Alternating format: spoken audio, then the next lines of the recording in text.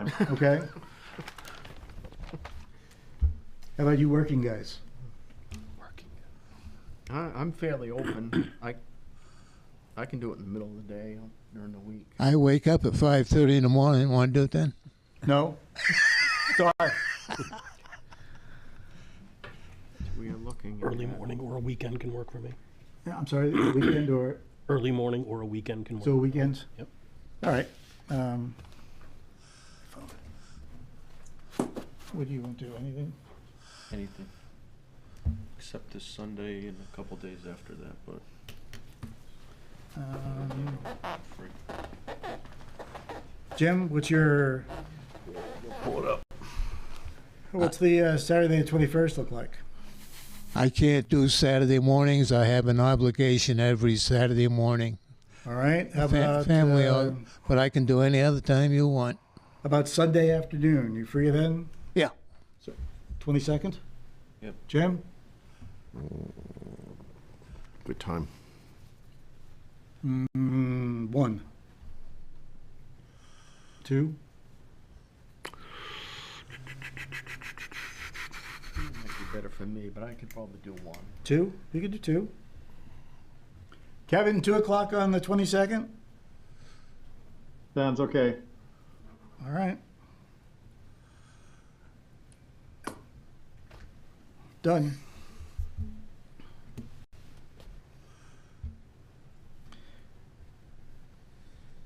There are things though that we're going to need right besides this road, right, that you're going to have to work. That you're going to need some design, right? You need a test pit. You need contour lines for drainage. I know I need a test pit for my septic system. Okay. You need contour lines for the drainage off of the.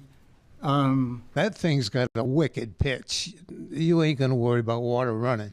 Water runs downhill, and you're not going to stop it from doing that. And Yes, sir, but we still need the documentation, sir. We need an engineered design for the road you're for building. Christ's sake.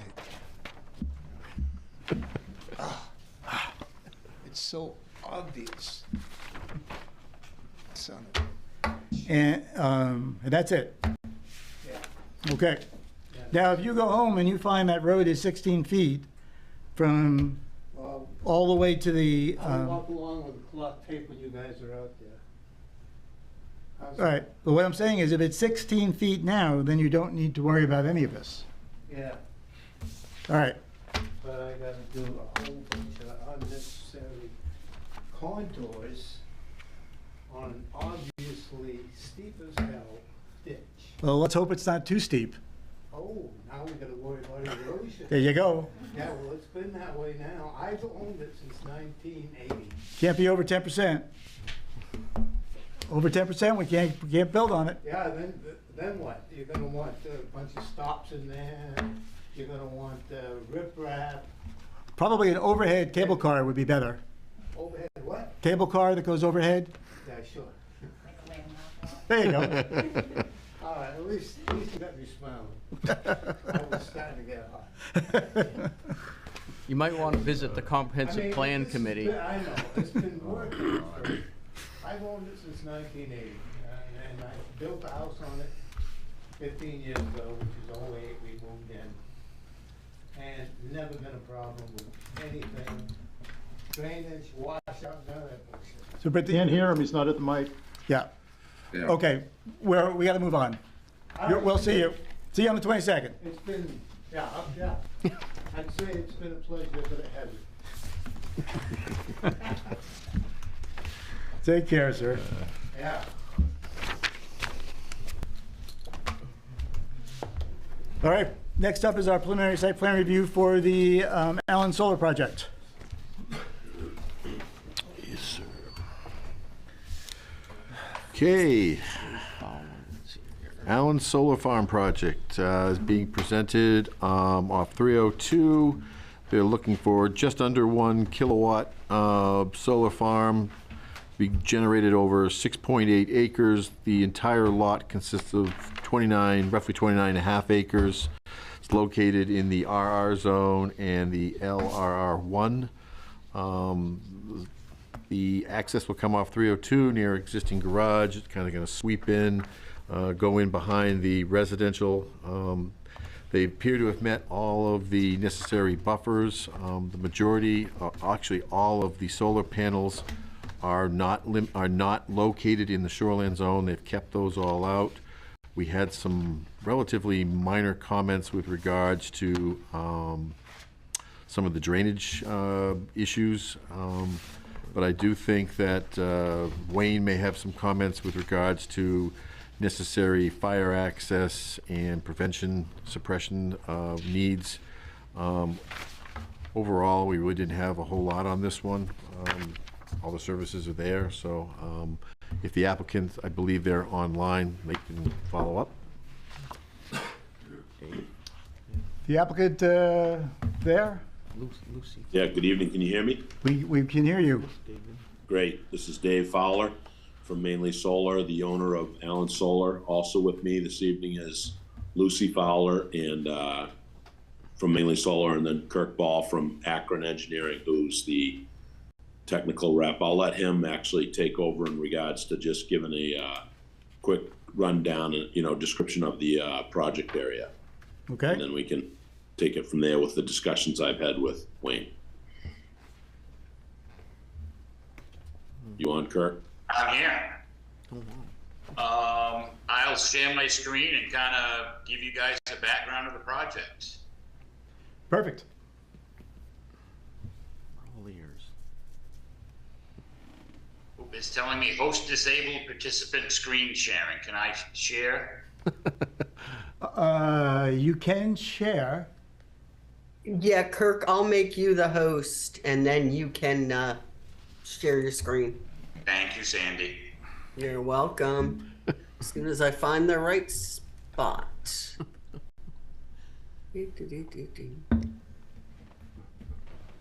Oh, come on. The 3 dots, right? Yep. Yeah, that's not giving me that. Try it with the other side.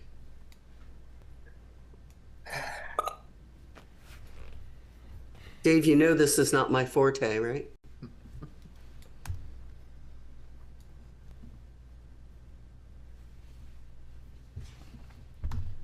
It is not giving me those choices. What the heck? Sandy, I can do it if you want me to jump on real quick.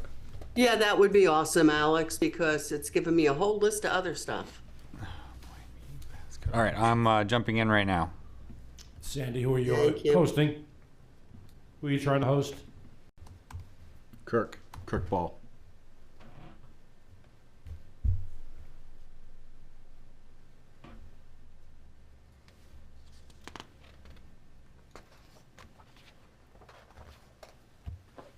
That's a good picture, Alex. Oh, thanks. Hold on. Your high school graduation? Get both speakers on, so. Use your microphone. Yeah, it should be all set now. Sandy, can you make me host? You can't find that, huh? That's not coming up when I go to the 3 dots. Yeah. So is Raymond Town Office the host? Maybe.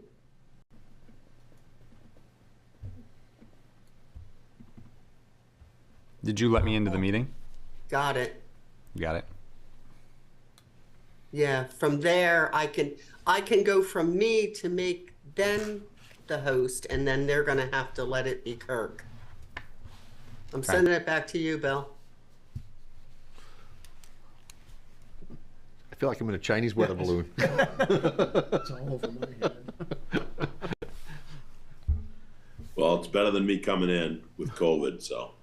Oh, hard. Oh, Yeah, we no. appreciate that, Dave. Oh, Kirk, no. Kirk, you should be a host now. I can share. That's good. Thanks, guys. Can you guys see my screen okay? Oh, can, We yes. can. All right. So just to kind of give the board a sense of where the project is at, here's Google Earth. Fire department is located there. Hilltop Mini Marts. And Raymond Marine is right here. This is the parcel boundary highlighted, not all of it in yellow. I will now just switch to the survey plan done by the professional surveyor. So here's 302 Raymond Marine is located on this lot. The 29 acres is made of 2 parcels. This parcel, map 4, lot 68, owned by Scott and Amy Allen, and the other parcel is owned by Scott Allen, tax map 4, lot 68. So the total combined is just about 29.5 acres. As Jim mentioned, we're in the RR zone, and here are the shoreland zone limits here highlighted in blue, measured by the surveyor. We have done wetlands, vernal pool reconnaissance on the project. There was 3 significant vernal pools identified. One is here, a second is there, and the third is there. The dashed line is what is called the critical terrestrial habitat area. And there are a couple of small isolated forested wetlands on the smaller lot where we're going to be gaining access. In addition to the wetlands, other PNR, we did do an IPAC review for Army Corps. The only species that came up was, I think everybody's probably familiar with, the small world begonia.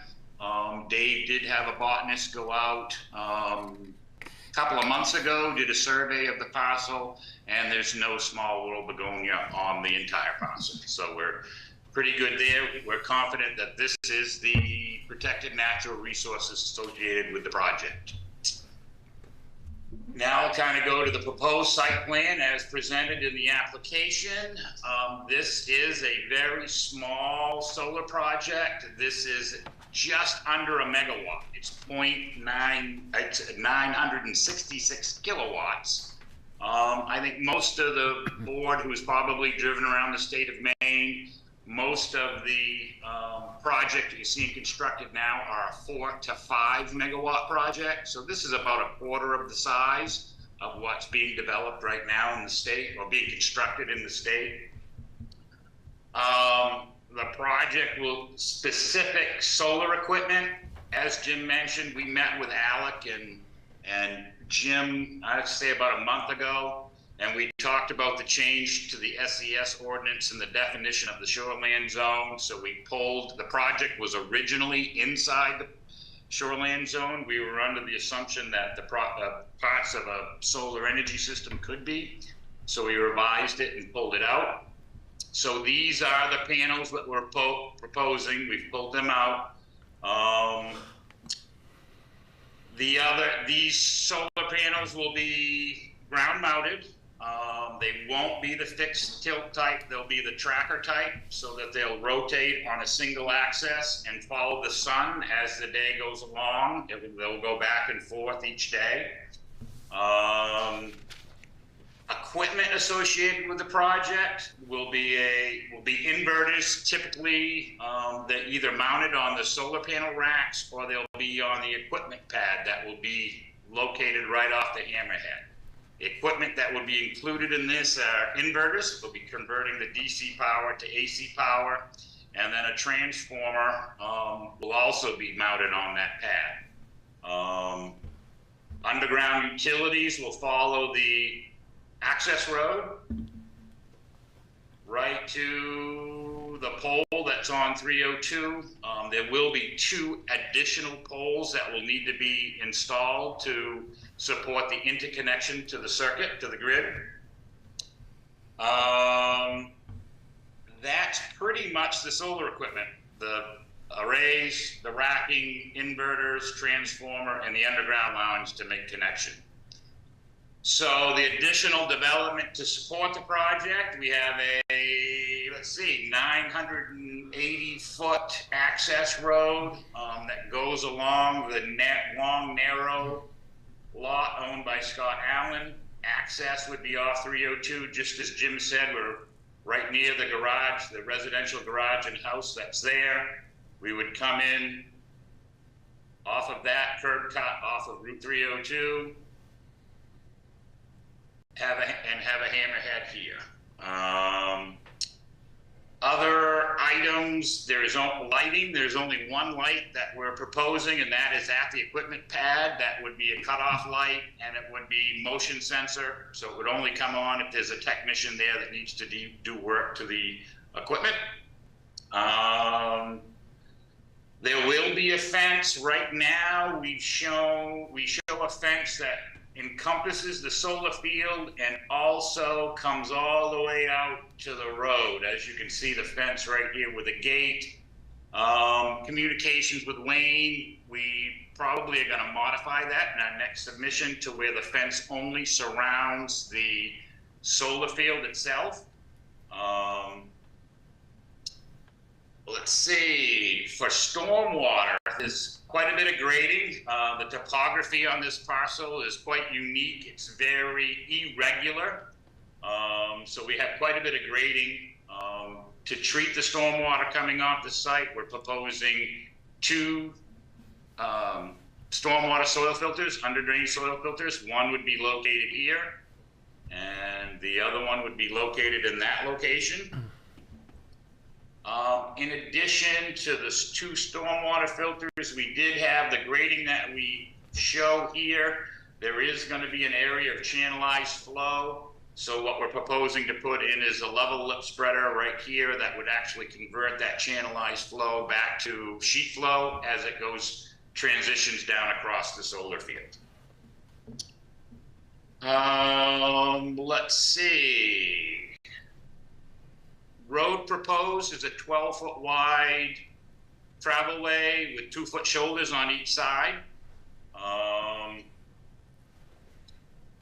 Let's see, what else have we got? I did mention the P&R. As you can see, other permits that we'll need to obtain for this project is a stormwater permit from the DEP. We're going to have over, with what is currently there on the lot and this project, we're going to be over 20,000 square feet. And of course, Thomas Pond is in a watershed most at risk from development. So we've got to file a full-blown stormwater permit. We'll also need to obtain a NERPA permit from the DEP. We believe it will just be a PBR because we are going to do clearing and develop within the critical terrestrial habitat of the vernal pools. NERPA regs allow up to, you need to maintain 75% of the habitat as forested canopy. So we're staying underneath that 25% clearing of the critical terrestrial habitat. And we will need to file an Army Corps permit. We could not avoid this little 325 square foot wetland, so we'll need to file a self-verification notification with Army Corps for filling that wetland. All other wetland has been, we did quite a bit of work to avoid all other wetlands. We haven't, we've minimized the impact to the greatest extent practical. Let's see, I think that probably gives everybody a pretty good overview. I'll turn it back over to the board, or if Dave, if he wants to add anything. Yeah, I would just add that, you know, we've had multiple iterations prior to coming to the planning board on this, but the environmental resources found these vernal pools just killed it. You know, we were hoping to be over on the eastern part of this property with a much shorter access road and just have more, just a better looking project in our mind from a CapEx construction aspect. But we ended up, you know, being driven over here because of the vernal pools, et cetera. And this was really where we could find, and then with the shoreline zoning, that kind of, we're fighting a lot of constraints, but we were able to get it in here at the size we wanted. And then I don't know if Wayne, you could talk, or what we could do is put up the next site plan, Wayne came out with his initial memo, which we looked at, and we created a design that met what met his requests, and we couldn't get it in there. We couldn't do it, and the cost was going to, if that was what we had to do because of the environmental and stormwater with additional road work, pools, retention ponds, everything. It's just it takes the project off the table. So I communicated that to Wayne, and then I guess that's where we kind of stopped. We decided we'd pick up the communication here tonight, see if we could come up with a solution that met, Wayne's the fire protection, and still made the project work. So that's about where we are today. And I actually, Wayne, if you could go on from here, just so I understand what your second response was. I just outline that so we understand it better as well. Sure, through the chairman to the board. So that in our memo, if you recall our memo, we're actually looking for access all around the site, which wasn't possible when I met with Dave at the station. And so we talked about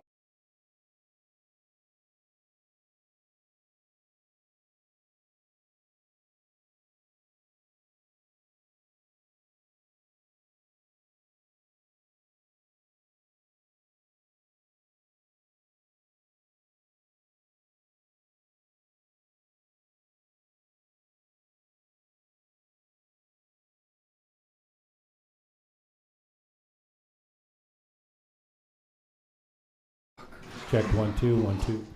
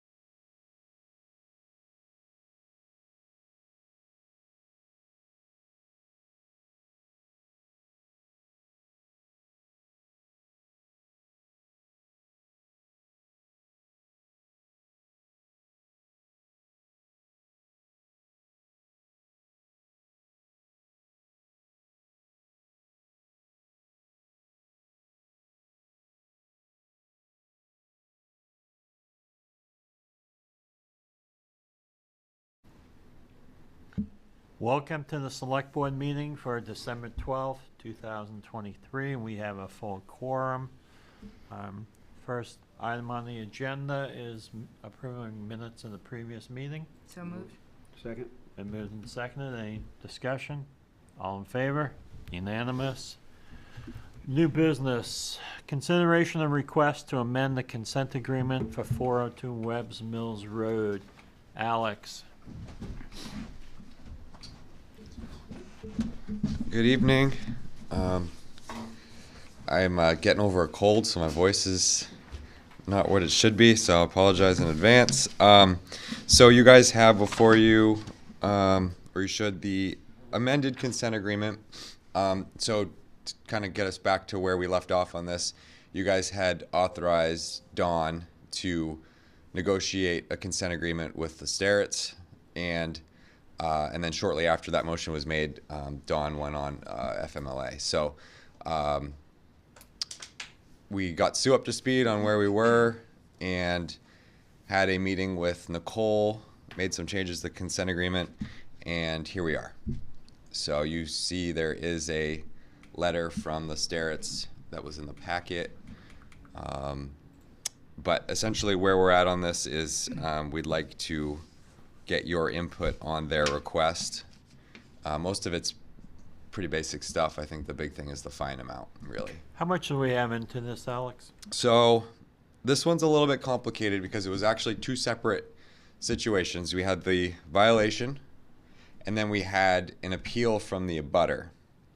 The abutter had sent us a letter essentially saying that they thought there were many more violations. They wanted the town to do something, and we said no. We felt that we had adequately addressed the violations. They appealed that no action to the ZBA. And so we actually ended up spending $2,312 on that, the appeal. So I had Bernstein Sure kind of break it out so that we weren't counting that as part of this because it was all referenced to the same property. The total ends up being $1,449 that was spent on the actual violation for the Starretts. Okay. So it's a little bit lower than what we had originally thought after they went and split everything out. I got a question for you.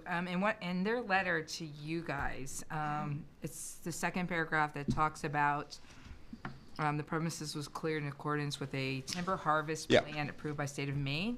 Mm-hmm. What is the rule? Is it home rule?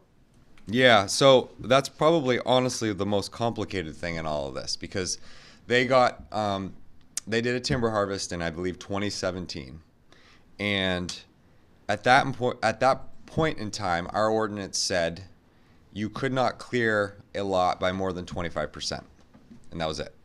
One of the things I changed in 2021 was that section of the ordinance because 25% is not a lot, and in their particular case, they actually kind of fall under the amended ordinance, which now says you can't clear more than 25% unless you get site plan approval from the planning board, unless you are following the timber harvest rules under the state's forestry program, because we do allow that.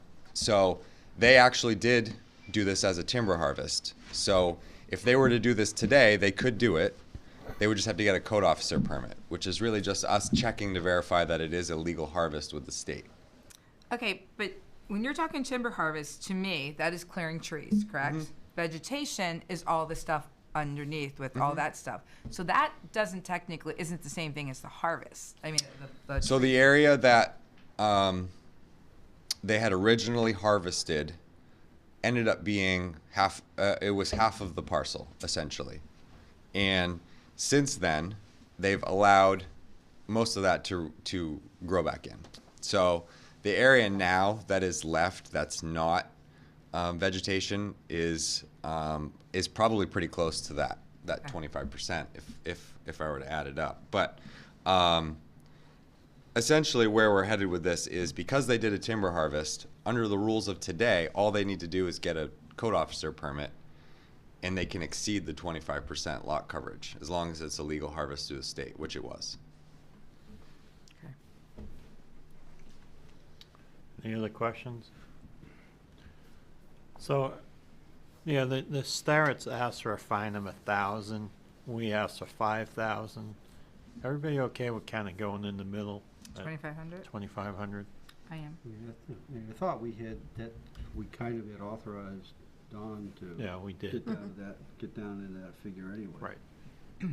So I don't have a problem with that. So Alex, you think you can negotiate 2,500?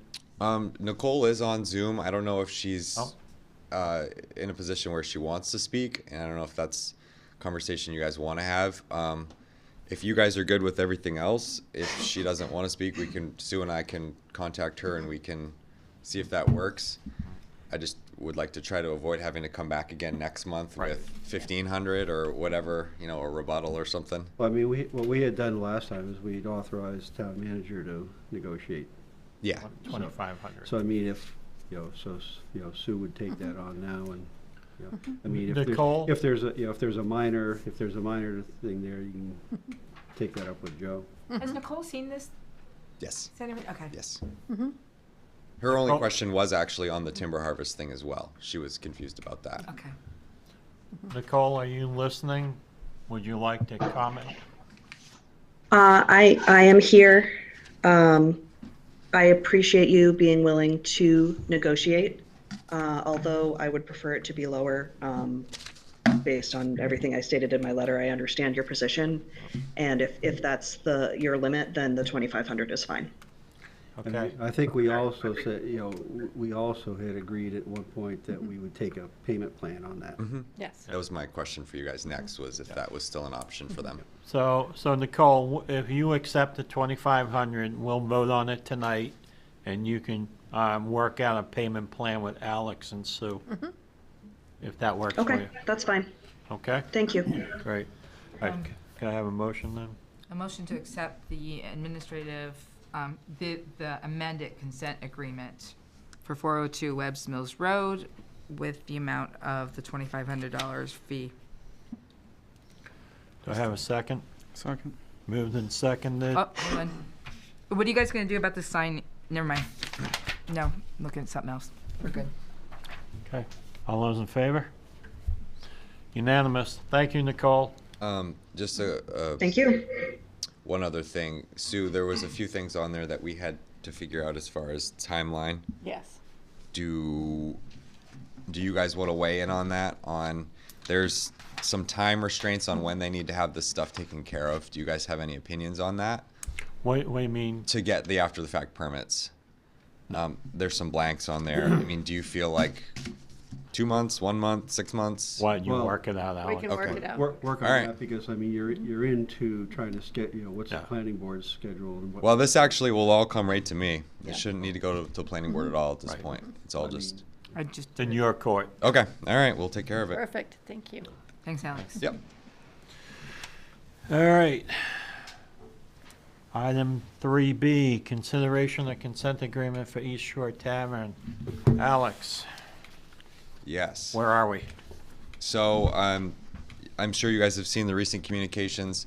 Kyle's made quite a few significant changes from the last time he was here with barricading the parking lot. And we've had a couple of conversations since the last meeting, and he can get up to speak for himself as well. But the thought process at this point is to resolve the violation, we would need to do a consent agreement, similarly to what we just did with the Starrett's, that outlines what's happened and what the path forward is to keeping this resolved.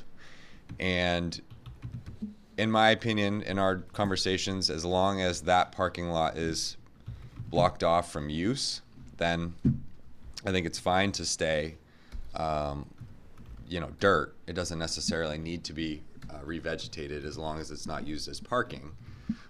If he wants to use it for his own personal use to park a car or truck or whatever, then that's no different than the guy who lives back there parking there. So I think that's fine. I just think we would need to be clear in a consent agreement what that looks like.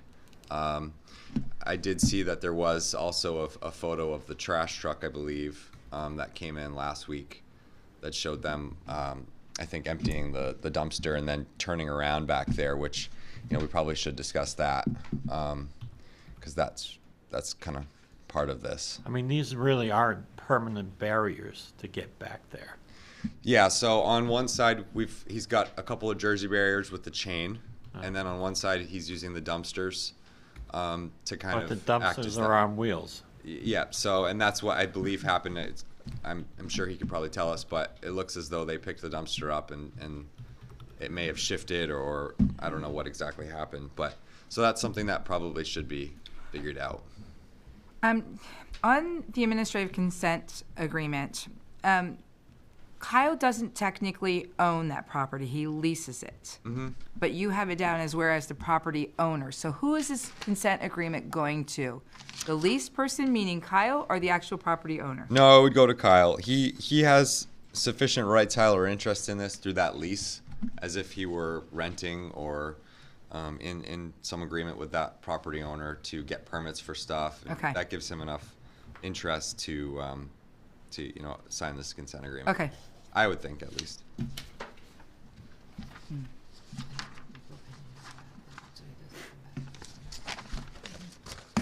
So the consent agreement we have in front of us, we would need a whole new consent agreement.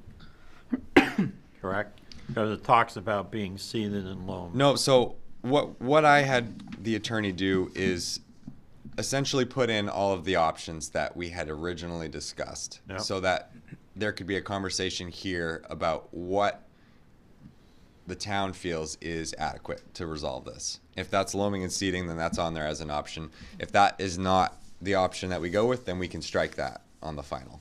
Okay. But I wanted all the options at least laid out for And- discussion. And if you wanted to have me sign it and authorize me to sign it, I can make those changes tomorrow, whatever's Yeah. decided. Yeah, we have the Word document. so- Otherwise, if you folks want to sign it, I can make the changes and print it right out back.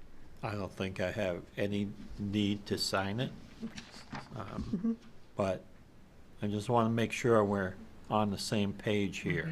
So we're talking permanent, you cannot get back there. Yes or no? So right now, the option that he would like to go with is what he has currently, which allows him to the chain so we can open the chain and get through. But it's blocked off during business hours and everything so that patrons of the restaurant don't go in and park there. But And there is no parking signs, yeah. But the last time we said that, the no parking signs were blatantly up there, and people were parking back there. He put up Jersey barriers, and it was a thoroughfare Mm-hmm. all the way, all the time. And we had big, like beer trucks going in there, Pepsi trucks going in Yep. there. So that chain can easily come down for anybody that wants to open it and go back there and drive out. Yep. So I think in order for this to work, there needs to be something in here that says if that chain is taken down, or we notice that people are using it, that, it's back in violation again. I guess I'm not okay with that because we've been back here several times and this has been going on for over a year. So to me, I guess I just want to get this on the right path forward. Yeah. And say either all the Jersey barriers go up right next to each other, boom, so nobody can go back there at all. The garbage cans are on this side, so there's not in anybody's property. I don't know as far as the delivery trucks. He's gonna have to figure that one out. But I mean, the only issue I see though is you actually cut off access to his property. If he's renting it, it has no use at that point if he completely block it off. Which But- is, yeah. But on the other hand, is right now it's being used is my view. As part of the commercial business. Exactly. Yeah. So, and that's the goal with tonight, and that's why we're here, is to try and figure out, because ultimately, with the status of the liquor license, I want to make sure that you guys agree 100% with whatever the end result is here. And if that's that the board wants no use of that at all and it needs to be completely barricaded, then that's what the town's going to do. Where are we at right now with one, the status of the liquor license, and two, the status, I don't remember if we approved or not the entertainment one at the last meeting. That would be a The Sue the question. liquor license, I still haven't heard from the state, and they're supposed to contact me, and they told me they would contact me to set up a time for hearing. And Okay. that license A day no expires hearing. January 20th. While it's under appeal, it's still, Yeah, Right. as I understand it, as long as it's under the appeal process, it doesn't expire. What about the entertainment one? Did we approve? That, I believe that continues as well because it's attached to the liquor license, loose by law. Okay, I didn't know. I mean, I don't have big heartburn if that chain is, made a little bit more permanent so that he could either unlock it to go back there and park himself or whatever, but not for routine things. But either put another couple of barriers behind the trash cans so that the trash truck can't go back there or whatever. I think that because that would allow him to go and park himself, his own vehicle back there, but not. Is but there a not lock commercial. on that chain? I don't know. You can ask Kyle that. I'm not exactly sure. But I think, I agree 100% on that. I think the photo from last week kind of exposed the crack in the current setup. I mean, I could see how it could happen, but as we're trying, if we're trying to separate that, then there's no violations if they can't go back there. Yeah. But if you leave it so that someone unaware goes back there and creates the violation, then that becomes an issue. So, Yep. so if you can address that, then I'm happy. Okay. I think one of the issues is those big trucks that come in there, like the beer truck or the garbage truck. It's much easier to turn around in that big space than trying to back out. Yeah. But I if think they were know, if looping they around, but if one side's completely blocked off, like you're saying, Yep. then they can't go around. But I mean, if they, I think, that's a one-time learning experience. If they know that that's not what it is, they're either gonna back in or whatever. Yeah. Well, trying to back in off 302 is not the easiest either. Well, and looking how wide that chain is, who's to say someone's just not gonna come in and run that right through? Well, yeah. Maybe not as wide or something. Any talk of a fine? Well, do we have any legal fees? We do. I haven't gotten the total number, from Bernstein Sure on this one. I mean, I can get that if that's something you want to leave open. My guess is it's probably going to be similar to the stair. It's probably somewhere between 1,000 and 2,000 is my guess. Yeah, I'd just like to be made whole on that. Yeah. Yeah. Because I just don't feel we had to get to this point. So. And from Bruce's standpoint, has it been back in and re-inspected on the grease and stuff like that? I think, yeah. There's- Sorry, I didn't see. Yeah. There is a thing there that says that he wants it, Well, that was the made. That was the original. old one. So I Yeah. just don't know if Wayne has that been re-inspected for the grease stuff? Oh, this is December 7th.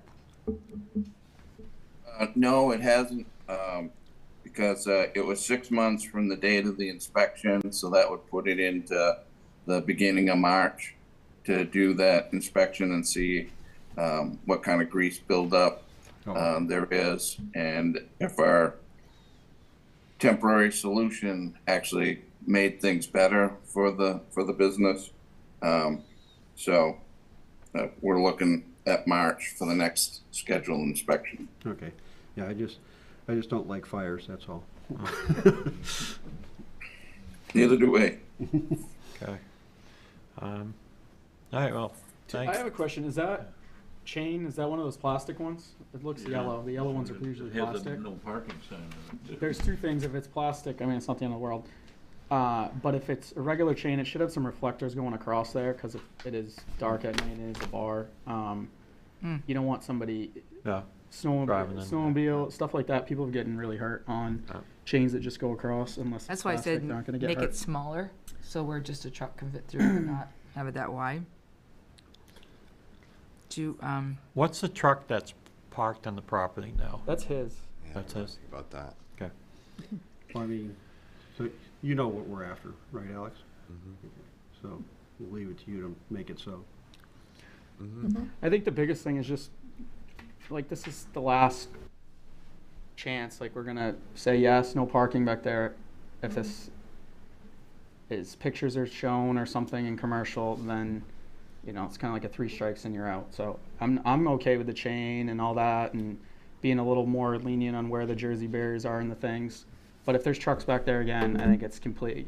You don't get. I don't know. Sorry, you don't get to use it, but it's kind of like your 3rd strike and you're out type of deal. But that's just me. Kyle, you have anything to say? Always. I never miss an opportunity. I know. So the picture that you got sent there, that's from Casella Waste. Those dumpsters are not on wheels. They're not easily movable. What that truck did, I would imagine for ease of turning around, was they picked it up, dumped it, and set it off to the side. If you look at the photo, you can see where the dumpster was placed, and then you can see the tracks come in on the truck. And then he placed it off to the side, went in, turned around. I've spoken with Casella about that, let them know that that's not acceptable. Those are there in place, they're where they're supposed to be for a reason, and they assured me that that wouldn't happen again. Since we've put up the chain, those dumpsters in place, we haven't had traffic back there. I think if we did, you'd have photos from the neighbor that likes to make sure you're up to date on everything. So it is working. The only issue that I have with the consent agreement too, one would be the loam and seed. I don't think that there's a requirement in place for that to be back to loam and seed. Other than that, I'm fine with the consent agreement. I don't think that we should be looking at levying fines. Obviously, I'm opposed to that. This is a situation that was open-ended. It got kicked around a lot, but ultimately we came down to a solution. It's taken a little bit longer than I think that we all planned on it, but this solution is working. There's no trucks back there other than the trash truck that actually moved the dumpster. They've been spoken to.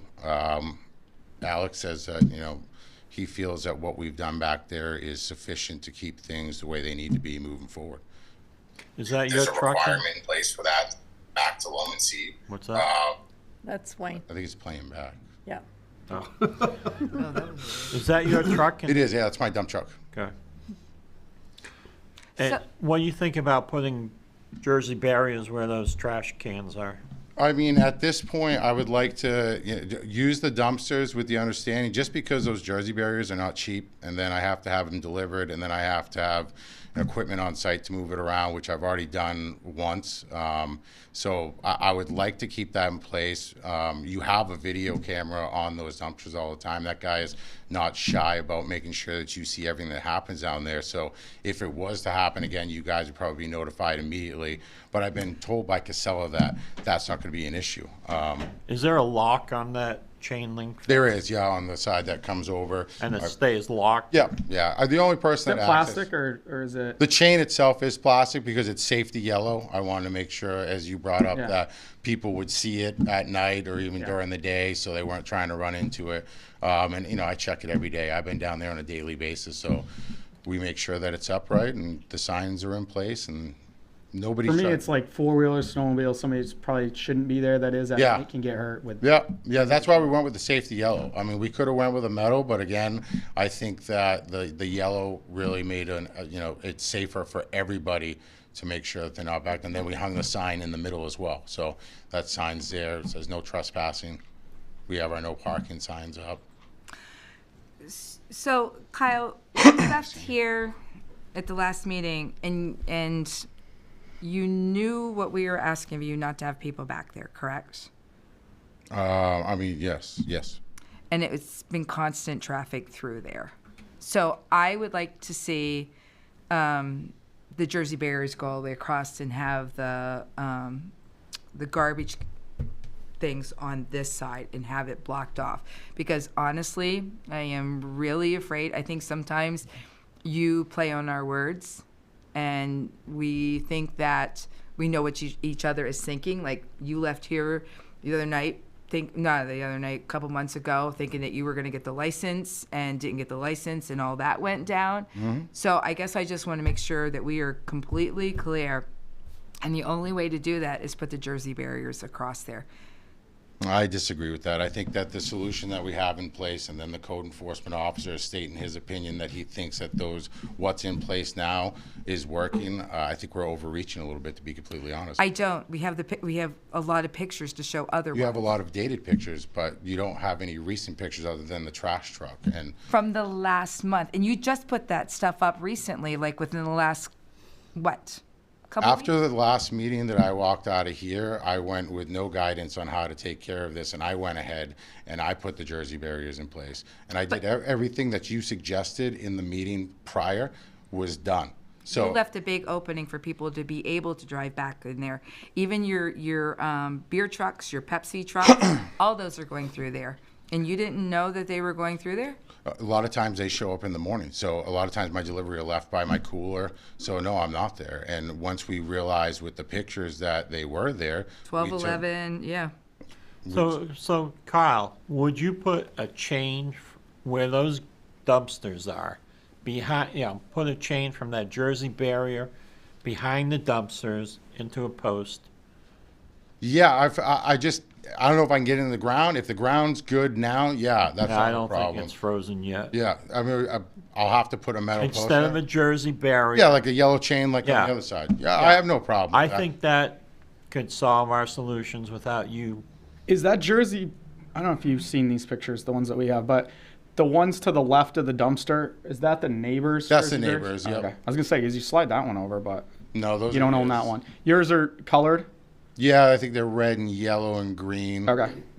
So what do you guys think about instead of another Jersey barrier, just put another chain with a lock on it? I'm fine with that. And that garbage can, Behind the guy. On the back side, so they On can the still back come in side. forward, yeah. And Right. so, but even if the garbage guy comes in and doesn't see that chain and he breaks it, He's already been made aware of the situation, and his route manager has spoke to him about what needs to happen there. So, I mean, I would assume. If he breaks a chain, then he goes after Casella. and Right, I'll have them replace it. and they don't change people that do the routes or anything like I mean, that. it's beyond what I'm responsible for, so I really don't know.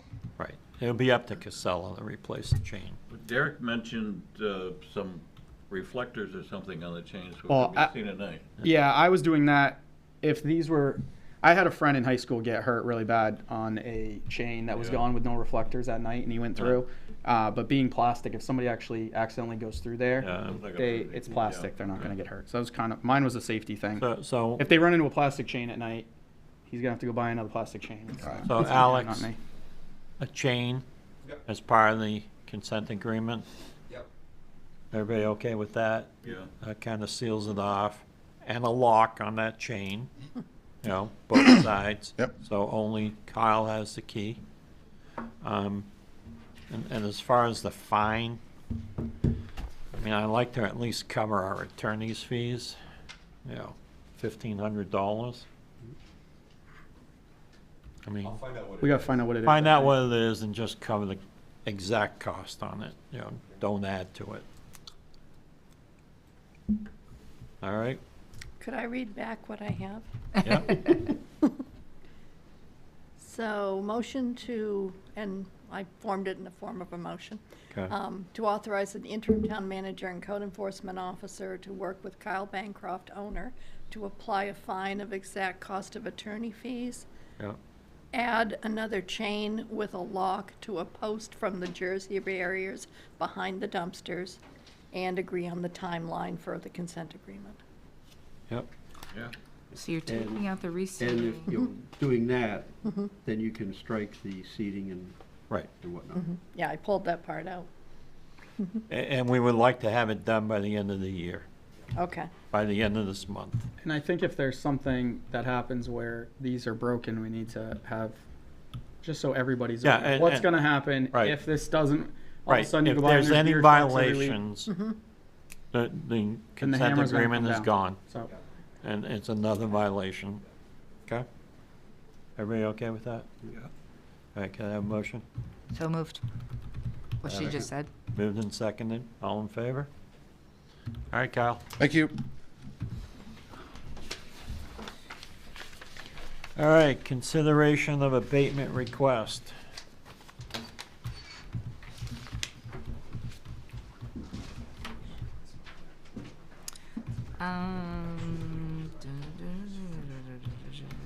Oh, I'm Hey. sorry, I'm still typing them. Well, this lady's name is different. We're spelling it wrong. So Melissa and Melissa. So I don't know if that matters. Did I give you a copy of it? Well, it's on the certificate of abatement, but it's also other places. So it's Okay. Melissa, and the other one is Mal. Her actual name is Mal. Yeah, she did the MAL, so I'm assuming that. Yeah. Melissa and Mel, yeah. Well, it's just- And our Melissa made this form out for Kurt. Oh, okay. Of course, hers is E. It's a Yes. Melissa party. All right, so let's have a motion on this abatement. Move the abatement in the amount, let's see, what's that? 364.11. Tax amount, Yeah, 364.11. Second. I think we need the lot number and all that too, don't we? Okay, account number, let's see. It's personal property, so there It's isn't a lot. personal Oh, property. okay. yeah. Personal Oh, that's property right. Account number. 208. Yeah. 208 PP. 208 Yeah. PP. 208 PP. Do I have a second? Second. Moved and seconded. Any discussion? All in favor? Unanimous? All right, budget goals. You know what? Why don't we say the budget goals? And why don't we go to the sprinkler system? Mm-hmm. Okay. All right, Bruce, we're gonna put you on the spot here.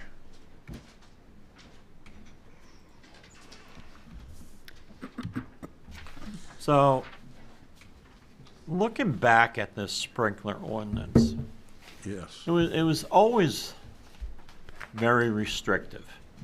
And from what I remember, it started out to just developments. Like if there were more than 4 houses in a development, then they Subdivision. needed sprinkler systems. Correct. Am I right on that? Yeah, we had a subdivision ordinance prior to this. Okay. Correct. So my memory's still okay. So why did we get so strict? So 2 years ago, we adopted the current sprinkler ordinance. There are many reasons why this was done. There's a lot of science that goes into this. The fire environment that we experience today is much, much different than that we experienced 15 years ago. All of our furnishings are synthetic. They're not cotton, wool, made of real dimensional lumber. And these things give off double and even triple the energy when involved in a fire, and they're doing it in less than half of the time. In fact, a room fire became untenable with natural furnishings in about 26 minutes in the past. Your normal grandmother's couch, furniture, carpeting even. Now it's 2 minutes, 46 seconds. We're seeing flashovers. We are unable to, let me reverse here a little bit. Because of everything being synthetic, the smoke is now fuel. And smoke gas ignition creates huge problems for us, where it used to be said that in 5 minutes a fire would double in its size. And now it's 20 to 50, 60 more times in split seconds due to smoke gas ignition. Again, creating an untenable atmosphere very, very quickly in the structure for the people who might live there. Our buildings have changed. And a lot of people thought that, you know, if I live in a new building, I'm better off because those old buildings are so dry, they're tinderboxes. Believe it or not, the old buildings gave us time, and a lot of time, actually, because they were dimensional lumber. The new materials that we build with are really nothing but oriented strand board. It's chips of wood that are pressed together with epoxy. It's a plastic, it's a hydrocarbon. The stuff fails in mere minutes. So we are arriving at about the time when the building flashes over, when the building goes into failure mode, and we're arriving with much less people. Then we looked at the water supply requirements, and we didn't pick every building. We picked buildings that had 4,800 square feet and greater because we cannot meet that fire flow, the requirement for that building. If it's on fire, we just can't do it. But we're allowing them to build these buildings in our community. We don't have water supply. I'll go into that in a minute or two in a comparison. But we don't have water supplies like a lot of the other towns around us do. If we had hydrants everywhere, it would be a little bit different. So we truck our water, and trucking water is extremely manpower intensive. It's dangerous because we're moving vehicles, large vehicles, back and forth from the site to the scene, back to the site to fill again. And it takes manpower, and as you've heard me speak and preach a lot about staffing and manpower, it's hard to come up with it.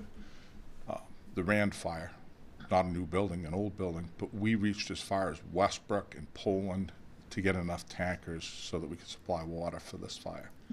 And it was a successful event, but still, it was hugely manpower intensive.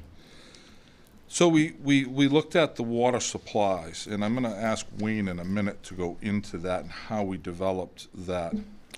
We also designed the ordinance with parallels to the state-adopted minimum code so that we weren't exceptionally out of line. We wanted to be in line with those issues there. So NFPA 1 is the minimum state code, so you'll find a lot of references within our ordinance to NFPA 1 so that we align with that. I guess I missed one point back on the buildings themselves. We used to build small compartmentized buildings. In other words, they had 12 by 12, 12 by 14 rooms in them, low ceilings for heating costs, etc. And these hindered fire behavior or fire growth. Now we build these massive open cathedral ceilings. If your house is like mine, it has a big open concept. It allows for uninhibited fire growth very rapidly. These are some of the changes that we've experienced in just the buildings in the last 20 years, easily. Even 15. The other change that we experience is what manpower and staffing we have are often tied up with EMS calls. We are 65 to 70% rescue. That's what we do. That takes 2 minimally of our 3 staffing out of town for 2+ hours. A lot of times it's up to 4 hours by the time we get the call, respond, treat the patient, get to the hospital, do reports, decontaminate the truck, and return back here and get in service.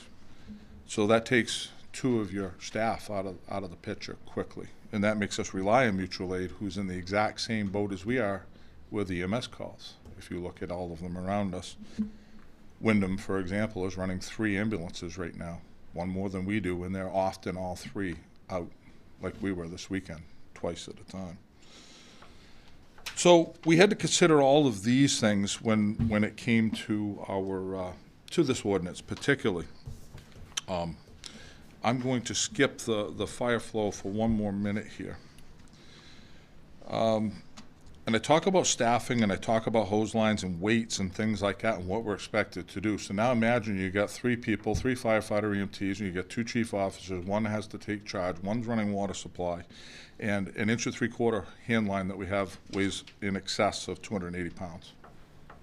Dragging that around makes you really worn out quickly. You don't get a lot of stuff done. A 2.5 weighs 516 pounds. So these are 4-person hand lines. We only have 3. So consideration of these things, and you're going to hear it when Wayne covers the water supply, and I think it will really cover the basis. I'm going to skip to Wayne right now and let him go into that before I return back to, if I may, a comparison that I just ran between our area towns. But Wayne, are you ready to cover that water supply issue? The fire flow, Chief? Yeah, fire flows, if you would. Thank you. Sure. So, like the Chief was saying, we didn't use any arbitrary numbers.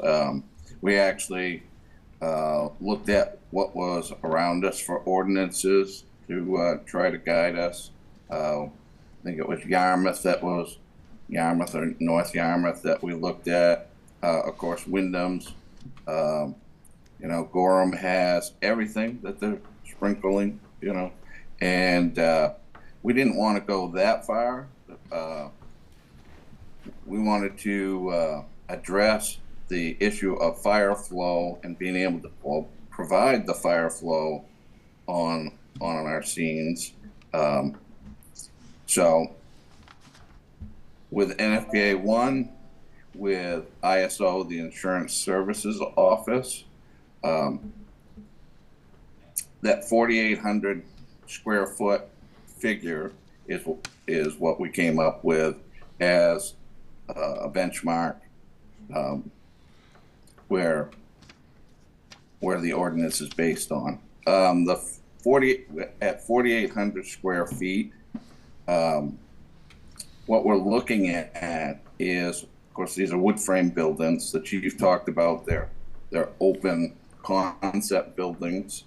And what we're looking at for our fire flow that we need to be able to provide on that size of a structure is 2,000 gallons per minute for 2 hours. 2,000 gallons per minute for 2 hours, we need to have on site 240,000 gallons of water to be able to handle these calls. You can't do that with tanker trucks. That's 83,000 gallon tankers that you need to get that water to the fire scene. So that's what we're looking at. Under, not that at 47.99 that we're able to magically provide the right gallons per minute flow. You just have to have a square footage that you target, and based on, again, like I said, ISO and the fire code, that's where the 4,800 came from. So can by the code,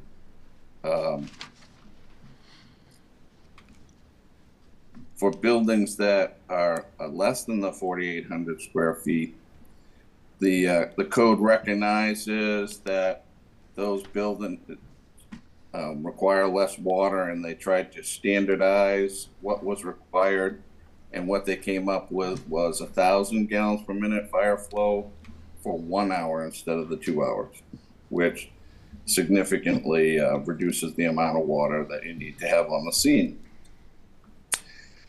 The other part of the fire flow formula is if a building has a sprinkler system, the code recognizes that the sprinkler system would reduce the impacts of a fire by 75%. And, with that 75% reduction on the 4,800 square foot building, we've knocked 240,000 gallons down to 60,000 gallons that are needed, which is 20 tanker truck loads. That's within our capabilities.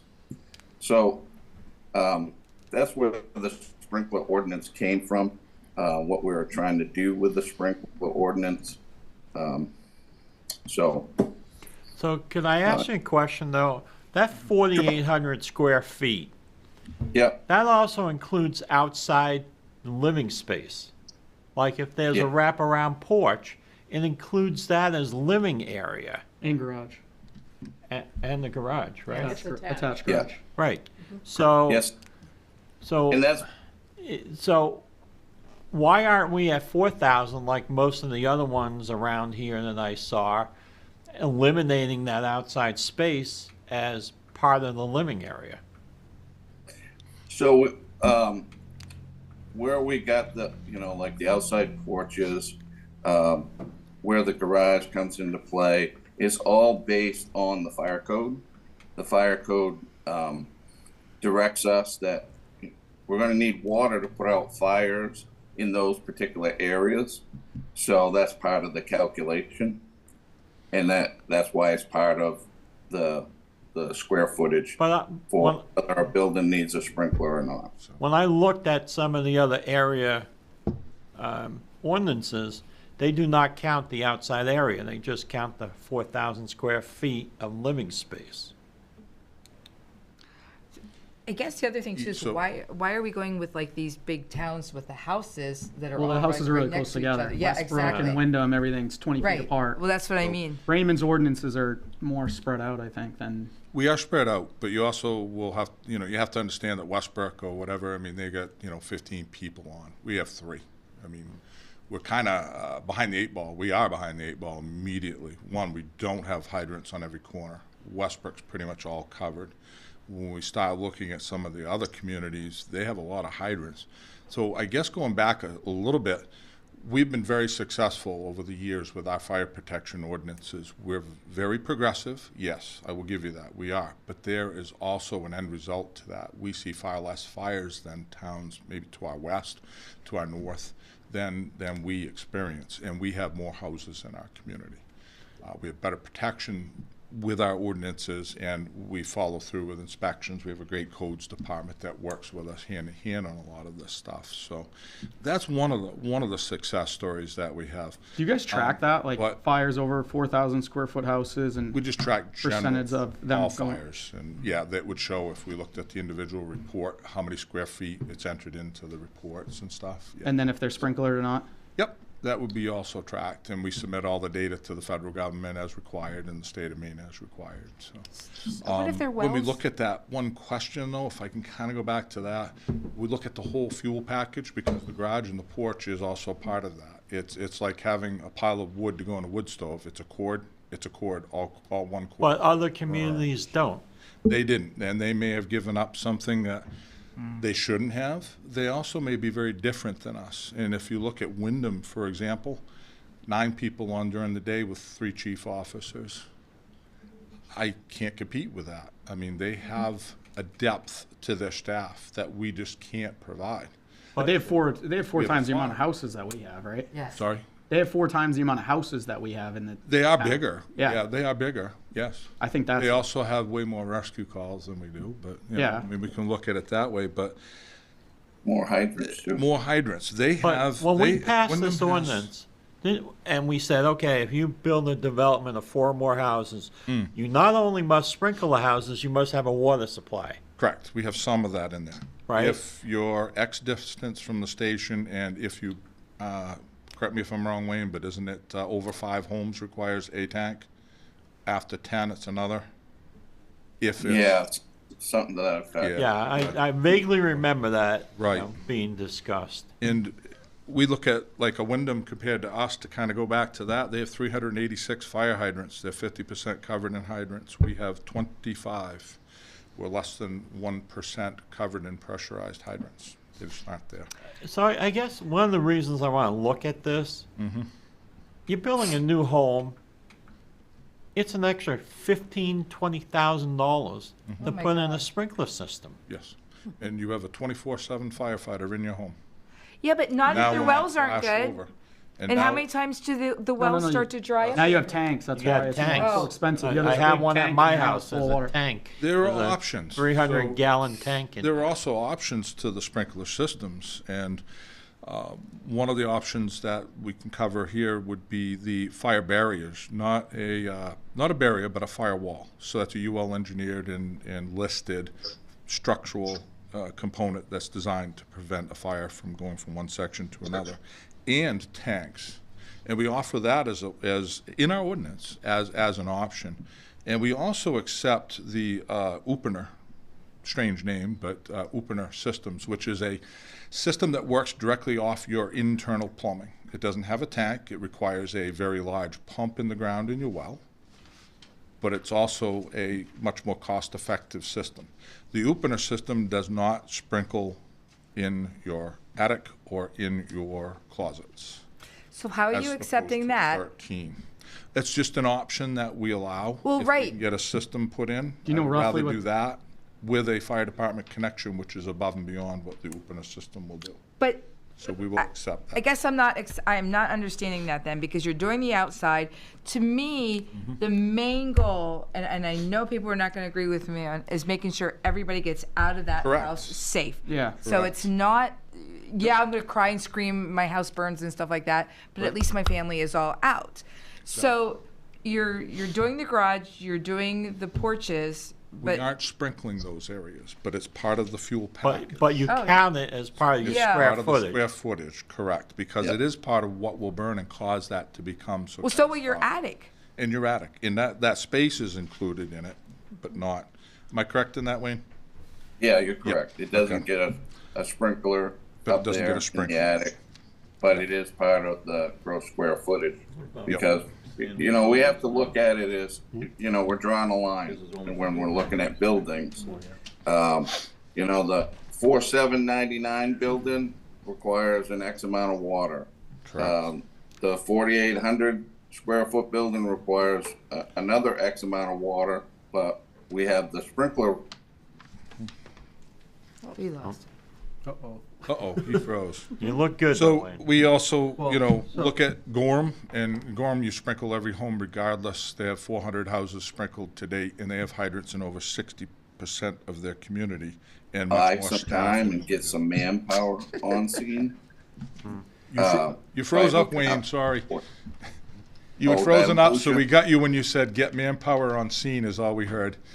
Oh, sorry. It's all right. Yeah, I'm having some, But what made me start thinking about this, Bruce, is Nathan came here on the public safety building that we're talking about, not public safety, but public works.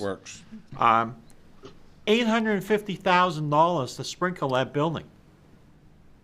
That's what was told to us by the engineer. Yeah. I've done a little bit of follow-up on some of those things, and immediately off the bat, if we just switch to a three-phase pump, you'll cut at least 50, maybe 75, and 80,000 off the top of that.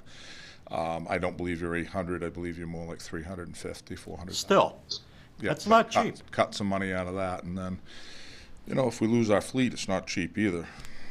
I mean, that's the other issue. But and if we lose a person fighting the fire, then we also have another issue. So, you know, that's what I have to look at it as, is we've got people that are charged with saving people, structures, et cetera, and if we can prevent it, let's prevent it. It's a pay now, pay later thing. What's the situation with Mr. Snow's property? Well, wait, before, Yeah. where's the definition section? Because where's the definition of living area? NFPA 1, Chapter 15, correct, Wayne? 18 is for fire flow. 15 is fire flow. Where was the 18. Definition The of living area? Yeah. What's considered living area? I'd have to look that up. Because, I mean, you know, we keep talking about garage, we keep talking about a sun porch, but are those, you know, you would not normally consider those living areas. Correct. And so if they're part of the calculation, then we're not in compliance with our own definition section. So that's what I say, where's the definition for living area? Not how we, the old ordinance, it didn't have that. Where that, we might find that in the code, I'd have to look that up for you. 'Cause I think that's important, because it could, you know, this could be a discussion where we're having a discussion that doesn't have as big of an impact if living area is defined as one thing and somebody else is thinking it's entirely, you know, it's being calculated differently. Right. And at this point, we can't find that. Can I have John Fasella, who is our public safety educator for the fire department and an NFPA committee member, stand up and give a couple words? Yeah. That would be great. Thank you. I think some of you know me. I'm a part-time employee with the town, doing public safety education, but also I'm a fire inspector and I work with Wayne. I want to make a couple of points. We're talking a lot about garages, and one thing very interesting that happened, yes, we don't sprinkle garages, but as the chief said, they contribute to the fire load. So back in 2015 in Derry, New Hampshire, not very far from here, a 14-year-old girl was home alone. Garage caught fire. Snow blocked her primary exit, but the sprinkler system in the house took its time to slow the fire down getting into the house, and she got out. She's alive today because of that. Okay, second thing is, we're talking about costs. I actually called one of our local sprinkler companies who is working in Rolling Brook. And their charge for a Rolling Brook house, which is typically a 3 or 4 bedroom house, is $10,000 to $15,000, not $20,000, not $25,000. And that's their charge to sprinkle that house that they charge the contractor. I don't think anyone said 20 to 25. I said 15. I heard up to 20,000. Perhaps I heard wrong. But I just want to clarify that that's what they're charging, is 10 to 15. Now, what is that in terms of the price of the house? Well, it's 4% under worst-case conditions, which is the highest sprinkler, 15,000, against the cheapest house, which I didn't write down. Oh, it's 369. But if you look at, for example, what people pay for granite countertops or a remodel of a kitchen remodel is between $14,000 and $41,000. Now, a kitchen remodel is not going to save your life, and a kitchen remodel is not going to save your house. So you put the money, instead of the kitchen remodel, into the sprinkler system, and now, as Bruce says, you have a firefighter right there ready to save your life 24/7.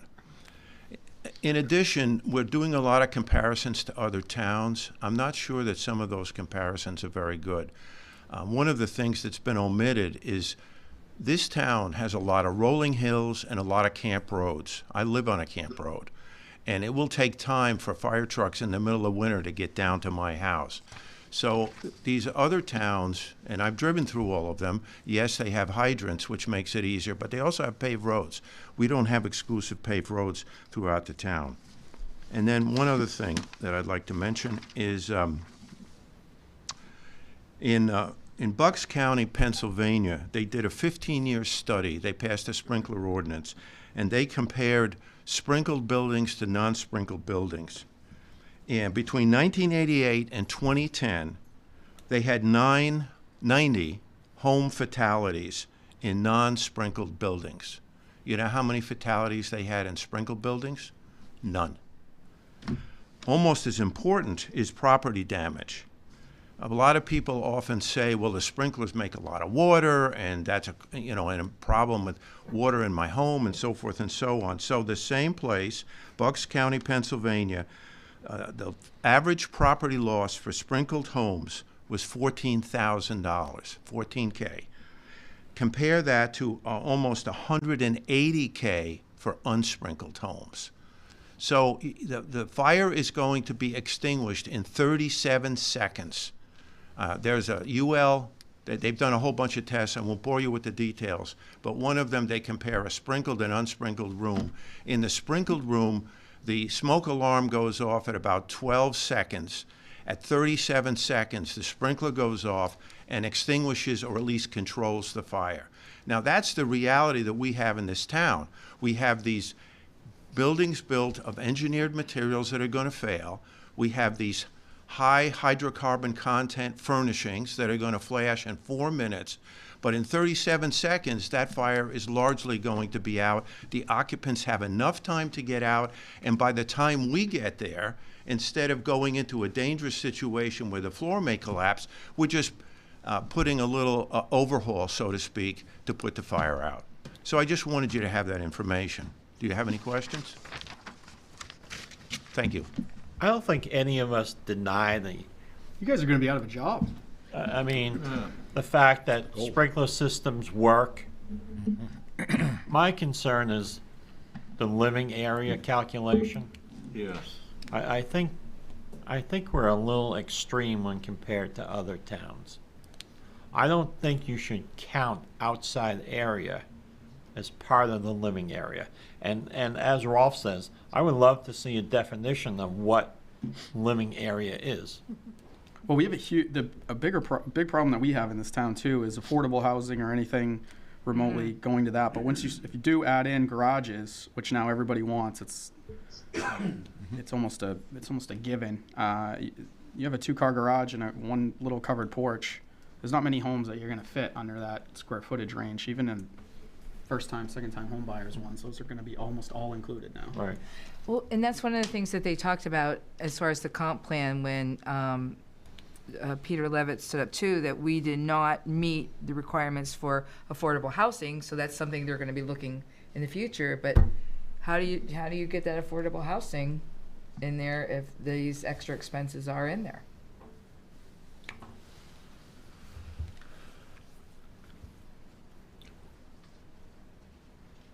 So I guess what we want to see, Bruce, is a definition of living area. Okay. As Rolf requested. I think it makes sense to see what that definition is. I mean, I guess the other thing would be get with Alex on new home permits and whatnot and see how many that would affect. Okay, I actually have figures on that right now. To date, since the ordinance's inception, there have been 6 homes that have triggered the ordinance as far as square footage go out of almost 80 new home building permits. There are, though, 5 more that are upcoming. We've talked about the plans. What dates were that? Not permitted yet. What dates was that? This was adopted 21.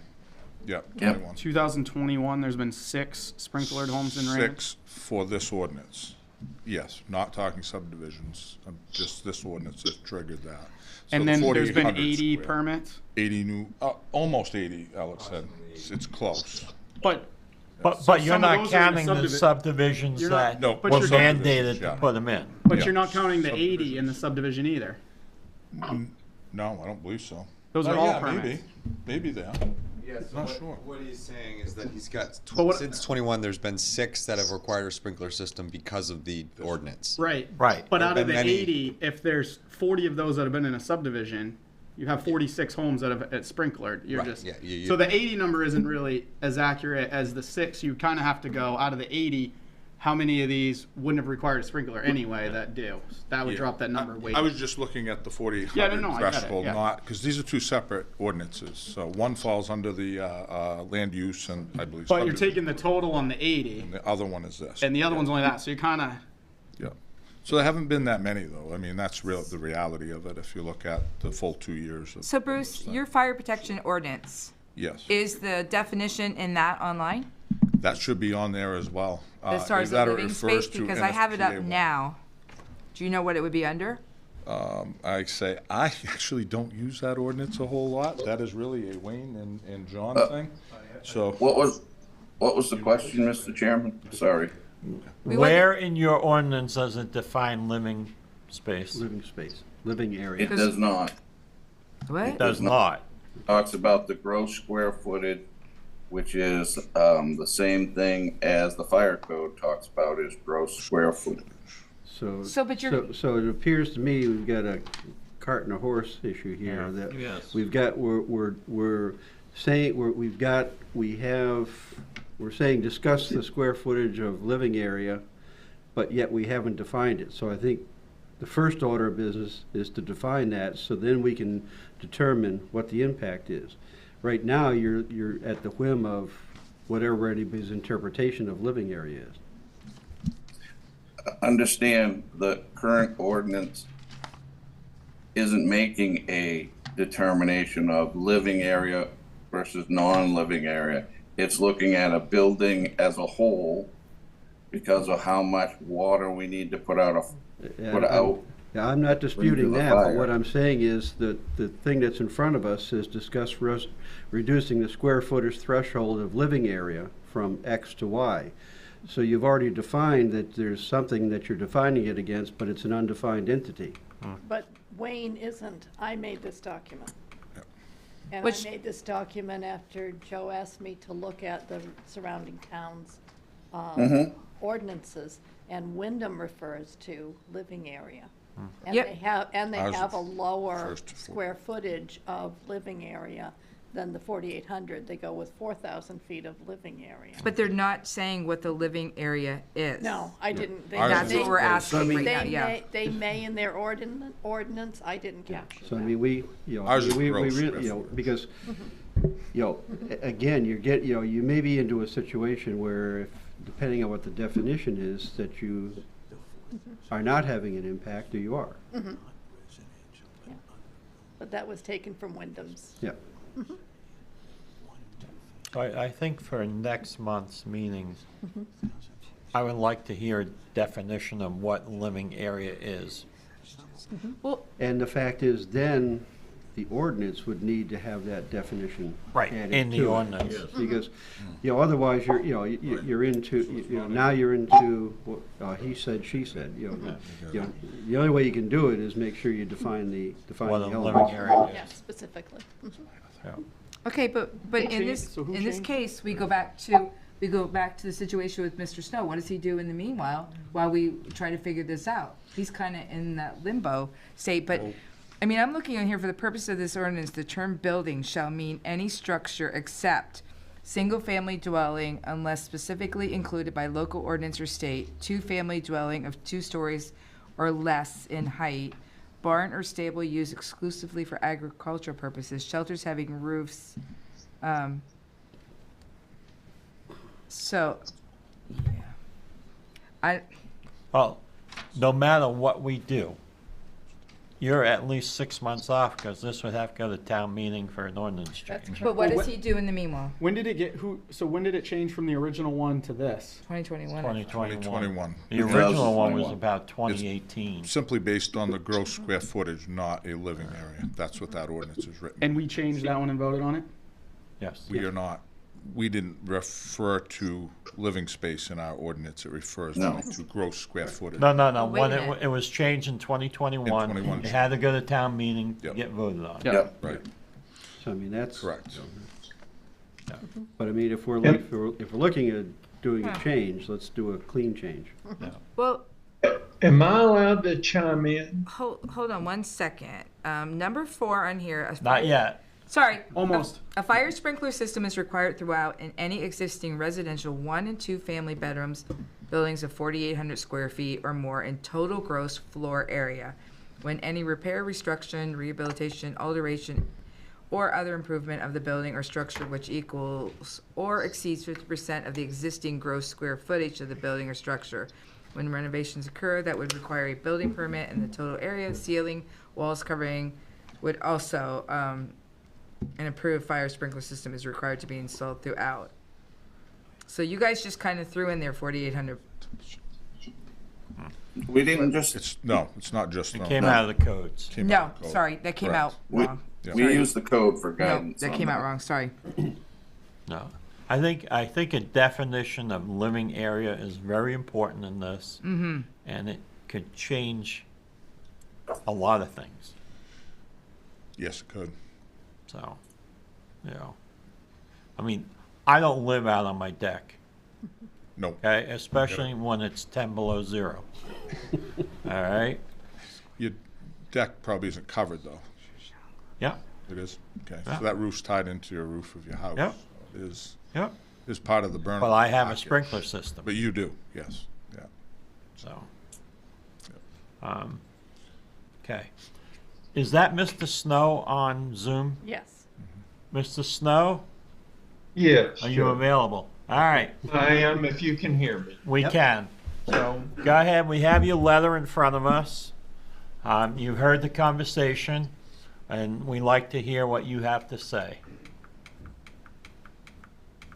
I am listening to Wayne and Bruce and their guest speaker.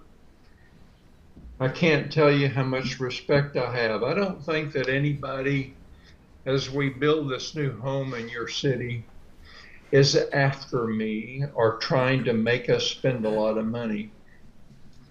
We just received, actually today, the lowest bid we have seen at $15,000. And our livable square foot is 2,100 and approximately 50 square feet.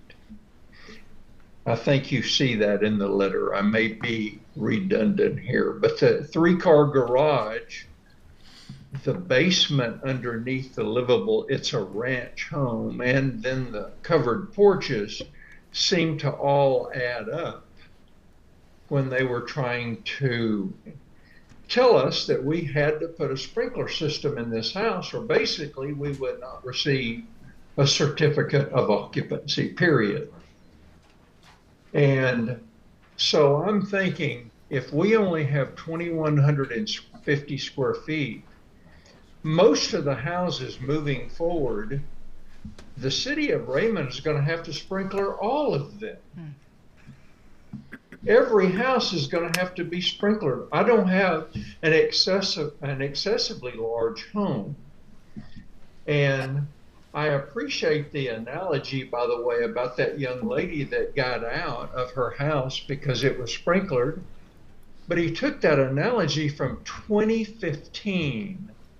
This is the year 2024.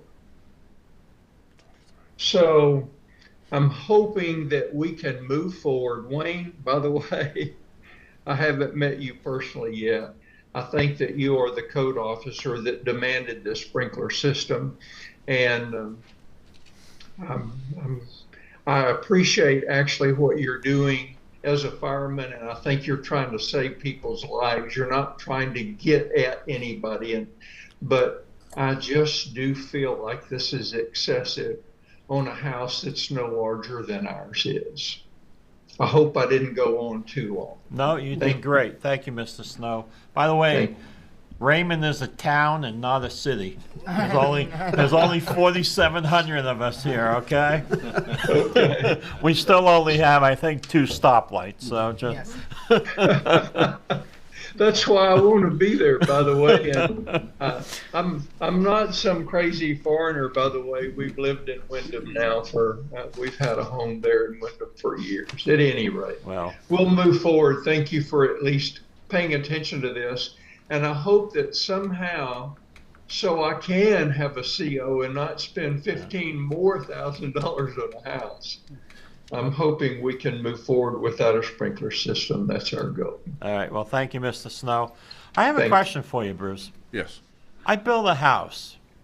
It's 3,000 square feet, and then I add on to it. Do I have to go back and retrofit a sprinkler system in it? No and yes. Okay. There is a percentage, I believe, in the ordinance of value. If you exceed the percentage of value, then it has to be retroed. I believe it's also a portional coverage with, and I'm looking to Wayne to see if he'll correct me. Again, I'm not the guy who administers this code so much as Wayne and John do. They're in the field doing this. But I mean, a retrofit. I forgot more than they'll. It's going to be a heck of a lot more than 15,000. Retro would be. Am I correct or am I wrong in that with the threshold, Wayne? So when we're looking at the retrofit, I know of a building in particular, it'll probably come up at some point, that they're basically tearing out all the inside sheetrock right down to the bare studs, and that's the time to retrofit. Right. And that building's going to be a significantly sized building, so way more than what we're looking at here with Mr. Snow. So that's an old building that they're redoing, and they're tearing it all down, and that exceeds 4,800. Well, they're redoing the whole inside, gutting it. That's already over 4,800 square feet. So so they have to put in a sprinkler system at that point. But if I have even a 3,500 square foot building, and then 5 years from now, Want to add an in-law? Yeah, add an in-law apartment, which is in our ordinances now. Yep. You're telling me I'm going to have to go back and retrofit the building? You're going to shall require the entire building to be installed with an automatic fire sprinkler system. Wow. That's what it's saying here. Yeah. Any building or structure of 4,800 square feet, more gross floor area, any repair, reconstruction, rehabilitation, alteration, or other improvement of a building or structure which equals or exceeds 50% of the existing building shall require the entire building to be installed. Wow. So if it exceeds 50%. So yeah. If you're adding an in-law apartment, you're not increasing by 50%. Well, I mean, but you may get the 4,800 square feet. And it's not, I don't think it's adding the 50%. I think it's remodeling the 50%. So if you're adding on a certain amount, but you're gutting the rest of it, what you're fixing is that amount. The yeses and the no of that. Yeah. And I get the argument of sprinkler systems. Sorry, I can't really define it. Yes and the no's. I like exactly. It's the yeses and the no's. I mean, sprinkler systems will save lives. I get that. Will save maybe a portion of the building. Yeah, I don't know if they'll save the whole building. But how can you say it's a 3,000 square foot building, you're okay, and then a 4,800 square foot building, It you all have comes to have down to sprinkler. that fire flow and what we can and can't achieve. So when you hit the Yeah. 4,800, you hit those flows, which we just can't even. But if I live 2 miles down a dirt road, you're not going to get there Well, anyway. We probably won't. You know, that's just that's the thing. that's reality. So in reality, we should be looking at it like Gorham did and say everything. Everything, is done. yeah, well. And I guess my philosophy has been for a long time, but, you know, if you're gonna build it, you better protect it. We may not be able to, and it's not that we're an incapable department. We're very capable. We have great equipment. We have great support from you folks in our community on this stuff, so we get good equipment.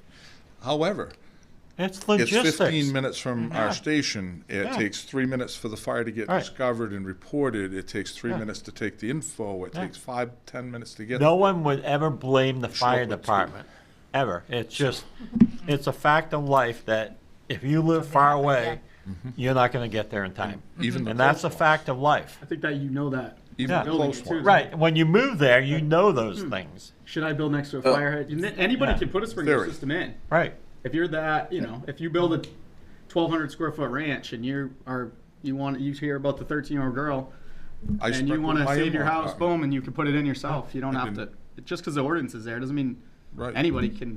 Right. I sprinkle my in-law. I did not sprinkle and retro the rest of the house because I would have had to gut my walls down to, you know, again. Well, that's because you like. If I remodel You it, like your mother-in-law.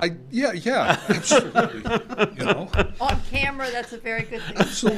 absolutely. So, it All right. is what so, it is. So. So if Mr. we could get a Chairman. definition of living space, Yes. that would be very helpful. But I'm sorry, where are you gonna get that from? Because he says it's not in there. The Not ol- in there. I can go to the Wyndham Yeah. ordinance where I. Somewhere there's got to be a definition of what living space is Yeah. in a house. I would assume if they defined that in there, or Yeah. if they said that, because you said Then they that must it have would be it the same as their ordinance, then they must have defined it. Yes. Okay. I If was they just didn't, look- then I they was had, looking for if they didn't, then differences. there's another problem. Yes. That's- So we will bring that back in January. Yes. Okay. I'll also work with the chief about, and Wayne probably about, having an appeal process, because I realize Yes. that the ordinance is missing that. Correct. Yeah. It is. So That was a what good does Mr. point. Snow do in the meanwhile? There's nothing that's going to happen before 6 months anyway. So you're saying that he's gonna have to put it in? Well, because it's gotta- I don't know where It he would is. have to go to planning board. Planning Right. board would have to write the ordinance, or do the Yeah. ordinance, then it would have to go to a public hearing, then it would go to town meeting. So Yeah, you're saying it's that 6 he will have months to at put it least. in? So he understands fire codes. All right. May I ask a question? Yeah. Did I just hear that I have to put this sprinkler system in because it'll be 6 months before anything's done? Is that what I just heard? That's pretty much what you heard. Yeah. Ordinance changes take about 6 months. An ordinance change can only be put into effect by town meeting. But And even we if, have town meeting in June, unless we had a special town meeting. But even with Yeah. that, it takes a couple of months or several months to get the wording right, to have the planning board look at it, to have our attorneys look at it, and then to post the meeting and get that noticed. But if your the- ordinance Yeah. calls for, by the way, we don't have an ordinance that tells me that I have 2,150 square feet. That ordinance doesn't tell me that I am required to have a sprinkler system put in my home. And you're saying that we have that in place. Just for the record, I have 3 neighbors that have new homes. None of them have sprinkler systems. And So- excuse me, Wayne, but bottom line is, can common sense prevail here? Is there a way for an average size home, somebody say, I'll make the call, he doesn't have to have a sprinkler system, it only has 2,150 square feet, he doesn't live in the garage, he's going to have a firewall between the garage and the home, he doesn't live in the basement, it's completely unfinished, he doesn't live out on those porches that they want to include if they need to. I mean, I'm sorry, ladies and gentlemen, for me to be going on, but this is a lot of money because there is no ordinance that says that my home at 2,150 square feet has to have a sprinkler system. I don't think you can show me that in writing. Can you? Yeah, Mr. Chair. The other houses were built before the ordinance took effect, just for one simple note. The basement plans that we received for this house are partially finished already. It's noted in the blueprints submitted by Mr. Snow to Alex for the permit. And when you factor in the gross square footage as per the ordinance, it does, unfortunately, it does require it, so. The basement is not finished at all. Well, Mr. Snow, I understand your frustration, but government moves at a snail's pace. Ordinances, yeah, we can't just waive an ordinance. It's in place for a reason. We can try and change the ordinance, but changing that ordinance takes months. And we received your letter. We're trying to help you here. Believe me, we're trying to help you. But I can't just snap my fingers and make it go away. All right. I mean, I guess the other question would be, is so, I mean, appeal is not built into the ordinance as it is now, but it is a land use or a planning, so there is an appeals process that he could. Can he go to the zoning board of appeals? Can he go, Alex? Alex, can he go to ZBA to request a variance? No, there's no appeal section in this ordinance, so. But there is in land use ordinance, right? Well, that would require me to probably deny a building permit, and then him appeal that decision, I guess. I mean, I don't, the section for administrative appeals in the ordinance is specific to a decision made by the code officer. So I'm not sure how that would work. Yeah. I don't know that it would, I don't think it would be a possible solution, to be honest. I think there should be an appeal section added to this. Well, obviously now we know that. Yep. And that's going to be at least part of this. But I really do think the living area question also needs to be a part of this. And I think ideally, my plan is to do a public hearing on ordinance changes in March, the planning board. Okay. So if we can get drafted amendments to this, February. Yeah, well, we're going to have our next meeting in January, and hopefully we'll have some suggestions for you. Yeah. Okay, cool. Okay. All right. Wow. Next, can we do the cybersecurity next? We'll save the budget goals for last. My suggestion, okay, before you get into it. Yes. My suggestion on this is it's a living document. You're already finding issues with it. My suggestion would be let's let people before we piecemeal make changes in there, let's let people look at it, read it, figure out what it is, and come up with a total blanket set of Well, and that's what I've recommendations. tried to do with this one. I've sent it out to all of the department heads, asked them to review it. I'm not sure how many. Does Nathan read it have any totally. issues with it? One of the pieces that's coming out is because of Nathan, yes. So I think one of the things we need to do is vote as a select board that it's okay for the sheriff's department to have access under one code, Yes. right? So can I have a motion for that? And not to put in the other changes or whatever. I think you sit on it for like 6 Okay. months and see what pops up Okay. due to these.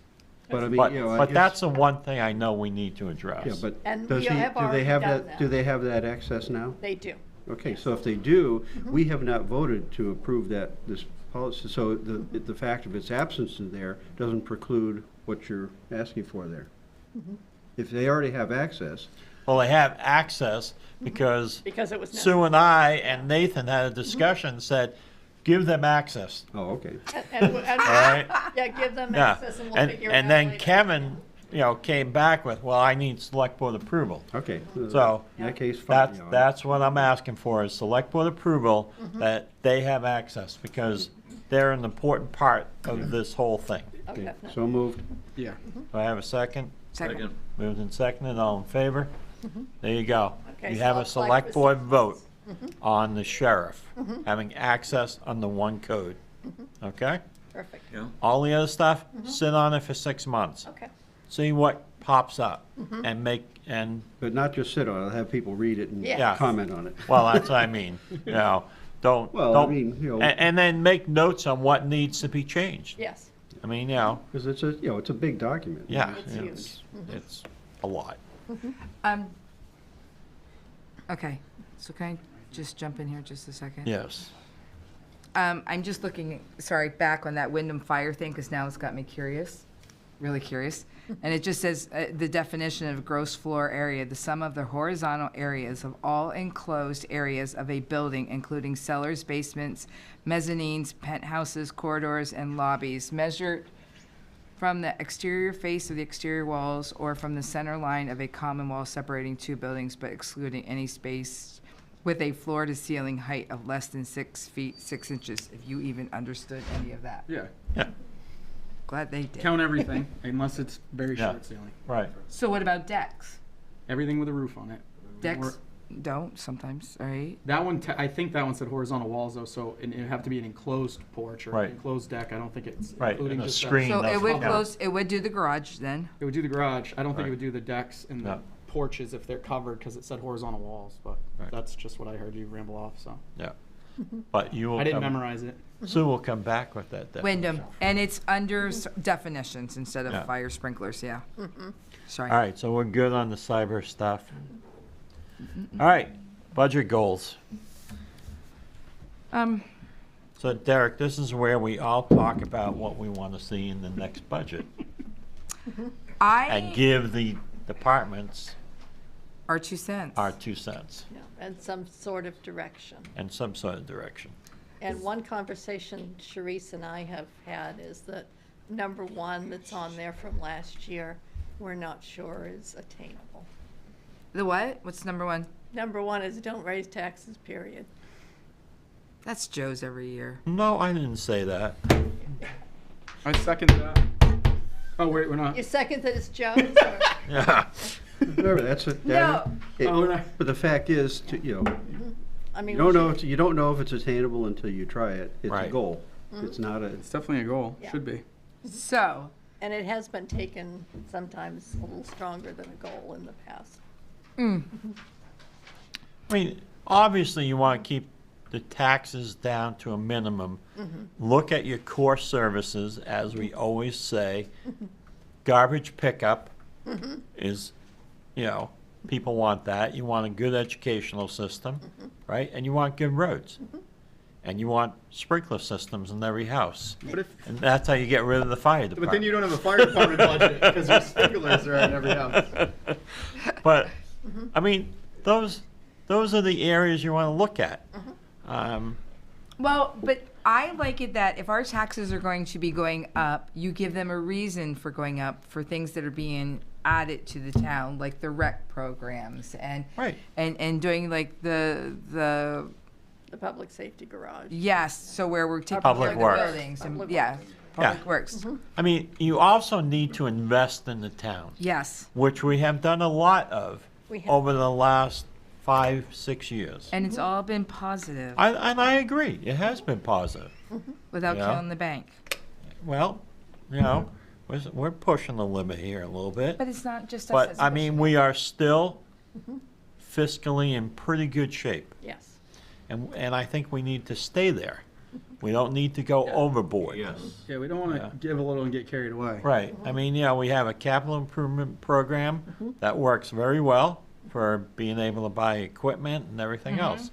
We know the public works building is gonna, you know, be bonded, and, you know, we need to see how can we make that affordable. Yes. It's gonna be a 20-year bond more than likely because of the cost. Yes. Those, I mean, what other goals do people think about? Anyone? No, I usually come up Mr. with Chair, mine. can I chime in here? Sure. Okay. Well, you know, in talking about the mill rate and, you know, core-driven budget and, you know, investing in infrastructure and equipment and buildings and all of that, our capital improvement plan program has really not been, let's say, you know, Funded. reviewed and looked at, and you're supposed to, you know, it's supposed to look out 5 years and update it annually. That has not been occurring, and it needs to be townwide and not just department-wide.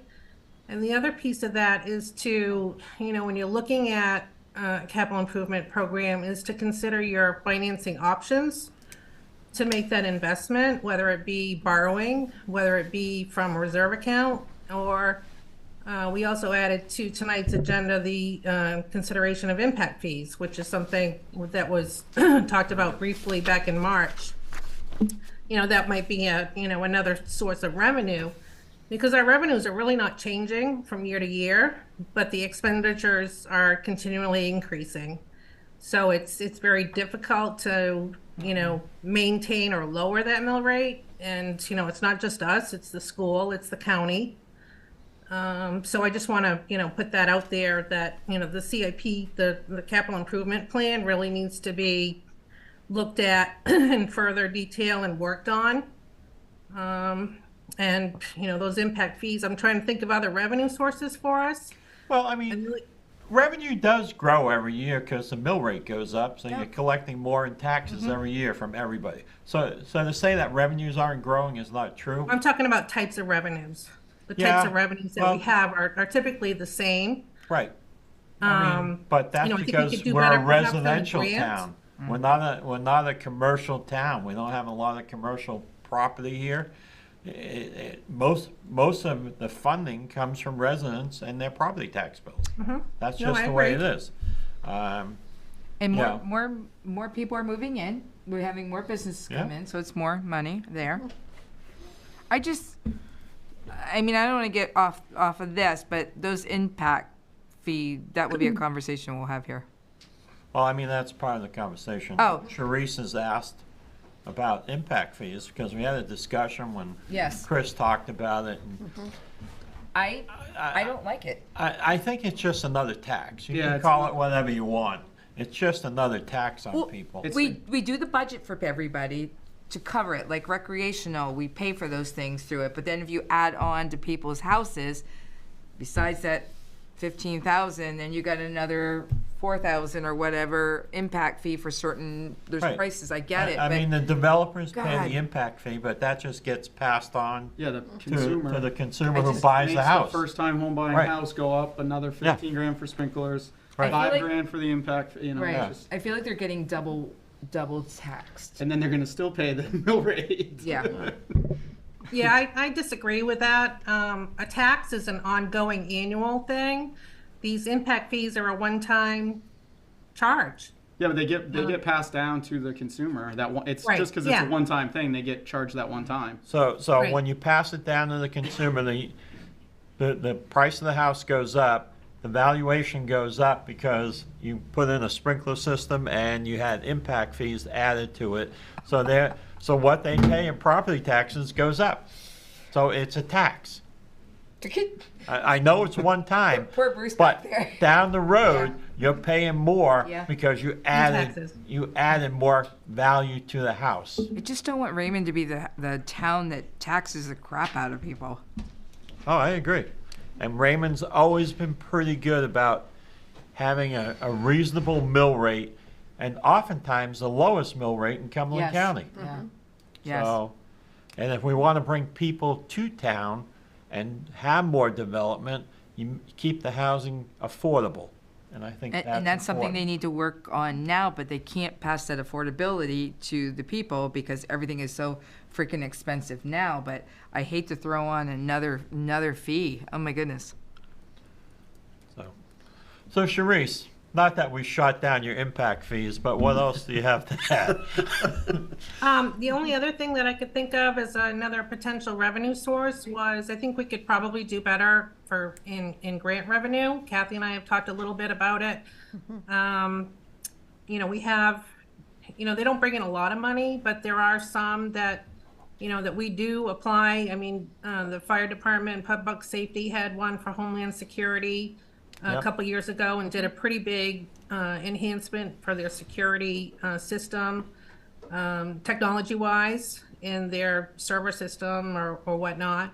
I think that was about $30,000. I think there's a lot of grant funding out there that we never apply for. Yep. Yeah. I mean, like open space, you know, which was one of the things mentioned in your impact fee thing. There are grants out there from a lot of these land trusts and everything to buy open space. And I don't think we take advantage of it. So who's going to be charged with looking into those would be my next question. Well, you brought up the idea. I thought Kathy was looking, yeah, you and Kathy looked into No, we've grant had writing. discussions. We didn't, she has not been, you know, she used to do some grant writing when she worked for the fire Right. department. Yeah. But searching grants, applying for them, financial reporting for them, like we have for the ARPA grant, the American Rescue Plan Act, it takes time. Yeah. And it's time that my department doesn't have right now. Well, Then we put it on hold. yeah. I mean, I don't think you just go and pick someone to write grants. Someone has to be good at writing grants. You know, they have to have done it before or know how to do it. I don't think you just say, well, my department doesn't have time, so pass it on to Sue. Well, Sue's a little busy too, and so is Alex and Chris. Everybody's busy. Everybody's picking up. You know, everybody's picking up slack everywhere.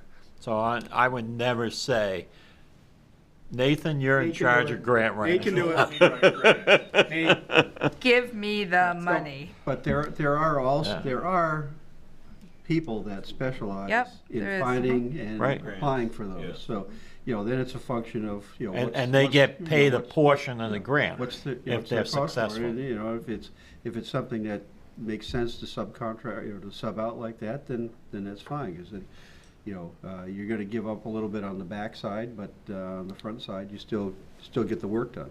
But you still If it's come down to the commission-based, it wouldn't person of matter. who's going to be in charge of it. So that's something we can think about and Well, come it's up. something I could research and see if Yeah. what I can find. There are for grant writers out there. When you find time Yeah. to do that. In my spare time, yes. Yeah. When I'm wondering. I mean, I think, as this says, everything should be on the table. Yeah. Yeah, no, You know, I say. is there and a I've- better way to do what we do? Mhm. You know? And I've gotten grants. I've gotten election grants for Yeah. us before, so Yeah. they aren't, there is a knack to writing them. For I mean, sure. I think every department needs to internally look at itself and say, what can I do better? Mhm. And is there a different way of doing it? See, You know? Nathan, you got a public building coming up. Is there any grants that can help us with that? Look at the look on his face. Aren't you glad you came tonight? Yeah, I'm thinking, No, it's a, yes, it is money into the town, which is great. It really is. But when you present the budget to us, you know, they're going to get presented to you. So, and when those are presented, I would like to see that people actually looked at it and just didn't go, okay, you know, inflation's 3.1%. I'm just going to add 3.1% to everything. That's not budgeting to me. That's just math. You know, Not good. but I think there ought to be a way of saying, I could be more efficient if I had this, you know, we could cut down on this. That's, to me, how you budget.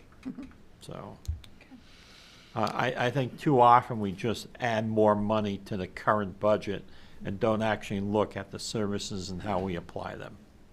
So, anything else? Have I missed anything on the budget? Oh, schedule. Yeah, I mean, the schedule is what it is. I think it's, from what I looked at, it looked fine to me. Yeah. I mean, days may come up or something that one of us can't Yeah. make it or whatever, but yeah. Well, and I thought I would explain why some of the meetings are moved to Wednesdays or Thursdays, and that's around ZBA meetings. We don't know yet if they'll have one. Right. So when it gets closer, if we needed to use the Tuesday, we probably could. Yeah. But, I mean, it would be preferable to keep it on the same day, Mhm. but if we have to move it, we'll, yeah. That's why February 28th is on a Wednesday, and March 7th is a Thursday. March 7th was a Thursday because that fell in the same week as the comprehensive plan. okay. I'm trying to find where the dates are. Where I know. I know, it's on Page 86. 86. Oh, I'm way the wrong way.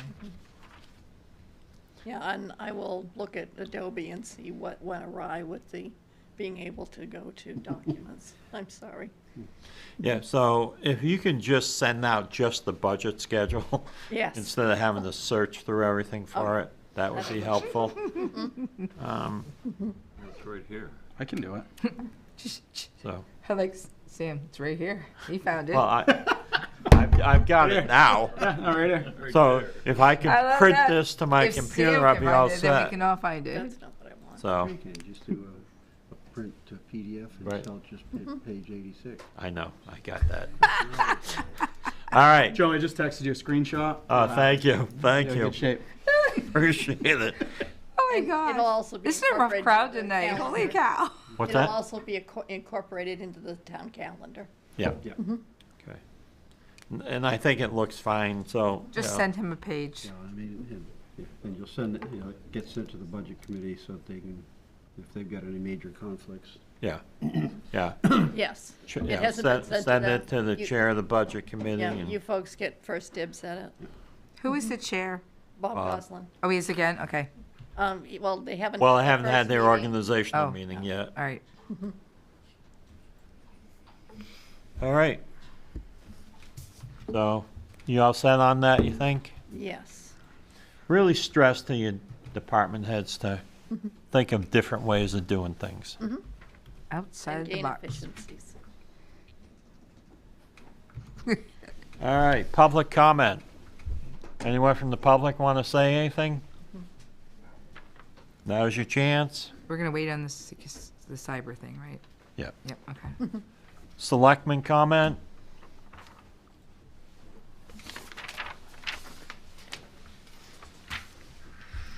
Town managers report. So we've got regular upcoming meetings, January 9th and February 13th, which at least isn't Valentine's Day this year. Yeah.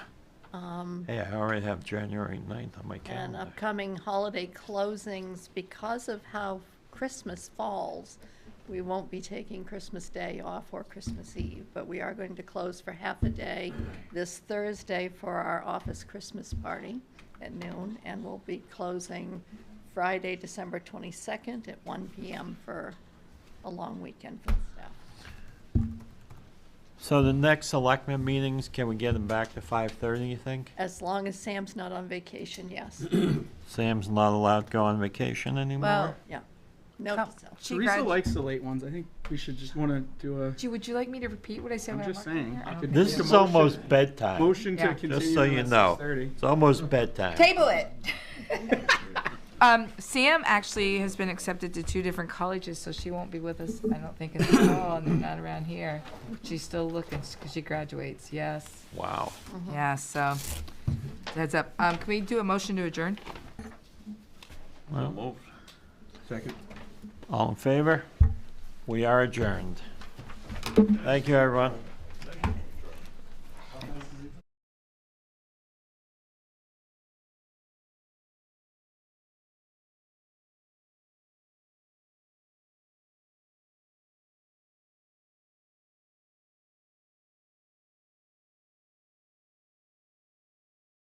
years. And we can keep doing that, but I think that's going to be our true goal, not just, I mean, within the vision, but to really impart on every single thing we do as a committee for the plan.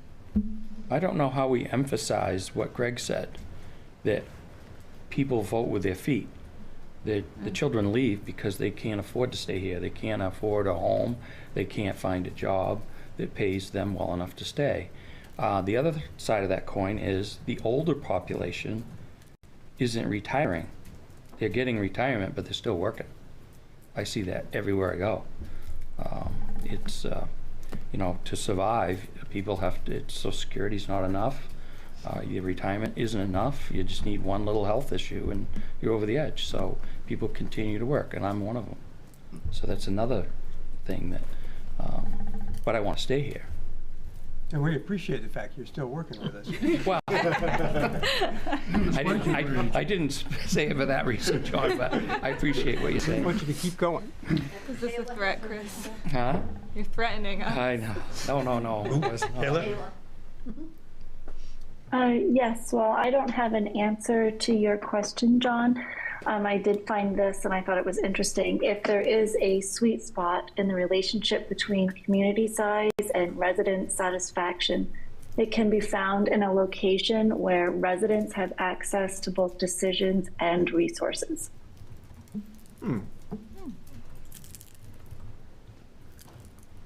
Thank you, Kayla. I like that. Yeah, I liked it too. You're welcome. Yeah, I would just, Danelle, I wanted to just say one thing in response to something you said about how, we all expect that, things will change, there will be pressure, this vision statement will guide us over 10 years. I think it's important to make sure that we're including in that then the specific things that you don't want to change too, Right. by which I mean natural, specific natural resources and things like that. Because I think it's important to be hey, things are going to change, this is a flexible statement. But Raymond really values our lakes and our creeks and all that kind of stuff, and we don't want to see that change. That's not flexible. I think that's great. Thanks for giving us the flexibility to do that. We're 100% behind that. We'll put that in. Yeah. Yeah, absolutely. Cool. But we know there's some other things that are necessarily going to change. Or require a response to the change. So it seemed housing that being one, climate probably being one. remaining fluid would be something that would come to my mind after what Peter was saying, is because we can project, but so often we're wrong. Right. I thought we'd have an economy downswing 3 or 4 years ago and stood up in front of the council or selectmen and said that, and it hasn't happened. So, you can have a crystal ball all you want, but sometimes they get pretty cloudy. Yeah, I think one of the purposes of the comprehensive plan, from my perspective, I'm not sure it's reflected in the community, but it's that really, I don't believe that you can control growth. What you can do is manage growth. Right. Because there are so many variables. There's the market forces and everything else that comes into play, and the unknowns. So Raymond has to be in a position to adapt. To adapt, Yes. to remain flexible, to address the Fluid conditions of fluid conditions of growth and development and economic impacts. Was it like Peter said? There's so much that's out of our control. So which kind of, it brings it full circle, but I don't want to get into too deep a discussion on this, but listening to the vision statement, it sounds great to me, but it's kind of like, maybe at the next meeting, we need to discuss a little bit more about community resiliency partnership. Because, we're all expressing what we feel the community wants, which is for us to be prepared to manage the coming changes. And that means getting involved with groups that are going to help us preserve what we all want. And once again, understanding that, as I recall in the discussion last month, and Sue made an excellent point, and in every one of our department head discussions hit on staffing and what's available. And so, I believe my takeaway at that meeting was that, we've got to be very careful about what we bite off, because right now, especially, staffing is limited as far as support, which means more would come on to this committee and/or the development of another group, maybe made up of individuals in this committee, that are going to make that their charge and to work on a resiliency partnership agreement with this group. So I just throw that out there. So if I understand it, what we have is an excellent first draft. If I could impose on the work group to maybe take all of this information in, tweak it a little bit, and we could look at it next month. Would that make sense? Happy to. Thank you. Great work. Great work. Absolutely. Okay. Public outreach. Check-in. So the public, you have a little work group, right? Do you want to report back on anything? Absolutely. I started, I call it boots on the ground kind of thing, just going to each business. I haven't hit every single one. So for this past week, I hit 33 businesses. Wow. What I did is I started at Chipman's, farthest part, Raymond towards Wyndham, and I worked my way west. Overall kind of consensus, so I kind of stopped right before Good Life Market. Pretty receptive, but a lot of people didn't know who the heck we were. And I was talking to an employee at the dollar store, and she's asked me about trash, and made a comment that the residents of Raymond are dumping trash into their dumpster. So I said there wasn't much I could do about that, but I would let everybody know. But Any dumpster is considered it's a contained, so I found here. I would say there were the floor design, Ray's Barber Shop in Vapor City, that little area right there, super receptive. I just want to give a shout out to Hannah of the Bloom Shop, and then Dan over at the Barber Shop. They were just super receptive. Hannah knew about us. She said that she understood a big push and everything, so I just thought that was great. A lot of people, like I was saying, didn't know who we are, but the flyers that North Star had made for us, Peter also included the date of our January 20th meeting, and then which was included on there, and with that I put our business cards there. So there was a good push. If anybody is interested in helping out, I've still got to do the other side of 302. I'll go with you. Okay, Frankie has interest, and if you're interested, we could split it up a little bit. I had stopped right before Good Life Market. Portland Glass was another area that was very receptive. Most of the people I'm finding that work there are not from Raymond, but I still want to include them in and say, hey, that's okay. You're still part of our community. Please come out.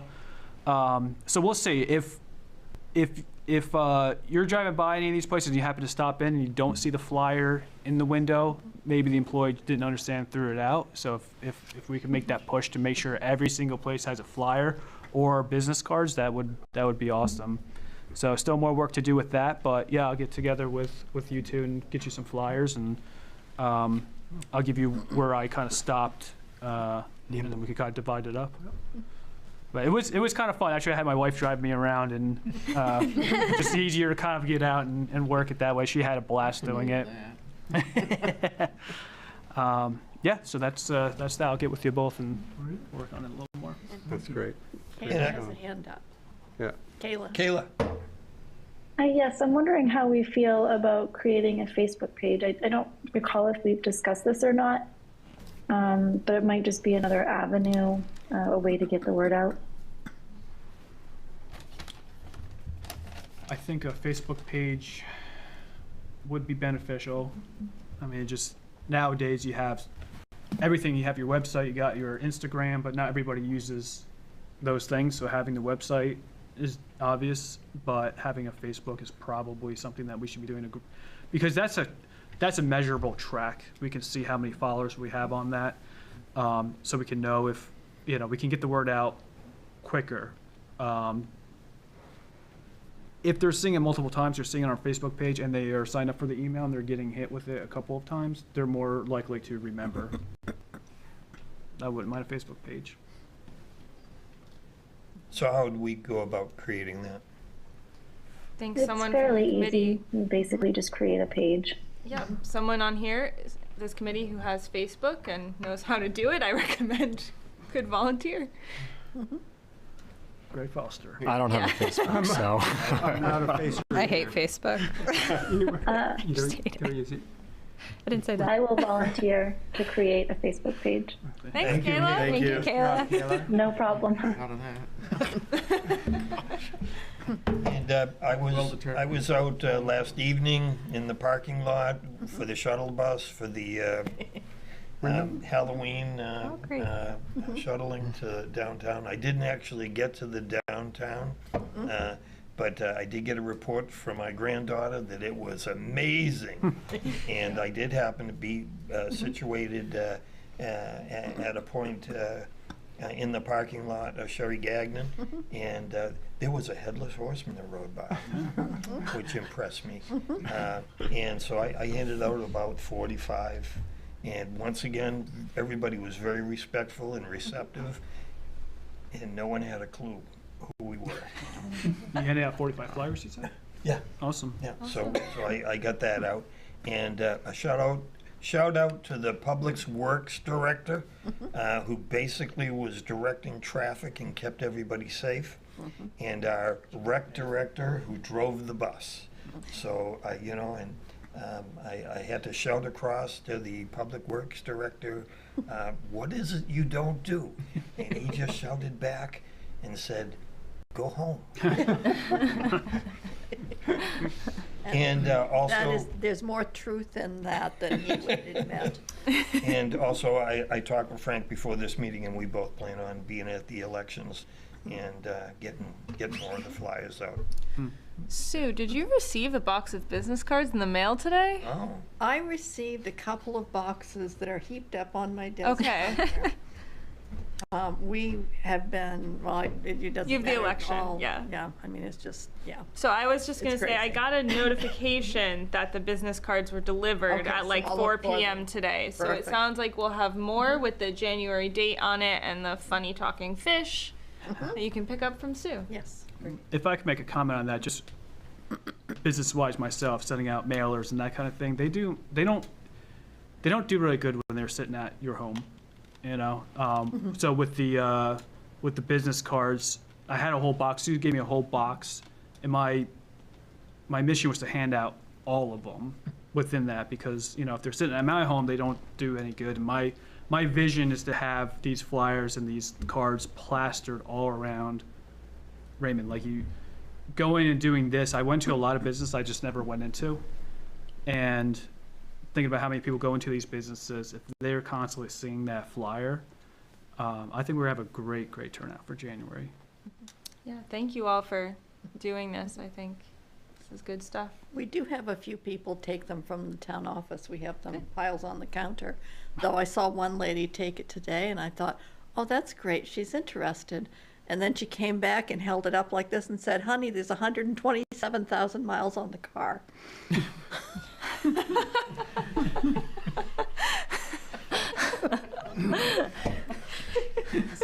So they have had other uses, just saying. The question is, did she keep it?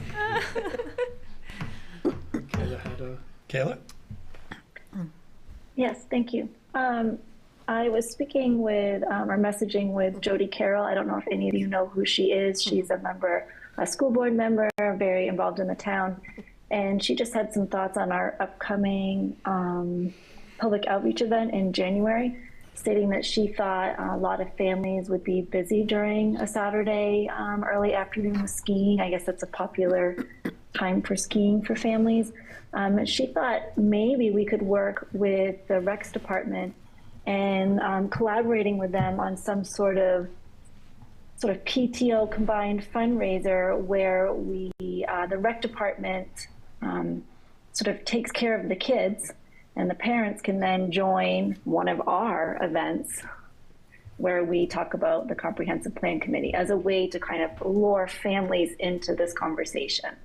So I don't know if that's something we would like to consider or talk about further, whether we'd like to try to incorporate that into our upcoming January event or a future event where we sort of team up with Parks and Rec. And it's an opportunity to work together with another community organization and help them raise funds.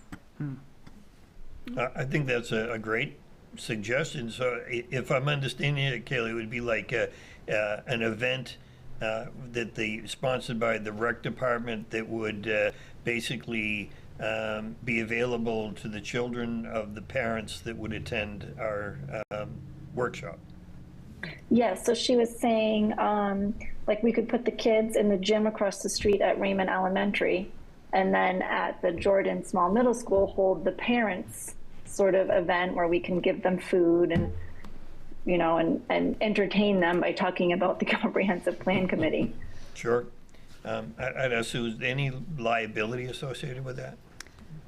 I don't know. That would be more of a Joe question, but I can certainly ask him. Could you ask that, just as far as that goes? I know that sometimes the issues are with the daycare is that there's insurance issues or stuff like that. Yeah. But I think that's a great idea, and I guess we'd have to explore with Joe as far as whether that's something. So Raymond already runs basically essentially a daycare program with their summer rec program. Oh. So I'm not quite sure if that's sort of transferable in this idea. And I know that other places like the Boy Scouts, I believe one year they offered the same sort of thing where it was around Christmas time. And they said, hey, parents, would you like a free night to go out and do your Christmas shopping? We will take care of your kids and feed them pizza and let them run around our space for $20 or something.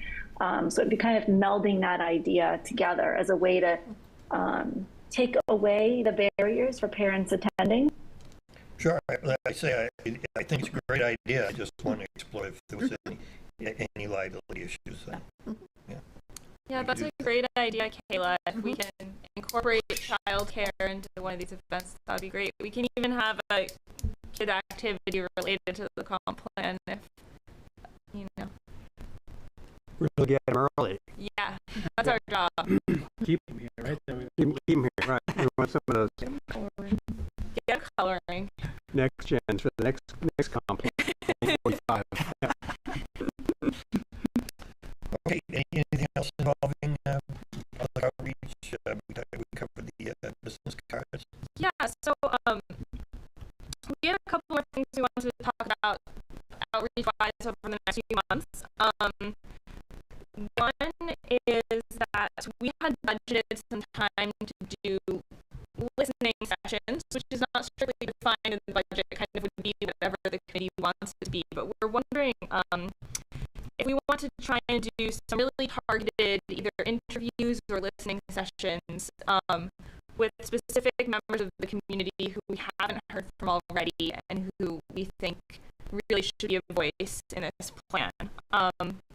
So this could be something that, you all did such a great job with your department head interviews. I think the committee could totally interview some people. North Star can also do some interviews. I'm envisioning this as something very casual where people could either call people, meet at Dunkin' Donuts, not like an official big town event. But I think this could be a way to kind of make sure we hit some certain groups in the community.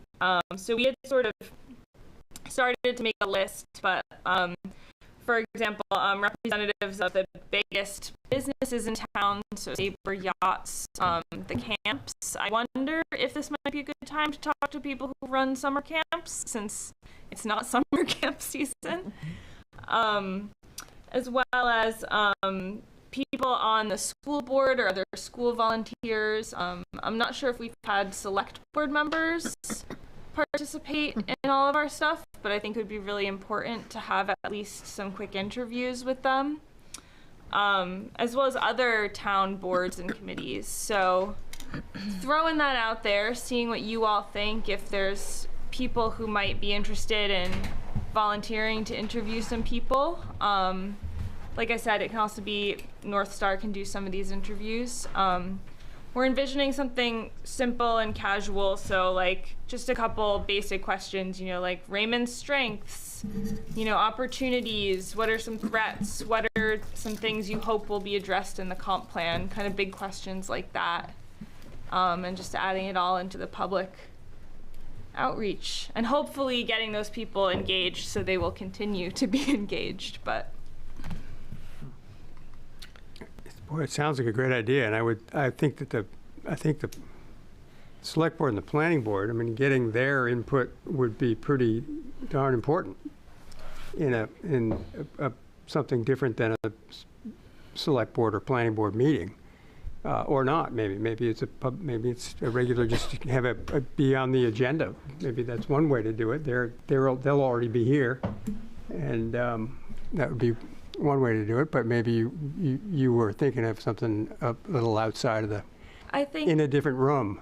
Yeah, I think it could be either one. Like, one thing you could do is, you know, we can have volunteers go to make sure we're hitting every committee in town and saying, you know, we're doing the comp plan, here's a couple big questions, let's talk about this. The other thing is, if, you know, it might be easier, you can, you know, meet up with select board or planning board members, either as a little group or one-on-one, before a meeting, something like that.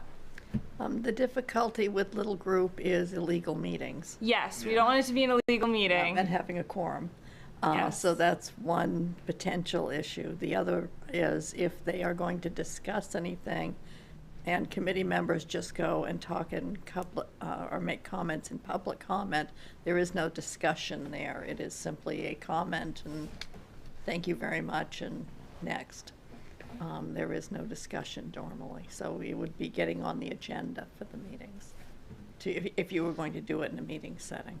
Otherwise, you'd really need to interview one or two at a time to avoid the illegal meeting issue. But also, if there are other groups, not just town volunteers, other groups in town that we might not be thinking of. Well, did the library, for instance, get interviewed? They did, yeah. Because we have had a change of librarian. Okay. And whatnot, so that might be a thought to talk with our new librarian. And you said businesses too, right, Kate? Mm-hmm. Okay. I think definitely the larger businesses in town we should try to get some information from. Mm-hmm. And that might be something that's easier for us to work with Sue on. And maybe some people on the committee want to volunteer to get on another committee's agenda.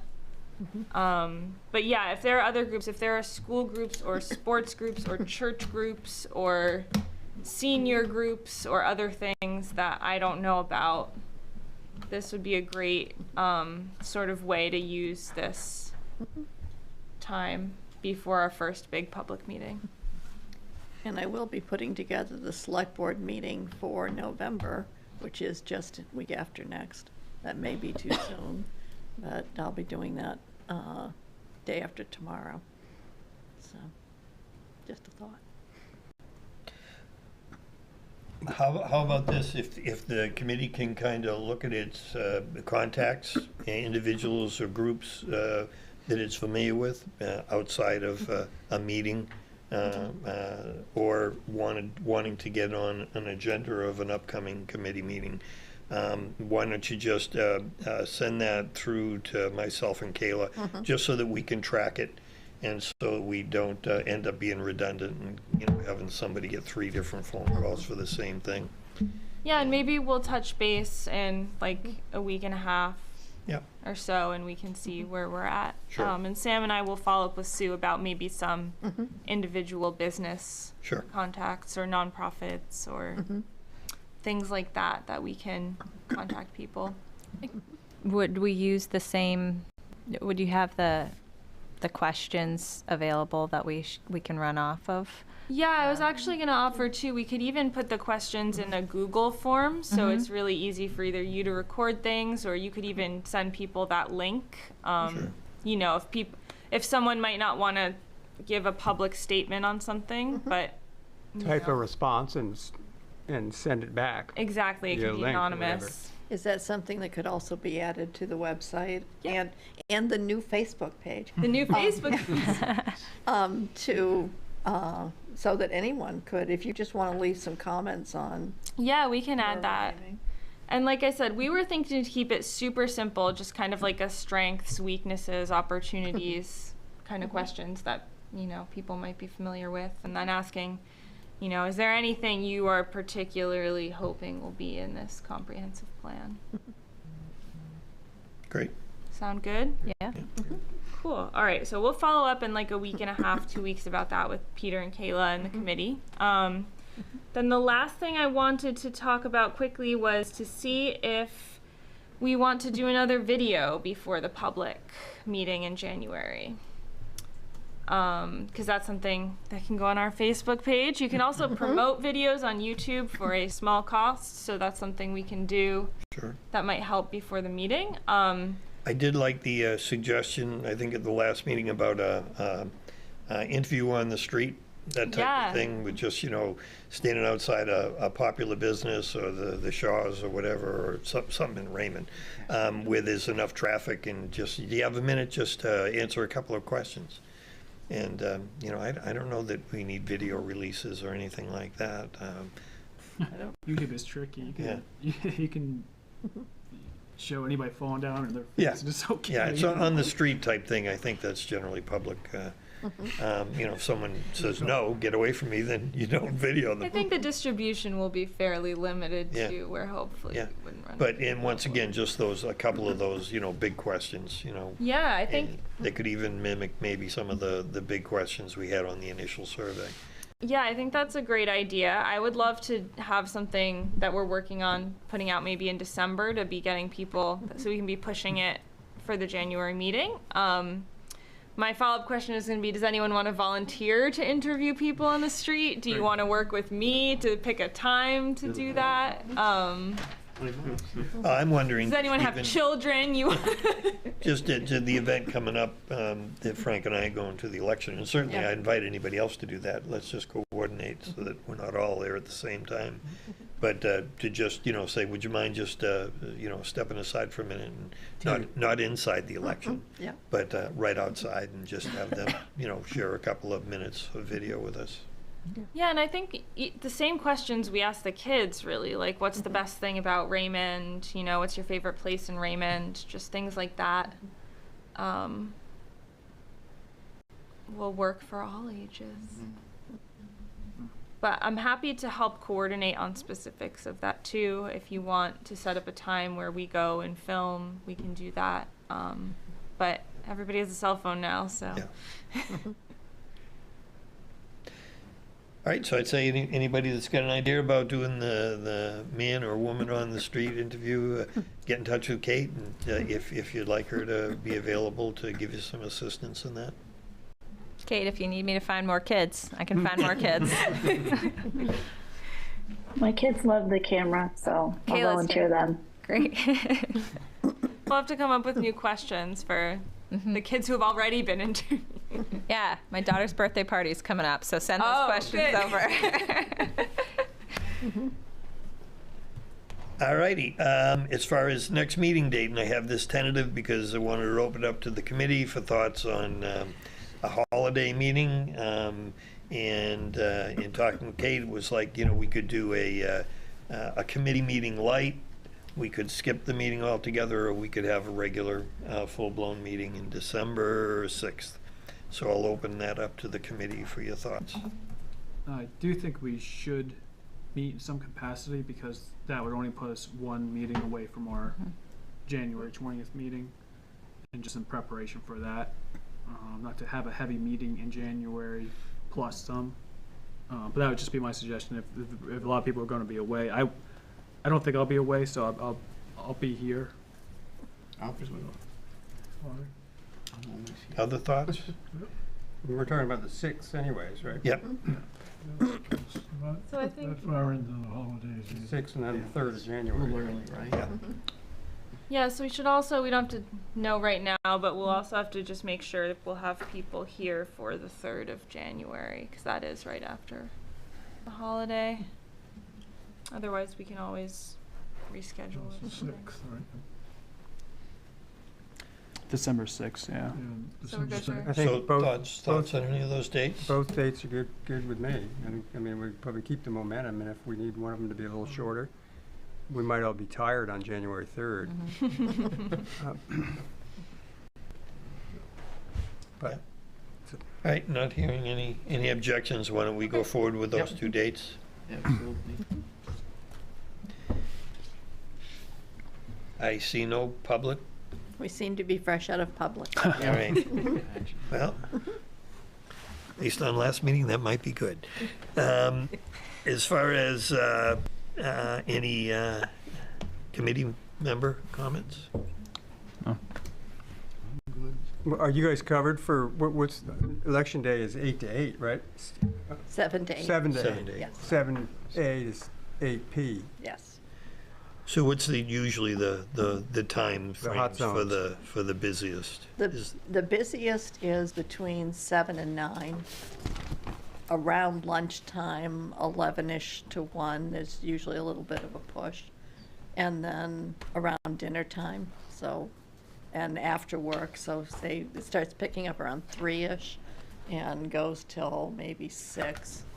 And then by 7:30, it's usually we're looking at each other. We'll get older for half an hour Gotcha. and watching the clock go round and round. All right. So bring Sue treats at 7:30. So I'll coordinate with Frank, and if there's anyone else that's interested, just let me know, and we'll coordinate a time. Yeah. And, For that. and so if there's some way we can get a hold of some flyers, that'd be helpful. Do you still have, I you have enough of the businesses? I do. I think you gave me about 80, I believe. I think so. And there's 79 technically businesses, Mhm. so I probably won't have any to spare, to be honest. Okay, yep, perfect. And you'll have business cards. And we have the Yes, business we'll have cards as business well. cards too. Okay, I'll coordinate that with you. Okay, perfect. Alrighty. If there's no other comments, then I would entertain a motion to adjourn. So moved. Second. I second. All right. Been moved and seconded, and we are adjourned. Thank you. Thank you.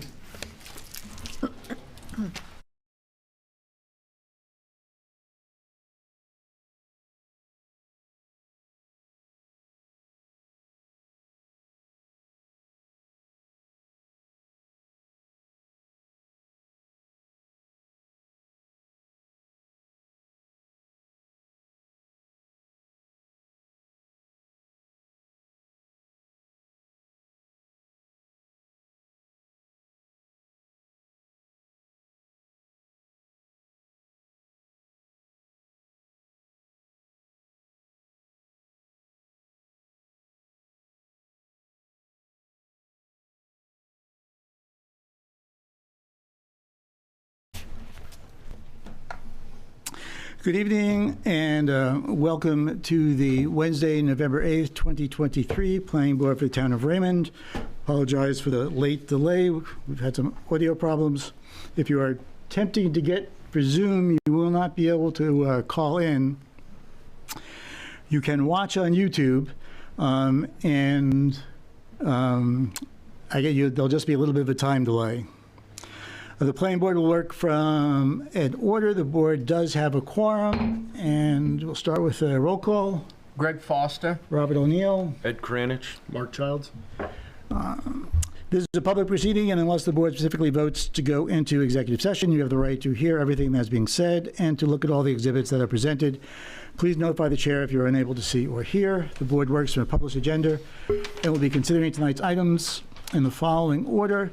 We have the approval of the minutes for October 11th. We do have some old business, two pending site walks that I'll move to the end of the meeting. One for Peter Bernier and the other for the Collins Solar Project. The new business is an amendment to an approved subdivision by W.P. Clark and Sons Home Builders. In each instance, the burden is upon the applicant to demonstrate the compliance with the provisions of the applicable ordinances or state law. All persons speaking, including representatives of the applicant and members of the public, are asked to stand to the microphone, state their name, address, and affiliation with the application. All persons speaking shall address the chair. After the board votes on the merits of each applicant, it will prepare a written notice of decision. Because the notice of decision may substantially affect any appeal rights. And also, as a matter of courtesy, the board asks that those attending the meeting with regards to a specific application not leave until the board has completed its discussion. Appeals from adverse decisions must be filed with the Superior Court or as otherwise provided by law within 45 days of this board's decision. Also, to be certain that you preserve your individual rights to file any such appeal, you must be certain the board records evidences of your appearance this evening in opposition and the basis of your opposition. Okay. Done.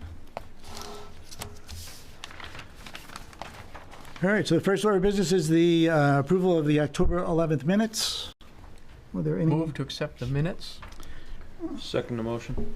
Moved and seconded. Any discussion? All those in favor? Aye. 301.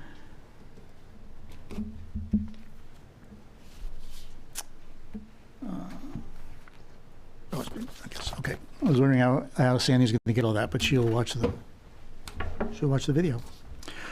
All right, skipping that old business, we'll go to the new business of the second amendment to the approved subdivision plan.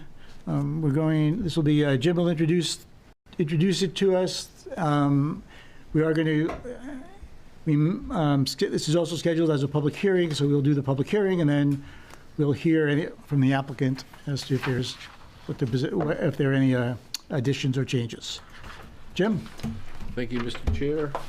This project before you tonight called Turtle Cove Estates. It is on a dead end called Eastern Painted Turtle Drive. This was before the board in 2007 and was approved. You recently approved the front end of this in the subdivision a couple months ago. This was the original end that was already a subdivision. They're looking for a very simple amendment to the plan, which is to provide a 20-foot access easement for Lot 1 over Lot 2, and that would come off the dead end of the dead end turnaround. There were some comments raised by Wayne Jones with regards to the hammerhead. While they have agreed to many of those conditions, I don't know if the board really has the authority to or need to review those, because this is an approved subdivision plan and all you're looking at is the amendment in this case. So while they voluntarily accepted those and made some changes, you can accept those. I just don't know if it was a requirement or not, and maybe a moot point where they've met, I think, everything in Wayne's anyway. Okay. The only thing would be is that this predated, so it wouldn't be required to have sprinklers under the ordinance, because it predated, the original approval predated the requirement for sprinklers. Okay. Okay? Yep. So I think, I don't know if somebody's here to represent the project, but it's a pretty simplistic change that they're asking for, just to put the access easement over Lot 2, so that Lot 1, currently Lot 1 would have to go way out to the north and wrap around to get access to Turtle Cove. Now they can come straight off the dead end and join into the other easement, go down through Lot 3 to have access to the cove. Is it down the side of Lot 4? Lot 3. Lot 3. Lot 3? Yep. Or Yes. Yes. Isn't it? Is it this? is it this line down here? Well, we'll get to maybe. Requests, actually. Okay. The other is to. Are you the? I am William Clark, yeah. Oh, okay, yeah. You might as well before we change. Good evening. My name's William Clark. I reside at 11 Heidi Way. I've been a 28-year resident in the town of Raymond. The other part of this is there is, and at the time when this subdivision was first approved, I'm not sure what the rationale was behind it, but there was open space down on the waterfront. I've purchased the property. I have control over the lots, and at this time it would be the appropriate time to ask for this amendment and before any of the lots are conveyed. My intention is to build a retirement home on Lot 4. There is on the original plan, there was what looked like a 10-foot access along the property line. I would say the west side of Lot 4 that abuts Diane Potvin's property, and it up at the road, it shows it coming right through a wetland. So my request is to delineate that access along with the 50-foot open space on the south side of Lot 4.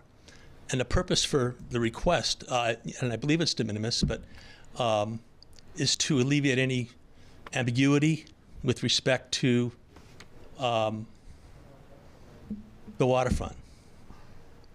There is a open space all the way around the property, and there are, again, there's 4 lots. It's part of the subdivision, but there's also potentially 5 other lots coming in off Raymond Cape, several of which belong to Mrs. Potvin. There's one house under construction there, and seeing open space on a subdivision, it seems like it's an invitation to use that open space, and my understanding is that it's specifically for the 4 lots that were part of this subdivision. So the request is to give definitive access to lot 1 down to the waterfront where there's an existing dock. There are 2 other individuals that have legal rights to that dock that are part of an adjoining subdivision at Arbor Woods.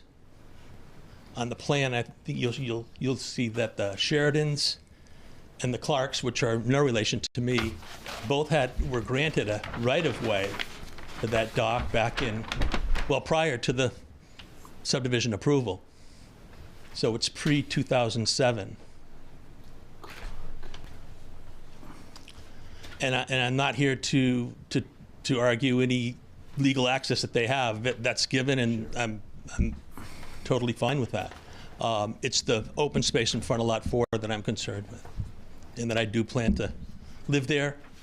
And there's another development behind this property that abuts the 8-acre open space behind Lot 2 and 3, and it seems like it's just a little. I just want to add some specificity to the rights of that open space and the access to that common dock, which is on the south side of Lot 3. So the request is actually threefold. That was in the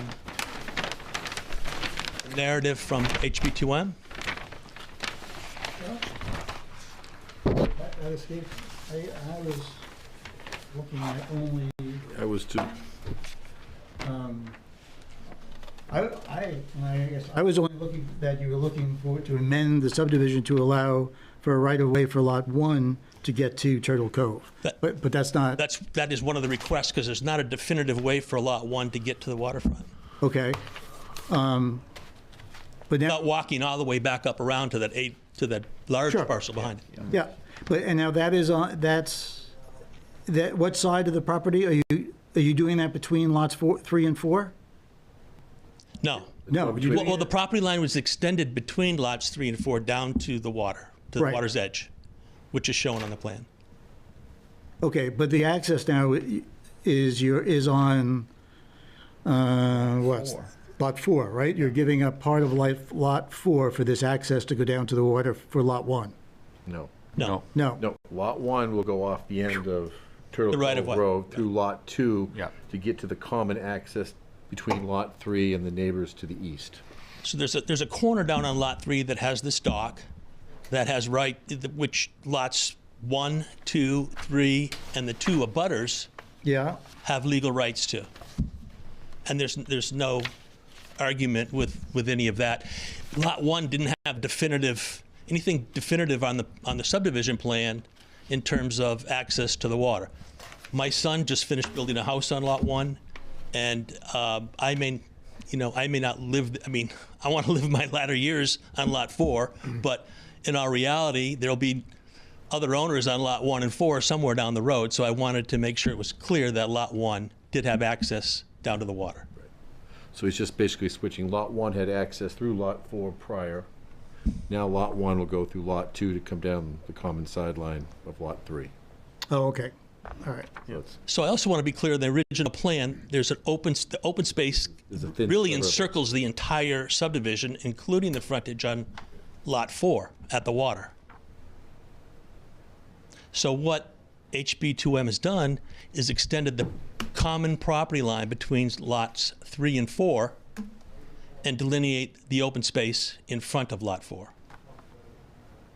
Now there's over 8 acres of open space that's there for the entire project. My understanding is that we're not creating any non-conforming situation where there's not enough open space, because 10% of the total acreage, which would be about 2.8 acres, would be required. They would have had to do that before, because Lot 1 to have access to the open space, would have had to have the open space across lot 4.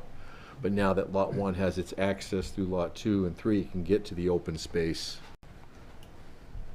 through that new easement.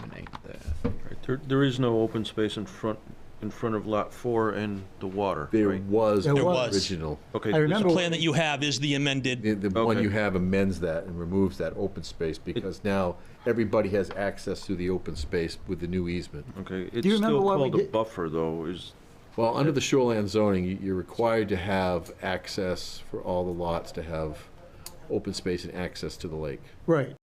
in shoreline zoning. Is that, I mean, I remember why we did this.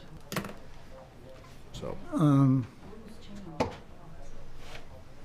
no, changed, that's always been there. No one seemed to could explain why, to me, the questions that I had initially is why the whole property, and I don't know if that's part of shoreline zoning. Yep, for a subdivision in shoreline zoning, you're supposed to provide an access to the shore. Right.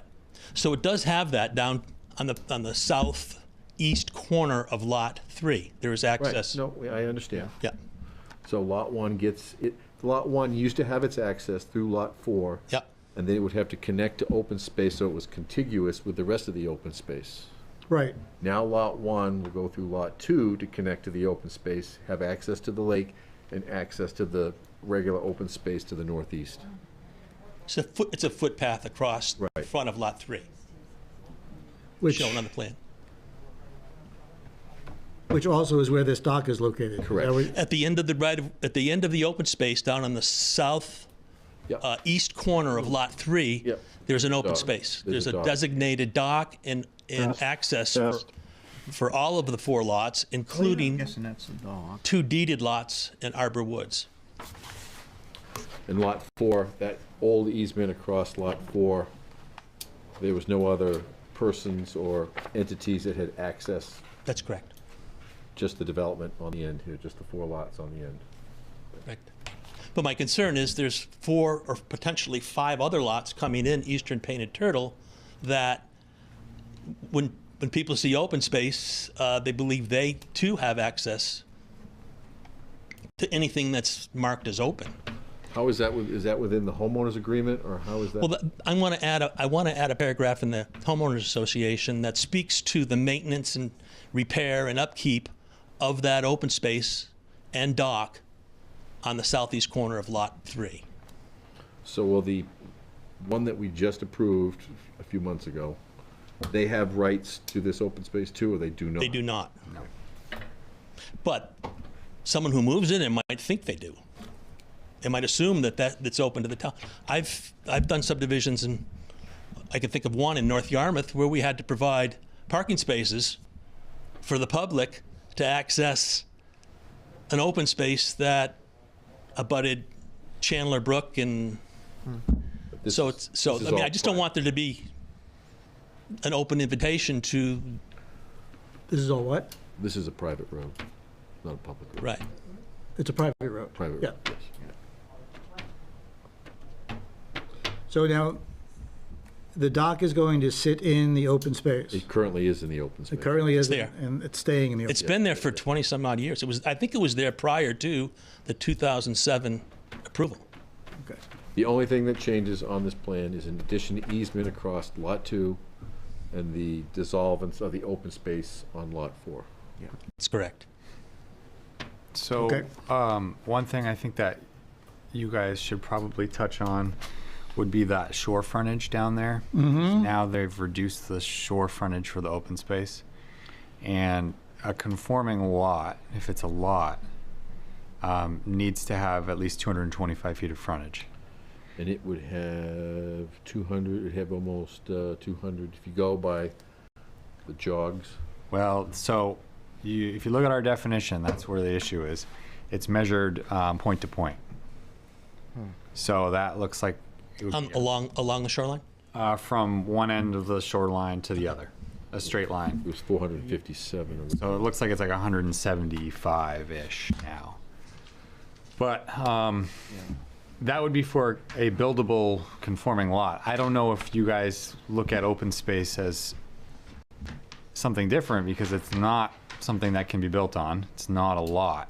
It's just open space. So I don't know how you guys want to approach that. This configuration was already approved, though.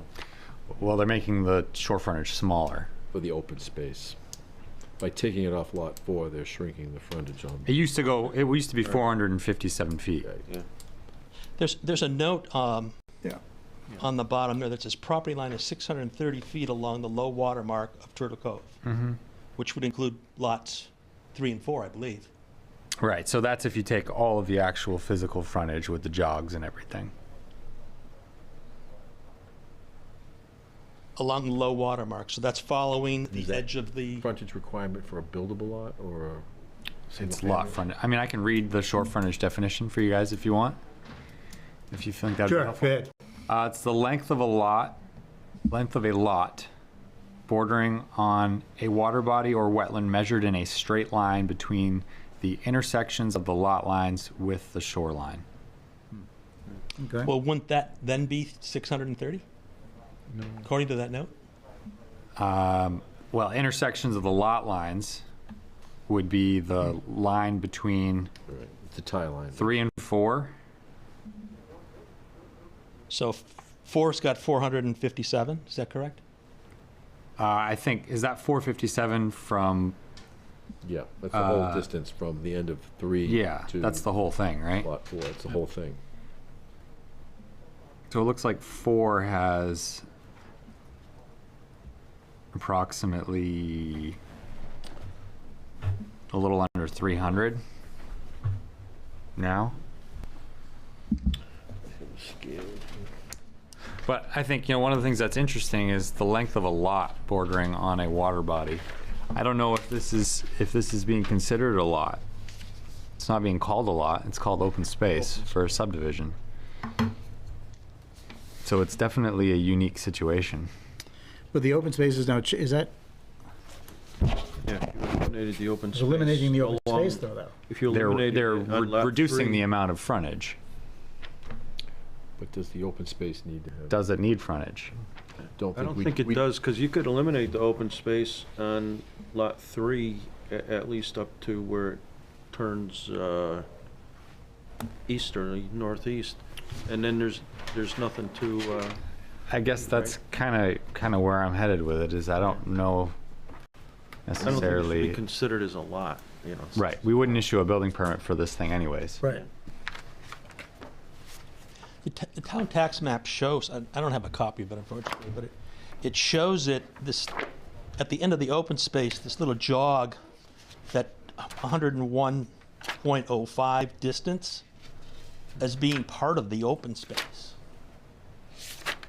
I don't know, again, I don't know how much the tax maps are going to, Well, it's same on here, but it's not waterfront there, shoreline there. That Do you have the distance. subdivision ordinance? Because in the subdivision ordinance, it talks about access to... Yeah, let me take a look. Bob, can you hear us? Hey! Yes. Wow. Okay, I think we're back in the real world. Oh, great. So, Well, Wayne, you can talk to just speak up and see if you can talk. Yeah, I can hear you. Can you hear me? We can hear you. Although I kind But of did like I the think other we're one a good. little We're better. back to the analog world. All right, so we should be able to continue on now. All right, fantastic. All right. So, just for the record, Kevin has joined the board as a voting member.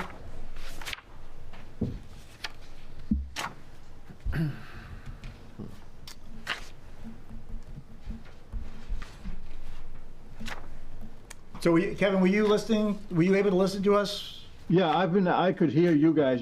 The Okay. problem was with going the other way, Yep. yeah. So you know where we are? Yes. Okay. My phone away. Do you provide maps? Because I can't follow. We do not. We got an extra one here yeah. we can pass out. Yeah, there we go.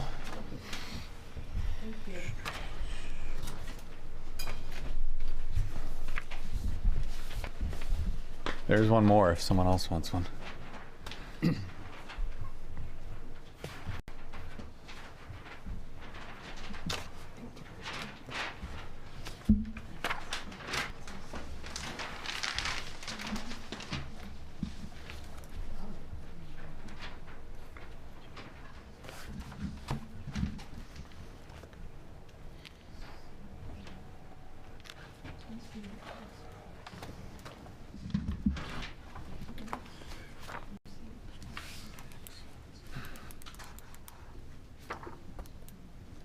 What are we doing? We kind of got reset here with the. Yeah, I haven't really found anything in here that. There's somewhere. Considered a lot or not? There's no, the definitions for open space doesn't I really must have say anything. this was fun. I wouldn't think so. I would Yeah, never would you? assume that open space would be a lot. We kind of got reset here with the. Yeah, I haven't really found anything in here that. Wow. Delayed. Yeah. It may be open space subdivisions. Yeah, 15, page 15. So. I mean, I don't, open space is even a conforming lot to begin with. Well, it's calling it undevelopable area. Right. So. I mean, open space isn't even a developable lot, doesn't have the frontage. It only has a 50-foot access on a street usually. Right. I mean, that's Yeah. kind of how I was looking at it too, is like some of our other subdivisions, the open space lots aren't conforming. Right. They don't Right. have road frontage. So is it any different? I mean, I don't really think so. No, you could just But eliminate you're the looking- open space along the water on lot 3 and. Well, you're looking to have access to the water, right, and you've provided that. No, I mean theoretically, an argument that you could eliminate that and then it would conform. You wouldn't have to worry about conforming. Yeah. But, Oh, lot 3. yeah.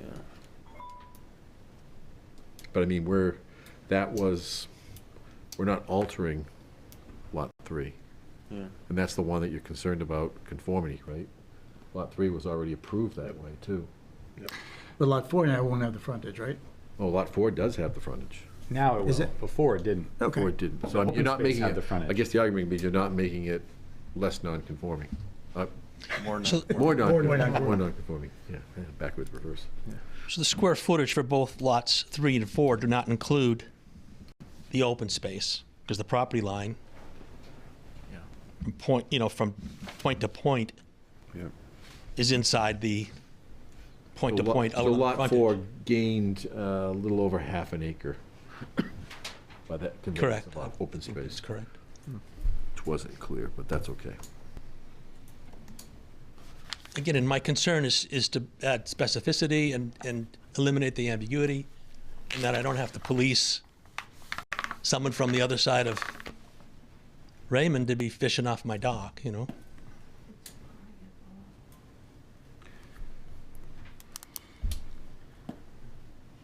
Okay. Yeah, I'm, what? You're, No, I'm good. you're good. All right. I don't know. Nothing- It's a public hearing, so. Yeah. So, Mr. Clark, I apologize. I was not prepared for all these three things. In BH2M's initial narrative, it spoke to the. Okay, so would you do me a favor, though, and just run through the three things you're asking the Sure. board to do this evening? Sure. So the number one thing is that footpath from Eastern Painted Turtle down the west property line. Okay. It doesn't speak specifically to that being the access for Lot 1. Okay. So I want the footpath is to, again, provide more specificity for Lot 1. So I would also note that section coming from the road walks right through that wetland, which I don't think makes sense in trampling, disturbing the wetland. The existing one, right? Yeah. Okay, so number one is you're looking for a right-of-way footpath from basically from the hammerhead to the open space. Correct. And then down to the dock. Is that correct? Yes. Okay, that's one. Specifically for Lot 1. Okay, for lot one. Okay. Yeah. Got it. Now, what else? You're requesting other things as well, though, right? Correct. Okay. So I'm asking for the delineation of the open space that on the original subdivision plan comes across the waterfront on Lot 4. Okay, So the new plan doesn't show it. It's showing an extension of the property line between 3 and 4. I think so too. It's talking from here to here. Do you have a Okay. copy of the old, Yeah. original 2007? You have a copy of the old one? gotcha. Okay, Yeah. yep, I'm okay with that. 'Cause you'll see the open space across the lower part of the buffer on 4 Right, on the original plan. okay. Okay, and number 3? Well, that is essentially, That's it, there's two. That is it. There's No, two. just 2. The only thing would be is that the open space, the third would be the open space area that is removed, is placed into the area for Lot 4. The open space area that is removed is placed in, The overall area of four. Lot 4. okay. Right. So total open space is not changing? It does. How much does it change by? Changes by about a half an acre. Still within open space subdivision? Still meets the we qualifications. have about 3 times Yeah. the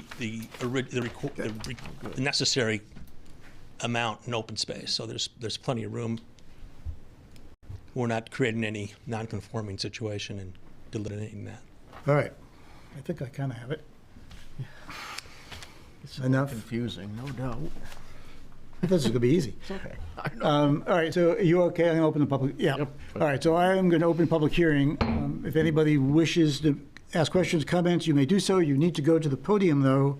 State your name, your residence, and what your question may be. And we will try to answer it. And nobody? Going once? Going twice? Last call? Get to use the gavel again? That's it, okay. Public hearing is closed. All right, so discussion from the board. I'm fine with it. Yeah, Yeah, I, it's pretty minimal change, I'm fine with it. Yep. It seems to solve a problem, potential problem in the future. all right. Looks like it makes things better. So, 1, 2, 3. All right, so does anyone want to attempt this? Yeah, I think it's just a simple, well, we have to accept this first. and, Yes, you should. Yes. Okay. I move that we accept the applications complete for the revisions to the access easements and the open space. Greg, seconds? Second, yep. All those, any discussion? All those in favor? Kevin? Kevin goes yes. Okay. Complete. Public hearing has been held. We have comments on the actual application itself. Everybody's okay?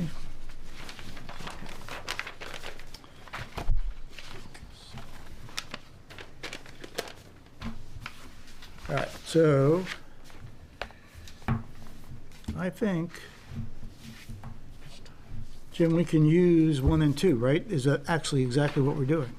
Right. Right?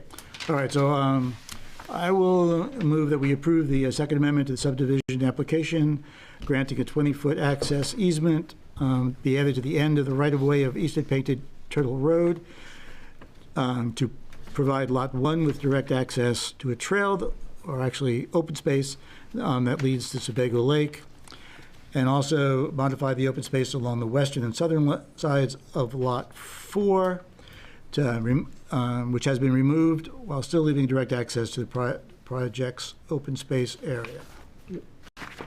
Will those be part of the plan or not? Well, I don't think we're modifying, it's a good question. We're modifying the,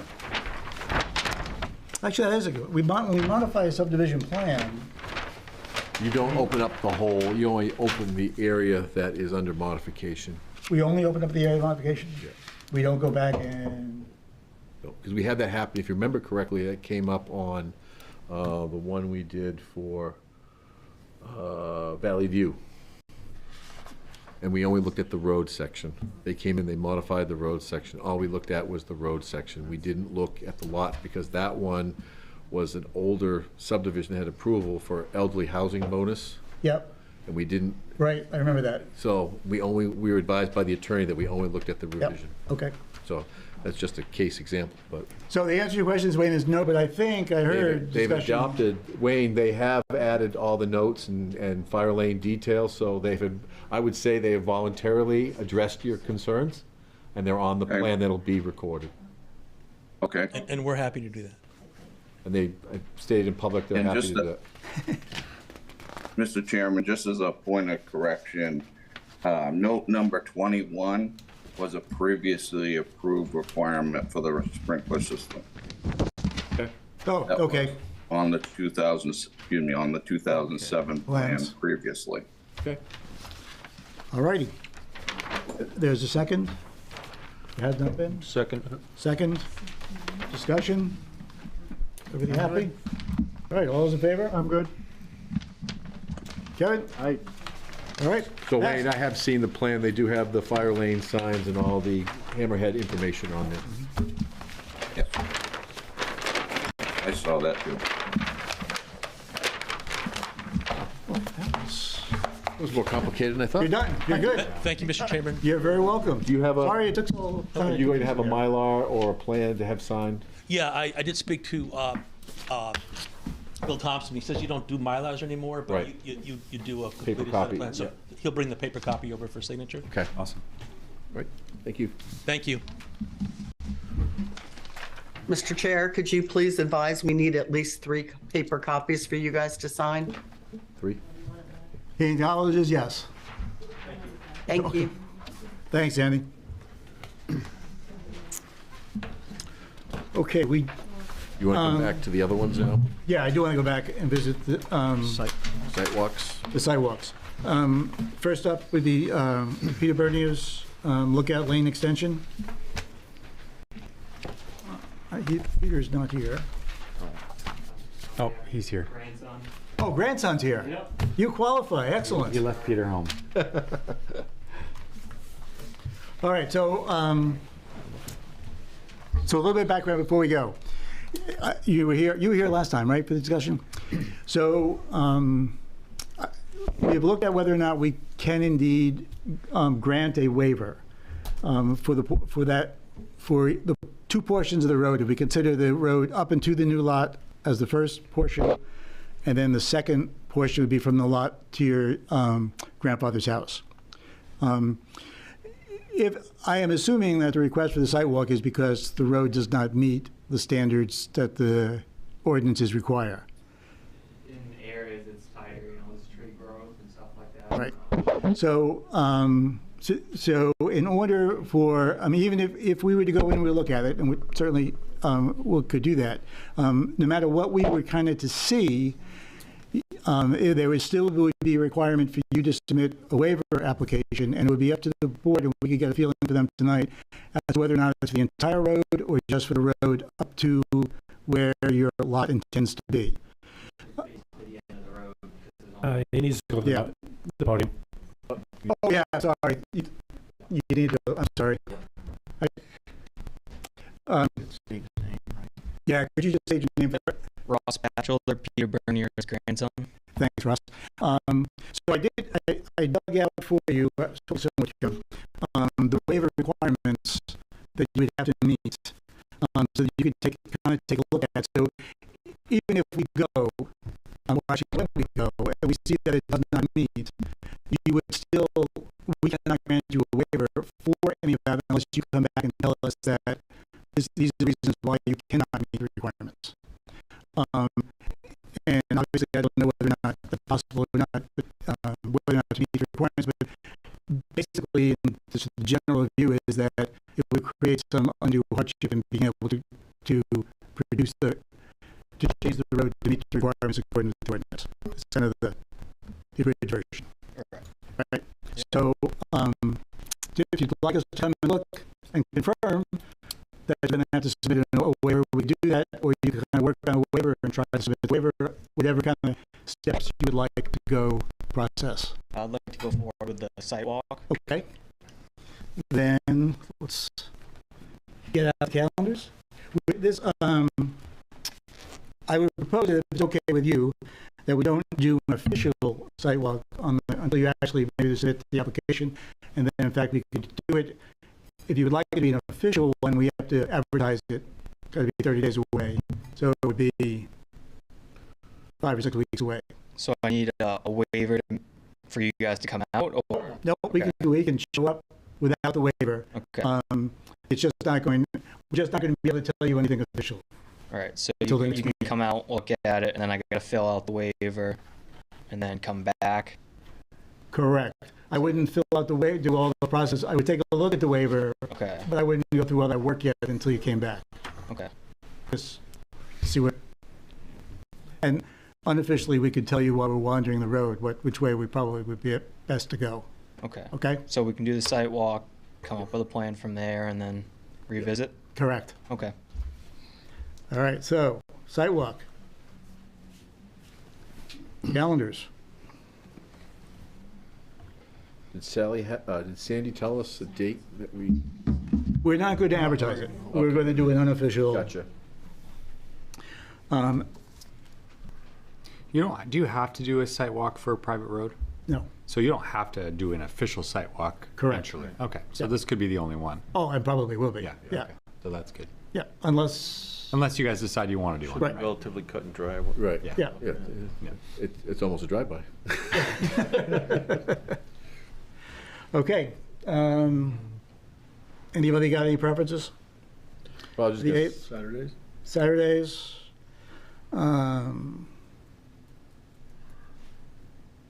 25th, oh, that's Thanksgiving. I think it's 2nd or 9th. The 2nd. December 2nd? Okay. That works, December 2nd works for me, I think. Yeah. Yep. Yep. December 2nd? December 2nd? Excuse me. All right. Works for me. Kevin, December 2nd, okay? It looks good for me. Preference in time? Morning. Morning, 9:30? Sure. Yep. Russ, 9:30 on the 2nd work for you? Second at 9:30. That'll work. Okay.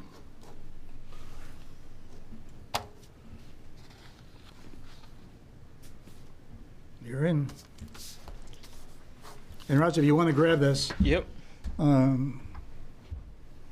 that's out of the ordinances, and you can kind of, yeah, that's what you'd have to come back in writing with that for us to grant a waiver. Okay? And if you got questions on that, we can answer it during the site walk. Okay. Perfect. Thank you. You're welcome. Thank you. All right, that's one done. Next is the site walk for the solar project has requested the site walk. The land has been staked. He's probably, Dave, have you joined us? I did. Okay. I'm on. You're on, okay. So yours is going to get advertised, so we're pushing, Sandy, where's our first date? The earliest you could do it would be November 25th. So if you want to do them both the same day, That makes you could sense. probably do that. Yeah. Yeah. Yeah, I don't want to do the same day. Look at, you know, it's tiring. You are retired, aren't you? You are retired. Why is 2 things in one day? I schedule one event today. That's it. This is it. I do anything all day. I just hung out and waited for the Wake up, it's an event, right? All right. So 9:30, 10:30, how long do you think it'll take us? 11? I don't know. I don't think that one's going to take us that long. It's not going to take us that long. What about travel time? It's relatively close, right? 20 minutes max, yeah, it's probably Right. closer to 10. 10, You 15 go down minutes. 121 and So Go down take Main a Street. right. 10, 15? 10, even 10, you I think? would say 10:30, just to be safe. Yeah, 10:15 would probably be fine. 10, 15. If we go over a little bit, we go over a little bit. Yeah. 10, 15. Dave, 10, 15 on December 2nd, that work for you? 10:15, December 2nd, yep. Okay. Sandy will advertise. I will get the advertising done. Yes, sir. Sandy, you don't need to advertise the road sidewalk. Correct. Yeah, okay. And then in regards to the next meeting, Sandy, is that where you've already notified the abutters? What do we do there? Well, I'll be sending them another notice, Dave, of the actual site walk, so they can attend if they wish. Yeah. But you'll be on for the next meeting because I got everything in today. Okay, great. And that will be, so when, will that include a public hearing in that next meeting or not? Yes, That's up to the chair. I would say yes. I can advertise it as public hearing if he so desires. Where will we have not really even accepted the application yet. We didn't accept the application last time? No. Okay. Yeah, I think that might be, I think that's 1 month too soon. Because we have not officially accepted your application yet. It was just a sketch plan review. Preliminary, yeah. Got it. Yeah, so I would think our next meeting would be preliminary, where we would schedule the public hearing. Which would be January, and then. Yeah. So you'd have it by first meeting in January. Yeah. Got it. Got it? Okay. You got it, Dave? So we could accelerate a little bit. Dave knows this game. Yeah, okay, that's fine. I'm still working on it. And they've submitted an applicant for next meeting? Yes, today. Okay. I'll be working on getting that together and out, Jim, tomorrow. That's fine. No, I was just asking.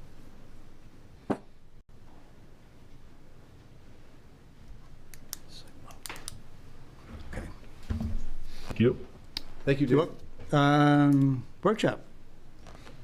Discuss the ordinance changes for the June town meeting. Yeah, so I passed out, what I do now is I try to keep track throughout the year of people who come in that have requests that they would like to make for ordinance amendments, things they don't like or things they want added. So I only have 2 that came in this past year. So I provided you guys with those. Beyond that, we have a bunch of cleanup stuff that we can do that I can kind of add to this, but I didn't want to do that really until I know if you guys have any interest in tackling anything, or either of these 2, resident requests. We can kind of fill this list in with some cleanup stuff, but the first one is an individual who would like to do, and this is kind of a hot topic, it's something we've discussed, or you guys have discussed in the past. Yep. You would like to do events on a residential property. And this one comes up quite a bit because we do not have an allowed assembly use for like an event center or event space. Really anywhere in town, definitely not in rural or rural residential. But we have people who have requested to do that, wedding barns and stuff like that. So his request, he has a field that has utilities, and it's on a vacant lot next to his house, and he would like to be able to do events there. So I said I will bring that to the planning board. The second one is someone who would like to install a tiny home, but they can't meet the requirements of the town currently, which is we allow tiny homes, but they have to meet all of the requirements of a dwelling unit, which means foundation, regular egress requirements, and space requirements under IRC, the residential building code, and it's basically not possible for a conventional tiny home as you would picture it. So there has been some changes at the state as far as definitions go for tiny homes. Doesn't change much. But the IRC does have an appendix to the residential building code, which allows lesser standard items specifically for tiny homes. So some towns have adopted that. Some towns don't. So we had a request from an individual for you guys to review that, possibly adopting the appendix. So those are the 2 that I have. I don't personally have any others. I know we've got some stuff in the ordinance that needs to get cleaned up, but I don't have any pressing issues for you guys. So really, I was just curious, thoughts on those two items to see if it's something you guys want us to do some research. That would be the next step. Jim and I could look at other towns. And if there's any other items that you guys have that you want to look at. Sounds like a good idea to do some research on the tiny home issue. Yep. Compare what the addendum to the building code would require versus what Yep. we're trying to, or what are. And it's pretty short. I could give that to you guys for next month, so you can see specifically. It's like a couple of pages. It's really not a lot. So the only question I would have with that is we've got the accessory dwelling unit coming back in. Yeah, possibly. Possibly. It's been pushed off again. And I know one of the somewhat biting issues with that is, do we want to allow them in the shoreline zone? Right. Yeah, how come we can't? Yeah. So. Just allow a whole bunch of houses in the shoreline zone. They met standards. So, the, man, with it, for your first one, I, top of my head, I would think that is something that the selectmen should task us with doing if they want us to proceed with that type of. Yeah, it opens. Hey, Wayne, can you mute? Yeah. If they want us to look at developing some sort of plan. Yeah. Because that's kind of a big thing, big policy change. It impacts. Sure is. Yeah. Impacts more than just planning. Well, I think if somebody wants to put a tiny home and it conforms to this code, and that's the only home on a lot. No, I skipped. I skipped over to number one. Now he's back on events. Sorry. Oh, events. Yeah, events. We did go down that path. Yeah, I know. Once before, and I think it was the selectmen that kind of said, let's not continue this. Correct. Based on that. We did do some research. We looked at Cumberland. We looked at a few other event locations.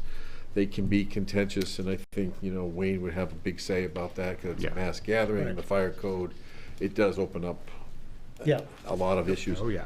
And we had talked about, I know even back then, we had talked about making it a special exception, which have to go to the Board of Appeals or something like that. And the number of events and all that. Or conditional use. Yeah. Right. And how do we license it, or how do we even police it, for that matter? So it does. They get a liquor license outside. Yeah, I mean, any venue can get a temporary liquor license. Yeah. So, I think that's got to go selectmen if they want us to proceed with. Okay. I'm happy to kind of do it, but. Yep. We would be the logical committee to do it, but I think it's a big enough policy change that they got to buy off on it. So I will reach back out to Bruce and let him know that he can request to get on a select board agenda and request the select board look into that. Right.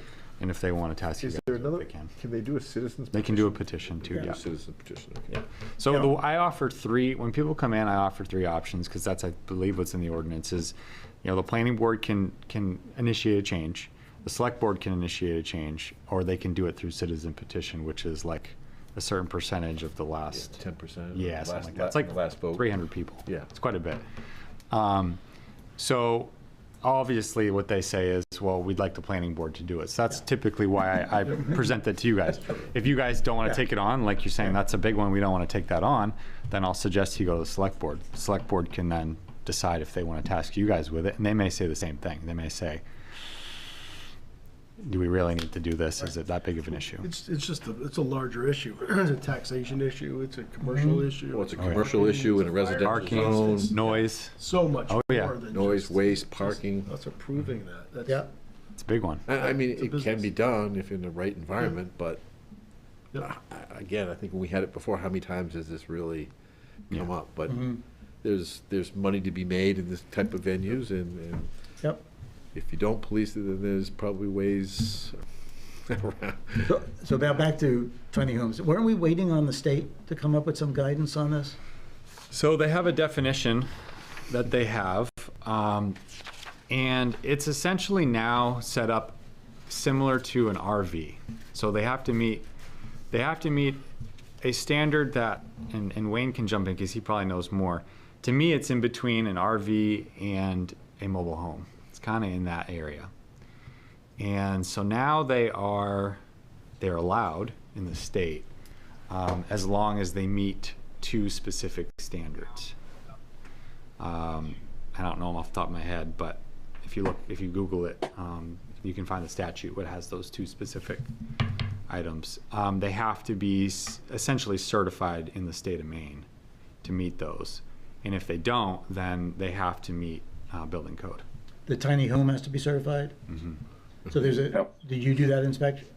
No, that's kind of like the mobile home, the modular home. It's kind of like an RV. You have to have a certificate.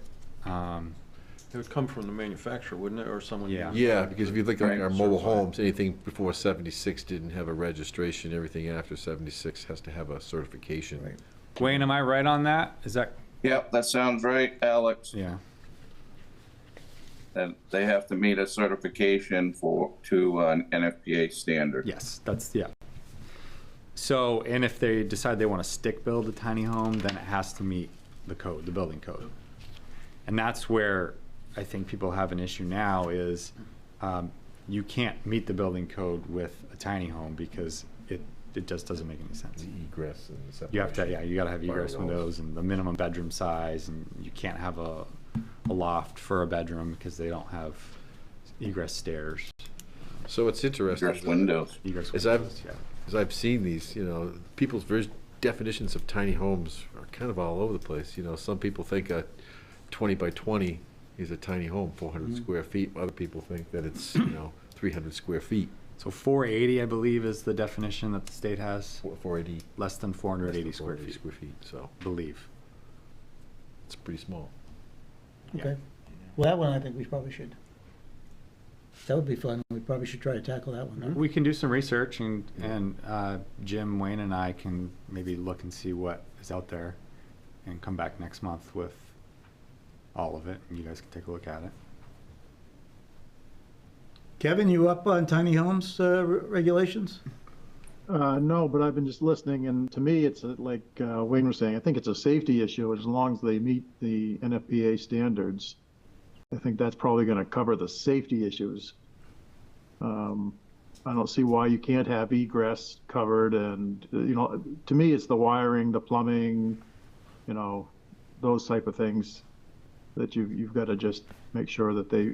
And I don't see why you can't meet the building codes other than the square footage code, part of the building code. Yeah, let's just pull some information together and share it with you. Do you guys have anything that you're interested in looking into this year? I think we're probably. Probably I do. Yep. Go ahead. At the last comprehensive plan meeting, we discussed the issue of accessory dwellings, and there was concern by the members how the town is proceeding. So I invited them to come today because I knew this was either a workshop or we were going to talk about accessory dwellings. And so we have 3 members: myself, Peter, and Sean. And I guess Peter's ready to say something. So Sure. Looks like it. Yeah, hi. My name is Peter Levitt. I'm the co-chair of the current comprehensive plan update. And we have spent a considerable amount of time at the meetings discussing some of these issues. I appreciate this time with the workshop to basically ask some questions, maybe get some information and guidance as far as where we're going with the comprehensive plan. Most of the chapters, and I'm sure you guys are familiar with how the comprehensive plan works. We have North Star Planning, basically, who are our consultant planners on the comprehensive plan, and together what we do is develop chapters per the state guidelines. I have gone and updated the select board recently on where we're at. We started this process in September of 22, so we're about halfway through it. Most of the chapters are written in draft form. But some of the questions that we have that have come up, and Greg's been very helpful in as far as being a conduit and providing us with information, but these are just some things that, especially given the fact that the implementation of LD 2003 is July 1st of next year. Then there is considerable concern on the part of the committee that about the time that we're kind of wrapping up the comprehensive plan, this rather large impact on ordinances is going to hit. It's going to actually be implemented. And so we felt that it was not too soon to be asking the planning board to give us some guidance and also look at some ordinances that might be considered along with that. So I'll read a few of them, and I'm sure Sean's got some too, but both in 1991 and 2004, the comprehensive plan in the town of Raymond assigned a high priority to the recommendation to require 10% affordable housing in all new developments. What I can tell you is, in my research of those plans, that never came to fruition. Although they were assigned a high priority by the comprehensive plan, it was never implemented. Local comprehensive plans, while not regulatory documents, must not conflict with Maine statute. The statute regulations for comprehensive plans cited in Chapter 28 identify that communities should seek a level of at least 10% of all new residential development built during the next decade be affordable. Although we have not gotten to the point of actually voting on what's going to be included in the comprehensive plan update, what I can tell you is that it looks pretty much like we will make that recommendation again. So this will be the third comprehensive plan in which a high priority is assigned to achieving that goal. So I guess one of my questions would be what will be developed by the planning board as far as ordinances to achieve that.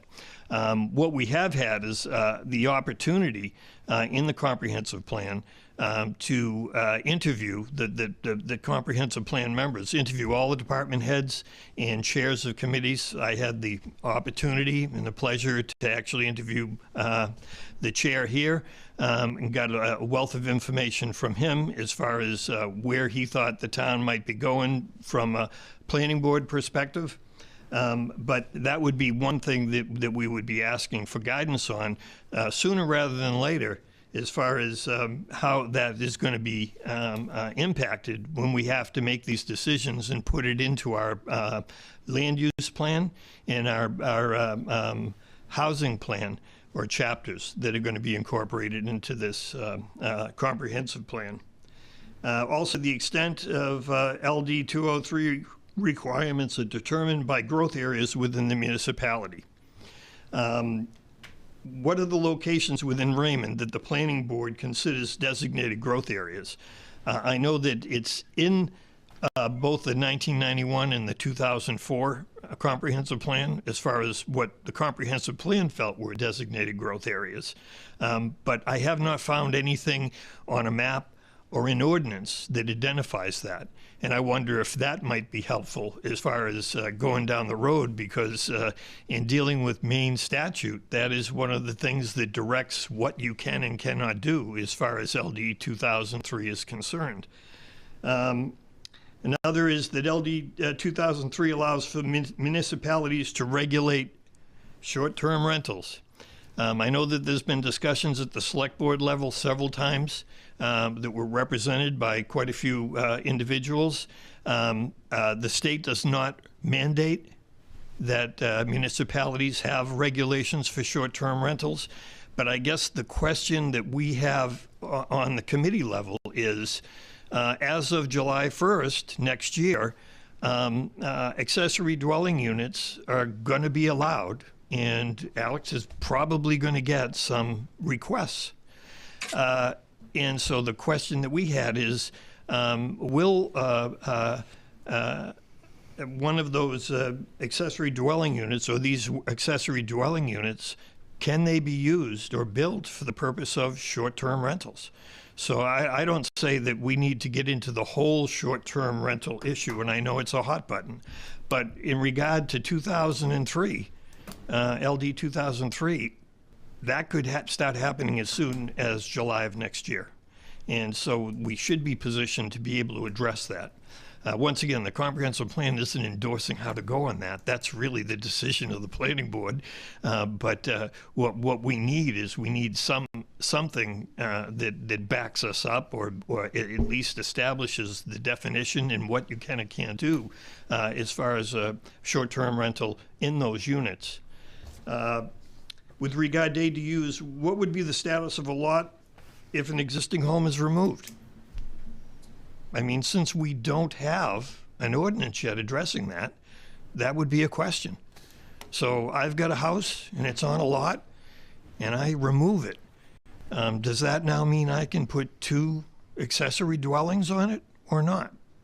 And I believe what the state says is that's up to the municipality to decide. So there has to be an ordinance that describes, can you do that or not? Where we question, this is probably my own question, and it doesn't have to be answered now, but it just, how did the planning board arrive at 700 square feet? I mean, I've seen everything from 500 square feet, some communities, and others that have said 1,000. There seems to be a minimum that the state outlines for an accessory dwelling unit. It doesn't appear that there's any limit on how big it can be. I think I've seen some municipalities that have said, well, it can't be any bigger than the existing structure. So once again, a consideration for an ordinance that kind of defines that. After July 1st, applications for ADUs, if they do increase, I guess this would be, one of my questions would be, and we asked this of all department heads, when we were doing our interviews. The number one concern that we heard from department heads and chairs, as far as the next 10 years in Raymond, what their challenges are going to be, is personnel. Having volunteer members or having employees to do everything from code enforcement to fire and safety. So if there's a flood of applications come July 2nd in the town of Raymond for accessory dwelling units, does the code enforcement office at this point even have the capability to handle large numbers of applications? And if so, and there are questions as far as ordinances are concerned, does the planning board need additional resources to handle that? That's just kind of a thought as to thinking about that, because it's not that far away. And then lastly, do town ordinances currently allow for the tracking of rental units? When North Star Planning went out and did the data collection for the housing chapter, what they could not find any database in town that tracks any of the rentals, and that they were basically estimates. I mean, we have roughly 3,000 homes in Raymond. How many of those are rentals? It was just a guesstimate. We did not know. So that might be something that would be helpful down the road to track as well. And I had a question about tiny homes, but that got answered. So thank you for your time. I think that Sean has some additional questions. I have a question. Can you Sure. define short-term rentals in this case? I believe that short-term rentals, and I've seen that all over the board, Ed. It's everything from 3 days to a week. Yeah, and the associations 6 months, could that be considered? You know, it's less than a year seems like would be short-term. I'm currently working with the town of Sebago, but we found that Casco has actually adopted a short-term rental ordinance. So they defined the date in their ordinance now, which I'll also ask Peter, with regards to the ADU, maybe Alex, you can answer this. Doesn't the town have the authority, they'll have a period of time, right, to adopt this? Or We currently do have an accessory dwelling units section. Right. We did that last year. Right. So, but ours can supersede the state, or does it have to meet the state? well, the attorney went through last year and made sure that we were in compliance with LD 2003. The problem is, since he did that, they've continued to make changes as they're getting pressure from the other side, and So we would likely want to have him do that again this winter, just to make sure that we're on the same page. Because we do allow them currently. They're allowed anywhere in town. Yeah, if I could, my understanding is that similar to most ordinances, the municipality, in the case of LD 2003, we can be more liberal, but we can't be more stringent than the state statute. So as you guys know, I mean, there's no way that we can, or the planning board could implement density as far as regulating parking. Can't touch that. That's state I know law. that was a sticky point when it came up. A lot of the rural communities had issues with lakefront properties because of the impact on septic systems. There originally was a portion of that where you didn't have to increase the size of your septic system with the ADU, and I know that was kind of being looked at, and parking was another one. But absolutely. But with regards to the short term, in Casco, and I think they're going to look at it in Sebago, it's kind of like a 30 days is their time frame. Yeah, there's a licensure process, an annual licensure process with that, so that in the event that there's complaints on the property, an appeal could go before the Board of Selectmen to revoke a license if it's deemed delinquent or inappropriate behavior and activities going on. So there's some policing, but that's always the question, is how do you, it's not like the town's going to run down there and look for problems, but it'll be more or less public complaints is driven,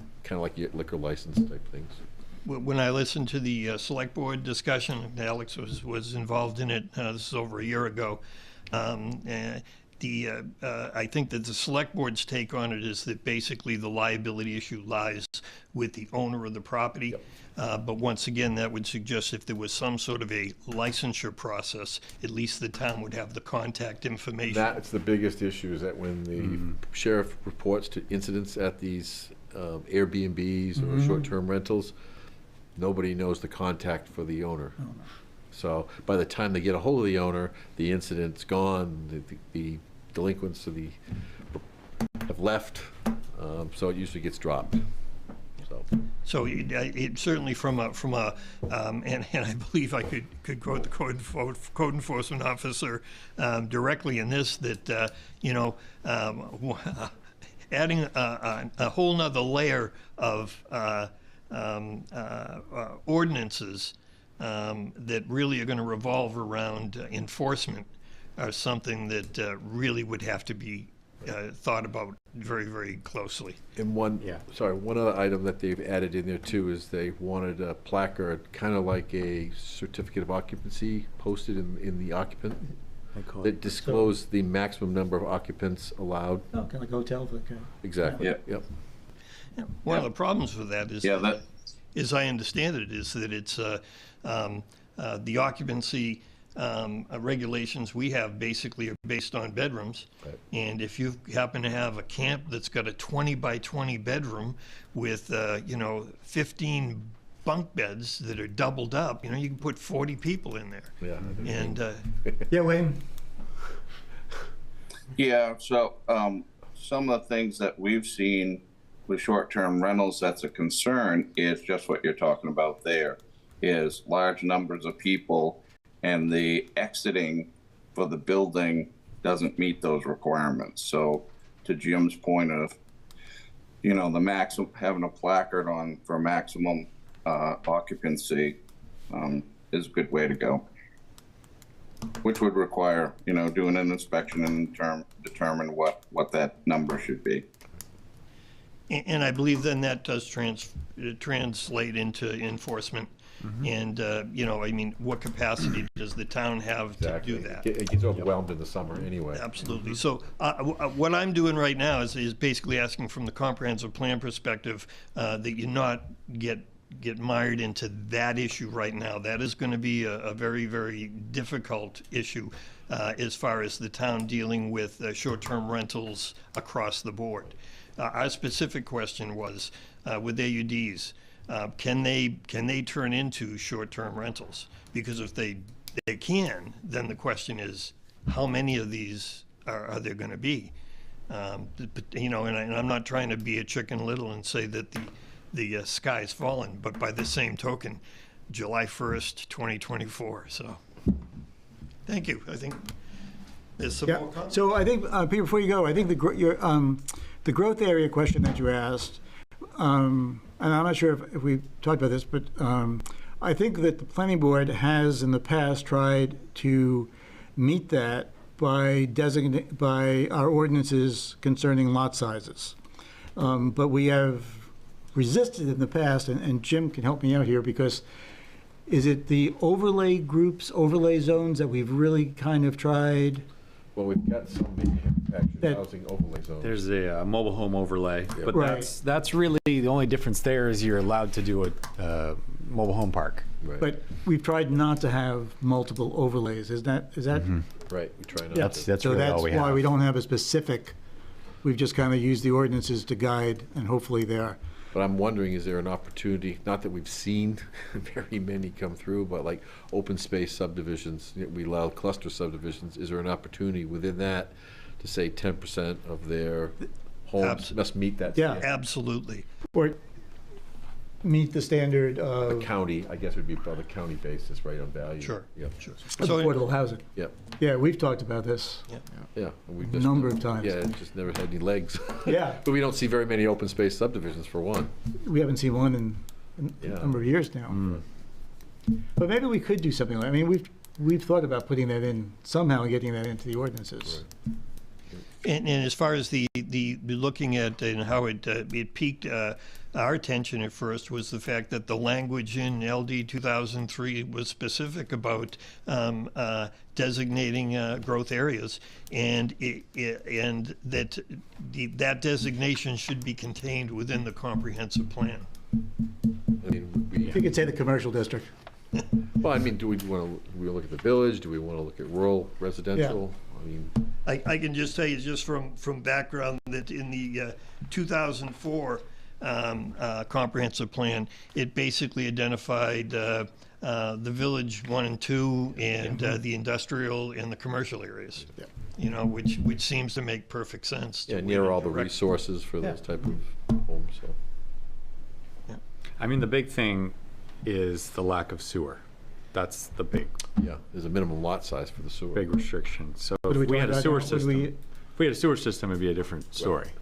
You know, if there was a sewer system in the village and commercial, for example. Oh, I'm sorry. Okay, yep. It would make things a lot easier. That's why it's tougher, I think, in the rural communities because of the restrictions of the sewer. Yeah. You know, when you're in a urban environment where you have municipal sewer, your lot size is almost. You can stack them. What can you stack? And the same thing happens with the dwellings. It's just dwelling units, because Right, almost exactly. always they're gonna have to Right. have a new septic field system, a new leach field, and you have the area to do that. So And it's there's a kind of state plumbing self-limiting. code on top of that. Right. You can increase the amount of density in the village, but realistically, you have to have land to support for the septic Yeah. system, and it's getting eaten up by the structures, so Right. you know, you're kind of just maxed out. Yep.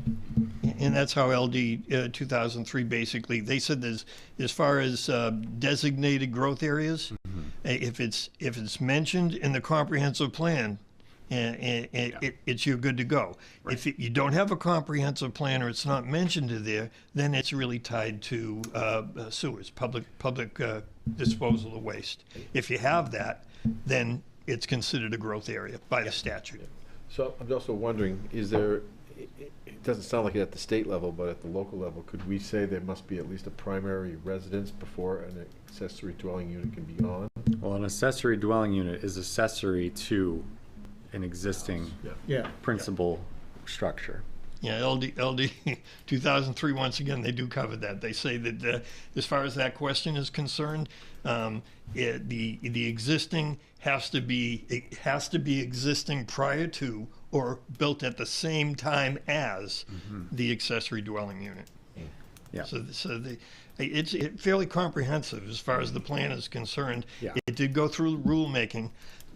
My information is the rulemaking for now is done until, I guess, we all meet in court.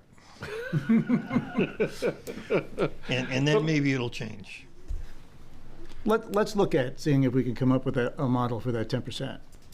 You know, In the cluster? Yeah. Or the open space? either one, Okay. either Or one of both. those, or both. Yeah, I mean, it's something we've batted around for a while, and we see what happens when there's a approved subdivision, and then somebody wants to build a multiplex. That's going to be a lot cheaper. We get a lot of We did have one of those that did come in, remember that one? Yeah, point? I do, It that's was a- Westview, right? Right. Yeah. You know, and the residents get upset, and rightfully so, because they weren't expecting it, because it wasn't in the. Well, the question would be, does it have to be multiplex, or can it just be an affordable, single-family home? Sure, no, I just use that But to as your an point, do example. we want to go that far as to say that a certain number of those lots could support duplexes, or? Well, if we did that, then that would, I mean, I would assume those are going to be less expensive, right? Yeah. So- But, I mean, and it's always that compatibility, multiplex with single families, but if it's planned ahead of time and known ahead of time in the subdivision, then it's not. Exactly. That one kind of sprung on everybody because they assumed it was all single Yeah. family, and then they got hit with a multiplex. Right, and that's fair. I mean, that was fair on both sides there. But if we plan it out and it's approved it like that, I think that's a different situation. If I learned anything in this process, it's the fact that, as I mentioned before, a town's comprehensive plan is not a regulatory document. What I also learned is that a comprehensive plan of a municipality forms the legal basis for every ordinance that we write. And we don't really have one right now, right? Well, you know, there's also, it's stated in the statute that it would be a matter of defining whether or not your comprehensive plan has expired.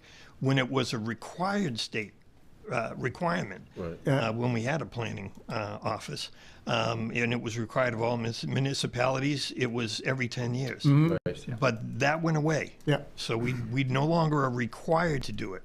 However, my understanding is you're in a much more precarious legal position if you do not have. Right. And your availability of certain grants are restricted. If you don't. Absolutely. Yeah. Okay. Thank you. Thanks, Peter. Oh, there's more? Oh, yeah, just real quick. Sean, I'll make it quick for you, Sean. I'm at 84 Main Street, Comprehensive Plan and Budget Finance Committee. I don't want to throw anything more at you, just want to, I took a class on this. As a realtor, this thing fascinates me because I want to be able to speak on it, especially people coming in and saying, hey, can I use this as a short-term rental? When I took this class, the panel was comprised of somebody from Janet Mills' office, so it was just very interesting because some of the stuff that they were saying, they're like, yeah, we don't quite have this thing locked down yet. We're still working on it, so anything that I kind of say could be kind of changed. If something's built into the deed where you can't have an accessory unit, that's going to supersede that. So if there's some kind of restriction on the deed that says you cannot have another unit, that won't go into anything that's protected by the deeds. ADU must be 190 square feet minimum. Like Peter said, municipalities can set the maximum. For example, South Portland has up to 1,200, but typically 800 is the number.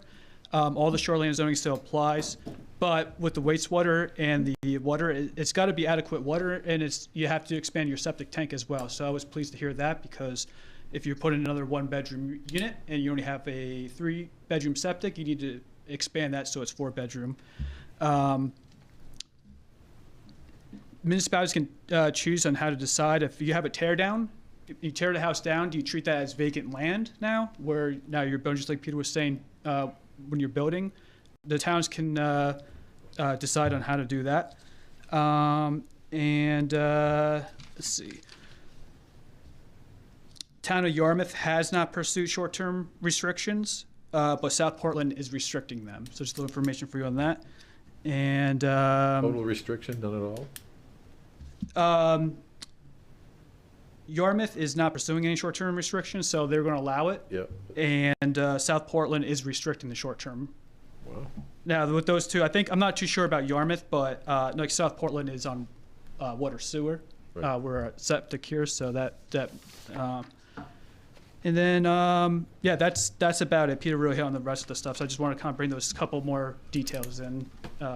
It really fascinates me, so I'm not saying one way or the other, but I think that the concern of the comprehensive plan was that, hey, this thing's going to come quickly, and then if we do decide on short-term rentals, just how is that going to affect our staffing right now for the town, which is already kind of limited. Yeah, you only get one shot at it. Oh, really? Yeah, that's it. So I'd just be remiss if I didn't say this.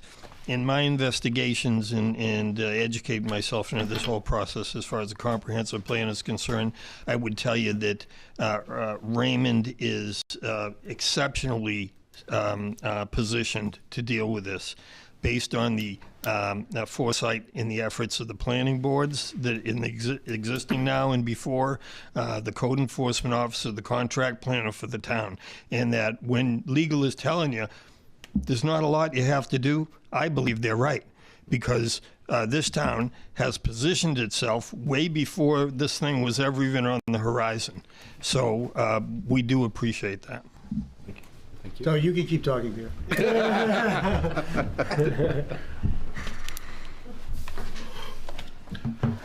So, I guess path forward, do you want me to reach out to the attorney and ask him if he can just make sure that the changes we made last year are still up to snuff, or if, do we need to make any amendments Or on? should we make changes if the, if the rulemaking portion is done? Can we start He bleeding was them very into heavily our- involved with this Yeah, he when was. it first You know, started. one of the so- things that we have talked about, and we just kind of batted around as asking questions, is we've gone from accessory dwelling units that were attached to the the principal unit, right, the principal house, Yeah, what do we- whatever we call it. In-law apartment. In-law apartments, Right. they were called originally. And then, you know, we, as a board, you know, batted that around. You remember this? Yes. You were on there. We batted that around and said, well, you know, what's the difference if it's attached or it's not attached? Right. So we went with, why don't we just do it?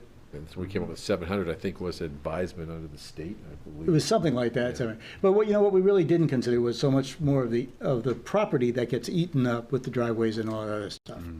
But even more so, and, you know, and Peter brings this up as an interesting thing, is that we can build that, you know, you build it for your mother-in-law or for your son or whatever as a separate place, but then you move on, and that becomes the perfect rental, right? And that's why we did the accessories, because that's what we saw happening. Yeah. Exactly, yeah. Force. You know, so, but if you go back to what we used to do it, and it's attached to the principal dwelling, it becomes much less of a rental property than when it's separate.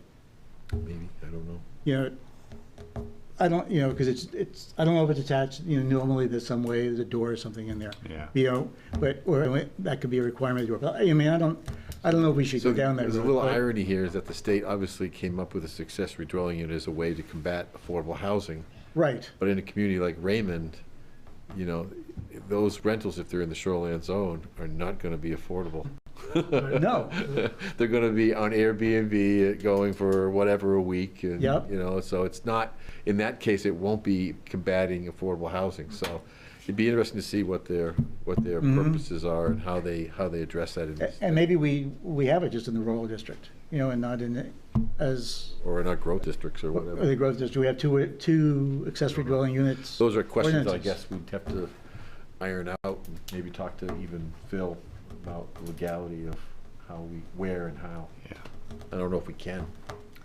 Yeah, I mean, we can't have any control over it once we approve it. I mean, it's. Because, I mean, just think what we went through with the districting of modular and mobile housing when that came up. Right. That was difficult.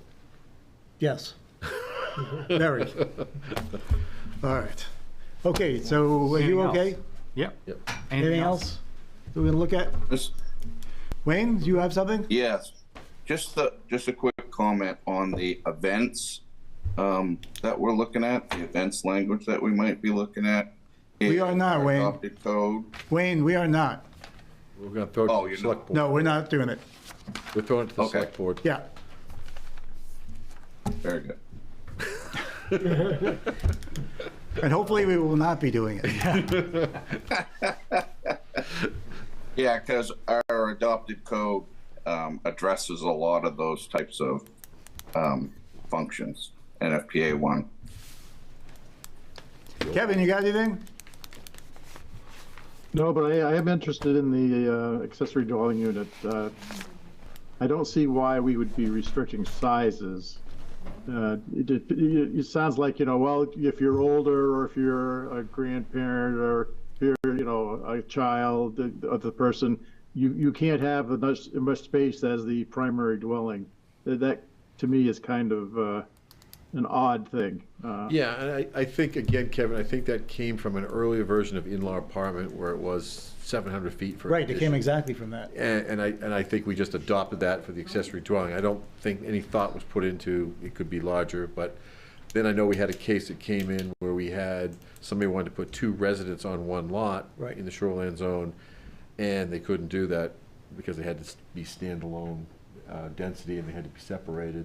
Shoreline then zoning it became like twice. Then that accessory issue came up. One had to be less size than the other, and it gets into a lot of detail. It has to be 6 acres. If you have 3, then you have to have 3. Right. I think we got to look at, Ridiculous. if we're going to have people.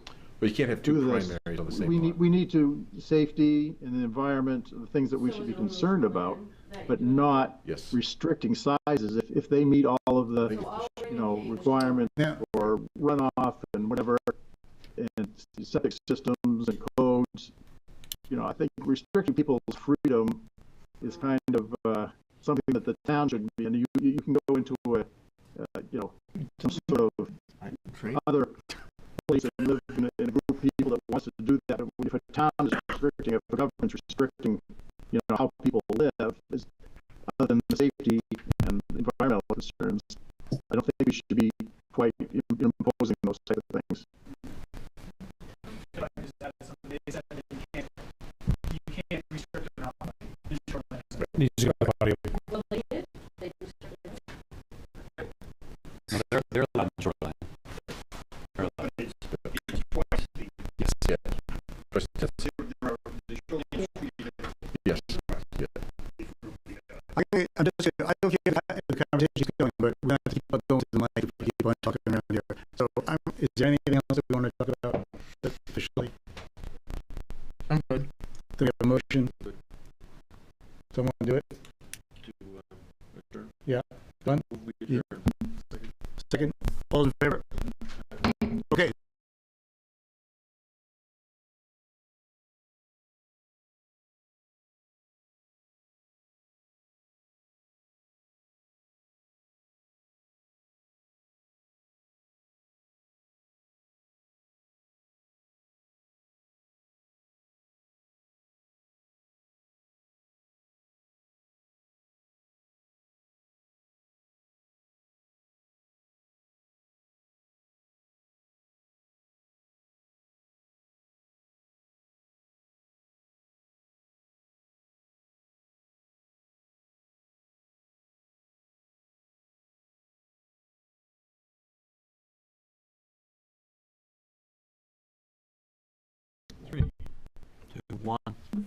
Welcome to the meeting of November 14th. We have a quorum. First order of business is approval of minutes from October 10th. So moved. Second. Moved and seconded. Any discussion? All in favor? Unanimous. New business. Update of the British Memorial added to the Veterans Memorial Park. David McIntyre. Is this on? Yep. Okay, good. I don't know if I'm Dave McIntyre, if you don't all know me, but been with the Veterans Committee for quite a while. You may have heard some rumors or whatever about this memorial, so I thought I need to let you know. And an email to Sulik a while back from Joe Crocker recommended we let you folks know what's going on. Back in July, first Joe Crocker got a phone call from a British folks, somebody down in Massachusetts, and because he's in charge of the parks, and then he handed it over to me because it happened to be something to do with veterans. And what the gentleman was from the British and Commonwealth Remembrance Project USA. And what they are, they're an organization that are in remembrance of British soldiers and the people from the UK, both World War I and World War II.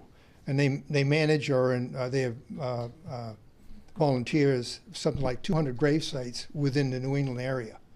Maine, I think there's about 16 or so that I know of.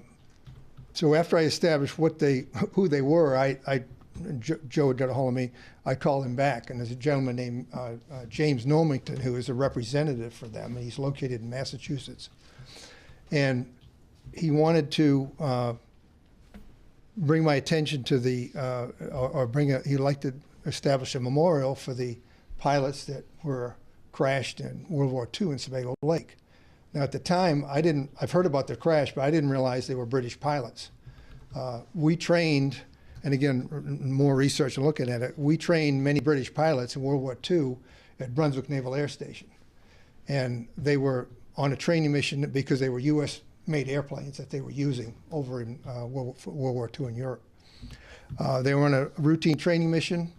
They were in a formation flight over Sebago Lake.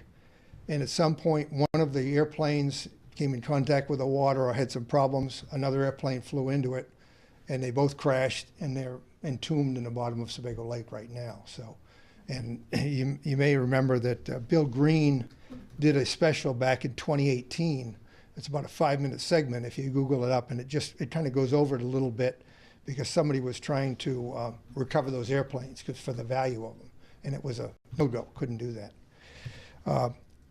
So after I called to talk to Mr. Normington, he let me know what they'd like to do, have a monument. They didn't care what we did. It was kind of up to us and Raymond's for the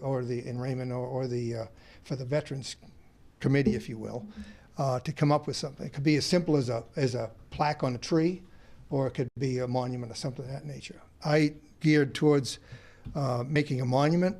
We already have granite benches. Our main memorial is granite, something substantial that would last, not maybe a tree that could blow over and people forget about it. So we started working towards that. Did a bunch of research, came up with a narrative that could go on a stone, and there was several emails back and forth with Mr. Normington to verify that it was historically accurate, had the pilots' names and stuff like that, and he okayed it. I had some meetings with Joe Crocker and also Don McClellan from his, not only he's a Vietnam veteran, but his dad was a World War II in aviation, so he was kind of, and flew in Europe. We settled on the narrative. And at that point, I went to Colette Monument, who does all of our pavers and all the other monuments and the cemeteries, as far as I know, in Raymond. Yeah. And they came up with what they could do for we had a budget of $2,500. That was the max they normally go to. And came up with a monument that would take the narrative and also have some descriptions on it. We went back at that point, to the British folks in Massachusetts because they had to approve they liked what they saw, but they got approval through their various whatever organization they had to do. And from that point on, I went back to Colette and said it's a go. We had to make some minor changes.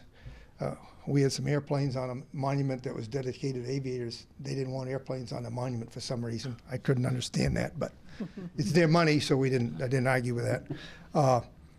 So I went back to Colette and I let them know that this was strictly being paid for by the British. It's going on our veterans park, but all the costs for that is going to be borne by them. I'm not sure where that is. A month ago, when I got from the last month's meeting, it hadn't been paid for yet at Colette. It's kind of out of my hands now because it's up to them to pay the bill. I've had just one piece of correspondence. I tried to check with them today, and he didn't mention the payment of it in an email. So I don't think it's a big thing. I'm not worried about it. But we finally went to. It was going to be the stone is about a $2,500 figure. That's placed. That Colette puts that in place for that, and then there'll be another slight charge for a piece of granite that it will sit on. And it'll be right like I say, right in, it'll be separate from our park and monument, but it'll be on our park that people can see about the aviators. And one of the reasons that I obviously need to let you folks know what's going on, they intend to have now this was May 16th of 1944 that this accident happened. But when they like to have a ceremony to commemorate the stone, or remembrance of the stone, and they intend to bring a senior Royal Navy officer, whoever that might be, senior probably anything from a captain on up, and a representative of the British government at this ceremony. So the protocol of who comes, I don't know. Oh, and I probably left the important thing out now that I just said that. He told me when I originally talked to him, somebody in his organization and either met with Janet Mills or met with somebody in her organization, and that's how the discussion came up, that they wanted to recognize these pilots and come up with a monument. So that's one reason I went. As far as protocol, I'm not sure I'm sure that politicians like to get in the papers, like their pictures taken and stuff. So who would tell, who knows? I think if this comes to fruition, and I don't know how big they necessarily want it, if they're having a couple of which I would call kind of dignitaries, I would think it would be, kind of a big deal, if you will. Right now, there's, and I've talked with Nate about it, it's 17 years since the vet park went in when Howard Stiles, we got it all established.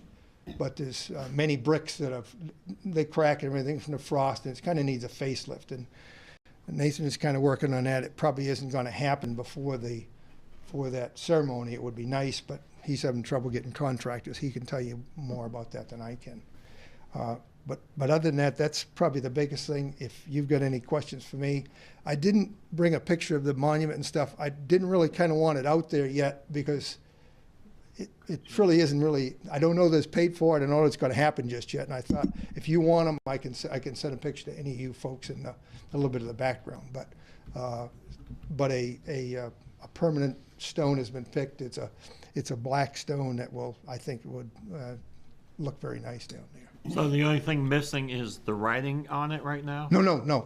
It'll be there. They have to order it isn't in place yet. Okay. They have to order the stone. Tollett has to order it in, unless they already have them. I don't know. They said they order it, and but there's plenty of time for them to do it between now and next May.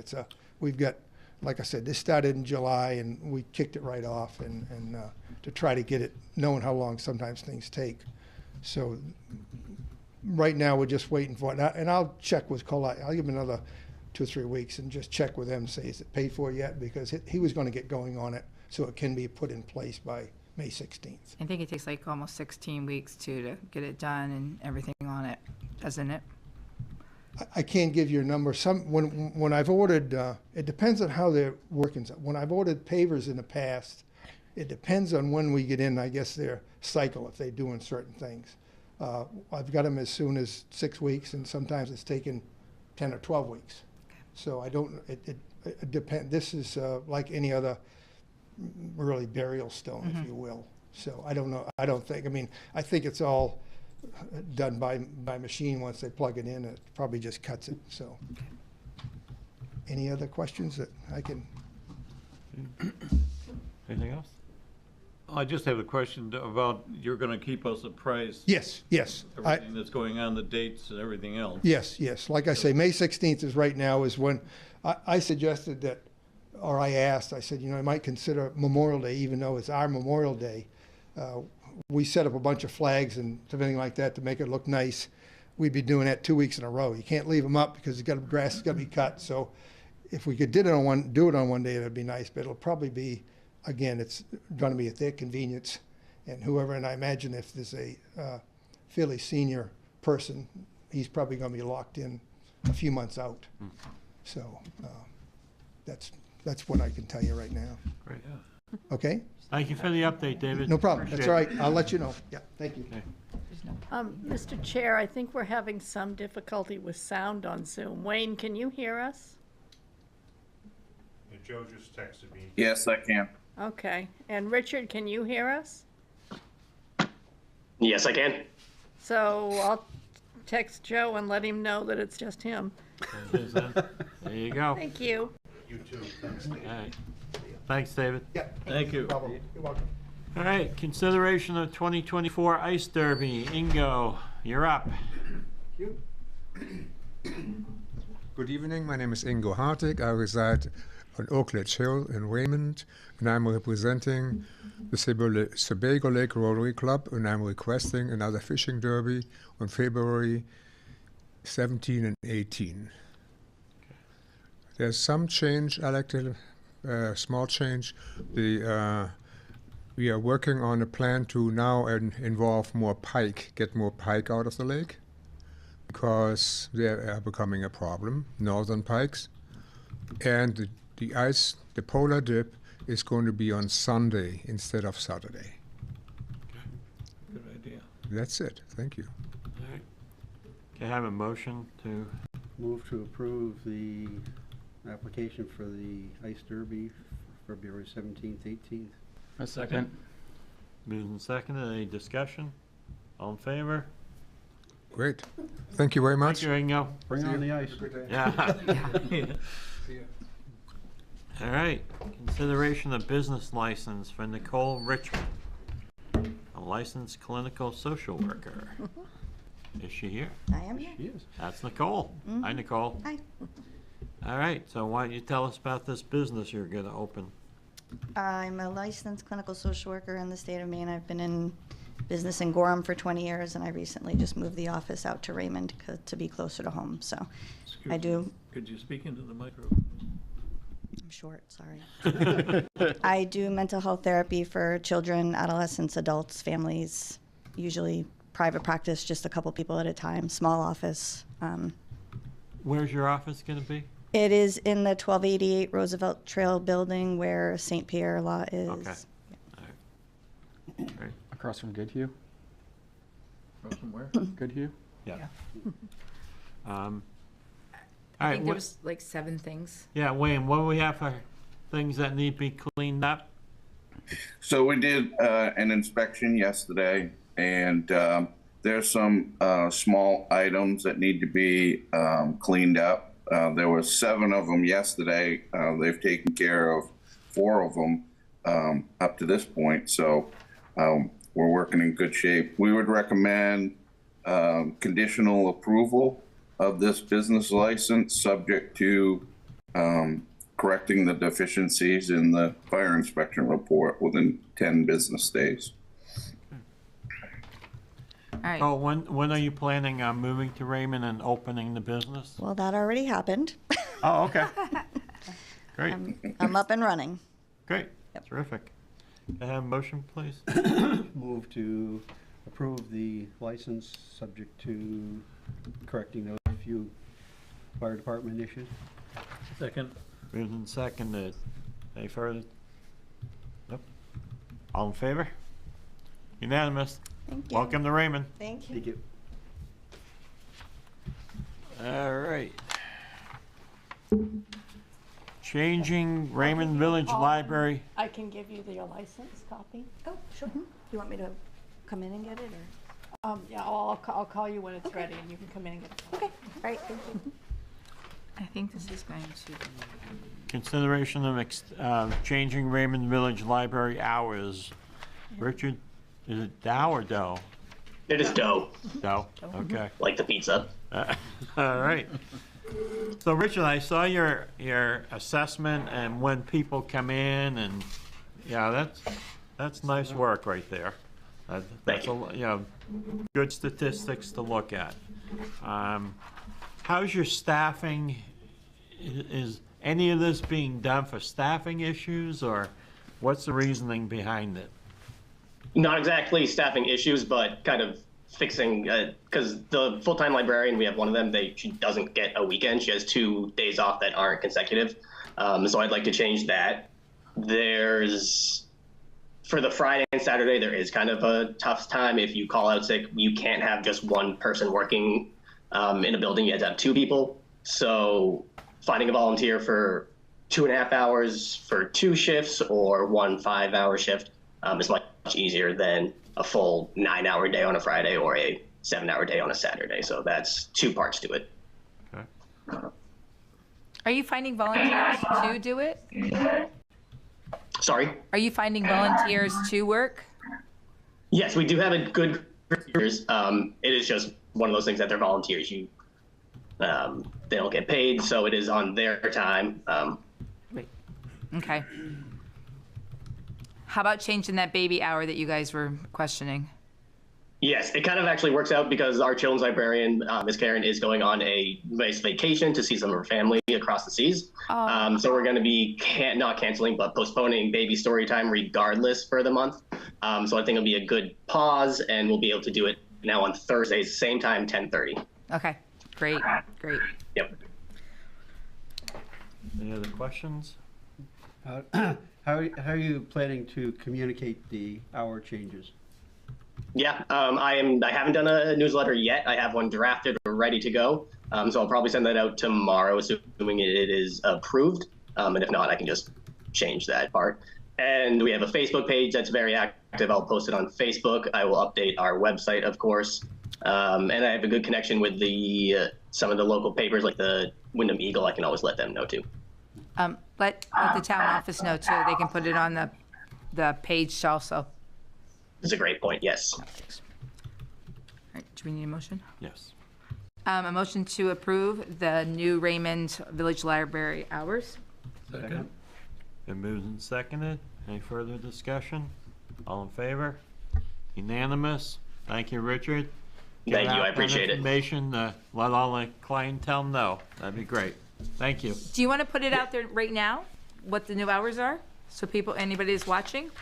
Yeah, I can let you know, absolutely. So it's going to be Tuesday, Wednesday, and Thursday from 9 a.m. to 6 p.m. So those will be our nice long days. We still have some evening hours open. And then Friday and Saturday will be 9 to 2. And if you do look at the stats, Fridays are not our busiest day, and Saturdays we definitely want to have a weekend open. So that's why I'm keeping that day. Great. Thank you. Thank you. Thank you. I don't know why I did that. Okay. Consideration of extending contract assessor Kurt LaBelle's contract until June 30th, 2024. No, not Kurt's. No. I guess the only question I have no objection to extending it. We did an adjustment to it last year, adding some time because of the income stabilization thing, which has now been canceled. Yes. So is that reflected in here that less hours are going to be required, or where are we on that? Well, this is also getting ready for the reval, so Right. my guess is no. Okay. Did you get your letter in the mail today? I did. It was a great letter. Yeah. Yeah, it was. And It you was sit very there and you go, informative. why did the legislature do this? Well, we all know why we know why, and we also made the comments at the time that they didn't allocate enough for it. So. No. But they don't listen to us. No, they don't. And Kurt normally would have been here for this, but he's not accessible by phone, Zoom, or anything else. He's out on vacation, I believe. All right, can I have a motion? Motion to approve. Second? Moved and seconded. I think you have to sign it. That's it. Yeah, I think so. Okay. All in favor? All those in favor? Unanimous. You know, it's kind of weird that it says, I know this is like right off the internet, but it says the company. We are the Oh. company. So I will sign it. Yeah, and Kurt made the form. Can you just type right underneath Town of Raymond? I'll just write, yeah, Town of Raymond. Yeah, I should have picked up on that and fixed it. I didn't know if we were the CIA or, you know. Could be, we could be. You never know. Yep, because CIA is undercover, so this may be our cover. Yep.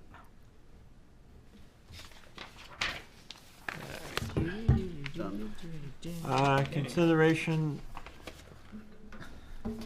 Abatement requests. the Yeah, abatement and- request for tabling, Where right? you're yes, Can I have a because motion that to wasn't table, ready. Please. Move to table the abatement request. Need a second? Second. All those in favor? Unanimous. Consideration of new street name, Tanglewood Circle. Wayne, you taking this one?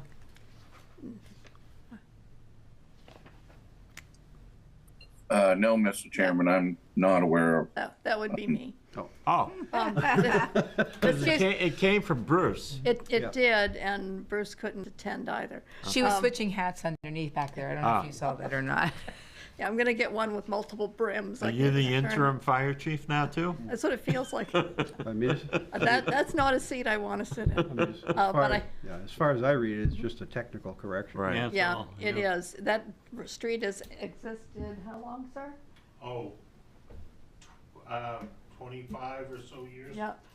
It just was overlooked at the time to add it to E911, and people that have moved there can't or their company can't find them using GIS because it doesn't exist in any databases.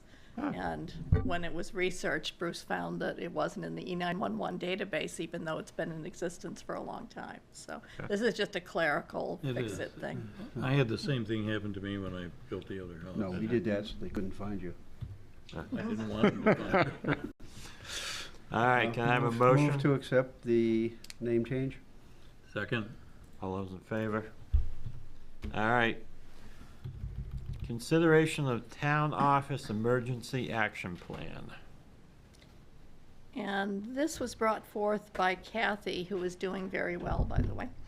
Okay. She had a knee replacement, if anyone doesn't know. Her second. Oh, second one. Oh, okay. Good. And I hope and pray it goes as well as the first, Yeah. because she literally bounced back up.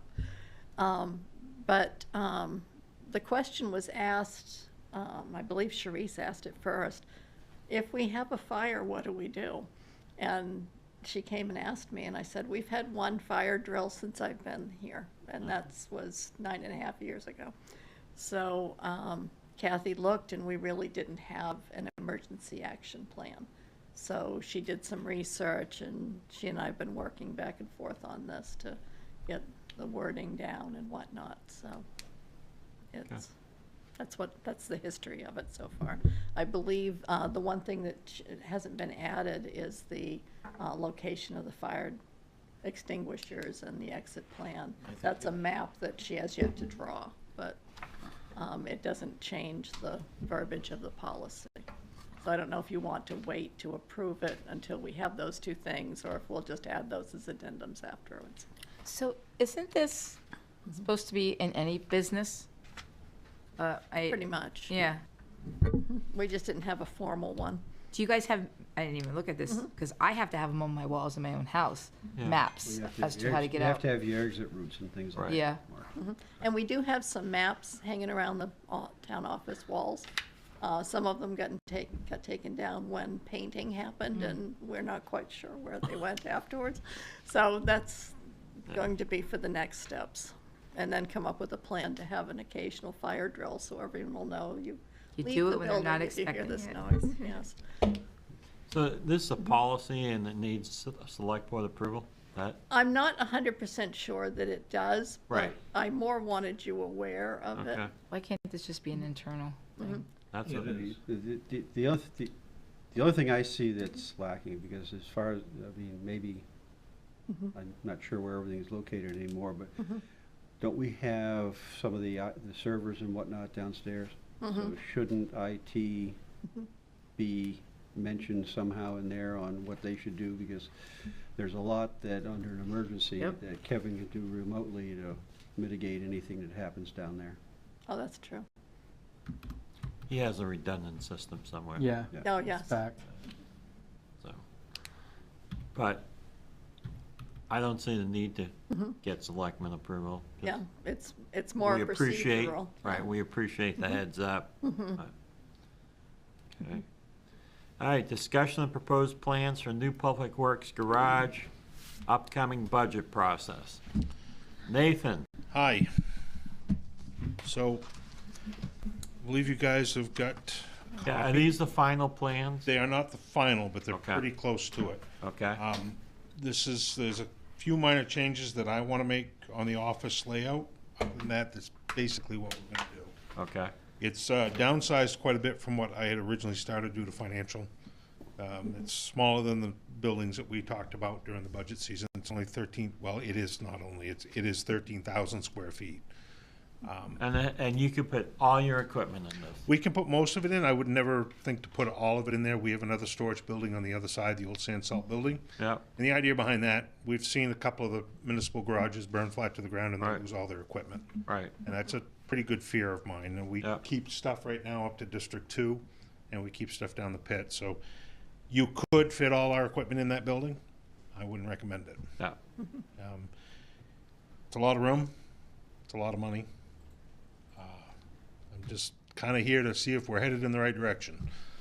Yeah, I mean, I think when we talked last time, it was like 4 million we were looking at, and now we're at 5.7. Yeah. What's your We ticket? were What's your at big ticket? 6 and change, almost 6.2, I think, is where we started. Yeah. And I walked away from it. I go, no. And we're down to that. The next step would be knock off 2 bays, which would, going by the square footage numbers only, if you knocked off the 2 bays beside the wash bay, that's going to knock it down another 850,000. Well, what's kicking it up? Cost of everything. It's Well, I know, yeah, I know the cost, but is there any big ticket items? there's nothing really big in the building. We've cut out a lot of the stuff. The wash bay is fairly expensive. Fire suppression, I think, was Yeah, that's almost 400,000. Yeah, that was a quarter. Yeah, it's a lot of money. And that's really it. Those are the 2 big items. In the wash bay, we actually went away from the built-in pressure washer system. We're going to keep the pressure washer we got. But the fire suppression, 3-phase power, we're going to cut out of that. That's going to save us some money on that. The only thing that we need 3-phase power for is the overhead crane, and we can put a power inverter in for a quarter of the money. The 3-phase power's got a lot of good to it, but a lot of bad. There's supply demands. If you turn all the lights on at the same time, somebody hits the wrong button, you're going to be in a different supply demand charge for however long they seem to keep you in that mode. Where's phase 3 at the street of 8? Plains Road. Plains Road? 3-phase power. The school ran 3-phase all the way to the elementary school. So they went right by the Plains Road and up 85 with it. So how? But it's is it at the corner of Plains and 85, or is it down? No, it comes from 121. Oh, that goes the other way. I got Goes you. right by us. Yeah. right Okay. there. Talking to the electrician today, he said that's a very expensive setup. He had another expensive. The building's expensive, but it's another 30 or 40 grand to tie into 3-phase. He said somewhere in that range because of the cost of the equipment and all that. So are there the towns running into this same kind of pricing type thing issues? No, well, there's a lot of other cuts they've made. Gloucester didn't sprinkle. Harrison didn't have to sprinkle. They fall back onto the Maine State Fire Marshal's recommendations. What's their recommendations? On this building, don't sprinkle, you don't have to. But we have to because of our ordinance. Right. I would say, we'd have a hard time enforcing the ordinance on other people. Right, if we don't do enforcing it. ourselves, so. No, I just was just asking. So yeah, and that okay. It's almost it's almost 2 times the square footage cost that I was told by our engineer when I brought this forward last year. Where are the prices coming from? Is it quoted, or is this just Sebago Technic's estimates? This is Sebago Technic's. They're pretty much allowances. He said this is a high number. The 5.7. Yeah, is a high it number. looks high. You're going to spend money to get accurate numbers right now. He's recommended that we go to a design build, that we give whoever companies we pick, this is what we want, this is what we want for siding and whatnot, and just give it to them. To go forward and have them design everything this building right now and come back with a price and ready to go out to bid, so a little over $100,000. And Owen said it's not, he said you give it to a company and they're going to do it for nothing. They're gonna build what they think you want, and then you pick it out, kind of like what the fire department did. They did a design build. You're just gonna be careful about what you're buying and what you're getting. That's where they come in. I don't want to build a garage that we are already cutting at. Do you know what I mean? Like you don't want we're to cut settling. corners. Yeah, and I don't want you to go in and get a half job that you want, Because the whole point of, you know what you need, get it on paper, but wait a minute, let's take off of this. And the whole point, I thought, was to get out of some of these other buildings so we can have it in one place. So Nathan, go back to the, This, I wouldn't add anything more to this building. no, what I'm saying is you're offering to cut things out to save costs. I don't think he's cut the bay out yet. He's saying if he does cut it out, it'll be 800 less. He hasn't cut it out yet. But it's I mean, 800 on a 20-year note. 5,800,000. So you're cutting out. I mean, the other it's thing, a lot. But. And that's really what you got to, when you stop and look at it, if we finance this building and you cut $800,000 out of that, you're literally pennies. Right. Yeah. And it's something that's got to be talked about. I mean, we can cut it back. We can operate fine with 2 less bays. Well, you know, let's get back to where we, you know, why we're doing this. We've got, you know, we've spent a lot of money on equipment, and this is going to help maintain it and give us a little bit more life out of them. Yep. So I don't feel bad in building something that's going to meet our needs. If we shave a few dollars out of there, but then we end up have stuff back outside again, we haven't accomplished where we were going to get there. So. Yep. I mean, the other thing was doing the mechanical, you know, making sure it fits into a bay. Correct. Yeah. I mean, we've got a lot of problems down there that we puddle around and work around, and you put a truck in there with the full plow gear on it, you're climbing over the plow to get to the other side of the truck. Trying to get a truck in that building that's disabled is a nightmare. We're over that. We're past that. What would the plan be for that building on the corner? That building down there, I've talked to Cumberland County off the record. They're thinking some storage. I have not talked to the fire department. I'm sure they'd take up some storage. District 2, you'd have to hang on to. That's this building down here because of the fire department attached to it. And I think there's a lot of other options there that could be done. Those are just off the wall. District 1, where my office is, Joe will probably consume that until this up here to the school happens. Both of those are sellable buildings, because that's another thing I think we got to consider is we're not going to lose any operating costs right now. We're going to reduce some of it, but we're not going to lose it. And this is going to be more to operate than what I've got right now. Joe's running out of space. He's pushing me out the office every day. Yeah, that's a space. If nobody's been there, you should go there and have a meeting in there and see how tight that one is. We've had some failed attempts at trying to rehab the inside to make it more usable friendly. We've been in the budget process, and every time we get the money, we get a little bit closer to the goal, the price goes up. So we've been picking away at it. We did quite a bit of work on the outside of the building this year. I think it would be a good building for him for the time being, but what are your goals for the school? If we end up with a school. So that kind of hinges on that.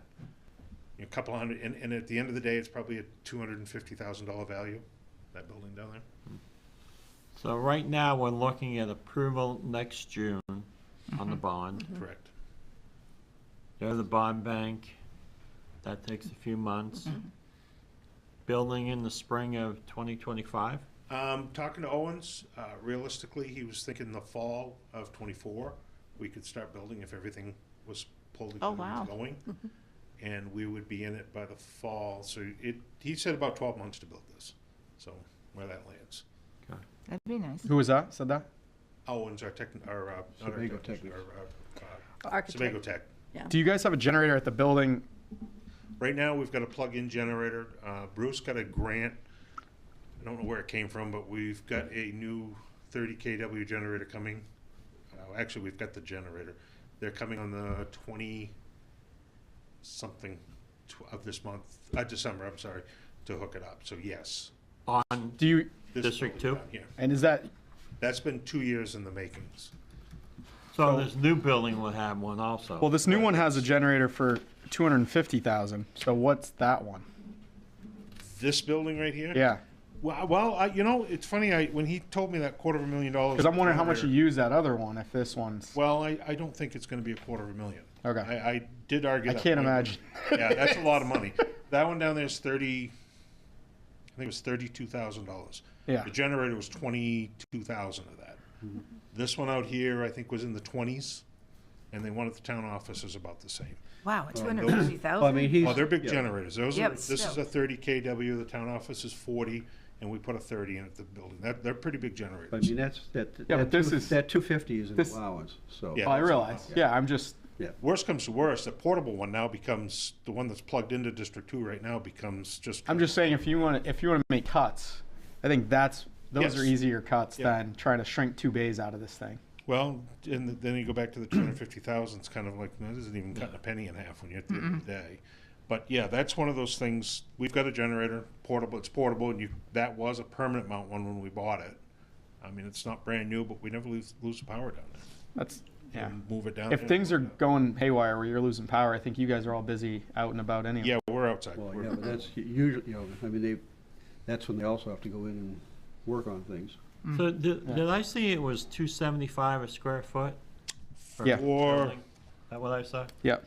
$434 a square foot for the total project. The building is. The building two itself. something, Yeah. Yeah. The total project would be $434.26. Which is equivalent to what the school is, the middle school. That's kind of. Yeah, the middle school was way more than that.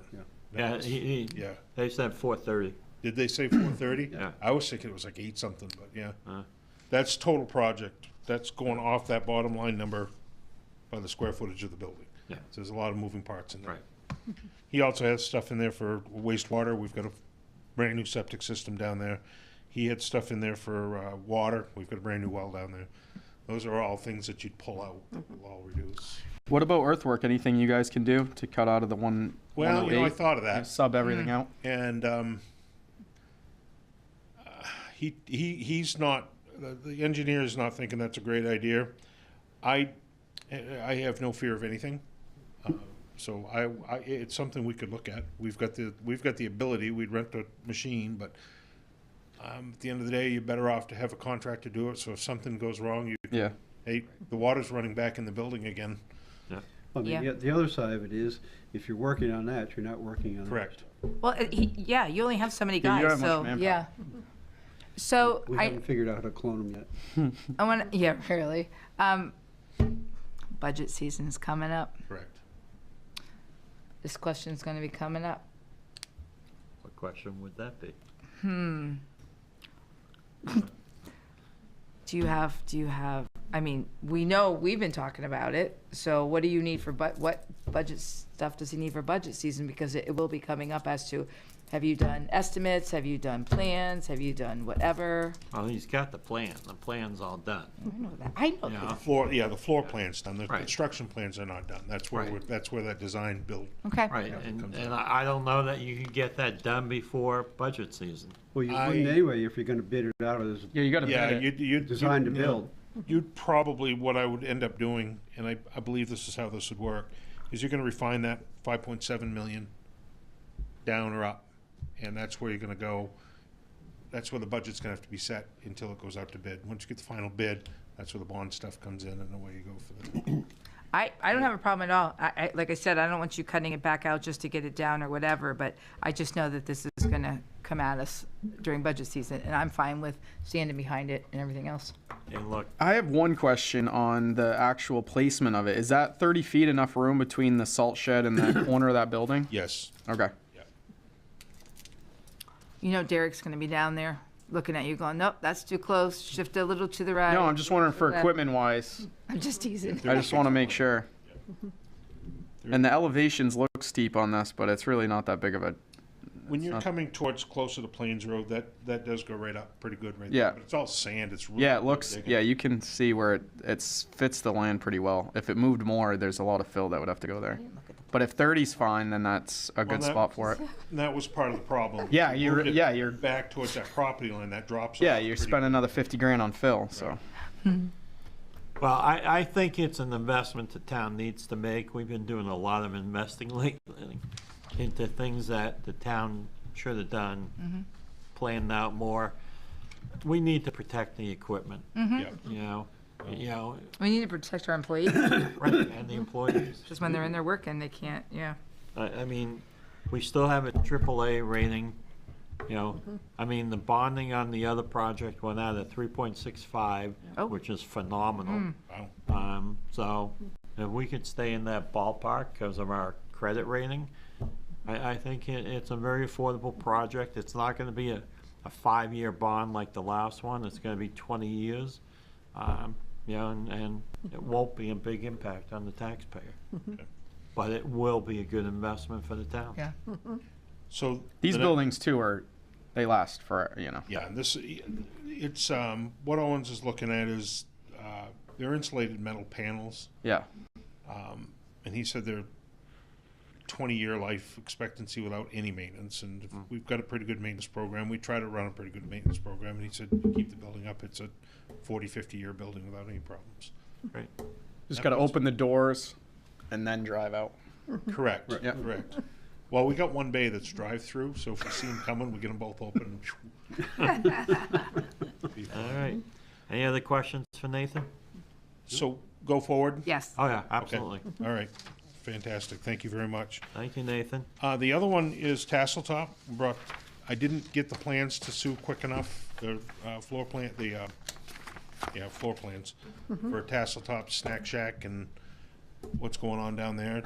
We're in about the same stage as we are with the garage. We're a little further ahead of it. There you go. That's the roof view. Oh, there you go. Yeah, go down, Sue. So the floor plan, he's got an option, and I don't think Joe. Can you hear us yet, Joe? I'm here. I can hear you.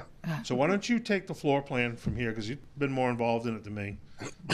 Yeah, of course. So this is going to go where the two trailer toilets are currently.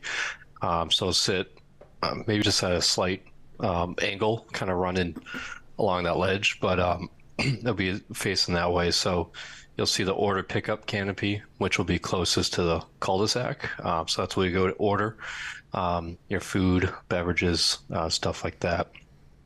There'll be a kitchen there with a pizza oven. I would try to keep this minimal to not have any fire preventions, hood and stuff like that. So it would just be basics of oven, cold stuff, hot dog roller, stuff like that. So it won't be full service kitchen, but it'll be enough to get something different than what we have right now, which is microwavable food. The back will have a grill canopy overhang too. You kind of saw the roof view of it. So we could have a grill for burgers, stuff like that. We'll have a kind of a drive-in for my truck to unload into the dry goods area, storage area in the back there as well. So we'll have plenty of storage. That'll be where our internet and Kevin's IT stuff will be as well. And then we'll have three bathrooms facing towards the current snack shack, and we'll have 3 bathrooms on the back side of the building as well, with 2 outdoor showers on the end. So that's the general layout of the snack shack. Let me interrupt you for a second, Joe. On the back, I downloaded the wrong plans. On the back of that building where you see the doors swing out, that's going to be open with 3 shower heads, so you can rinse off coming out of the lake. That won't be enclosed. This part right. The very end. Yeah, right here. That's correct, yes. This here is not. Good catch, Nathan. And so this is going to be all open with just the roof overhang with, I think there was 3 shower stalls that are going to be open. So you're not going to be able to take a shower. You're just going to be able to rinse off it. Yeah. Yeah, this is Open on 3 sides? Yeah, I or just realized that. Open on 1 side or 3 sides? No, There's stalls in between and just open on the outside, or? You're going to have, this is the last building wall, and there's going to be a wall here and a wall here with a. Yep. It's kind of a. And just the probably head. Open about that much on the side. Yep. And this will be open to the back. And there'll be a 3rd wall right here. Okay. I think there's 3. I think there's 1, 2, 3 on the back. Okay. Go down to the next? Or stay here? Yeah, just go down with the. Are you done, Joe? Yes. Yeah, this is the outside. Just the outside picture of it. So yeah, you'll see the canopy off both sides. One of the kind of order concession area on the back side was where the entrance to the kitchen and grill will be. Then you'll see on the rear, the back here, where the bathrooms are, and we're going to keep this with a fake log sided. Help me out, Nathan. Not a log sided. just log sided Okay. This is where the finish, shower's kind gonna of be. keeping everything with the tassel top theme. So this will be open from here to the roof line. Mhm. And what's that? 4-foot frost walls and a slab? Yes. Yep.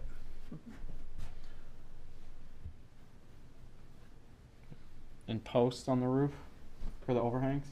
Or is that frost wall too? I think they were posts. Yeah, the front's posts. Okay, yep. They got 2 posts. The third one there. So there's one where Joe's right here. Set it in the way. Behind you. Joe, can you move?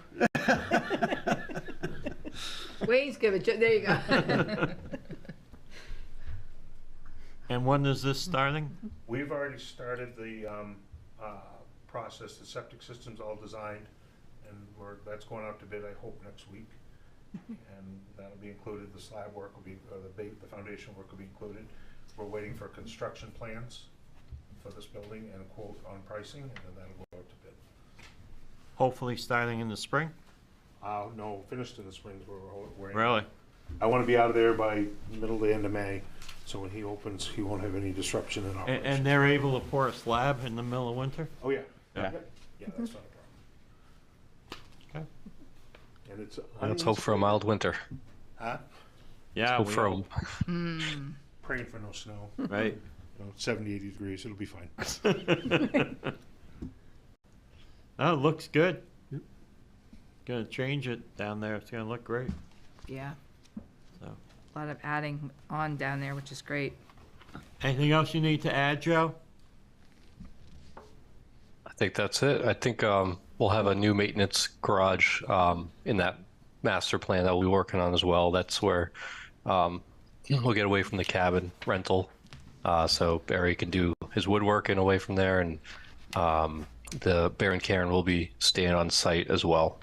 So that would be the goal as well coming spring. So it would be nice to have our caretakers live there. It's a model that's been used at a lot of parks like that, and it helps protect during the hours that staff is not there. So that's the next phase of this project. Right. Joe, you look good with your hat on before. I don't know why you took it off. Oh, Joe. My hair's getting a little long. That's why I had it on. All right. Anything else? Just one more informational thing. Our playground system is going up as we speak. They started today. Oh, good. Talking to him, the contractor, they should be done on Friday. Good. What's the thing back in the right-hand side? Are those swings? The new swings? Yeah, the swing set's there. We just haven't hung the swings on it yet. Oh, cool. But that's been a long time coming, a long battle. I think it's gone up pretty quick. It's snappy. You guys It's pretty. I found that paper. Yeah, I told you I found that paperwork. Yeah. Yeah, it's been a couple of years. And of course, this year it's been wetter than wet. Yeah. It's been awful down there. Got our loader stuck down there this morning, putting stuff around. It's been good. Cool. It's been good. Yeah, it's been good. Thank you very much for your time. And Thanks, Nathan. hopefully Thank you, everybody. Yeah, it's kind of exciting, all this stuff happening. Yes. Raymond, though. It's moving forward. It is. But it's not moving forward so fast that people can't take it in. No, That's cool. but you're seeing it happen, which is kind of nice. So, all right. Don't move ahead yet. Back on the emergency action plan, we actually have to sign that, but I think that I added that if you wanted to sign it, so I'll take that off when we add attachments to it. right, well, one of the other things is rescue and medical duties. Only designated employees are expected to run first aid. Employees will be trained in first aid. Who is doing all that? Well, Kathy's organizing it, but we'll talk about it within ourselves who's going to be. Okay. So, for instance, I would love to have training on how to run the fire extinguishers. I've never done that. So. Ken told me that. Pass. Yes. I mean, that's typical mostly. They'll, you have the overall plan, then you train certain employees to do certain things, and then they're designated.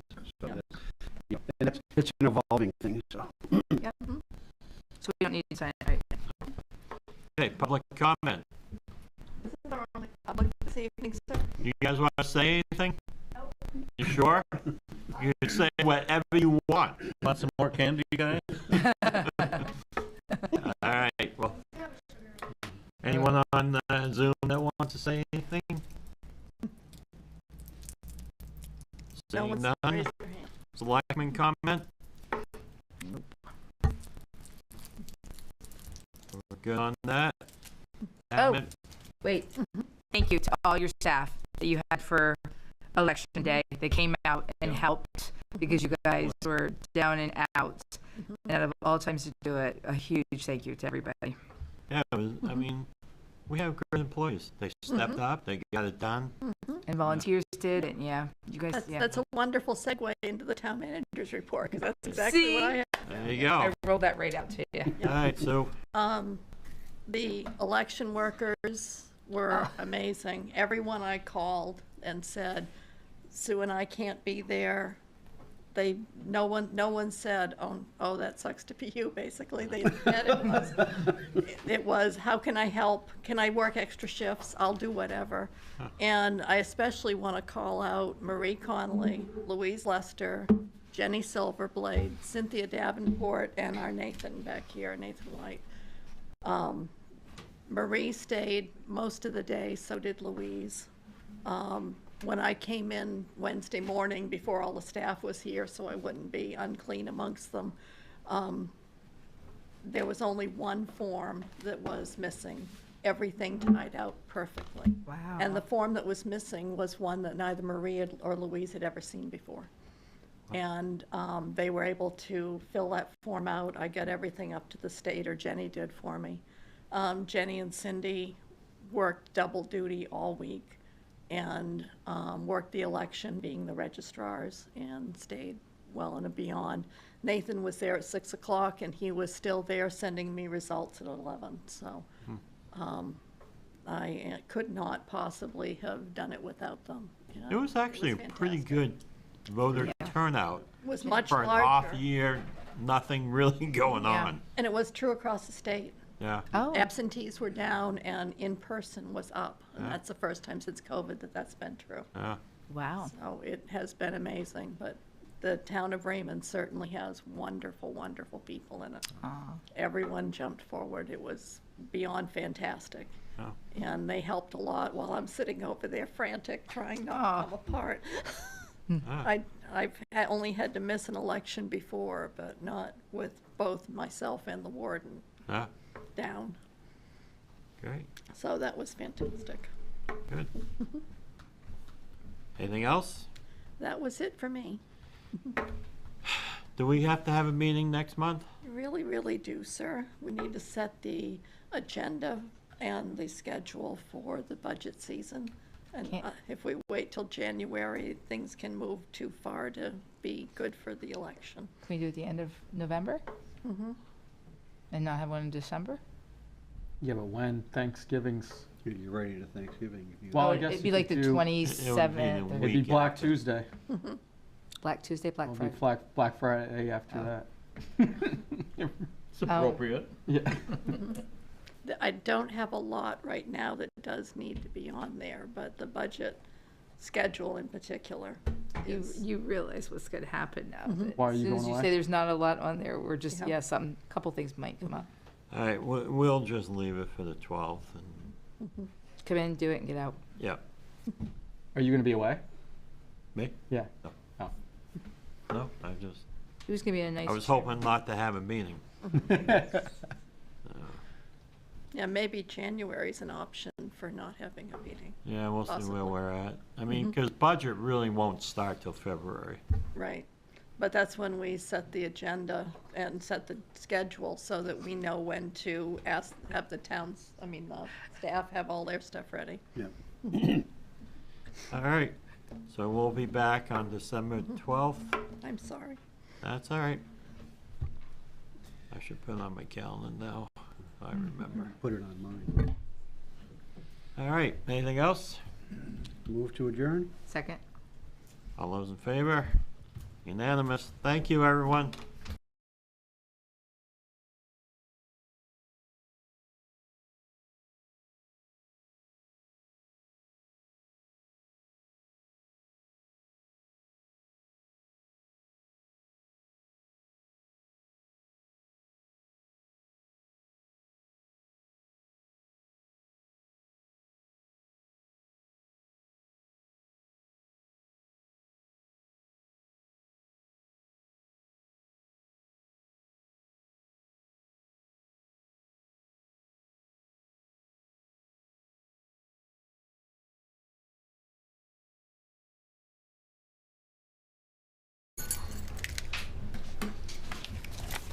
Good evening and welcome to the October 4th, 2023 Comprehensive Plan Committee meeting. I would like to make a note that we do have a quorum tonight. And first order of business is to approve the minutes of the previous meeting from September 6th. Can I get a motion? Thank you. And all hands in favor, please. All right, and that passes. Moving on to old business. The first draft review of all the inventory chapters and the map. Yeah, so I hope everyone has had a chance to review those chapters and those maps that we sent. I have been seeing comments coming in. I've responded to a couple of them where I thought it was an easy question to answer. It looks like there are some things we will want to follow up about. So I don't know if people had questions or concerns they wanted to talk about tonight, or if you want us to sort of go through everything and follow up with any outstanding questions. Like, for example, I think I saw a comment come in today about snowmobile trails. If you have snowmobile trails, please send us information about them. So there will be some follow-up questions like that, I think. But yeah, in general, if anyone has any larger questions or things that they'd like to discuss with the group. I think the other thing I saw a few comments about was especially in regard to housing, number of housing units, percent of seasonal housing, number of short-term rentals, things like that. So for clarification, the number of housing units is a tricky one to pin down. We have the assessor's number, we have the census 2020 number, and then we have the estimated 2021 number. So it's somewhere in between all of those. The census also estimates the number of seasonal houses, and that's basically we have that number, and then we have, we also looked at how many Raymond addresses have their tax bills sent to another town or out of state. So that's another one where we have two data points. The number is somewhere between those. We don't actually know the exact number. And then with short-term rentals, because the town doesn't track that, there actually is not a great source for that data. All we can do is look on some of the websites that aggregate Airbnb, VRBO numbers. So I hope that's helpful. For the purpose of the comp plan and the state, they just want to see that census data. They're not actually that concerned if it's not the exact number that you have in town. But I think it's certainly something that we should look at. And if any of those numbers don't seem right, it's something that we can maybe look a little more into, or especially with short-term rentals, if that number seems low or high, we can include additional, sort of anecdotal information that, according to residents and people's experiences, that number seems low or something like that. Peter? Yeah, I guess just a comment on as far as, I don't know that the state could come up with any better number than we could come up with. And my guess is that we need to be fairly accurate, because my guess is the state uses the numbers that we submit.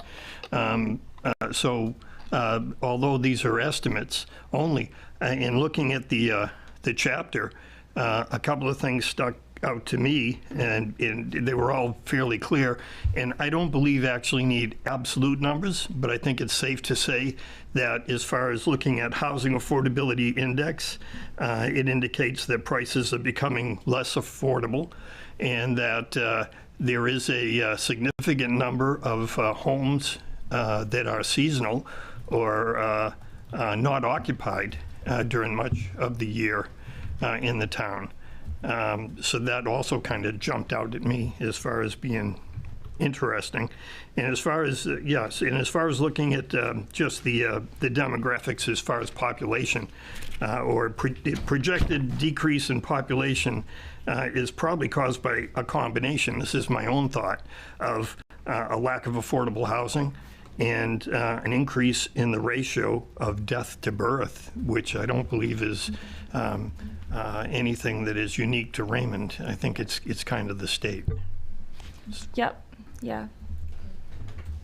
Yeah, that number of it, I think it was a third Yeah. or vacant. I mean, I think you had two different estimates where that came from, so I was like just kind of surprised at a third. But I think if you look at it, it's probably very accurate, and I think you had two different sources, so I'm good with the number.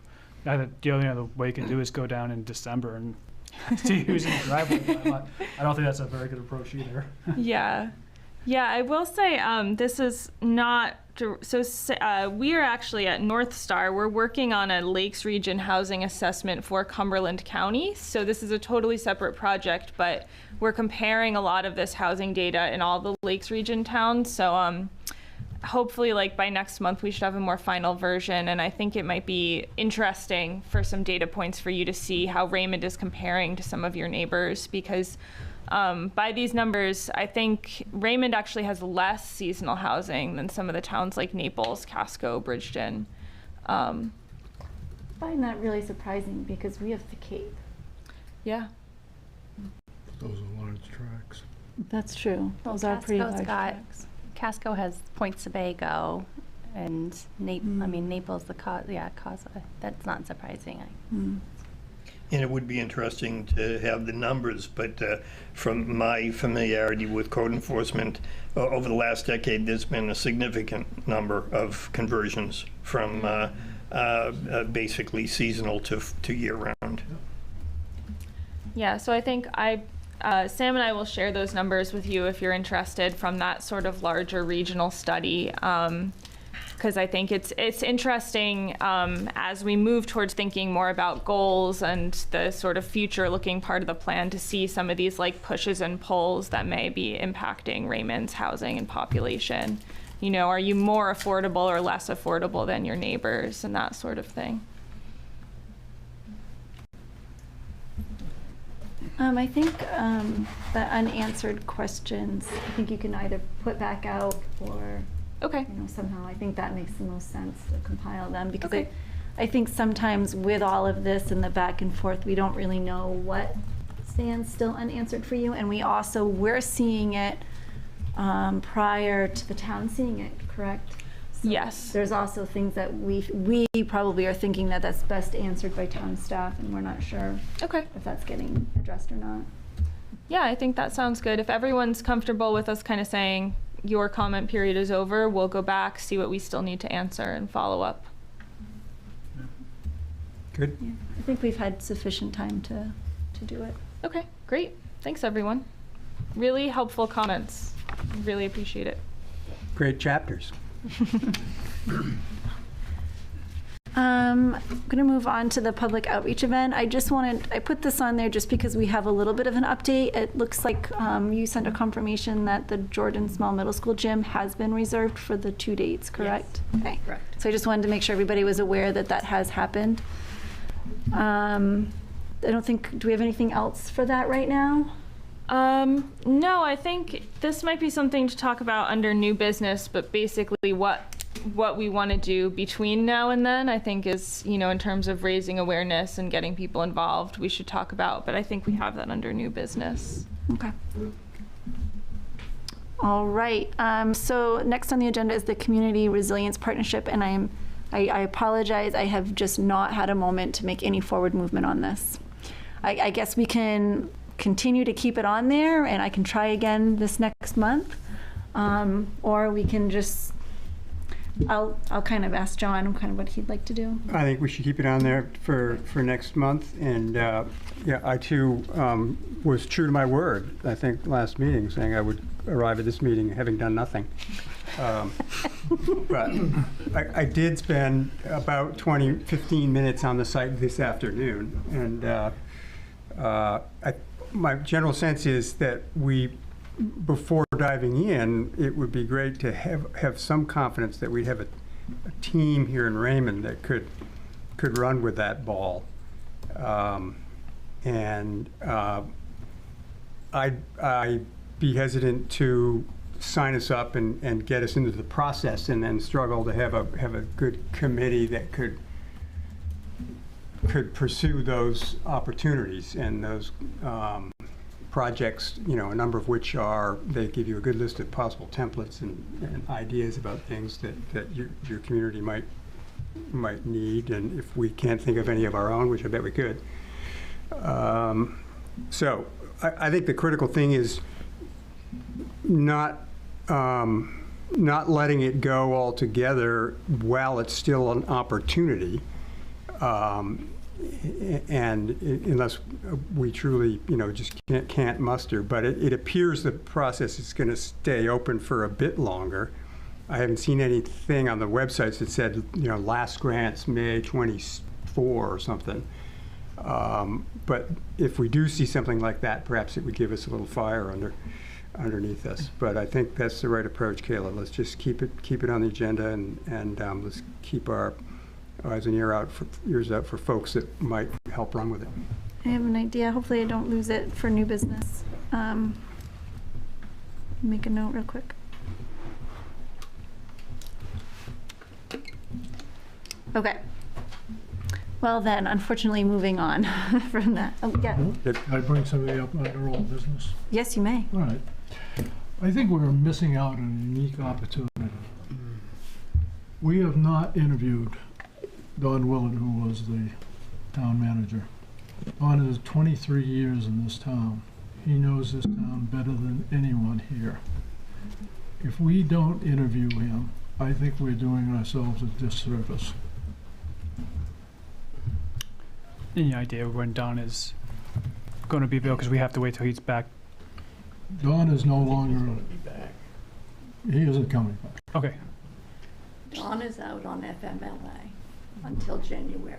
Okay. So we cannot contact him for any work-related subjects at all. So that's work-related, right?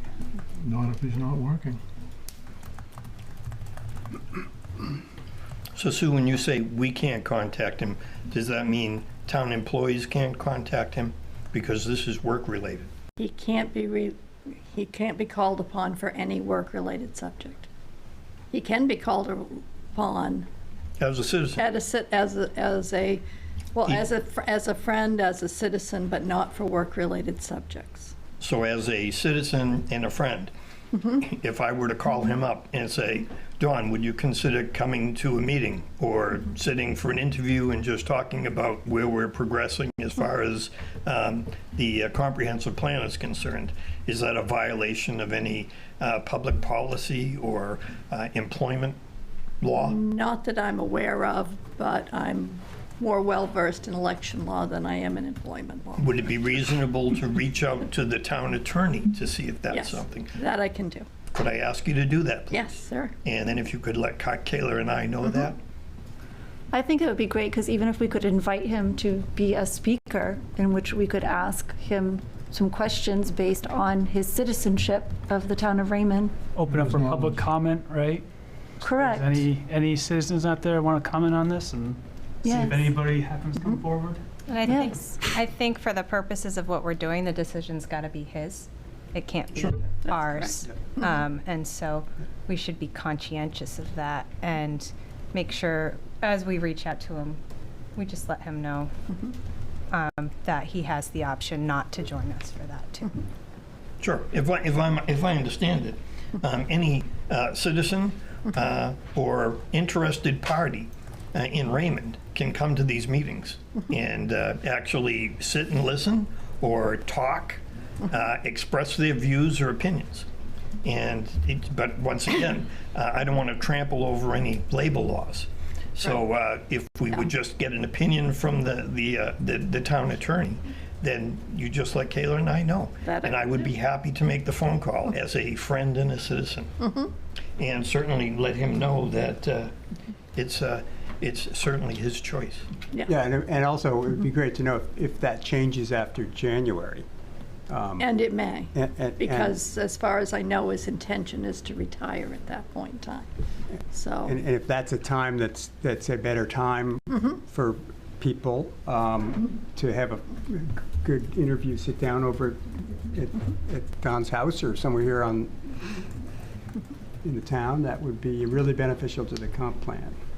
Really beneficial. Was that comment in more reference to the chapters or just as a general? I think the chapters, as well as his vast knowledge of the town, what's needed in the town, where the town is heading, things to look out for, that sort of thing. I just think we're missing out on a great opportunity. Yeah. And when do you think those, Kate, when do you think those chapters are, what do you want to have them like completely locked up? So typically what we do is we'll incorporate your edits and we'll round up those questions, but we're basically going to pause on them for now until we do a lot of these other stages of the comp plan, and then there will be a final read through once we have everything together.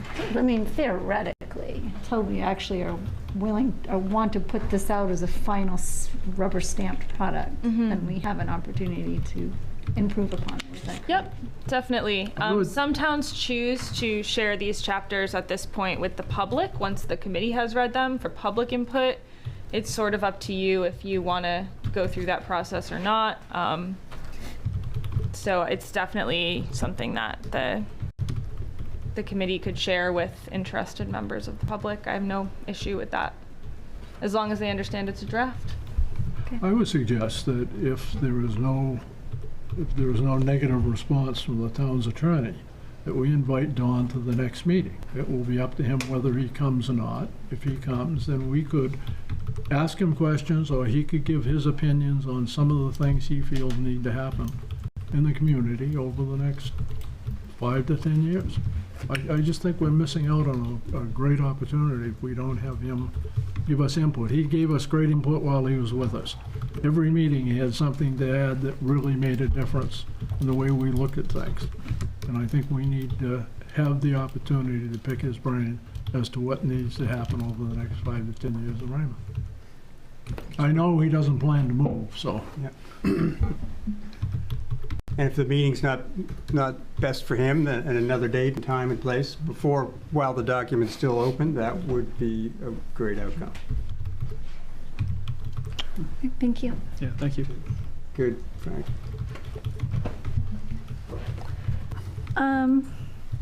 Okay, moving on to new business. The initial results of the survey, which I'm interested to see or to know how that turned out. I have a question for the group. Would it make more sense to talk about the outreach stuff first and then dive into the survey and the vision statement? Or do you want to just go in order? We can definitely go out of order. I'm fine with that. And talk about sort of continued outreach. Sure. Is that okay? I'd, by unanimous consent, would just change the order of the... Yeah, I just think it might make more sense before we sort of dive into a topic. I'm okay with That's that. the chair's prerogative. Yeah. Okay, I'm fine with that. Yep. Yeah. Yeah. Go ahead, Kaylee. Well, I had asked that this be put on there because I thought that, especially since we'll have survey results, that it should be another time for us to reach out to our email list with the survey results, sort of what we're doing. Then we can also talk about that, watch out for January 2024, here's what we're doing. And then I also thought maybe we could put something together for the Road Runner, including the survey results and a little teaser about our January event. So that's sort of, I was thinking of like grouping it all together. Yeah, that sounds great. I think similarly, I wanted to touch base with everyone on kind of what we're going to do between now and January in order to hopefully get some more people engaged. We had about 200 people take the survey. We have about 175 people on the email list, which is okay, but there are about 4,000 people in Raymond, so we would hopefully want to get some more. So I think you know, and we've also sort of in a larger project management scheme of things, like we're right on budget, we're doing really well. We have some room in the budget with the public participation section to decide exactly how we want to spend that money. There were some things scoped originally that could either sort of be additional online survey, like more broad outreach, like even putting like online Facebook ads or things like that, newspaper ads.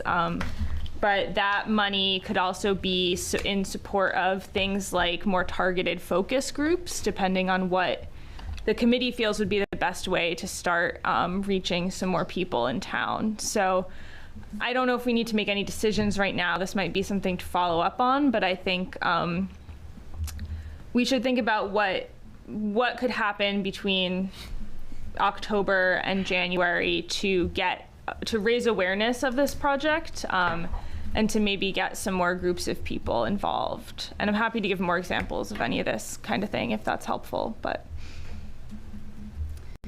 do we have any like kind of sort of calendar of events as far as like community events that might be going on between now and the holiday season, or like Chamber of Commerce sometimes has a calendar of events in the area?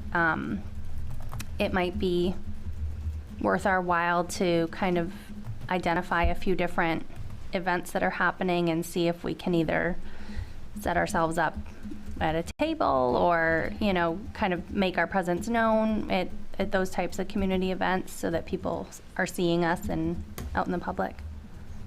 There is one coming up on the 31st of October. Yes. On Main Street.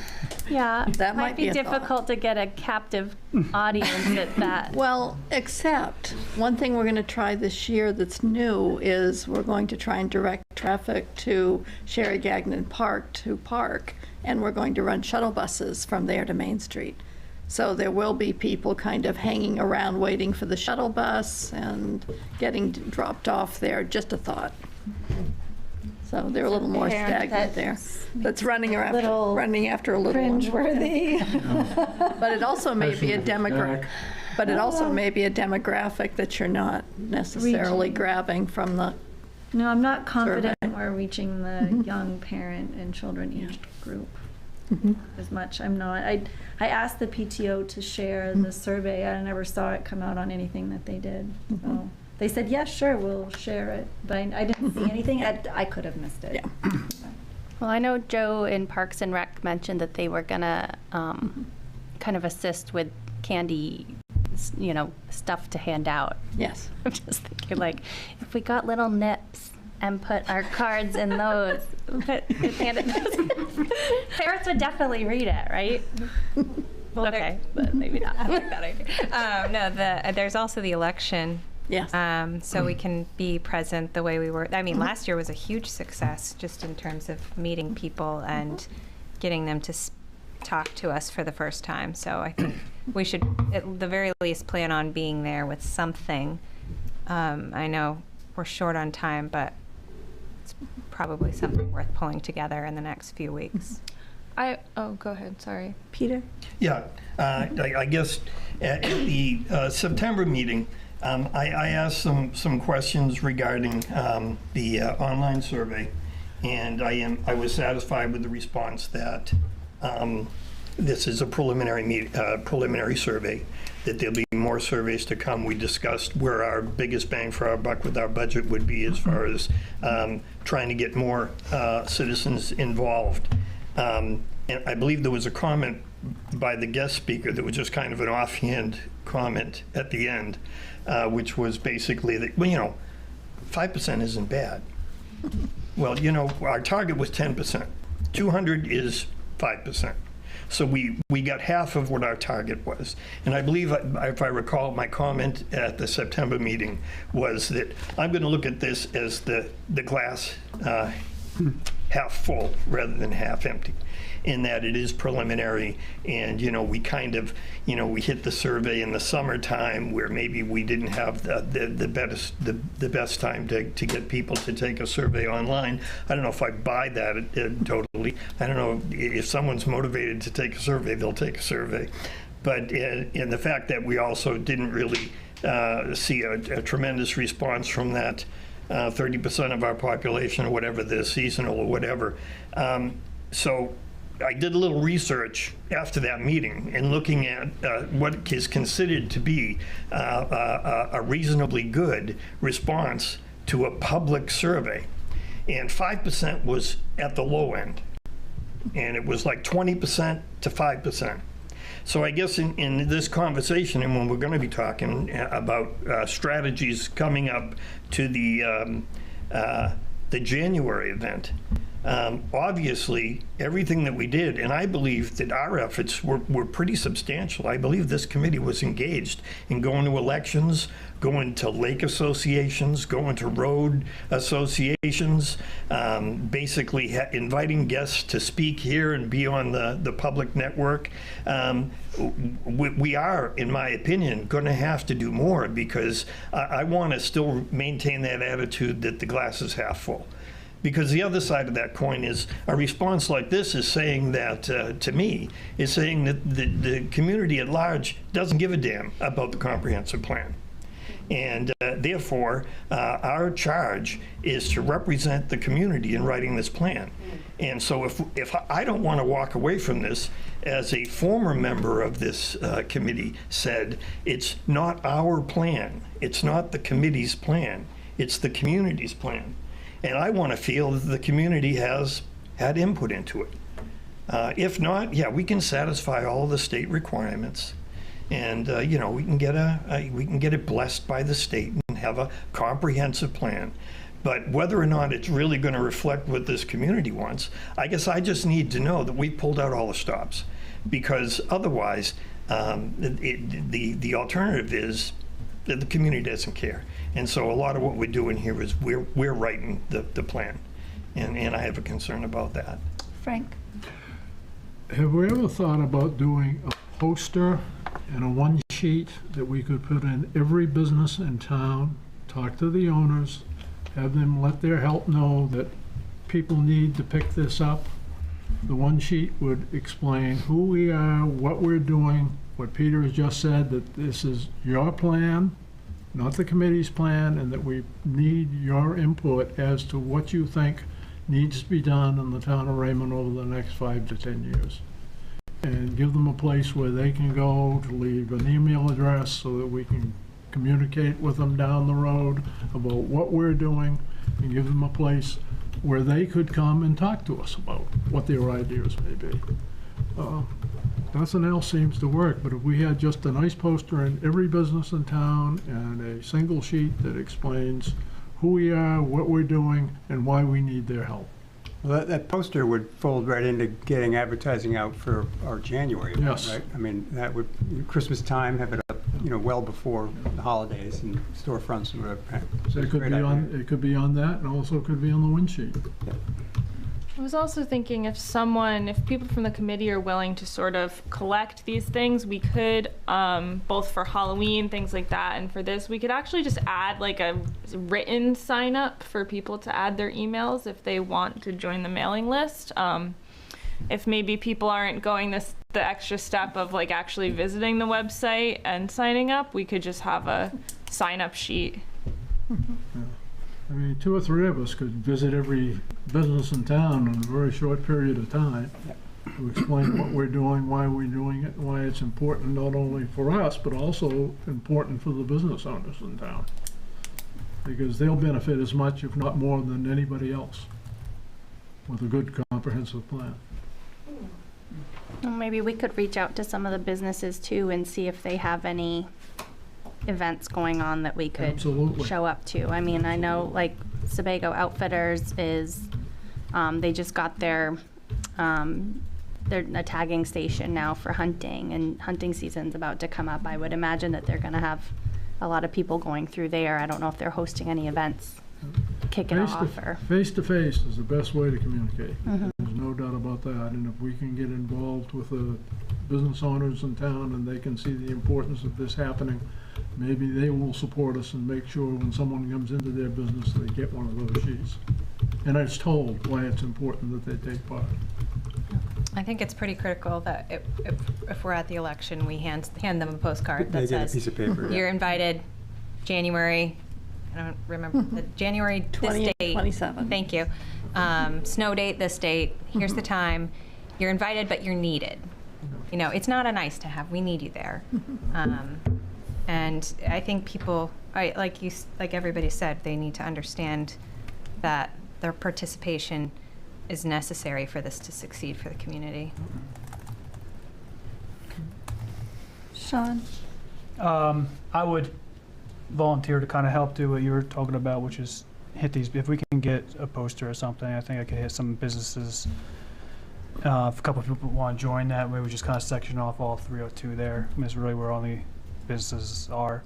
So I would put my name in the hat to help out with that. I like that idea. And two other things, going back to the election, do we know kind of, or a projection for this election, how many people are actually going to come out? I mean, this is probably going to be the lightest election, I would imagine, right? Yeah, the last time we had just a referendum, there were 1,700 people that came out. Oh. But that was for the CMP corridor.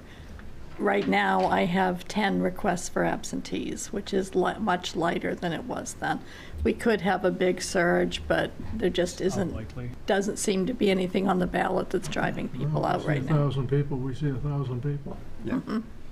That's 1,000 more than we would have seen otherwise. Yeah, that's great. That's a great place to get email addresses. That's Time town. to talk, yep. But next year is when we're going to see the big crowds. Definitely. And then the third thing I had is, what about a Facebook? I mean, seems to be like a Facebook advertisement. It's simple. It's just a poster. People can click on it and put their information in, and we only do a radius of just Raymond. Doesn't have to go, keep our radius small and keep our budget so it's, what we think might work, and that might help us out a little bit too. I think a good Facebook advertisement. Any place where they can click on something and leave an email address, it's well worth it. Well, Cost of the customer, picking up customers that way is very little.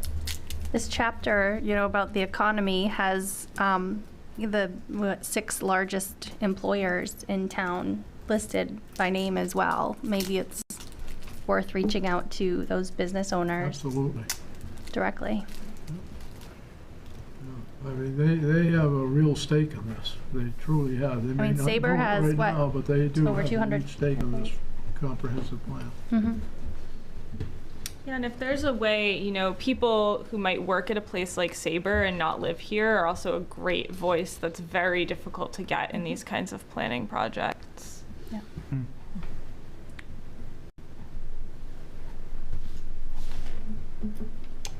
So if anyone has any ins at Sabre, basically. We could probably easy enough print off, the email sign-up sheets and along with a flyer and a poster. And I think we're just gonna have to hammer it the best we can. We gotta get old school with it, It's just boots on the ground, kind of like just a drive to say, all right, one day, kind of like how we did like the boat tour. The boat tour, we got like the majority of our people together. We just gotta say, hey, on this day, we're just gonna pair up and just get old school with it and just do some old school advertising.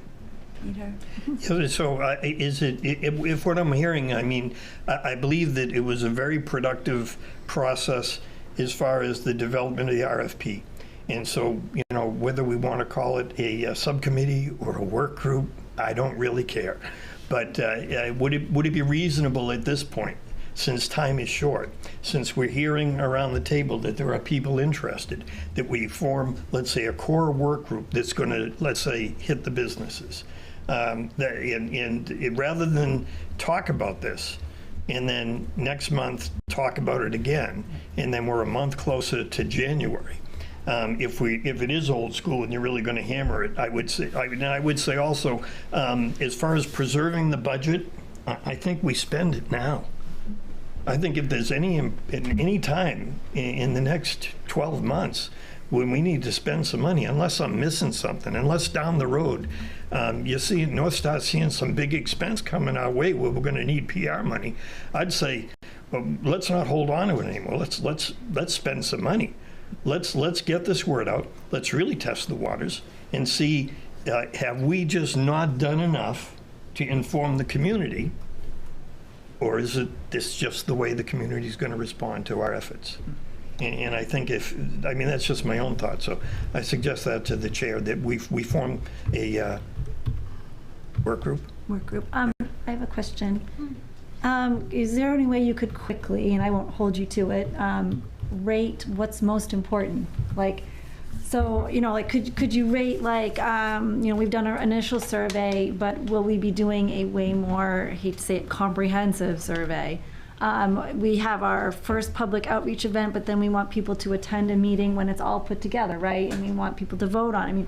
I guess, is there a way that you could give us a really quick snapshot on priority? So as we say, let's spend our money, we're making sure we are spending it where we need to, proportionally, based on what we really need. Because we can get a lot of interest now, but a year's a long time.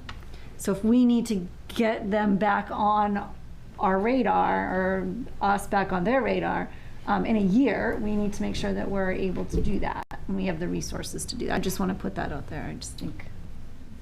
Yeah, I think the parts where I think you want to see the most engagement are the event we do, or follow up, however we follow up an event in an online survey, whatever, about the vision, and then the future land use event and whatever online follow-up we do. Those two things are where we really want to hear from people, because that's where people will be giving input that will really form the goals and strategies that are going to be in the comp plan. So those, if I had to pick the two biggest things, that's where I'd say that's where you want to spend money and get people out. I think, once the plan is drafted, not everybody in Raymond is going to read a draft of a couple 100-page comprehensive plan. But I think, and you all have town meeting, correct? So this will go through town meeting? Yes. Okay.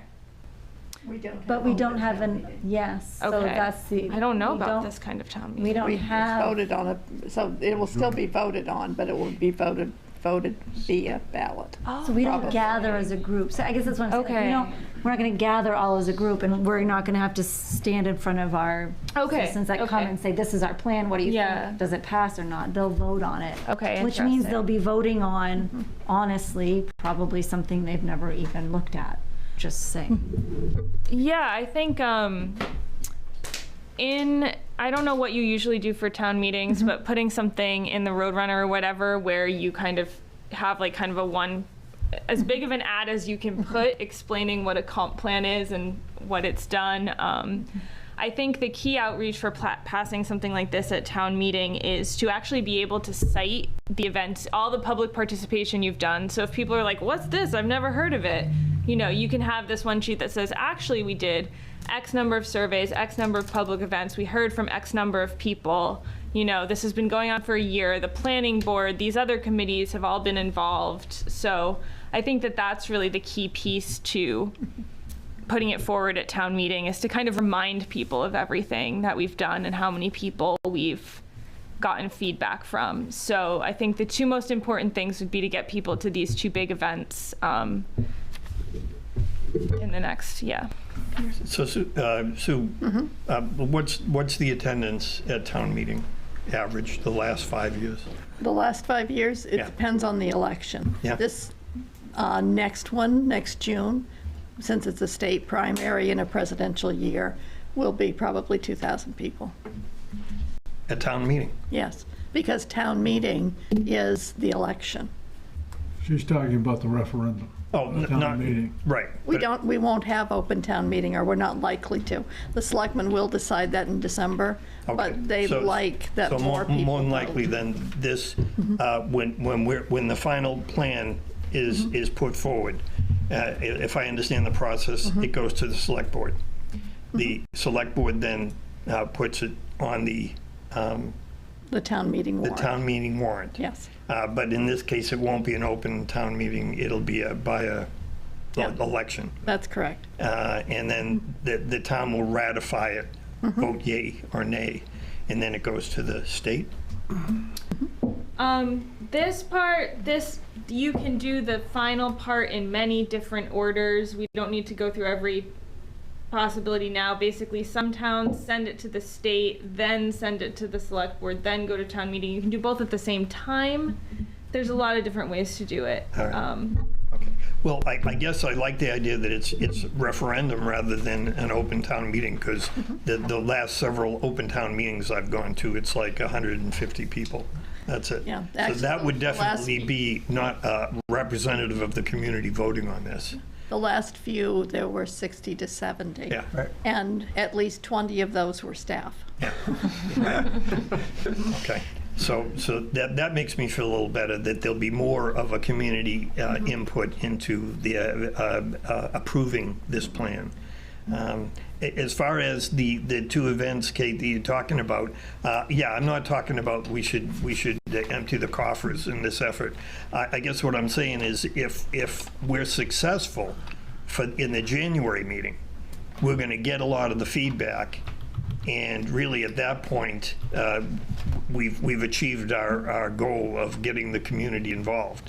And therefore, the subsequent meeting, which I believe is going to talk about land use, would be the other important part. And I would think that would be something we'd also want to target businesses with as well, as businesses I would think would have be invested in what the land use projected for the town in the future is going to be, because that directly impacts them and their bottom line. But I guess what I'm saying once again is just if we don't get a good response in January, I don't, after pulling out all the stops, I'm not overly optimistic that we're going to get a great response in the land use either. That's my sense. So that's where I'm saying all or none. Go all in now, and see what we get in January after we've made our best effort. Now that we haven't made an effort so far, like I say, I believe we have made an effort. But back to your piece, Peter. But let's get on the stick, and Sean, to your piece. I mean, I'm more ready to sign up for Election Day and be there in November because that was great success last year. I mean, that's our first data point. The jars full of pom-poms. Thank you. Do that. Do the on the ground piece that Sean's talking about, and any other that would be involved with contacting some of the bigger commercial land uses. And whatever else we want to add to that. But if we do all that before Christmas, and it's 2 or 3 things, which will be election and on the ground with Sean, and one other thing, that'll be a pretty good add, I think, Pete, to the list of reach outs we've done, and then there'll be some final publication push right around the holidays to make sure folks come in January. Yeah. I'm thinking, so if I was to commit Thursday the 26th or Friday the 27th, one of those days, could we have posters ready for me by then? That way, Thursday or Friday, that following Wednesday is going to be the next meeting for us, and I can kind of report back on that. Because I was just looking at November, so I got the schedule for November, and I think it's good to do the election. Obviously, you only have one shot at that, but I'd rather do this business push in October, so I'm not pushing things too close to Thanksgiving and everything. So yeah, if I commit the 26th or the 27th and somebody wants to join me, I'll do it. Cool. Yeah, I think I would recommend that we all circle back or follow up via email or something, maybe in a week, or to kind of confirm who's going to do what when, and I can get flyers and everything to you. Yeah, I think the idea of maybe a subcommittee or something to kind of put together a list of either businesses or events coming up in the next couple months, and maybe even have it as a sign-up sheet, and we could all, whoever wants to, could sign up for whatever sort of action item they wanted to do, and that way we could all kind of share the responsibility of it. So a listing of businesses to go out in an email in a week, and have posters ready by when, Sean? Posters, so I'm going to do it on the 26th or 27th, and I would imagine if we get a list of businesses, if anybody else wants to join it, it doesn't have to be on one of those days. Like if Friday worked better for you, I'm out on Thursday, Sure. as long as we split it. So. And how about just to formalize it, it'll go, the email with the listing of the business will go out to everybody. But if I'm hearing it, how about Frank, Sean, and Peter be in the work group? So we'll be the core. I think that's kind of what worked when we did the RFP. Is other people could contribute, and that's not a problem. I just don't want to see it get lost in the conversation. So how about we'll be the core. Okay. Okay. And I think if anybody would like to do anything for them or help them in a way, then please, you reach out and they could probably delegate a task. Okay. List of businesses, are you able to provide that, or is it something we need to provide driving down the road? We have that list Oh, I from saw that. Sue. Yeah, and then we also have in the comp plan chapter is the largest businesses, and then we have Sue's database of every business in Raymond is kicking around somewhere. We can find that again and send that out to Danielle, people. can you get a list? Yeah, well, and that's just LLCs, so a lot of those don't actually have. Yeah. They're not brick and mortar, but it's. I know my neighbor runs one of them, and so. But there's little things that we can communicate outside of this. Kate, does it make sense to do another round of business cards, but now it's got the town meeting date on it, because those are pretty easy to pull together if I recall correctly, and that could be we could hand those out at the election too.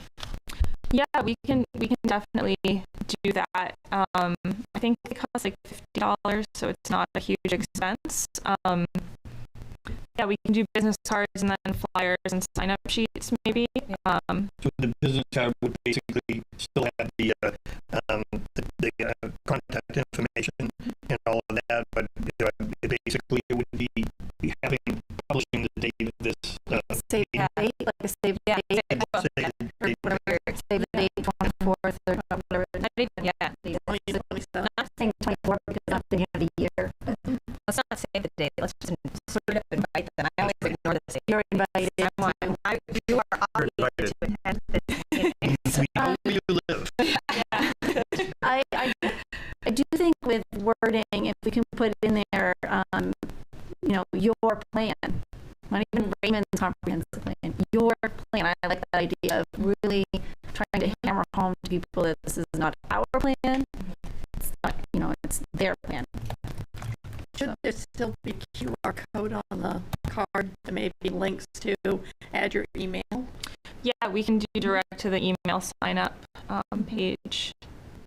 Since that's really part of this push, I think. Yeah, I think so. Because I think the more people we can get to sign up for those emails will really help. Because that's also the thing, we can send those out. That goes out the day of the event. Like, remember, come today.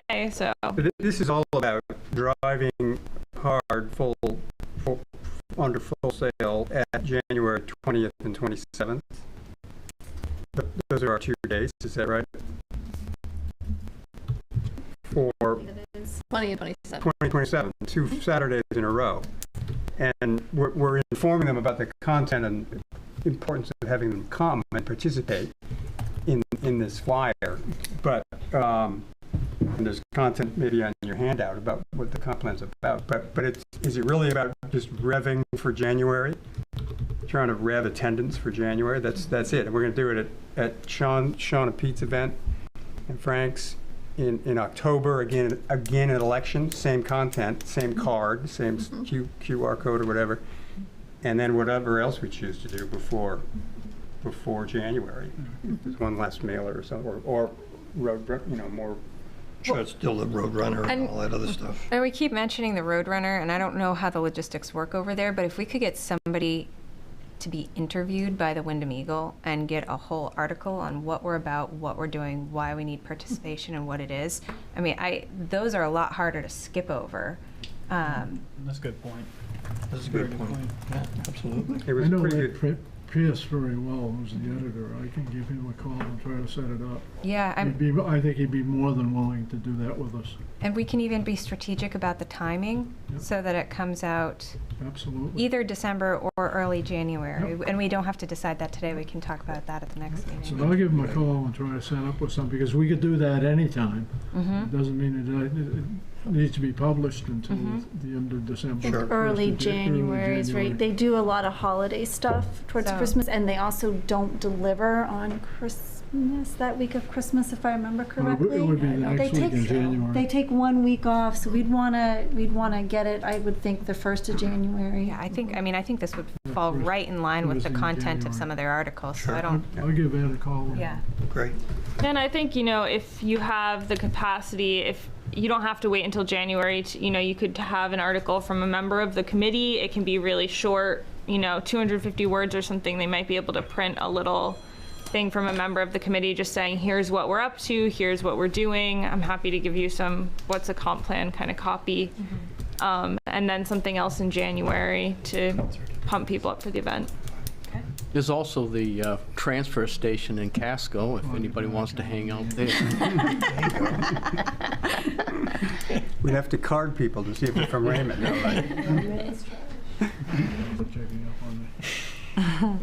Cool, well, I like it. I think that's, It's a good plan. for sure beats talking about it next month again, Yeah, right? we got that covered. So I'm certainly good for an election shift. I mean, that's probably not a 12-hour day like any politicians, but 4 hours or whatever. We broke it up pretty well last time. So count me in for at least one of those. At the last election, I was there for like 3 hours. I think I saw 30 people, 40 people. No, actually it was 50 people. It was a rainy day. It was an off-year election, but it was more the quality of the bite than the number. I mean, these people came out in the rain in an off season to vote, and so. But as I think I reported, almost none of them had heard anything about the comprehensive plan. It may be helpful just for gathering information at the election and the like. The first question after introducing yourself is, have you heard about? And just keep note of that, because I think that gives us a test of the water as far as, have you heard about it? Because, like I say, out of those 50 people, no one had really heard of the comprehensive plan. And maybe we have something too that talks, as Kate, maybe we don't because we haven't heard the results yet, but maybe we have something that talks about the results of the preliminary survey. And because that'll pique people's interest as well, and say, look, here's the results from do you agree? What do you think? It's a great talking point. Sure. Great, and people are going to want to talk about what they think. Yep. Okay. Sounds good. Thanks, everyone. I think this is a good plan, and we will follow up in about a week, I think, with the subcommittee and all that stuff. Okay. It's a work group. Work group.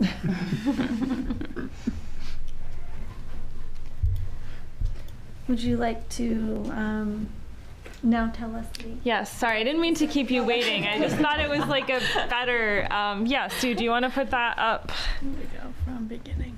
All right. And, no, don't do this. Oh, is that? No. And show. It keeps wanting to put the slide over here. Oh, yeah. So.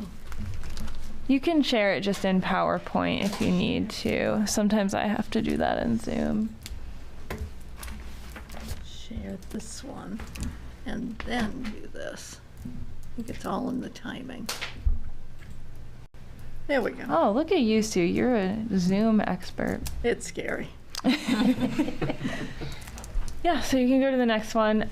So we got 206 responses. What you're going to see here is preliminary. We haven't finished going through everything, especially because this was a lot of these questions were open-ended. So basically, we need a little more time to properly categorize every single thing and go through and kind of start making connections. But that's my disclaimer. So out of those respondents, the biggest categories, I think about 20% were 65 to 80 years old and 20% were 35 to 44 years old. Vast majority year-round residents. Most people who answered have lived in Raymond for less than 10 years. The majority of people were college educated, either bachelor's or graduate degrees, and had an income of $100,000 or more.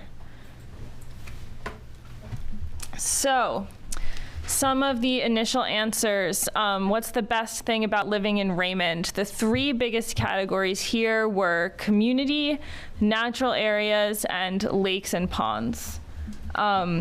So, under community, there's a lot of different things people talked about there that kind of fit into that. So like small town feel, connected feeling, friendliness, family oriented. And then nature and lakes and ponds, I think, you know, these are not answers that surprised me. I don't think they'll surprise you either. People really value the access to nature here and the water. Other big things people talked about were the proximity to Portland and to other services. A lot of different ways of saying rural living, rural atmosphere. There were quite a few people who also talked about how quiet it is here. Quiet was a word we heard a lot. So those are kind of the big things that people like the best about Raymond. Your favorite outdoor space in Raymond, I really like that my yard was one of the top answers because that was one of the kids in the video, or all the kids in the video I think said my yard, and it turns out all the adults feel the same way. And then Sebago Lake, no surprise there. And then I think, you know, seeing Tassel Top, Crescent Lake, Panther Pond, Raymond Community Forest, which is Rattlesnake Mountain, yes? No. No? Okay, This one. that one's not. Is mine. Sorry. Okay. But yeah, you know, we need to break down some of the others in these, but yeah, those are, I think lakes are going to be a big theme you're going to see over and over here. Biggest threats to quality of life. The biggest answer here was things related to overdevelopment or sprawling development, other things like that. We're gonna break that answer down a little bit more to get some more fine-grained feedback, but that was the overwhelming answer.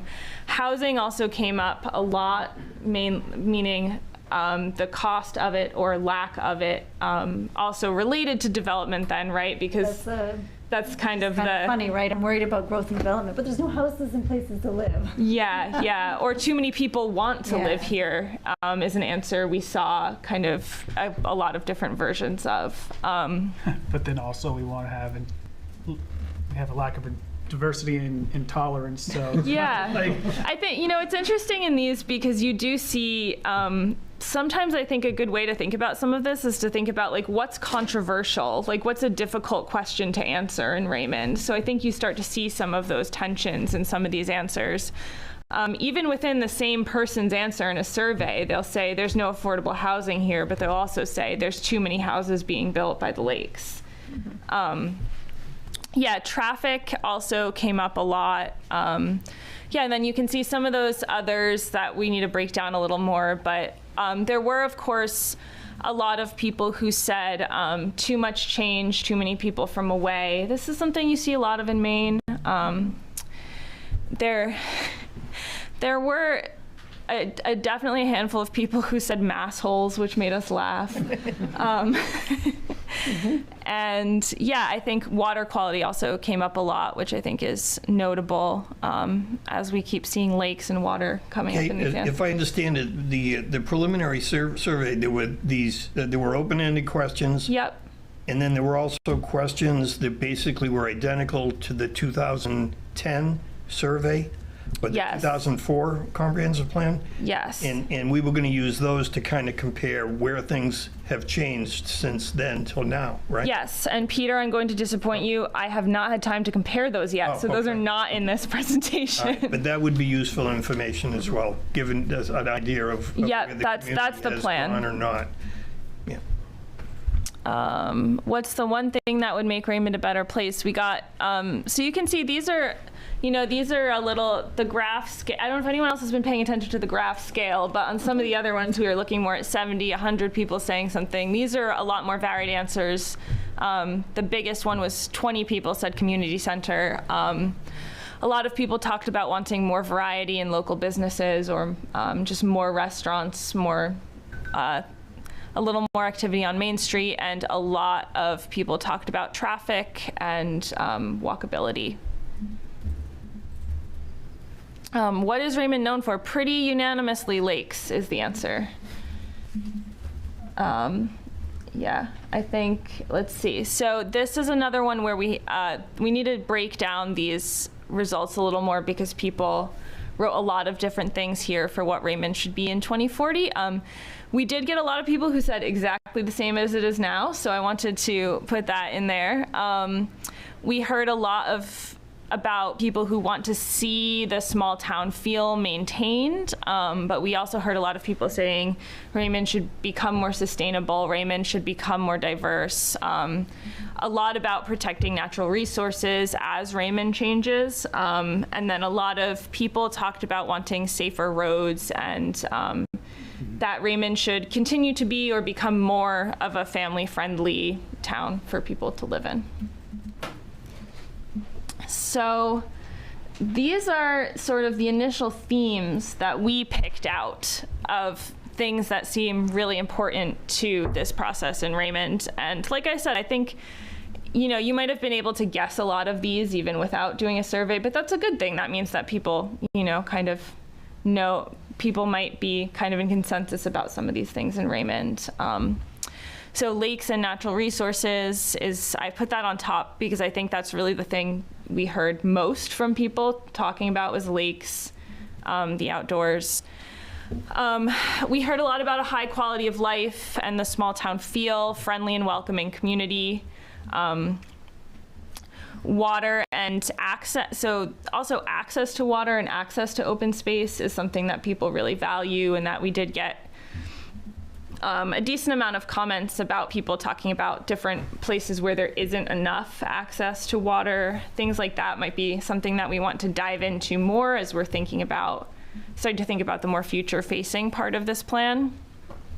I put intentional, well-planned development because there were a lot of responses that said, you know, we don't want too much development by the water. We want to, you know, protect natural resources as we develop. Also, a lot of people just saying too much development, stop the development. So I think, you know, that will definitely be a theme in this plan, is trying to find that balance of how to meet the needs, people's housing needs, the desire of people who might want to live here with protecting natural resources.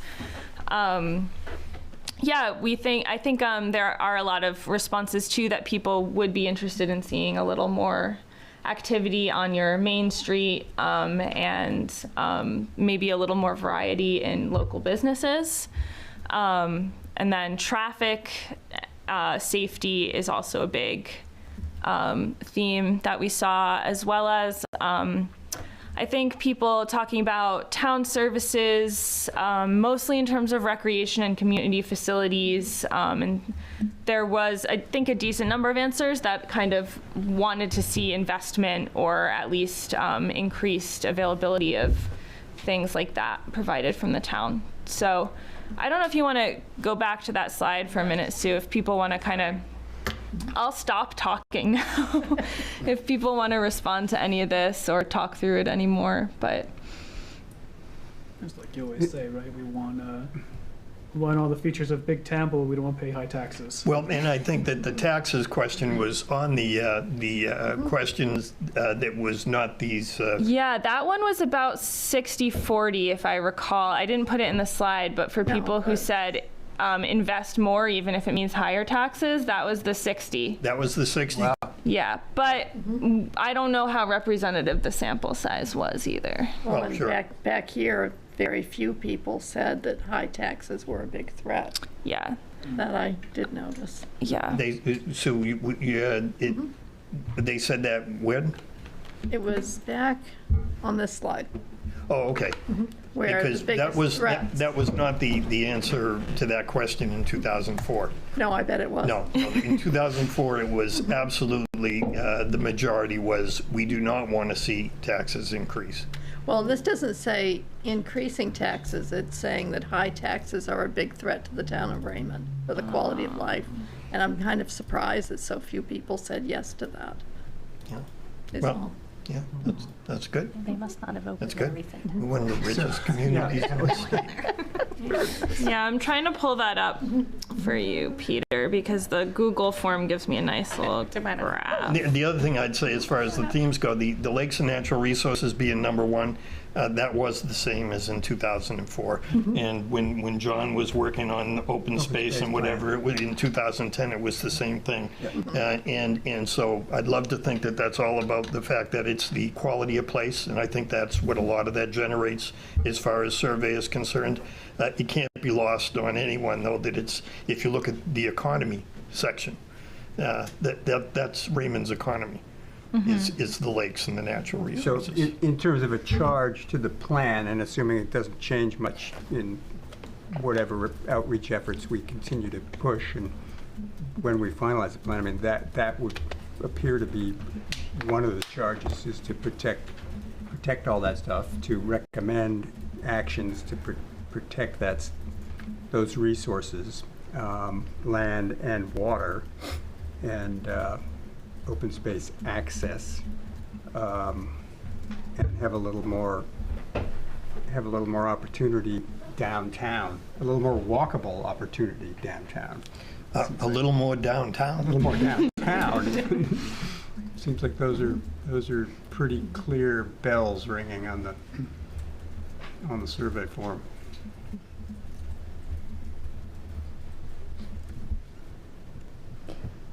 I don't find myself, completely surprised by these results No, too much either. No. The intentional well-planned development, limited sprawl, environmental impact, the thing I'm concerned about, and it's come out in some of the conversations that I had going around talking at different associations about the plan, and I heard it more often than I liked. It made me cringe a little bit.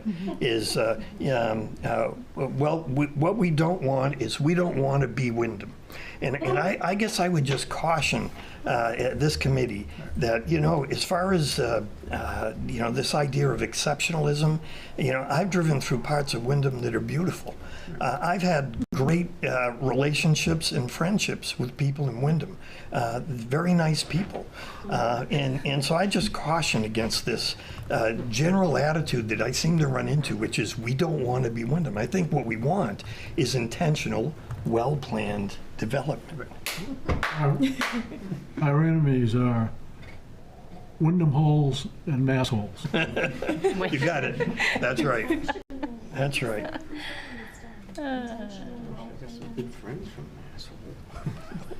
But affordable housing, most of us, if not all of us, certainly feel that's a priority for this planning effort, and that's I guess we could incorporate that into intentional, well-planned development, but it's certainly not the individual line item of affordable housing didn't rise too high in this initial survey. Is that right? Not in this initial survey. Yeah. And I think, sometimes that can be because the people who are taking this survey already live in Raymond.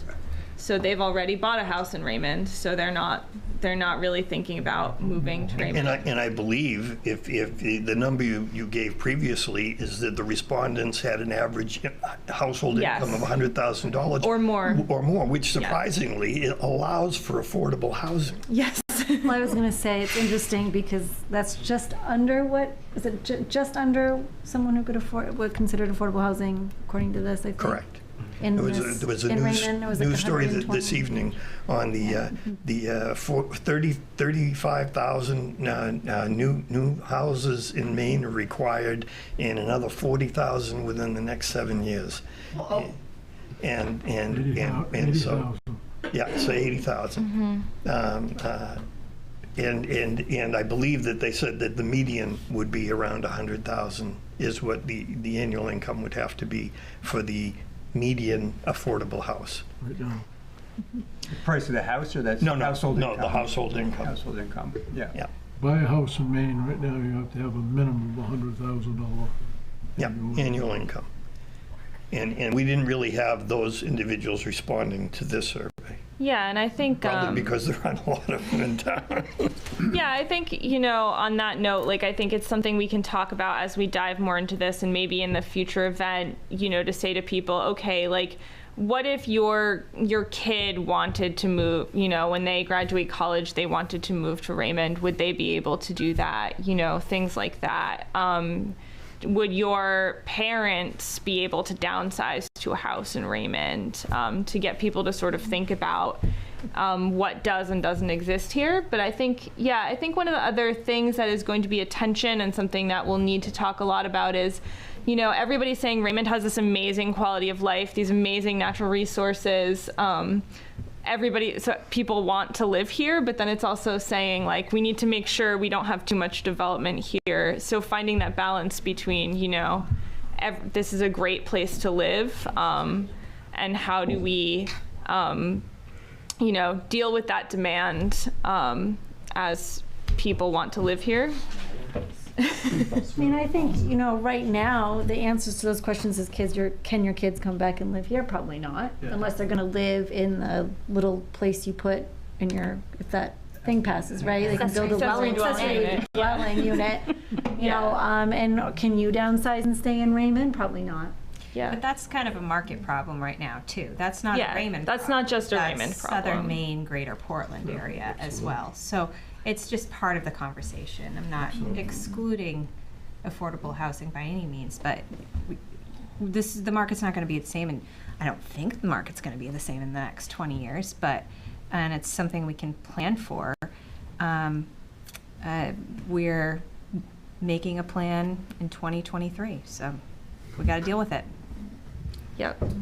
Yeah, and I think there's definitely going to be, I think a lot of this plan is going to be about preservation of natural resources, preservation of the things that make this a good place to live and high quality of life. Any further comments on this? Okay, let's move on to Good info. vision statement. Yeah, so this is sort of my final slide to kind of try to tie these two things together. I think all those things we just talked about, all those themes, I think the committee should work to kind of identify what those most important themes are that you want to see in the vision statement. Because the vision statement should really be a distilled, concise idea about the most important things in Raymond. And I put this up here because this is kind of a way to think about beyond just themes like we love our lakes, we love our natural resources, we love our small town feel. Another way to think about kind of a future vision for the town. So, imagine you or somebody leaves Raymond and doesn't come back for 20 years, and you're showing them around town in 2040. What things in Raymond do you want to be like? Would you be like really happy to say like, look, this is exactly the same as it always was. This hasn't changed. What things would you want to be able to take them around and be like, look how cool this is now? And then are there any places in town where you would want to be able to take your friend and say like, look how this thing has completely transformed? Lakefront.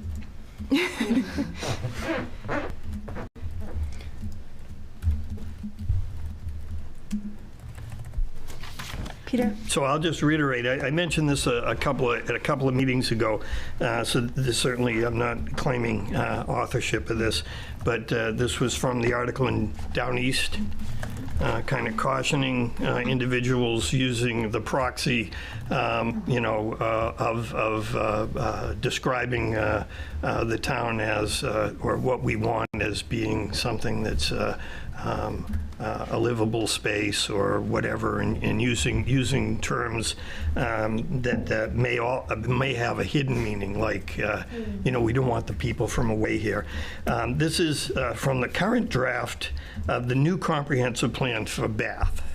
And I thought that this would make perfect sense in incorporating the vision statement. It's a very short statement. It simply says, the comprehensive plan, in their draft comprehensive plan, they state, everyone who works here, grew up here, wants to stay here, or wants to come here, has a reasonable opportunity to live here. And I think that's something that was really not stated in the 2004 comprehensive plan. So I would just say that would be something I would really encourage, that language being part of our vision statement, because I think it covers everything that was just talked about as far as, can your kids afford to live here?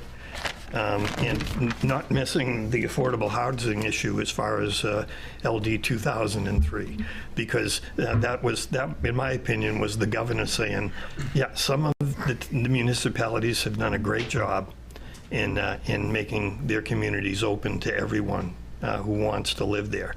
But a vast majority of the communities haven't gone that way. And they would just, I think that the legislature and the governor were tired of playing that game and just said, well, we'll just make it law, So every buildable lot I believe it's now been backed up to January. I think if you're a town meeting town, it's June 2024. Is it June 2024? Don't quote me on that. Yeah, I thought it was January, but maybe it's June. It's January if you have a town council. Yeah, it was supposed to be July of this year. So anyway, sometime next year, every buildable lot in every municipality in the state can have a 20 by 26, if you want to break it down into a house size, depending on what the home rule says, because the home rules in that legislation allowed for the municipality setting the square footage. And I think in Raymond we set 700 square feet. Yep. That's roughly maybe a 25 by 25, something like that. Can be built with no additional parking required, and that's kind of how the legislature decided they were going to handle the affordable housing issue. So I think that a lot of that is going to change as far as affordable housing, because it's already been decided by law that it's going to change. So it may be that a lot of the work we do here is going to be more, it's not so much making that accessible, those houses accessible, as it's going to be where we want to see growth. And I know that was an attempt in the last plan, was to direct growth. When I had an interview with the chair of the planning board, he said, yes, we've made changes in the last 10, 15 years, as far as ordinance is concerned, to direct growth to the village area. And we've lowered some areas as far as the lot size requirement. But when I asked him, has that been successful? He said, well, I don't believe it has. So I think it's incumbent on this committee to be looking at what can we do as far as when we formulate recommendations for ordinances to change some of these things, to direct that growth and make it effective enough to get developers to be interested in going there, and that's by providing incentives. And Pete, what's the name of the LD was what? It was LD 2010? 2003. 2003. And so we're going to see that as law in the next year. Either January or June. Yeah. Frank? I think we need the plan as we go along because of climate immigrants over the next 10 to 15 years. We need to plan for a town that's going to double its population by 2035. And the way you do it is starting to plan for it now.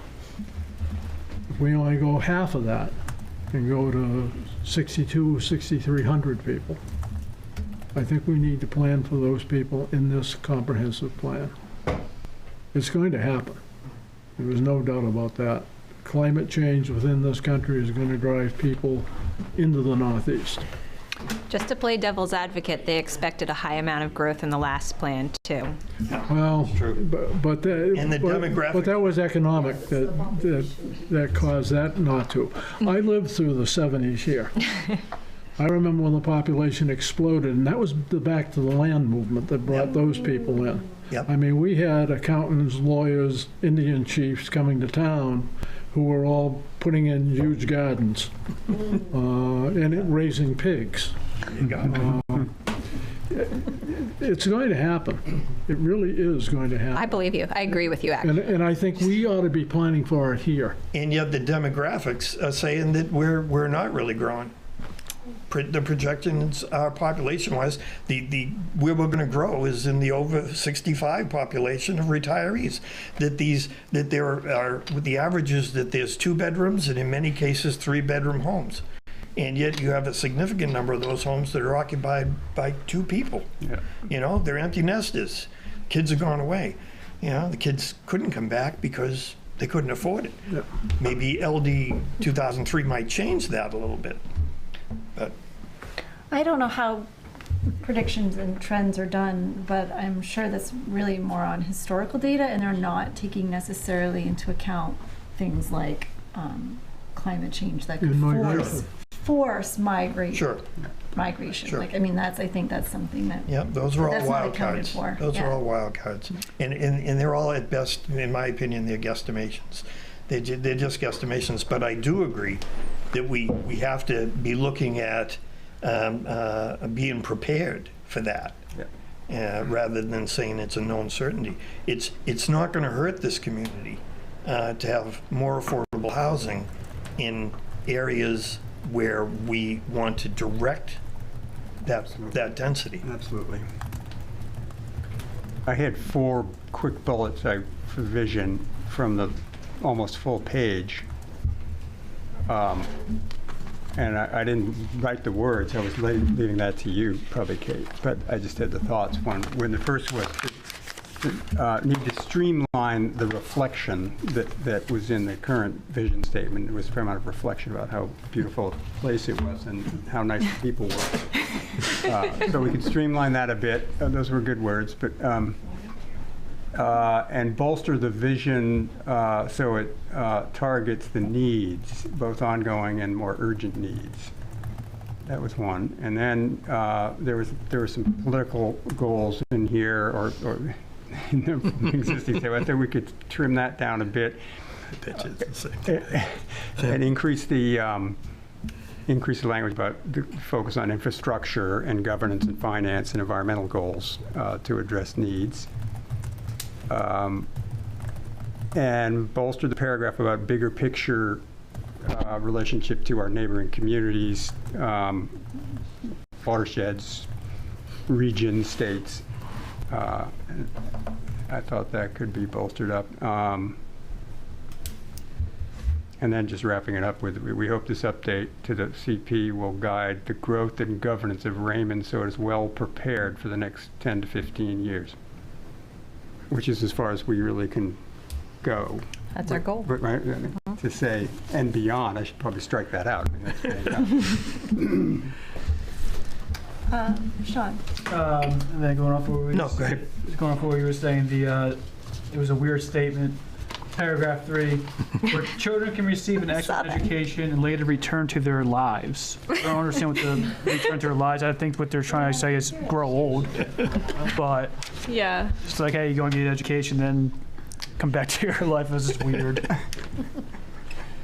Peter. Yeah, in my observations in the last vision statement, what I just highlighted is I would avoid the term exceptional and stakeholder. That's just my own personal preference. And interested parties would be better than stakeholders, in my opinion. To indigenous peoples, that is offensive. As far as the paragraph about every inhabitant of the town of Raymond deserves and should be afforded privacy, the right to peace and well-being, security, and it goes on with public safety and guaranteed democratic freedom. It's not just the residents or inhabitants of the town of Raymond. That's everybody. that is a little bit of an unusual one to see. Yeah, it's not just the residents of the town of Raymond. And then lastly, the first line of the 3rd paragraph, we seek a fair and just community where all citizens have equal rights. Well, not everybody that lives in this town is a citizen. So everybody deserves equal rights. So that's what I would avoid in any current vision statement. Well, some of the things that when I was looking at other communities' vision statements, it looks like they took keywords for 5 of them, and then they built it around that, even in fun graphics sometimes. I just throwing that out there. I like that. I thought it was fun to look at, too, as opposed to just, vision graphic. kind of like a vision graphic too, yeah. Kayla I loves just kind of liked it. I know. Yeah, I think that's something that we've tried to do in a couple different towns is can we have basically like a one-page comp plan version of your comp plan? So can it be either a graphic that has like 4 vision themes and then like a couple goals written on it, or some kind of like display where you could hand that out to someone and say, this is the main idea from the comp plan. I just think sometimes it's funner to look at. That too. But, you know. I also did like, I looked at the example, I think it was great. We discussed it at the last meeting, was the fact that they kind of broke the vision statement up into sections of town, like the village center or the downtown area and the rural area.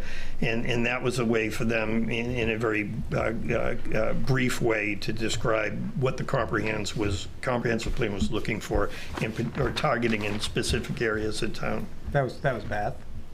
I think they both did that. Was it Gray? Gray also, or Gray might have had it by themes, where Gray definitely had a section about Gray Village and then about Gray traffic, and they had I think. a part about the rural area as well. Yeah, yeah, and Bath definitely went by sections of town. And that might be something that, like, for a town like Raymond, you know, you might wind up having like a paragraph about natural resources, a paragraph about maybe like Main Street or the village or something like that, and then, you know, that sort of structure.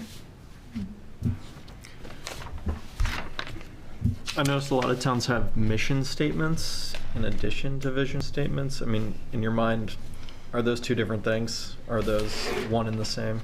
I guess the difference is that the vision statement is a state required comp plan element, so you have to do that. The mission statement is or like a motto or something, is an optional. Okay. Kate, what's your recommendation on approaching this? Do we scrap the whole thing and try to take what we've parsed out from the themes and implement it, you know, in a different way, or this just didn't hit me. How about a work group? A work group. Do a work group. I'll volunteer to be on the work group. I would volunteer to be on this work group. Well, couldn't this vision statement kind of transform over time too? I mean, if we're going to be getting more public opinion and having events, outreach events, I would imagine even if we came up with an amazing vision statement right now, it would probably change. Definitely. Yeah, I think what we're hoping to achieve at this stage is not a final vision statement. So you can approach it in a few different ways. Some communities might come up with basically a bulleted list of vision items and not craft like something in paragraphs yet. And then you have this kind of list of here's the things that we think are most important that we see, you know, preserving or changing in the next 10, 20 years. And then you can, in events, we can have people react to that and say, you know, are we missing anything? Do you agree with this? Kate, does that come from, are we informed by the January meetings as far as that's concerned? In other words, we should have at least that bulleted vision for that meeting, right? That would be the goal, yeah, to have something for people to react to. And I think it depends on the community and who's working on it. Some people feel more comfortable just kind of writing something out in paragraphs. But I would say at least a bulleted list of maybe the most important things. And I think, you know, trying to make sure that things are specific to Raymond. I think, you know, the vision statement previously, some of the things that, like you said, might not have hit were because they were sort of very general. You know, applying more to like the country at large. And then I think, you know, making sure that you have a balance of, you know, brag about the things that are really great about Raymond. Definitely say like, we love our lakes, we love our natural resources, we love our friendly community, but also making sure that you have some sort of action-oriented language in there. Like, we want to improve I think Gray's has a lot about traffic, and like we want to improve traffic safety and walkability in Gray, so things aren't just like, yay, we love Raymond, but they're also like, here are some things that we think need to change. I would agree with that. I didn't see a lot in the previous, and I think this was discussed at the last meeting, vision statement with specific action items. And I think that has to be incorporated into this new vision statement, which is what are the action items? I mean, that's really what a comprehensive plan is calling for, right? It's calling for action. Action. Exactly. So yeah, I think this will change over time, and I think, if there are people who want to form a little group to start drafting this, I think that would be awesome. Maybe starting with a bulleted list, and we can talk about it at the next meeting, would be a great way to start. So I agree with Sean that I think that in order to get that done and have it ready for the next meeting, since time is actually short, that there should be a work group. So I heard Sean, who else? And Danielle? No, I think John. John. Did I sign up for that? I didn't mean to, but I will. So we got 3. And if you would come back with at least a bulleted vision statement for the next meeting, would that work? Do we have the 2 Johns? Yep. Or do you assume, John, you're in it because we said John? I think that was the John they meant, but I'm happy to be. Thank you, John. Yes. And I can send you all the survey feedback that we showed tonight as well. I'm happy to share more vision statements or other ways that people have worked through this, if that's helpful. Well, if you go on the State of Maine website for comp plans, it lists all the ones that are recent, and you just click on the link and it goes right to their plan. So it's a way to kind of quickly look at what everyone's done. That's what I did. Tracked it to the graphics. We're allowed to plagiarize those, right? 100%. All municipalities do it. We steal from each other. It's status quo. What Peter read was, I'm jealous. No, absolutely. Was that fast you said? Sure. Well, yeah, or we could just basically let AI do it too, right? Yes, 100%. You can take what other municipalities have done and make it your own. I think plagiarism is going to be an archaic term. Yeah. It is already in municipalities. There you go. Sharing is caring. Okay, so for next meeting, we're going to look to our 2 work groups for any updates. And you will help provide a poster and materials for them. And again, you're thinking about business cards in addition to... Yeah, so I will get back to you, I will say next week, with maybe a flyer, sign-up sheet, and a draft business card. Let's say by the end of next week. Awesome. Cool. All right. Any further discussion on new business? I'm not seeing any.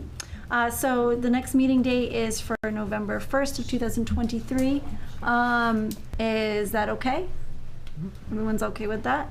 And I can open up now for public comment if the public wishes to comment. Yeah, you do have to go to the podium.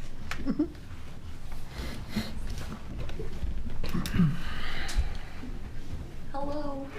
Hi. Thank you guys. You're wonderful. I need to introduce myself and give my address first. That's correct. Taylor Winslow, 27 Baxter Road.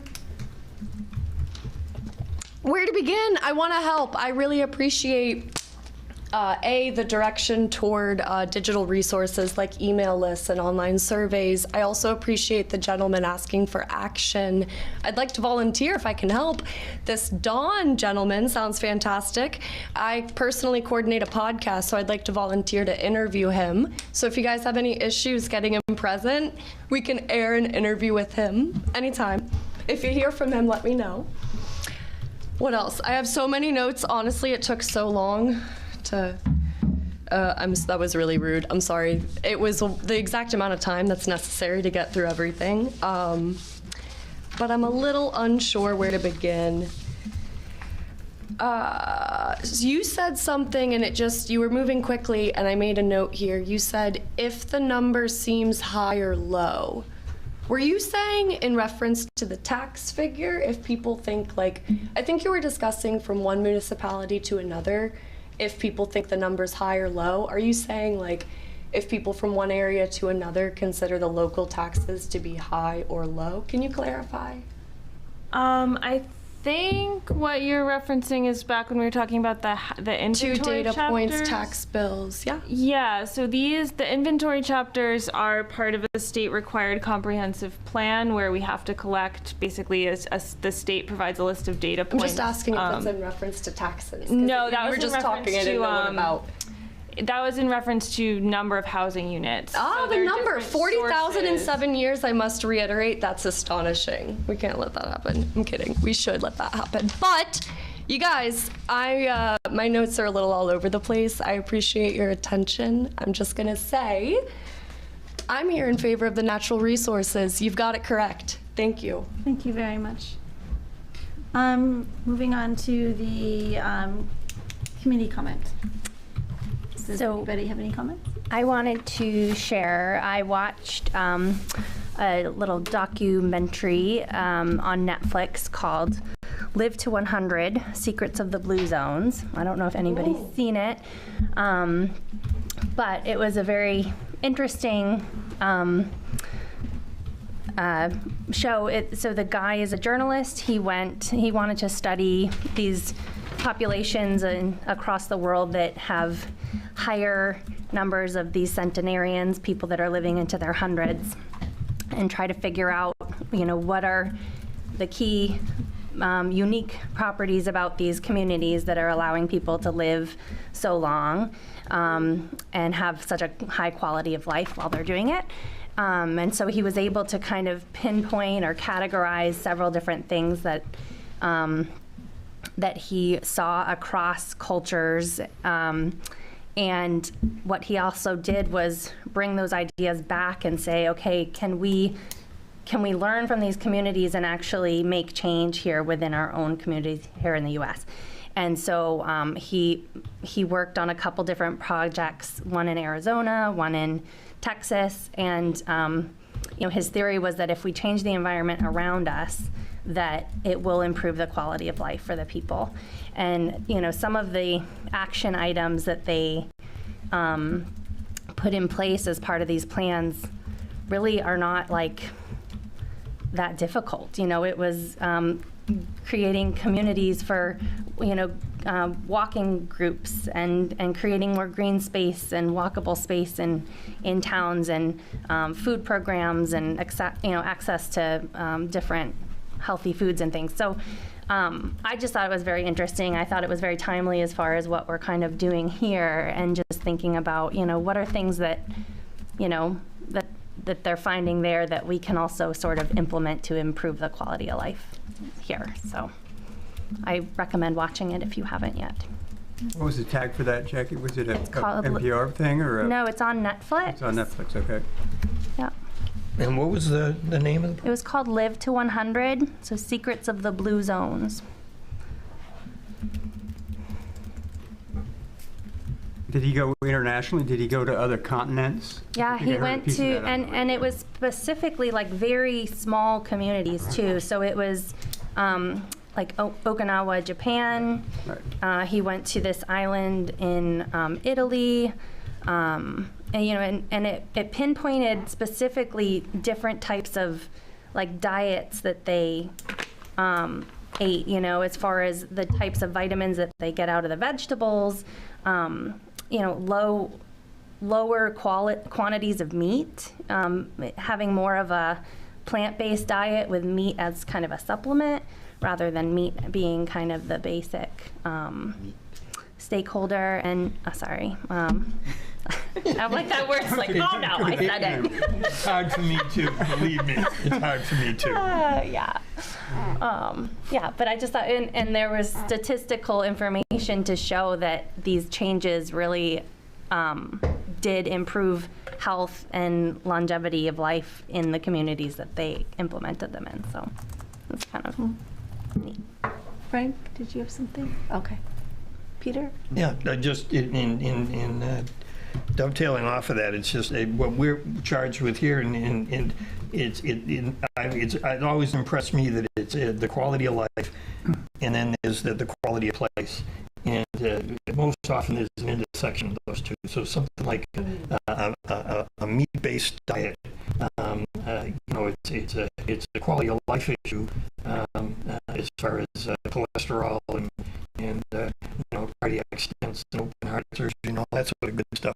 I don't believe they have the high incidence in Japan of. Yeah. But then also there's the quality of place, which is that meat-based diet, also impacts just the natural environment. Everything from the methane that's expelled to the arable land that's just used for grazing. And so we're kind of charged with looking at, I think, it's more the quality of place. At least that's what the surveys are kind of directed towards as far as what we're doing. But it can't be lost that they intersect the quality of life as well. Yeah. I was just going to say that I did read the other John's book recommendation, Nomad Century. I don't know if anyone else read it, but highly recommend it. And it kind of reiterates Frank's point on, maybe we should be planning for a doubling of the town in the next 20 years from these, climate refugees of sorts. I don't think I agree with everything that was in that book, but some of these projections were quite wild, and even if she falls 50 or 75% short, it's still going to be a huge impact. So yeah, I would agree with that, John, as far as the statistic, as far as just our population of Maine growth last year, and what it basically demonstrated is that the population increased, and yet the deaths outweighed the birth rate. So it wasn't the population of the state increased because there were more kids born in the state compared to how many people died in the state. It was more that there's been an influx. And so those are some of the demographics that don't always come into the census as far as really looking at where things could potentially go. So I agree with both of you. I'd actually go one part further in that even in those census demographics, the northern part of Maine is decreasing at a much more rapid clip. So it kind of skews how fast southern Maine is growing. So, even if northern Maine doesn't have a housing crisis, that doesn't mean southern Maine wouldn't necessarily. Right. Increased population doesn't necessarily translate to sprawl. It really depends on your intentional planning.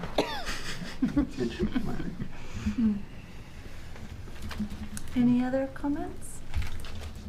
Guess I should stop reading the Epic Times. They totally disagree with it. I think I had just one quick comment on something Peter said earlier about us being careful not to throw too much shade on Wyndham.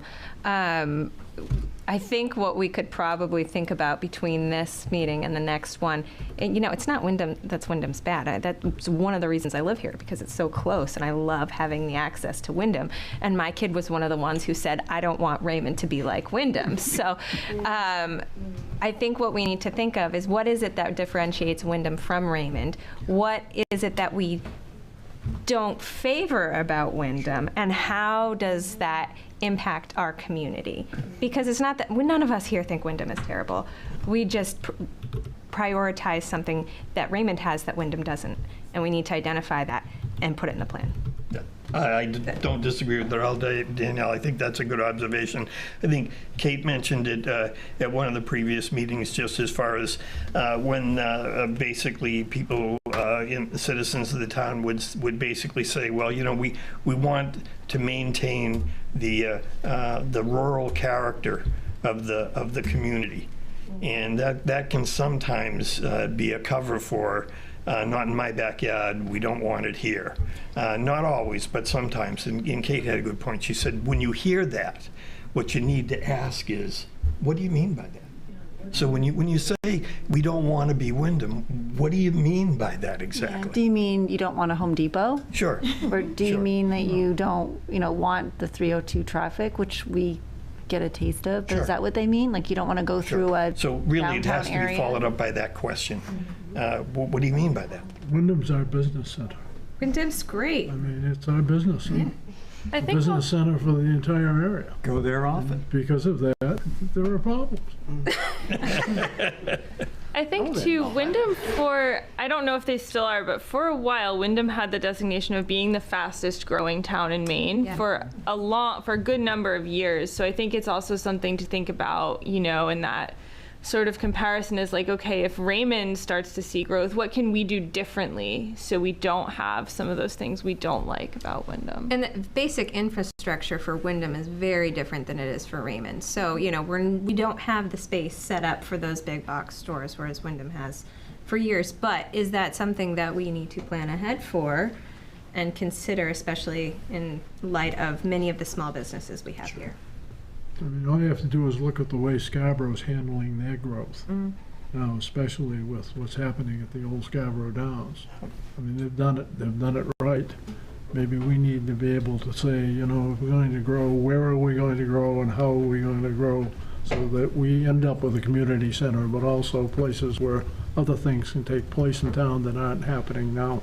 I think Chris has some ideas on that one too. Yeah, I'd really like to see development around our 302 center. Yes.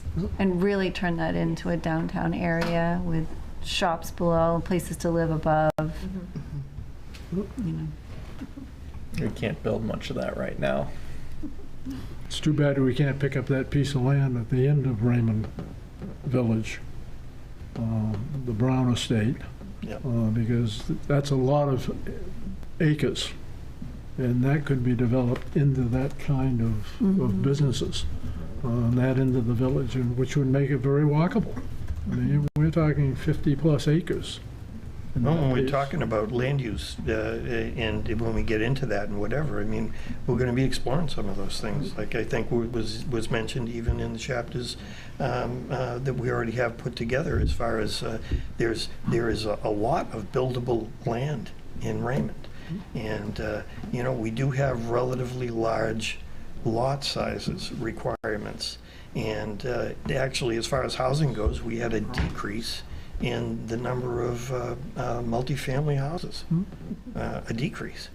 So, you know, and not only that, but I believe it's only the village where duplexes and multifamily houses are allowed. In village residential. Yeah, and so, I mean, there's a couple of ways to approach that, and that's to put them into the rural or the rural residential, or an easier way to do that is simply to expand the zoning into make rural or rural residential, expand some of that into village. The town ought to pick up all that land, maybe with the intention that down the road they would sell it to places that were going to be developing businesses within the village area.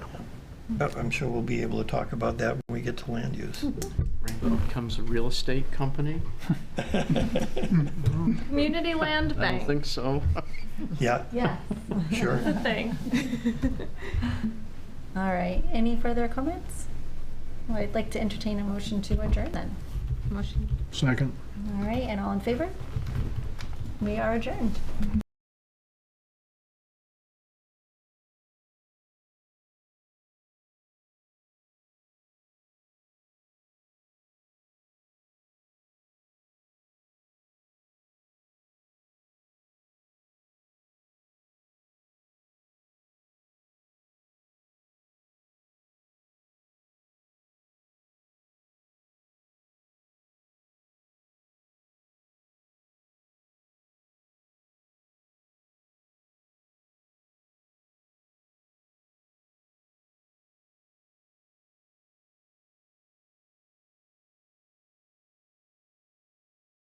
Good evening. Welcome to the meeting, the Select Board meeting for Raymond for October 10th.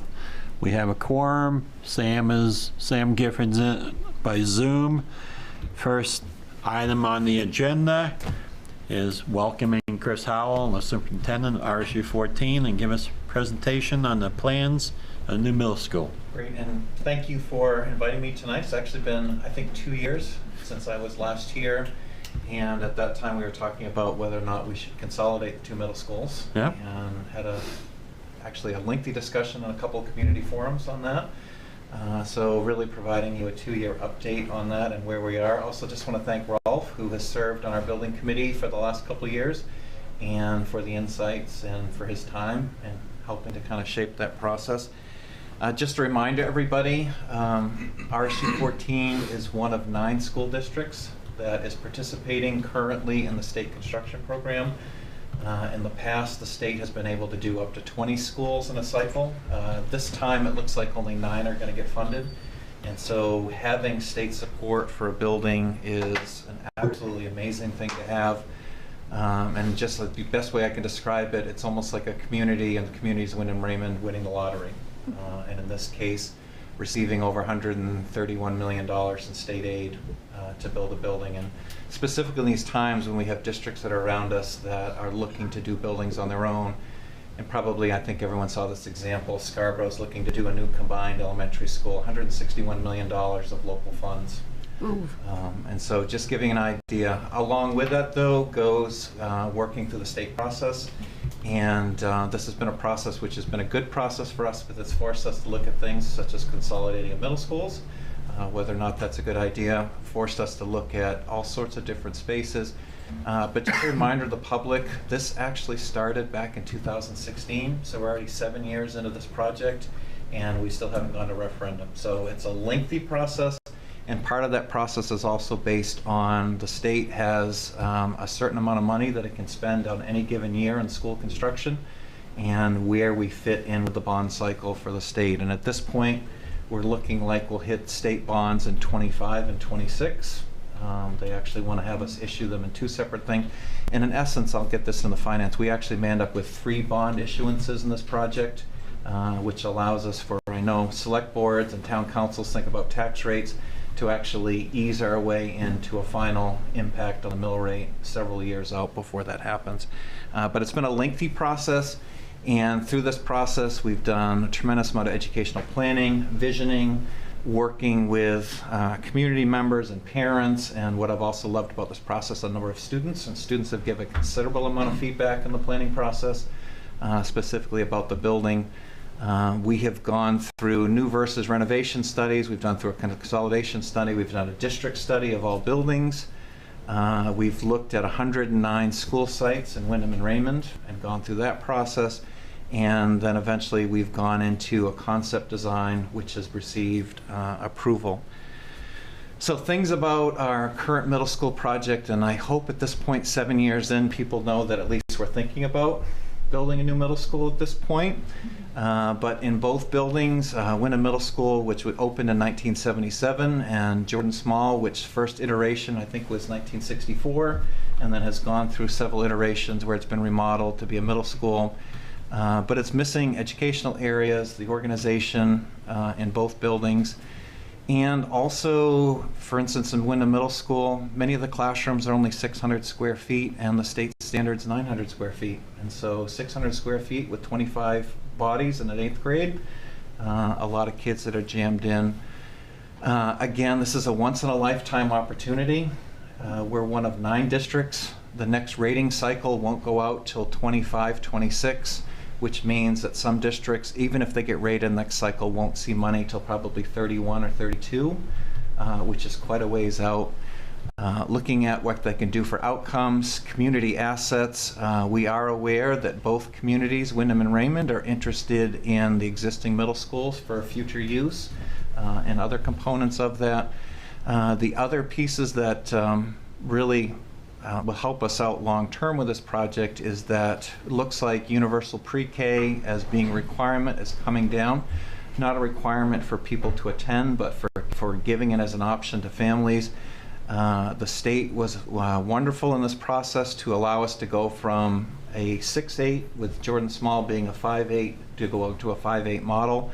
Allows us to move our grade levels around and also will allow us to offer universal pre-K. Currently have about 80 families on our waiting list, and I think you're aware our current pre-K program is at Raymond Elementary School with 32 students. That's maxed out.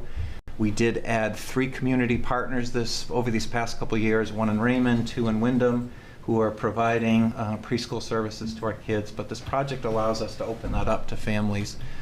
And then also something that I think you have been aware of as a select board, I know the RSU 14 board, we have one school of 190 middle school students and another school of 630 middle school students, and trying to provide equity of programs and services and things that we can offer in both buildings. It's been difficult over the 14 years we've been in RSU, so to finally bring all of our middle level students under the same roof. And I know some of you have seen this, but the concept design or the site location that's been approved is 61 Wyndham Center Road, which is located at the roundabout on River Road. It's between the Wyndham High School campus and the Manchester campus, and as the building committee started to look at a consolidated, looking at sites in between, this is under, what's the word I'm looking for? It's in an option agreement which expires at the end of December. It's 45 acres of property. 27 to 28 is considered to be usable without any impact to wetlands. In addition, the town of Wyndham has signed over 9 acres of property, which is in the upper right-hand corner. So we'll end up with about a 54-acre campus that will be shared for students in grades 5 to 8. On July 12th, the state school board approved this as a site of the school, saying that it met their standards, and they approved roughly $1.2 million of the $1.5 million purchase price of that property. So the local component will be $300,000, and that purchase price is all based on a formula of how many students are in the building with a minimum number of acres for the property. So it ends up with about a $300,000 difference. Coincidentally enough, that piece of property for acreage 35 plus that was going to meet, it was one of the few properties for sale. Moving along. This is the concept design, which has been approved by the state school board, that will be going to the voters. The only difference between the design that you see here and I think the designs on the most recent posters that have gone out publicly is that looking at a power purchase agreement for the roof so that we can provide solar, which hopefully will reduce some of our electricity costs, which I think all of us are seeing. In addition, it may also help us with our electricity rates. You may or may not know this, RSU 14 is already in a power purchase agreement. We own 2% of multiple solar fields across the state of Maine, as well as 4 hydroelectric dams that were part of an agreement that was bargained with the UMaine system, Pratt Whitney, New Balance. We were kind of the token school district they threw in there at the end. Allows us to reduce our electricity costs, but that's one component. It is a large building. This is a 260,000 square foot building, and just for frame of reference, Wyndham High School, which I know everyone's been to, is about 220,000 square feet. Wow. So it's roughly an acre larger. It's built to accommodate 1,200 students, and just giving an idea of coming in from a front entrance, what this might look like. Just an idea of scale. Each one of those windows is about 6 feet tall, so roughly my height. So as you start to take this larger building, kind of pop it out, and I'm just going to go through some additional exterior components before I get inside, because I think when I get inside, you're going to see a lot of what we talked about 2 years ago for how we wanted to see the structure of this building. Number one thing we heard from kids as far as the outside of the building, tell me where the entrance is and make it easy for me to get there. Also, the other thing for kids was we want some areas that we can hang out outside that we're waiting for parents or practice is over. A nice safe place where you can sit on a bench, have a conversation with a friend while I'm waiting for my parents. The other thing that they didn't ask for that we made sure that we looked at is that we realized that the entrance to a school is also a safety area, and to make sure that this is as safe of a building location as possible. And so this particular building has a school resource officer right at the front door. In addition to that, has the office with multiple eyes looking outward. This is the one entrance to the building, so one place coming in. It also has the addition of school guard glass, which is an impervious glass to somebody trying to break in, trying to break things, to make it far, far safer for our students. Other components to this building is that a majority of our students, it's a 3-story building. Downstairs are our applied arts and our administrative areas, the library, the cafeteria. Our students in their academic time are on the second and third floor. Again, it's another safety feature which anytime you have an intruder, what you're trying to do is minimize where they can go, how fast they can go there, and by having our students second and third floor actually makes it a safer building. Kind of flying around, it has a playground. Is the entrance coming off Wyndham Center Road or River Road? Let me go back to that slide.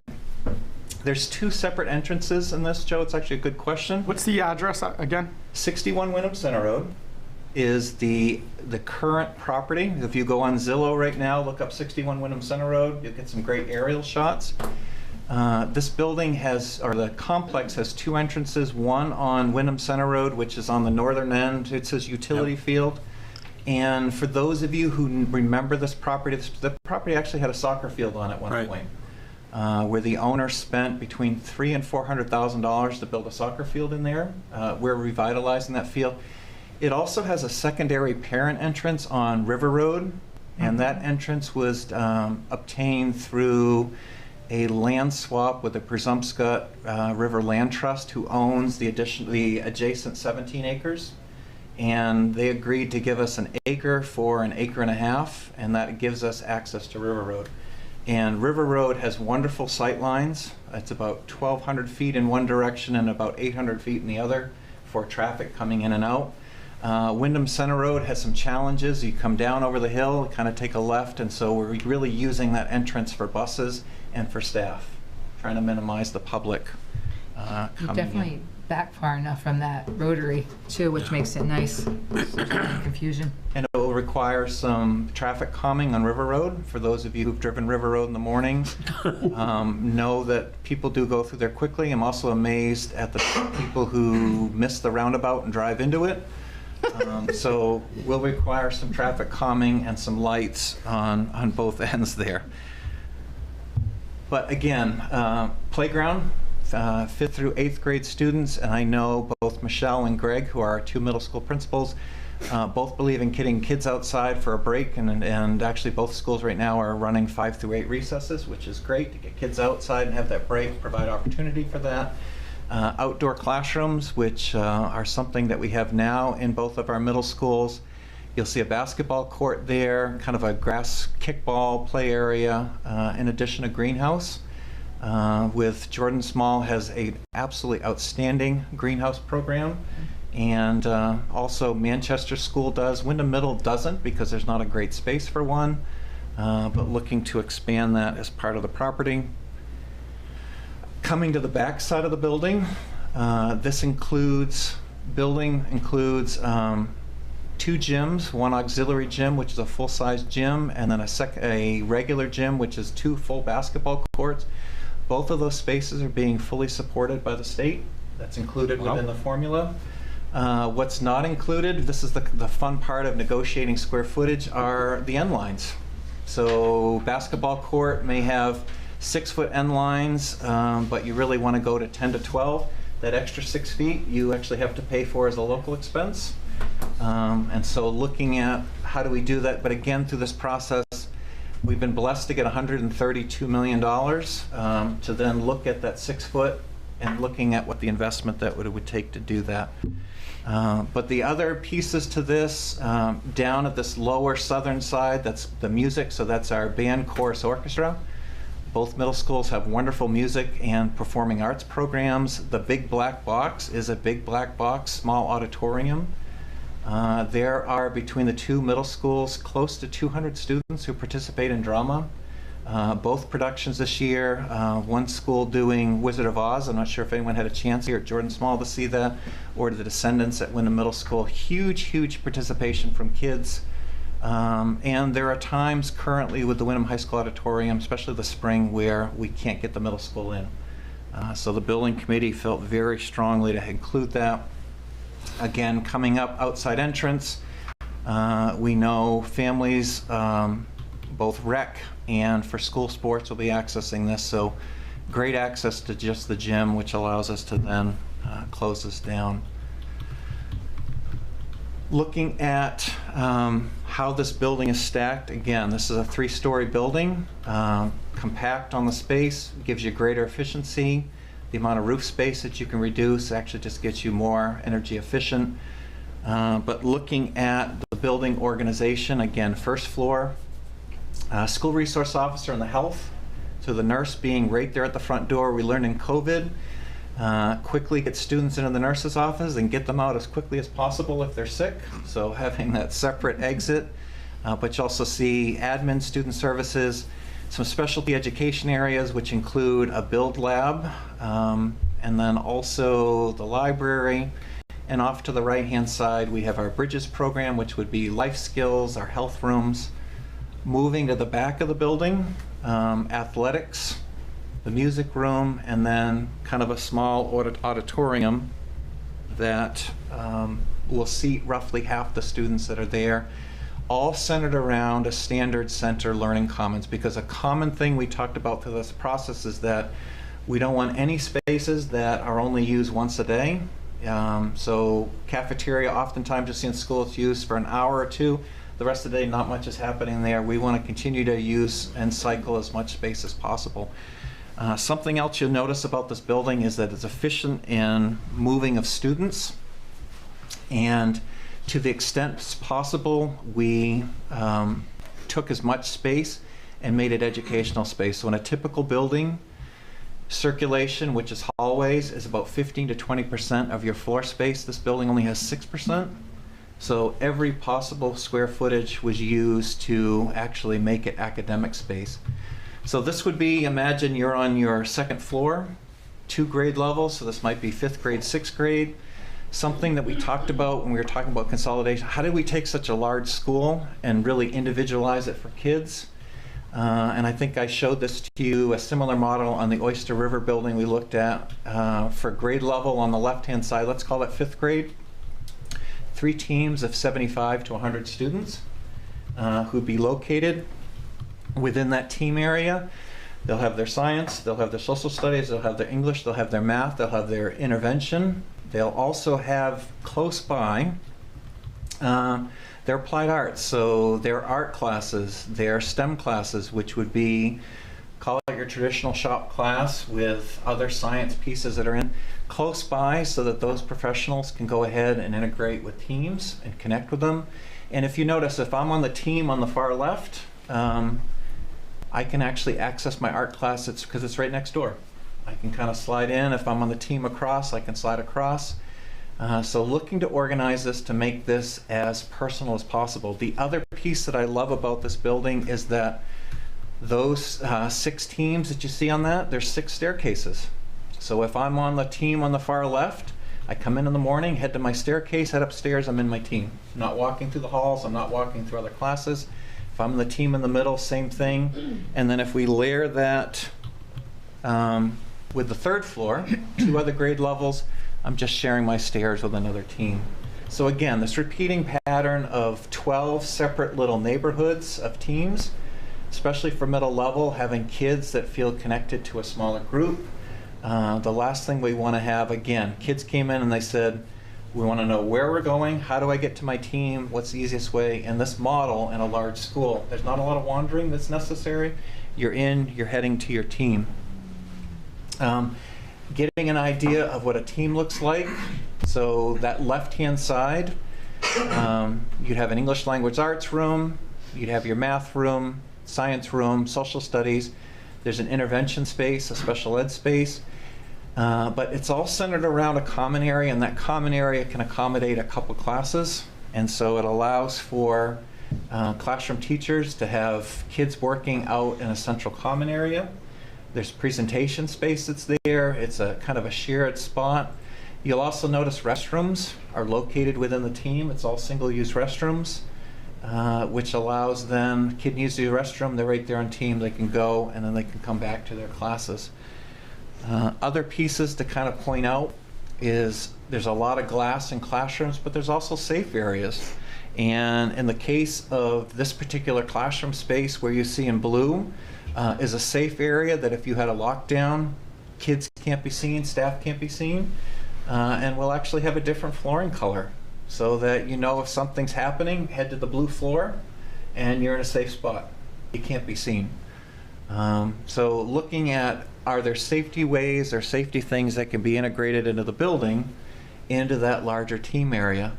But again, great example that's there. You can see down in the kind of the lower right-hand corner, all the bench spaces. That's the STEM lab where kids might be doing model rockets, or they might be working on a bridge project, or a class I visited today was trying to make maglev trains, which I thought was pretty cool.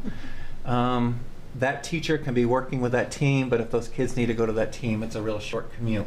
Again, building small areas of community and replicating that. We've seen school models which replicated this up to 2,200 students, up to 3,000 students, where again, it's this model of 100 students being replicated over and over again. Just give you an idea of some inside shots, and again, we're just at that artist rendering. Should the referendum pass, then things actually go to blueprint, and that's when we start to get into some greater detail. But this large central common area for dining with the cafeteria, lunch area off to the right, it also provides some space for some quiet eating because kids don't necessarily want to eat in a big group. So some opportunity that.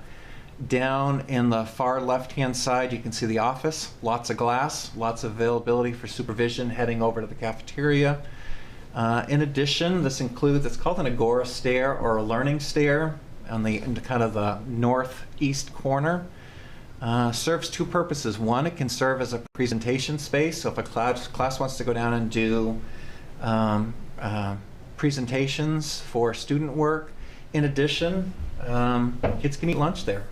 And as a former principal of Windham High School, we had kids that ate on the stairs, we had kids that ate in a small calf, we had kids in a big calf. Plenty of opportunity for kids to kind of find their place. Kind of going down that central spine, on the northern side you have a full gym, which actually does have bleachers for all students. Again, point of reference, that's about the same size as the Windham High School gym. All covered within the formula. The smaller gym in that upper corner, that's an auxiliary gym. We have 3 PE teachers, and so it provides 3 PE spaces for the class. Again, state-supported space, and then moving on, an auditorium space that's down towards the bottom.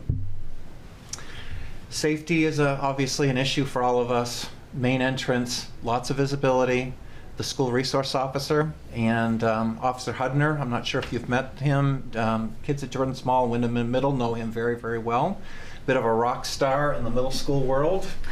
But him being able to have a space that's visible, to not only see visitors coming in, as a resource for kids. He has a lunch area because he does have kids come in and do lunches with him, but also has a private space if he needs to meet with parents who are concerned about an issue. Again, gym space, bleacher space for 1,200, so that this is the only spot in the building where you can do a full school assembly.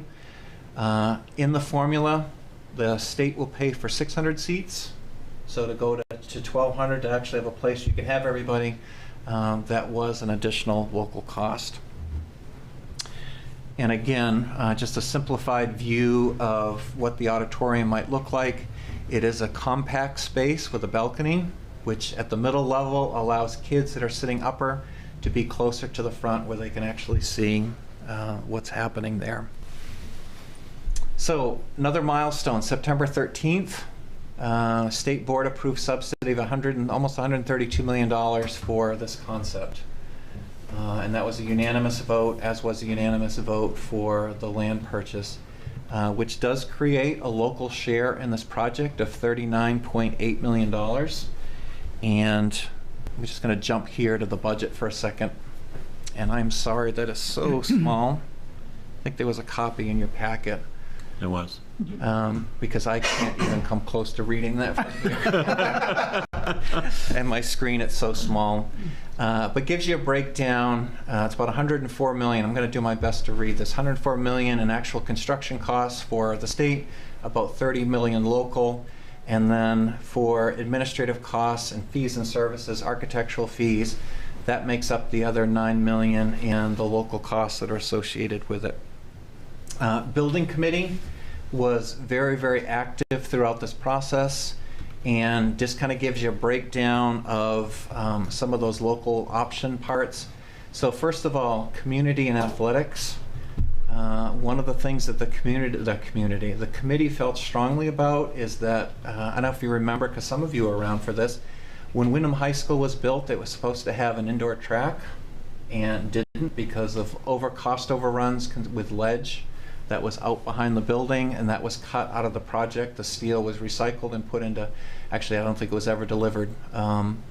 And never ever happened. This building does include a walking track, running track for both indoor track at the high school and middle school, auditorium and support spaces that are along with that, so that everything that kids would need for storage and building and all the other components for auditorium. Learning commons, some of those central spaces, some of the local additional, some of the outdoor learning spaces, that $300,000 in site costs, and then some additional space at the main lobby. But visually, because I think it's the best way to see it, gives you an idea of what's being funded by the state and what's a local cost. So everything in green is being funded by Maine Department of Education and the Major Capital Construction Program. Everything that's in blue is what the committee has recommended to the RSU 14 board to put on the referendum as a local cost. And you notice in some spots it's hallways.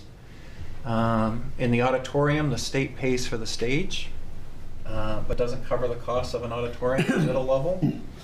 So that becomes a local cost around it, but we get the stage component.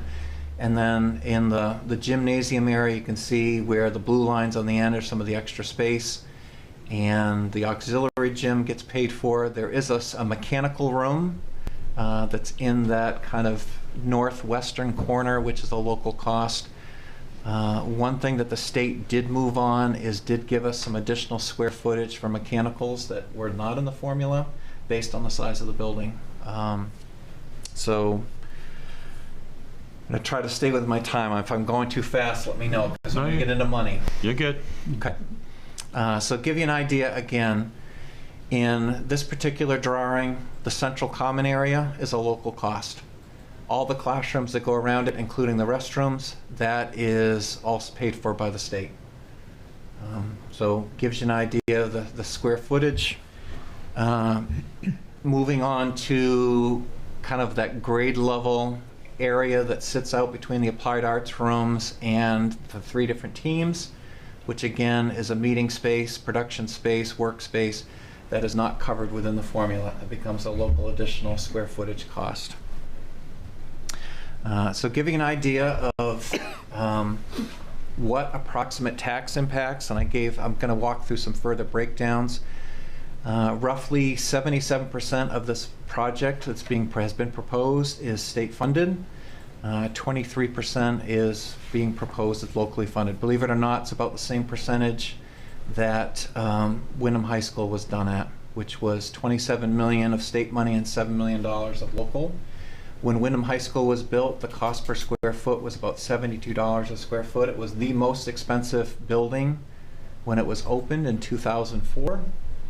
Right now, cost per square footage in this building is $431 in construction cost. So a bit of a jump that's taken on beyond that. So going from 72 to 431. This will be the most expensive building built by the state of Maine until the next most expensive building comes along. And there are some $300 million plus buildings in the pipeline.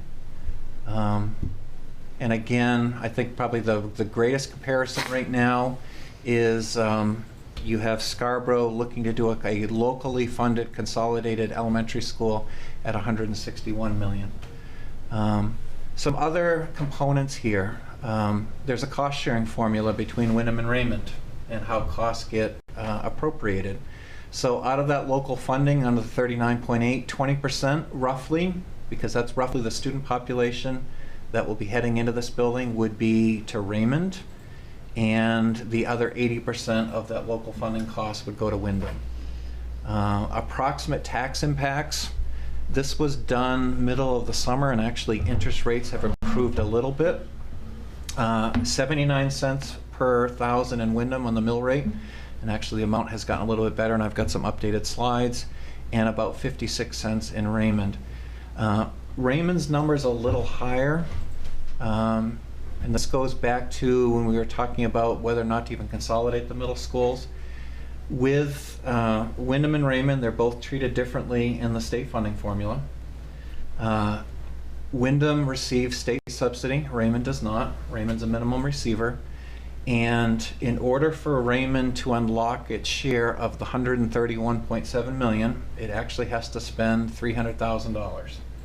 And there's a circuit breaker that kicks in at $300,000 that kind of caps out. That 56 cents does include the circuit breaker built in, that $300,000 that's located there. If we did not do this through the state program, Wyndham would have been about $3.76 per thousand on the mill rate, and Raymond would be about $2.18 on the mill rate. And actually, I've got some better numbers to show you. The town in which I live is looking to do a locally funded elementary school, and the discussion right now is $1 on the mill rate for 5 years. So $5 on the mill rate. How long is this one for? That is for the 20 years of the bond. So the Wyndham High School bond must be retired next year? The last payment on Wyndham High School local is next month.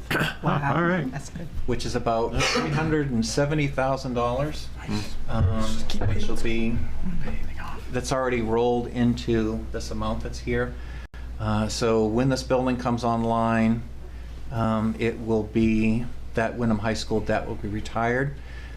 Even that 56 cents is going to take probably 3 years to even get to the 56 cents.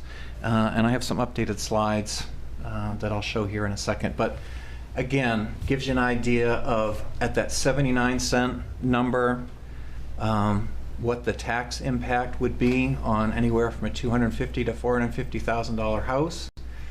But again, I want to give you some updated numbers. But before I do that, Yeah, we should update the home values because nobody can get anything. yeah, gives you an idea of what this would have been like without state support. And again, that's at about that 79 cents. Interest rates have changed a little bit. And with that change, and then also ramping up, and this is a 2-year ramp up, for Wyndham, it looks like the first year would be about 28 cents. Raymond would be 33 cents. The reason why there's a little bit of a difference, when I put this number in, I just assumed that the state would require the $300,000 ramp up for state subsidy in the first year. That may not be the case. This may be actually a lower number than what's there. My feeling with throwing numbers out is I never want to say go up. I told you this and it's going to actually be more. I'd much rather under promise and overperform with, when it comes to this, to actually say we've been already working with some bond brokers to go independently outside of the main bond bank, which we actually can do better percentage-wise. Also, town of Raymond has outstanding credit. Town of Wyndham's credit is just, I think Raymond's what, AAA? Wyndham's AA going to AAA. And so we do have outstanding credit that we can actually go ahead and work against. And I know the town of Wyndham and town of Raymond have been using some independent and not always going through bond bank, which again increases the percentage rate.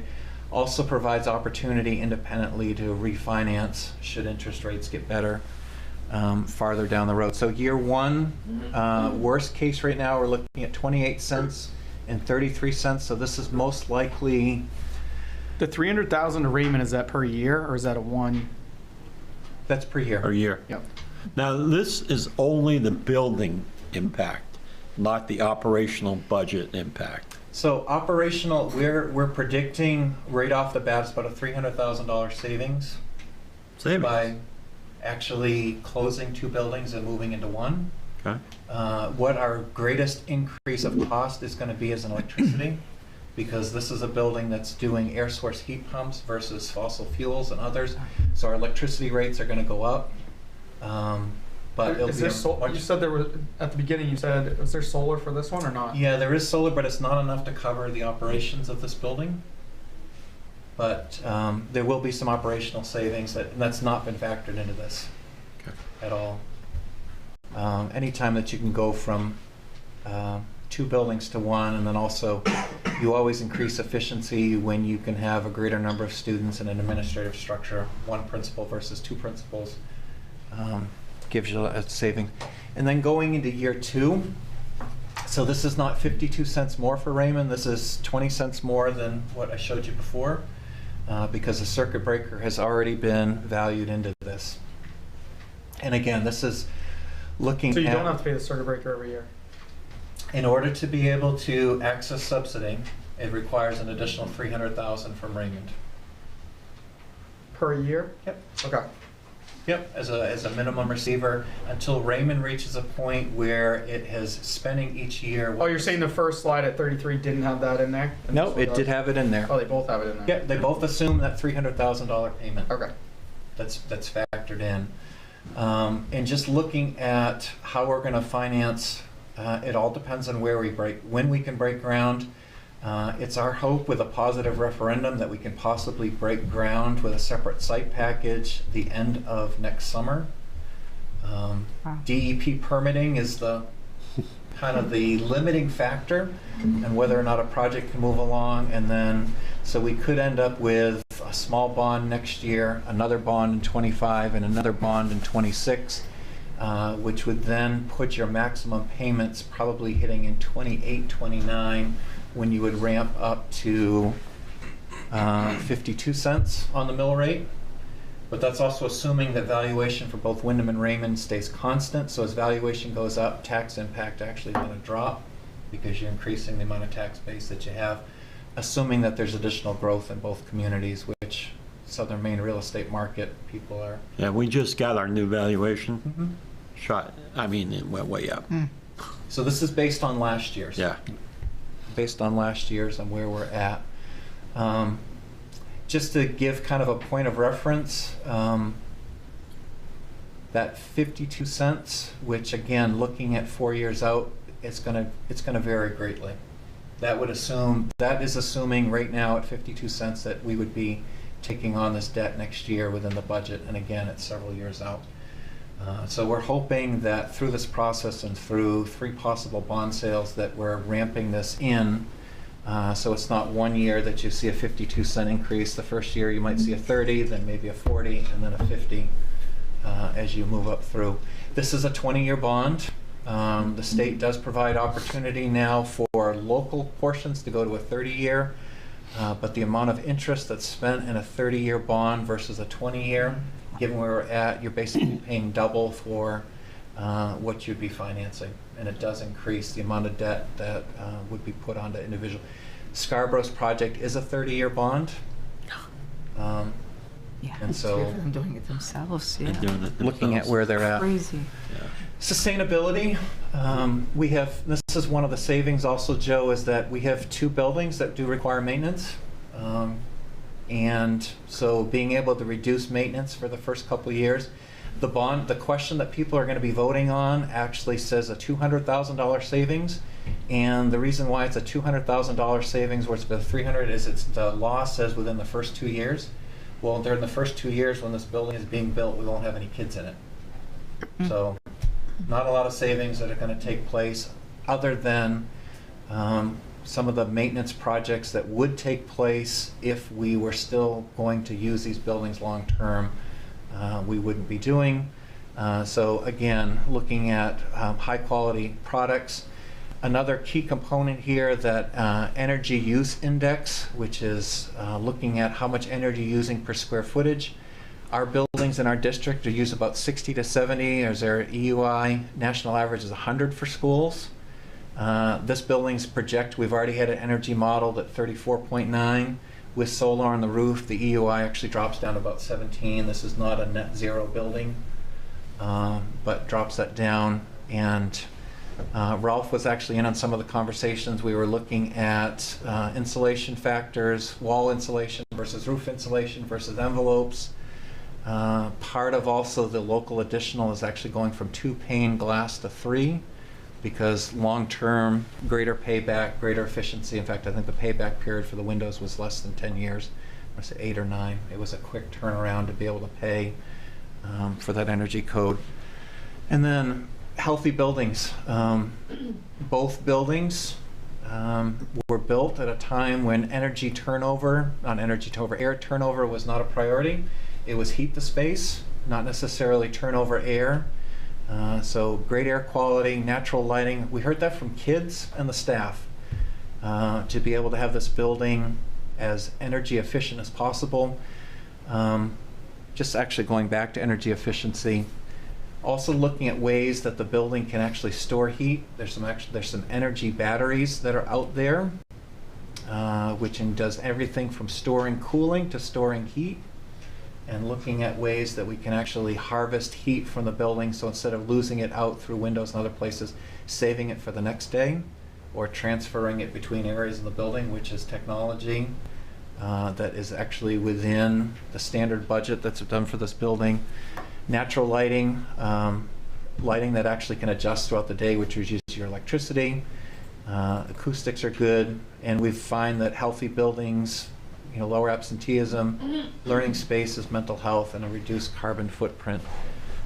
So on November 7th, the community has the opportunity to weigh in on this particular project, and we have 6 months from that September date to pass a referendum. And if it doesn't pass and the community says it's not the thing to do, the money moves on. Instead of 9 schools being done this time, it would be whoever's school number 10. And at this point, school 9, which I think is an Augusta Elementary School, may or may not happen. We'll wait and see. And then the list is going to be shut off. 25, 26, they're going to go back out and rate all the schools. And just because you were number 10 doesn't necessarily mean you're going to be number 1 in the next rating cycle, because another school may jump up, and they go through the process again. So that's where we are at the moment. Been a lot going on the last couple of years with this project. We're excited about it, and if all goes to plan, then it would be opening in the fall of '27. And at that point, I think we need to have a conversation I know there's been interest in Jordan Small, and what the process might look like for that, and then do some planning moving forward. Chris, there was some talk online, some comments back and forth about people still wanting to keep Jordan Small open. Yep. And I know we as a board made that vote to consolidate, because if we're going to be in RSU, let's do it. And personally, I also felt that any of the kids that would be in Jordan Small School would not get that opportunity. And correct me if I'm wrong, we had that one shot to do it, whether we were going to be part of that school or not, we would still have to pay for it. So I guess I want people out there, I know the bus rides are going to be long, I get that, but what you guys are putting together for these kids in school is huge. It's huge. So to I guess tell some of the people that do like the Jordan Small School, you guys can never offer, even if we have Jordan Small School open as a school, you can never offer what's being put in that middle school. And I mean, and the extra money that would have to be paid out to try to bring it up and everything else, but just looking at this here, there's no way. So I want people to research, I guess, and see what is for the kids. And yes, the ride is going to be longer, but what they're being offered in school is a lot more. Yeah, a couple of comments I'll make to that. So first of all, and this actually came into discussion, Derek, this actually goes to your question of 300,000. If Raymond had decided not to join a consolidated school, Raymond taxpayers would still be paying $300,000 towards the cost of that new school. Right. Because of the way that the state funding formula is structured, it would have been a cost. So students in Raymond would have had the option of through interdistrict could have gone to it, but kids in Raymond or families in Raymond, taxpayers in Raymond still would be paying that $300,000 towards the cost of the building. So that part would be there. There are elements of programming in this, and also just to mention is that the Jordan Small leadership and teachers have been part of this process since that decision was made, so they've actually helped design, as have the Raymond students. In fact, Michelle Brand, who's the current principal at Jordan Small, and Greg Stein, who is the principal at Wyndham Middle, are going to be doing a joint presentation Thursday night, talking about programming. So the opportunities that were there. You know, it's funny, I came across some building documents from 15 and 16, which was the last discussion that was talked about, do we build a consolidated middle school, or do we renovate Wyndham Middle School and renovate Jordan Small? And at that time, it was $7 million to renovate Jordan Small, and it was $28 million to renovate Wyndham Middle School. And that was 15-16 construction costs. So for those two, what was the 15-16 cost is actually the local additional right now. And at that time, to do a consolidated middle school was close to $60 million in 15-16 money. And so we're not going to get an opportunity at this price point to build something for $171 million for $39 million. We will never, ever be able to match the programming. That's been one of our struggles since 2009, becoming a district. A program that's offered at Wyndham Middle to be able to offer it here, and something that kids have here. There's advantages to kids that are here that we can never offer to Wyndham Middle. So to be able to provide that opportunity across kids, yes, absolutely, we need to work on busing. And you know, it also is going to be some opportunity because the trade-off now that we need to do on the buses, where down at the ball fields when kids have to transfer buses to the expresses, we won't have to do that any longer because we'll pick up some time, because all middle school, high school kids will be heading that direction. So some opportunity that's that. But we may need to add some additional bus runs in Raymond in order to be able to do that. And similarly, we have kids that live out on Forest Lake in Wyndham that have to go back through Cumberland to Falmouth to back into Wyndham. You know, for being able to offer them some rides and things. So transportation is definitely a component of this. Wow, okay. You may want to mention too your Zoom meetings that you're having, and you know the dates on those and what's being covered each one of those. I have a quick question on the renovation one. So that 2015 price of roughly 35 million for both of those to combine. None of that was state funded, right? That's all local? It was all local. It was all local at the time, and the decision at the committee at that point was to take a look at do we put in an application at that point or not, because of the previous rating cycle, Wyndham Middle School, which is the one that went in the application, was number 42, and it jumped from 42 to number 5. So it was a big jump, but 30 it's close million, to probably 90 million now. Yeah, in order to be able to do that renovation. We have been offering some sessions. We did one last week on the financing portion, which tomorrow I'll be sending out something to community and families. They can actually go back and watch it if they've got 30 minutes of boredom or sitting in a car for a game, to talk about the finance portion. This week, Michelle and Greg will be doing programming and going over, here's how we're going to structure programming. Here's what a day in the life might look like for a middle level student. That will be Thursday night at 6 on Zoom. The following Thursday on Zoom will be performing arts, sports, and then some of the extracurricular activities that go along with this project. And I know we've talked a lot about buildings. The other component that goes along with this is that the athletic fields are part of the state funding formula. Because the other question that I also get a lot, Teresa, which is that from the Wyndham side, why don't you just build this on the Wyndham High School campus? Right. And two reasons. One is this is consolidated, so we wanted to look how close can we start pushing to getting to Raymond. If this had been built on the Wyndham High School campus, we would have lost 4 athletic fields. And so middle school kids would have come out to go to practice, and guess what? They would have gotten on a bus to go to practice somewhere. High school kids would have gone out, gotten on a bus, and gone to practice. This allows now for a fully developed campus at Wyndham High School. So for those Raymond kids who go there, they go out to practice, they go out, all those fields now are Wyndham High School. Kids on this, we now pick up as a district, a 56-acre campus, funded largely by state dollars. And I do realize Those are taxes to everybody. I live in Cumberland. I'm paying a portion of this because we're not getting any state funds in our project. So to pick up a 56-acre campus that's there, all new fields, and the typical formula for state is a baseball field, softball field, and one utility field. We were able to negotiate based on the side of the school. You notice there are 2 full utility fields. And if you get a chance to drive by this campus, that lower baseball field, utility field, you actually can't see from the road because the property goes up and actually crests over. So there's a whole other field there that you can't see. So great opportunity, and again, 9 acres additional the town of Wyndham will be signing over in December, should this be a positive referendum. So it's a good thing for kids, and it's a good thing to bring equity across Wyndham and Raymond. So it'd be 2027 would be the first. Kids that are currently in 1st through 4th grade would be the first classes that would be in this. First to the fourth. We got a couple in there. Yeah. Yep. They're sitting in classrooms Yeah. right now. Hopefully not. Any more? We did bring Any more questions for Chris? Anyone in the audience? Questions for Chris? Chris, good to see you.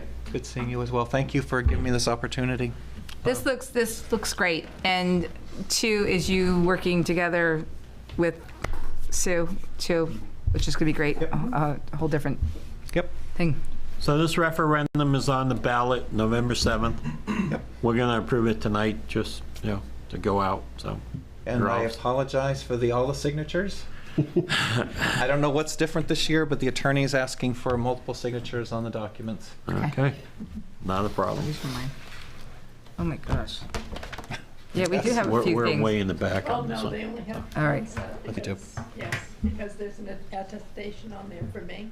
Perfect. So I sent the other copies away with Mike and said, no. Ah.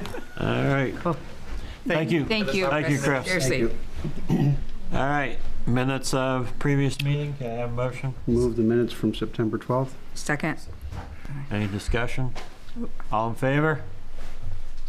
Okay, unanimous. All right. Richard, do you want to hang around? Because this could be a long meeting, or would you like to introduce yourself now and be able to take off? I think the second option. Thank you. Hello, everyone. I'm Richard Doe. I'm the new library director for the Raymond Village Library. I'm happy to be here and happy to, make the library a great place to be. So, thank you for this opportunity. Welcome. Thank you very much. Yeah. Thank you for coming. How's it going so far? So far, so good. It's only been 3 weeks, but just getting smooth. We're back to our regular hours for now, so it's Oh, good. Yeah. Good. A lot of people in the community, and they're all very happy about the library. So. Great. Yep. Great. Well, thank you so much for coming tonight. Yeah, of course. You're welcome to hang around if you want. You can see how the town of Raymond operates. And maybe next time. All right. Well, thank you for coming. Really you so much. appreciate meeting you. Appreciate So. Yeah, bye. That's awesome. All right. Consideration of liquor license application, East Shore Tavern.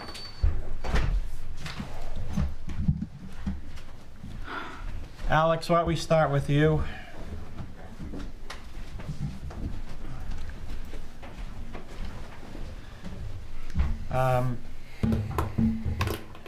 Good evening.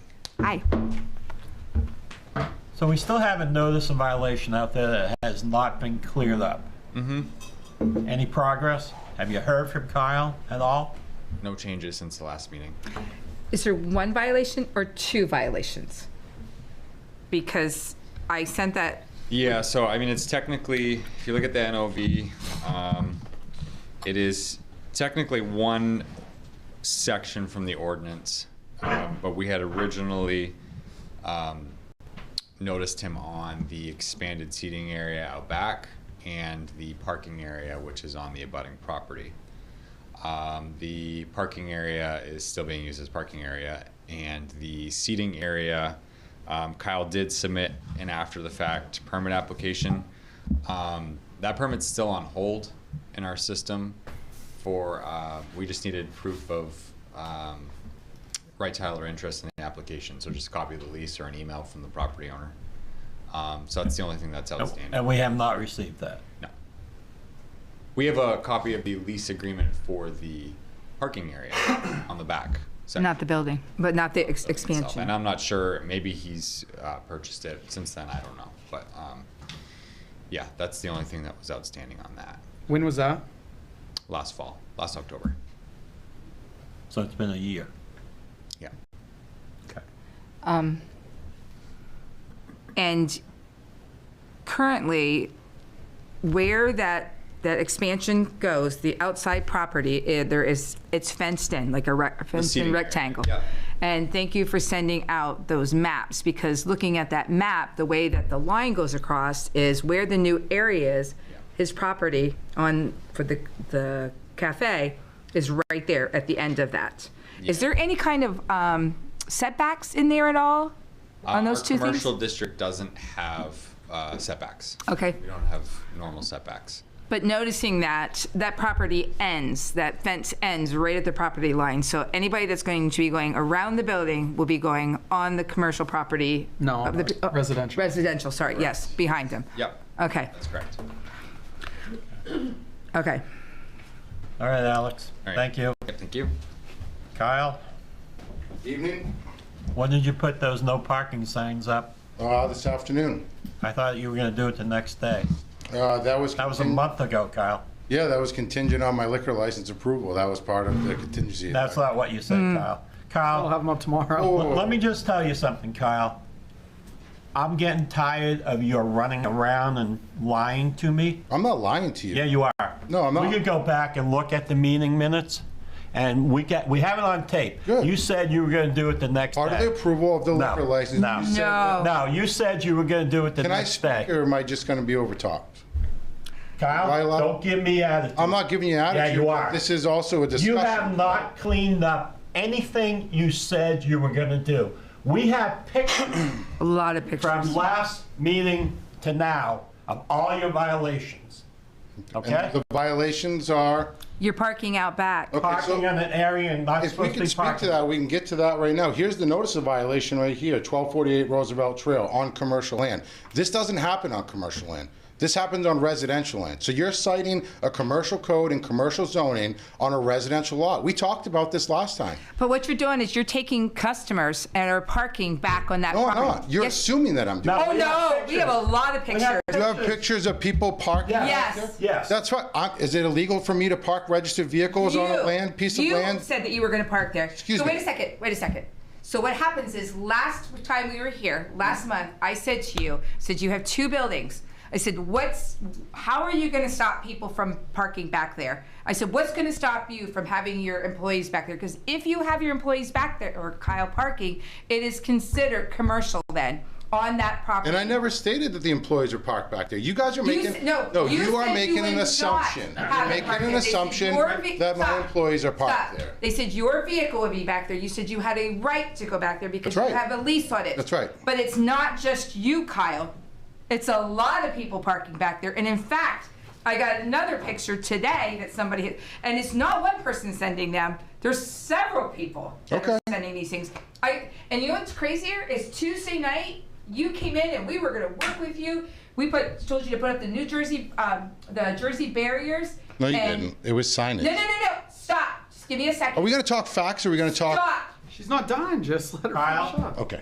Listen up while she's talking. Okay. Rolf gave you a break and said to put up no parking signs, and you said, great, I could put, and we said, gave you 14 days. And you said, I can put them up within the week. They just got put up today because there's been so many pictures. You came in here and we were willing to work with you. We are not the police. We are not DHS. We are not any of those. We are dealing with town business with you right now. And what's happening is Thursday night, I get a video to my text message, and you've got an axe throwing out back on that commercial property. Residential. Yes. So, are you saying there wasn't one? I'm not going to. Go ahead and finish what you're saying so I can speak. Then I I'm can't getting answer. videos No. of other cars back there that are not your cars. And in fact, I thinking, okay, are these people just setting this up or what? I drove down there, and there was a trailer with this purple-blue truck back there that's down there. And there's others. I've got so many people sending these, and you stood here and you said no. You wanted to be able to have access to your leased property. Right. And we told you, you cannot have people parking back there, and you said you wouldn't. And it's all been a blank you to us right now from you. Just let me know when I can respond. Go ahead. I stated last time that 10,000 square feet of area is a privately leased lot separate from my operation. I can have a truck and trailer. I can have anything I want back there that's not in connection with that commercial business. You're making an assumption. When you see vehicles and trailers and everything else, you're assuming that I'm letting customers park, you're assuming I'm letting my employees park, but there's nothing there to suggest that that's actually what's happening.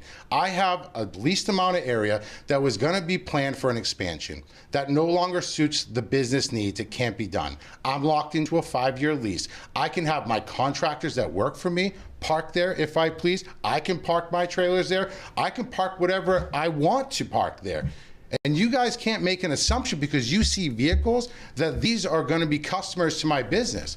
And that's all we're going off is an assumption that you guys drive by, you see some vehicles, you're making the assumption that those vehicles are customers in there.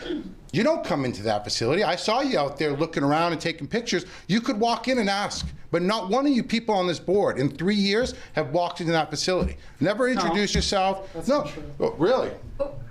Untrue. So the funny thing is, I've eaten there quite a bit. right out front of your establishment, Sure. axe throwing. And what do you have out back of your building? Axe throwing. That people have been in there drinking, which they are not allowed past. No, nobody's drinking on that trailer. Nobody. And first of all, the insurance wouldn't allow it with the vendor that's on the outside So that somebody presides. signed their name John Henry on there. What? So when they were doing the axe throwing. So this is the stuff, and it's. I'm not going to sit here, I guess, and be lied to and be made a fool of, because I feel like that's exactly what you're doing. And then you put something on TikTok that says walking into select board meetings is like knowing that you're going to tip That's off a personal 98% of opinion, it. and that obviously is what happens here. Look at the way that you're acting. Look at Because the you're way that I've lying been to us, treated. Kyle. No, there's no lie. You're assuming that I'm lying to you because you've seen one thing. You don't come in to Kyle, talk I to asked me you personally. last time we had this if you had any commercial activity going on that personal property, and especially with the dumpsters, and you said no. There wasn't, yeah. So there's dumpsters, 2 dumpsters on that property that are not being used for any commercial. The dumpsters are mine, and I rent the property. So I can dump all my trash there as I want. It's under Charlie Holdings LLC. That's the landholder. I use that for my trash. Okay, well, I'm asking, I asked last time, I'm asking now, you don't use, no trash from the commercial property goes into the dumpsters on the personal property. We use that in conjunction, yeah. But where does trash out? And if you want us to slide the dumpsters forward, no problem. Just say that. I mean, at the end of the day, you guys are sitting here, you're telling me that I'm a liar. I'm not a liar. You're telling me that I can't park. I asked you last week if Can I that was speak? used Can I finish? commercially, I mean, and can I you finish? said no. It wasn't. It's not Now used you're for- saying yes. You guys are assuming that, so. Do you put trash from a commercial property, from the building? From time to time, yes. So it is used. Okay. Commercially, and It's you not know used- it wasn't. That does not, just because there's a dumpster on that property does not consider that commercial property. It's residential property. It's every Right? residential I didn't ask property. you what it If was, every what resident. kind of property it was. There's I a said lot of using res. your trash from your commercial building and putting it in those dumpsters, and you said no. Before, you said they weren't even there. Is there an ordinance that says that? I'm not I can't have- asking ordinances. I asked Then you what a are you question. asking? You answered it, and now it's the opposite. You're saying you are There's using 2 it. dumpsters there. Right, and you said they weren't. So does that used. constitute commercial operation on that residential lot? I'm Alex? asking you. If You put commercial trash in The it. code enforcement officer's right here. Can we ask him? Commercial trash in it, it is now commercial. Really? Is Once that you how put that's the commercial with trash in dumpsters? it is now used. No, it's not. We're gonna get up and so he's the code enforcement Alex. officer. So the axe throwing thing that's parked there, that's Let's not stick to commercial one too? thing, the dumpster first, please. Can we get through each one without I would love everybody- to, but you changed your story from last week to No, this I'm week. not. just I'm on that. talking about a dumpster. Okay, We're hang on, asking if hang it on. constitutes a commercial property. hang If on. it's dumpster. Alex, please. Hi. So he's throwing commercial trash into a dumpster on private property. Yes. Does that make it commercial Yes. use? Thank you. Commercial use, totally. So we can slide the dumpsters forward, put it on commercial property. Problem solved. The axe throwing truck. Just like you were gonna put the signs up the next day, Kyle. It was my understanding that when we left here, and if I can finish, please, because you keep asking questions and then you interrupt me. My understanding was that you, when you approved my liquor license before the nonsense that happened in the last meeting, that you would approve the liquor license contingent that the signs got up within 14 days. I told you 7 days. I didn't leave here with my liquor license. So that's not I lied to you. That's not I'm being rude. You stated on the video that contingent to my liquor license being approved, that I would have to put those signs up. I left that evening without a liquor license. Actually, you approved it and you rescinded it afterwards. And then you got it the next day with the letter. You got a 30 days. You guys You had should've gone 60 7 days days to from make. You there. guys had 60 days to make a decision on it, and Larry Sanborn told you that. You were in a position where you either had to deny it or file for my extension. Those were the two options. We filed for your extension. That's right, because yes, that- you but got- then 7 days. And if it was me under fire the way you are right now, I would have had signs out there. I would have had signs all over the place. So you're saying today, with those little signs that you have out there that somebody No said to parking, me, as we agreed on. there's Yep. like 5, 6 people out there and they're doing construction at 4:30 in the What afternoon. I'm saying is it's not right for you to assume that you know That's what why I'm those asking you right and I've now. told you, there are people down there that I know that I could park there. There's people that leave their vehicle there so they can go and carpool with other people. There's multiple reasons why there's vehicles down there. And the assumption that you are There's trying... no assumption with an axe-throwing trailer that's on the... It takes up the entire spot. You have a huge sign that says axe-throwing Thursday nights. So you can't tell me that's not commercial. Is there any parking that was around that commercial trailer that you're speaking of? That actually... I'm not talking about that. Truck is parked, yes. It's blocking the whole back end. This whole thing is about parking. We're not talking about commercial. We're talking about parking. No, it's commercial use on a residential lot. That's How is that commercial It use? is parking. The guy's not driving around. If you're driving around while people are axe throwing, it's kind of dangerous. If he's parked there if with he's a trailer and your customers are out there throwing axes, Yes. there's a giant sign that says so. Yes. And it's all on this residential lot. Okay, so I had a vehicle out there that was parked, correct? That's what we're coming down to, because... No, I just told you what I said. Right, there was a vehicle... Your bar... This whole thing. Yeah, I'm not playing weird games, Kyle. We don't have to play word games, but we're not going to play you can't assumptions. sit up there and tell. There's no assumption. There What is. What's the assumption of people throwing axes in a trailer and you have it out front? That The issue with this... Why is the axe throwing trailer? You want to there? issue me a No, why is violation the with axe axe throwing throwing? trailer You there? want to issue me a violation Why for is the axe commercial throwing use on trailer residential there? property? That's fine. This right here... Why is the axe throwing trailer there? Can I speak now? Yeah, I'm you done can answer having the you... question. I've already answered your question. I know how many times you want to answer. You haven't answered why If the axe you want to throwing trailer issue is me a there. new violation for using commercial use on a residential property, that's fine. This right here, this is valid. It's not valid. If it was, you guys should have moved on it. And the bottom line is, this should have never been issued. It was a commercial property that wanted to extend into a residential property. We abandoned those efforts. I'm stuck with the land. You're trying to assume that I let parking for my establishment happen there. I'm telling you that it's not. Okay. Unless there's some kind of evidence that you guys can provide that those people are solely there for the use of my facility, I'm not sure what grounds you got to stand on. Black and white. There's a giant. It's not black and trailer. white, it's an assumption. Derek. And this right here is, if you look at it, no site plan approved for non-residential use of structure except for single-family dwellings, duplex dwellings, accessory uses to single-family or duplex dwellings, maintenance of an existing facility or building, or interior renovations to an existing building or facility which do not change the use or increase the amount of parking. No building permit should be issued for a new building, new facility, exterior renovation, existing building, or facility. Any alteration or addition of impervious areas or substantial change to the use of an existing building or facility and is planned require a site plan review. So this violation is to say that I didn't go in front of the planning board to approve site plan review. I do not require site plan review to have a private piece of land that parks my vehicles or people that I allow to park there. This does not stop me from doing that. This is not valid. And it cannot be, I don't know what more we could talk about. This isn't even addressed to, it says it's on my commercial lot. My lot that I leased that you're talking about is a residential lot. That parcel ID number, that's not the residential lot where it's in question right now. So you guys are taking two separate issues, my commercial operation and my leased land, and you're trying to put it together as one. Because that's what You applied for a permit and you didn't file. No, I did not apply for a permit. And he just told you I didn't apply for a permit. I sat down and I spoke with him about this. But he's still using Okay, before we continue, we probably should point out the fact that this NOV can be appealed if he feels that there's any errors. Right. Did he appeal them?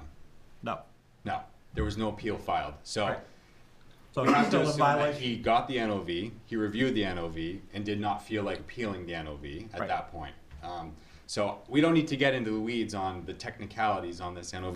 We can go through point by point, be a great exercise if we want to go through this section.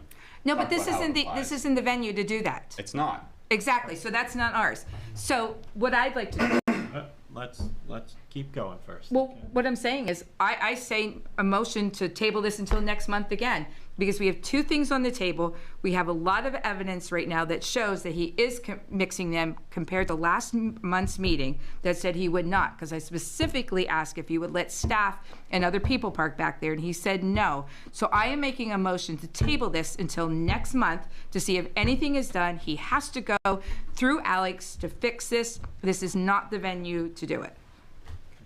I'd rather not entertain that motion right now, so we can continue to just have some discussion and then arrive at whatever we need to arrive at.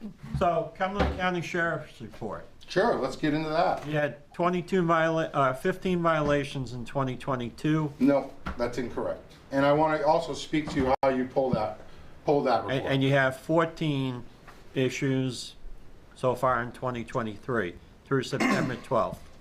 I think that it's interesting that the way that this was worded and calls for service, speaking with the records department and speaking with the local sheriffs, these logs are simply pulled based on the name being added. So if there's a traffic violation, which says traffic offenses, in front of 1248 Roosevelt, or Cafe Sebago, or East Shore Tavern, it is simply noted in the call log as a location that the incident happened, whether it be a violation with a moving vehicle, whether it be contact with somebody that they're looking for. This in no way, shape, or form is any definitive evidence that these people have came to my property, these have been an issue on my property, or any of these calls were directly linked to the East Shore Tavern. Furthermore, I pulled up my own records through CCSO, and I went through the proper channels, and the proper channels said that I can show you the actual report for East Shore Tavern if you'd like, because it differs very greatly from the copy that you guys put out. Was that East Shore or is that Cafe Sebago? Is that both? Because you have to look at both too. That was both. And I have copies right here. East Shore. And It's East Shore. this was obtained from CCSO Records Department. So was that? No, well, actually, they don't have a record of anybody from the town of Raymond pulling up this. So you did not get it from the records department. So wherever this was pulled from, that I can, listen, Christopher Piles has confirmed that he's looked through the log. The town of Raymond has made no such request through the records department for this data. So wherever you got this information from is not from the records department, it's not through proper channels, and it's not documented. Not through proper channels? Go ahead. The proper channels would be through the records department so it could be logged in. That's what I did, and my log will be there. And my records, here it is. It says from the sheriff's department. It differs from what you guys have there greatly. So and I can read up. Where did you get these from? I called Mark Marion, who was our contact at the Cumberland County, and he contacted the records department, and he had them create these reports for me. Thank you. And here's a copy of the records request that I made to the sheriff's office that have Raymond and East Shore Tavern that are drastically different. So I don't know, again, what you want to look at, but these were never designed to definitively say, oh, there was a traffic stop at Cafe Sebago. There was attempt to locate at Cafe Sebago. Simply used as landmarks for incidents that happen. So this could have happened on 302. There could have been somebody pulled over across the street. The officer sees 1248 on my sign. They see East Shore Tavern. It's logged in there as a log for reference. I also, furthermore, after the last meeting, I spoke with Sergeant Marion and Sergeant Parody. They both are sergeants that patrol this area. I went directly to them and had a meeting for 30 minutes apiece and asked them about a lot of the things that was said by Cary Grant and her boyfriend and some of the other things that were floating around. I can tell you right now that those two meetings resulted in, there is no issue with me and the sheriff's office. Both of those patrol sergeants said they're not looking into me. They're not concerned about the amount of people that I have, the kind of people that are there, or the incidents that happen, because they've only been there one time in regards to me in the last 365 days. And that was more recently, and it was about 2 months ago. So these people, they're not seeing increased OUIs. They're not seeing increased fighting. I'm telling you what you're not seeing on here. You're not seeing assault. You're not seeing multiple intoxication. You're not seeing traffic accidents out in front of this place. These cannot be used to show that I'm doing something irresponsible, simply because this is a call log. My place has been used as a reference. And furthermore, if you want to look into your version versus my version, traffic offenses, 911 hang up, citizens assist. There was a theft. A gentleman lost his wallet there one morning, called the police in case it turned up. I mean, this isn't nitty gritty stuff. And those calls are not calls of service to East Shore Tavern. So, again, the police have theirs. DHS has theirs. The state liquor board has theirs. We have ours in our own town. So, again, I want to put that motion out there. Hang on one second. So Alex, can I ask you a question? Yep. So we've had this notice of violation for a year. It's never been appealed. Yep. So the appeal would be to the Board of Appeals. Yep. Okay. Which meets when? They meet as needed or once a month. Okay. Yeah. Someone can still make an appeal, even though they're beyond the appeal period. But there's no guarantee that it'll be heard. Right. So, but how do we fix the parking out back? Good question. We put the Jersey barriers up.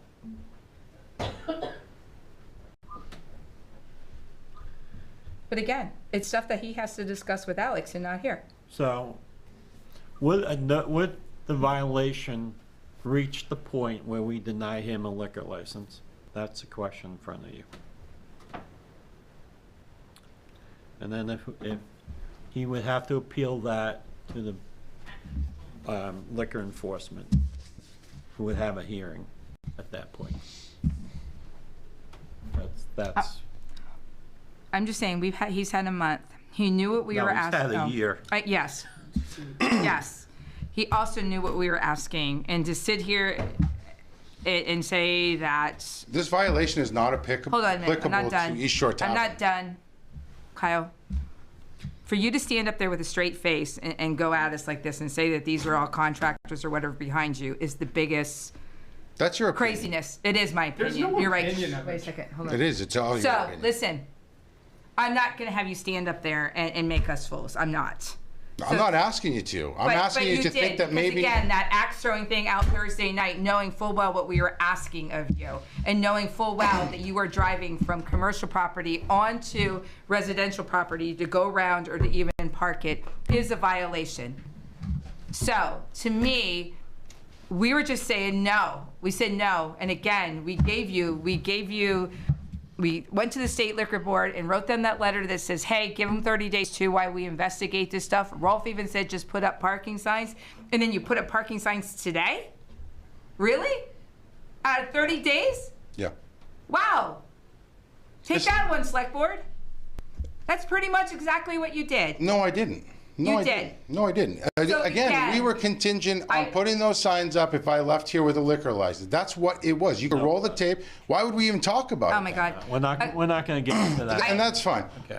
I am. So, Each month that goes by, he has to work with Alex and get it settled as to what the code is and what is correct as far as not using that property behind you for any kind of commercial use. That is why I am saying table this for another month. But I'm not going to have it on my shoulders that his employees are not working, because that's something you should have taken care of right away. So if you don't have a state liquor license because of it, it's not my fault. I just don't understand how this could be commercial. It's 1248 Roosevelt Trail. Show me the violation that happened on 1248 you have a Roosevelt notice of violation in front of you. That's right, but it doesn't apply to a resident. Appeal it.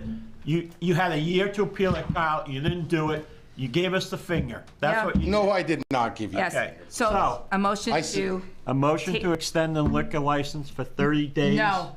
I do not want the liquor license extended. We did that last month and he didn't do it. What are we doing here? Are we trying to cut out my livelihood over this? No, we're not. Of course But you we're also are. not going to sit here Of and have course you you go are. bleep you to us either, Kyle. I'm not. You guys are Because taking nights two later, separate you went down things. there with that axe throwing truck. The operation that you're licensing right now has nothing to do with your dispute on that land. Nothing. Yes, it Until you does. then prove it. Because it's Time to go.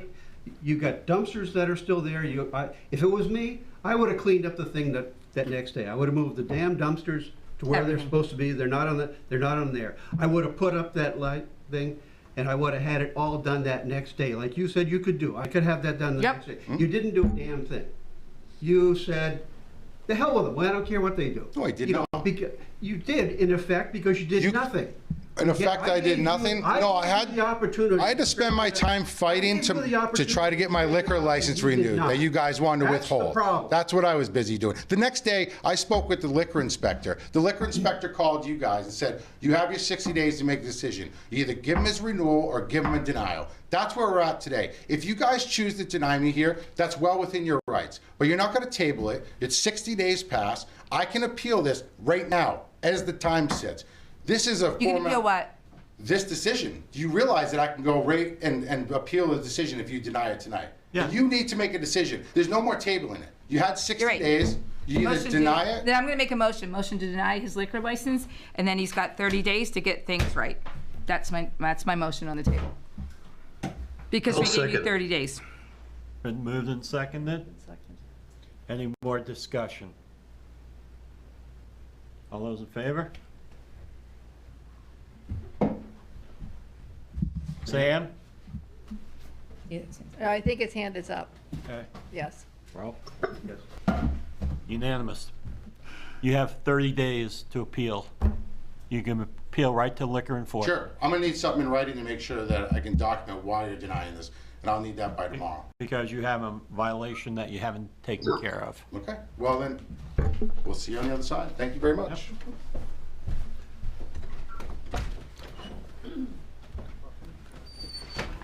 All right. Sorry to put you in that. Actually, can I just ask a question real quick? Yeah. If he comes. So if he has the violation resolved tomorrow, for example, then you're good. Yep. Let me ask you, how does he resolve that? Loam and seed it. Yep. And Like you we can do that have. tomorrow. Or put Jersey barriers in. To stop people from Could. going around Yeah. back. But Problem with that is they could be moved. He could move one, and then in 6 months he's got parking back there again. I don't know. I'd like to see it either loam and seed or get site plan approval. Yep. okay, then make that your goal on that. Do you know what I mean? As far as that's what needs to be done. But I saw videos the other night of people ramming those Jersey barriers pretty hard. So yeah. Sue wanted something. The motion wasn't to if he fixes it. No. No. So he would Is- not get his license back. It was a by motion to simply deny. He has to now appeal. What was the 30-day thing? I heard there was He has something 30 days until we have another meeting and he can put it back on the agenda. That's what I'm assuming. He's appealing. He's got 30 days to appeal. No, he appeals to the liquor Yeah. board. Yeah. He has to appeal to the Department of Liquor, yes. But we still can say no on the But if he fixes it License. tonight, that doesn't give him his liquor license back. He can, we can have an emergency meeting if need be. Okay? Yes. But that's what it would require, yes. Right. Keep forgetting Sam's up there. Okay? It's been a year. It really has. All right. Do we want to take the business license application out of turn? Moon Enterprises, that you guys? All right. I bet you can't wait to come to town now. No. Well, so last month we had the same issue last month, and there was other people here that were doing business, and they're just like, "Do you want to get up and talk?" I've been in town meetings before Yeah. for this in other towns, so I've seen some All stuff right. go down. All right, When you come on. step up and introduce yourself and. So we're on 5B now. My name is Tyler Monahan. I'm the owner of Moon Enterprises. We are trying to open up a retail marijuana shop at 1259 Roosevelt Trail, which is the old B&B. Which is the former, so we took it over. Yeah. So now I'm doing the approval process of it. Are you actually in the building now? Yes. I have the lease right here. So the other place is out? Yes. So you have electricity and all that now? Yep. Okay. No, the generator's not hooked up anymore. Okay, all right. Okay, and it's solely medical? It's for now. I think that's just because we'd like to do adult use, because that's just the way that that's the way it's going right now. Medical is kind of, Yeah. adult use is what everybody's doing. It's kind of, But you do know Raymond doesn't allow adult use. I do know that. We had a referendum. Yeah. And they voted it no. They voted. So knowing Yeah. that, are you guys still up for that? Because it's, yeah. Either way, we are still up for it. We are medical. Okay. Just, So just realize that you Go to can't the do thing. regular retail, yeah. adult use. So the referendum's a town vote pretty much, right? Yeah. Right, okay, cool. And that was a year ago? Yeah. 2 years ago. 2 years ago. 2 years ago. 2 years ago, okay. Yeah, Because it's either opt in or opt out. We did decide the Right. public and they said no. right. Okay. So, yeah, are you okay with just doing? Yeah, we're medical as is, so it doesn't really change much for us. It's just the way that it's gone is medical is kind of a dying thing. Right. And adult use is just, everybody's transferring. Exploding. Yep. Pretty much what's going to happen is all medical will most likely go away. That's the way it is in most states, and then it just kind of transforms into adult use. So Yeah. So how do you do, first off, are you guys anywhere else or is this going to be your only store? And second, how do you do that knowing that yours may fade out and we're not doing adult use? Well, I guess medical probably won't go anywhere for a couple of years. There's still good money in it. Most likely, most towns will probably opt in over time. Over time, it's growing, so things change. I don't see It would Raymond. require a whole new vote. Right. And It would require a vote, it would require, a change it in would ordinance. require an ordinance, it would require a town meeting vote. Yeah, you'd have to get back on the ballot. You'd have to get Yeah. so many signatures, right? Something like that. Yeah. So do you guys have another store? Yeah, we have one that we're building across from the Hannaford at the Five Corners. Five Corners. Poland? In Poland? Well, it's actually technically Mechanic Falls. Oh, yeah, the So, little one. All right. I'm building. I have a store right there. There's a little florist. That's right by the school, right? Yeah. I'm 505 feet away, but yeah. By 5 feet. right? Yeah, no, we are Is very. it that corner store that's there? Is that No. or near the propane place? No, you go down. It's the Chipmunk storage. It's like it's a storage facility Oh, on 9/11 on 26. on 26. Yep. Okay. 5 feet. This is Wes. He's going to be the manager of the store. Pending So. approval, I'll be the manager of the location in Raymond. So our plan was to get approval for medical, and then down the line, potentially, there's another space for rent in the suite next to us, and that would be, if it was allowed, future adult use, but that's not our plan for at least a few years out. So it would be pending approval, obviously, and do the medical thing correctly and do that first, and then if we could down the line add that, but one suite and then the other suite would be. Yeah, we're just trying to warn you ahead of time that there's very little chance that Raymond's going to approve adult use marijuana Well, for quite a few years. but here's another thing. That building down there was just the building. And then what happens is the gentleman that was in the store before you guys, he came to the select board meeting and said they actually built that addition on for adult use and wanted us to opt in. So they said they were all ready to go because they built that spot, especially for this. So they went and spent money, not going through the process and everything else. So, yeah, we don't want you blindsided. No, we're aware of that. It's a lot of towns don't opt in. When we went, the other guy that was gonna go in there, They actually Sean Brody. we started down the inspection route and whatnot. to opt in. So they said they were all ready to go because they built that spot, especially for this. So they went and spent money, not going through the process and everything else. So yeah, we don't want you blind. Where are we? Oh, Maybe mute him. Wayne. Okay, Wayne, have you done an inspection there yet? Because I know when we went through it, started down here the last time, you'd done part of it and there was some issues and whatnot. get in. Have you been back in there yet? We met today on site and did a preliminary inspection because he's still doing some remodeling of the space. So we would need at some point to go back in and do a final inspection based on the things that we saw today and the verbal corrections that we discussed with the applicant. Okay, and so you know the things that need to be done? Yeah, it was a couple small things. It's not a big deal. So When do you plan on opening? Well, probably by Christmas, hopefully. Okay. Optimistically, who knows? All right. I have a So, all right, a motion to approve the application of Moon Enterprises LLC doing business as Eclipse. Conditions. Yeah, but it's conditioned on, based on doing everything. passing the fire inspection. Yeah, with the fire inspector. Okay. Second? Moved and seconded. All in favor? Unanimous. Welcome to Raymond. Thank you. Easier than the first with the other guy. Oh, yeah. Just don't take a year to get with our Yeah. fire Yeah. chief and. Just don't stand up there and lie to us. Yeah. Mr. Chair, meet you guys. Thank You too. Welcome to Raymond. since we've kind of thrown the agenda up in the air and let it come down wherever it may, Yeah. could we allow Sharice to wander? She was on? next. Yeah, perfect. Consolidation or consideration of update of the post-issuance compliance policy.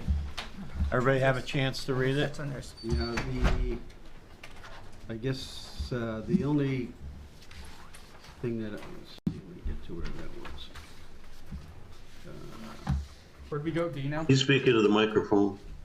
C, yes. Oh, sorry. I guess the only thing that I would suggest that we do there, in addition, just in addition there, it's in regards to, now I gotta remember where it was. Where it says something, something there, it says, you know, the compliance officer or Or its designation. Or the compliance officer's designation. Yeah. I would like to also add in there, or Town manager. the select board designee. And the reason being, you know, you can get into a situation where the treasurer is, for one reason or another, is not there. And so now you really don't have a compliance officer, but the select board could appoint one. So that should be added into that policy. Okay, so is that And I'm trying to number remember. 4, perhaps, prior to the change in use?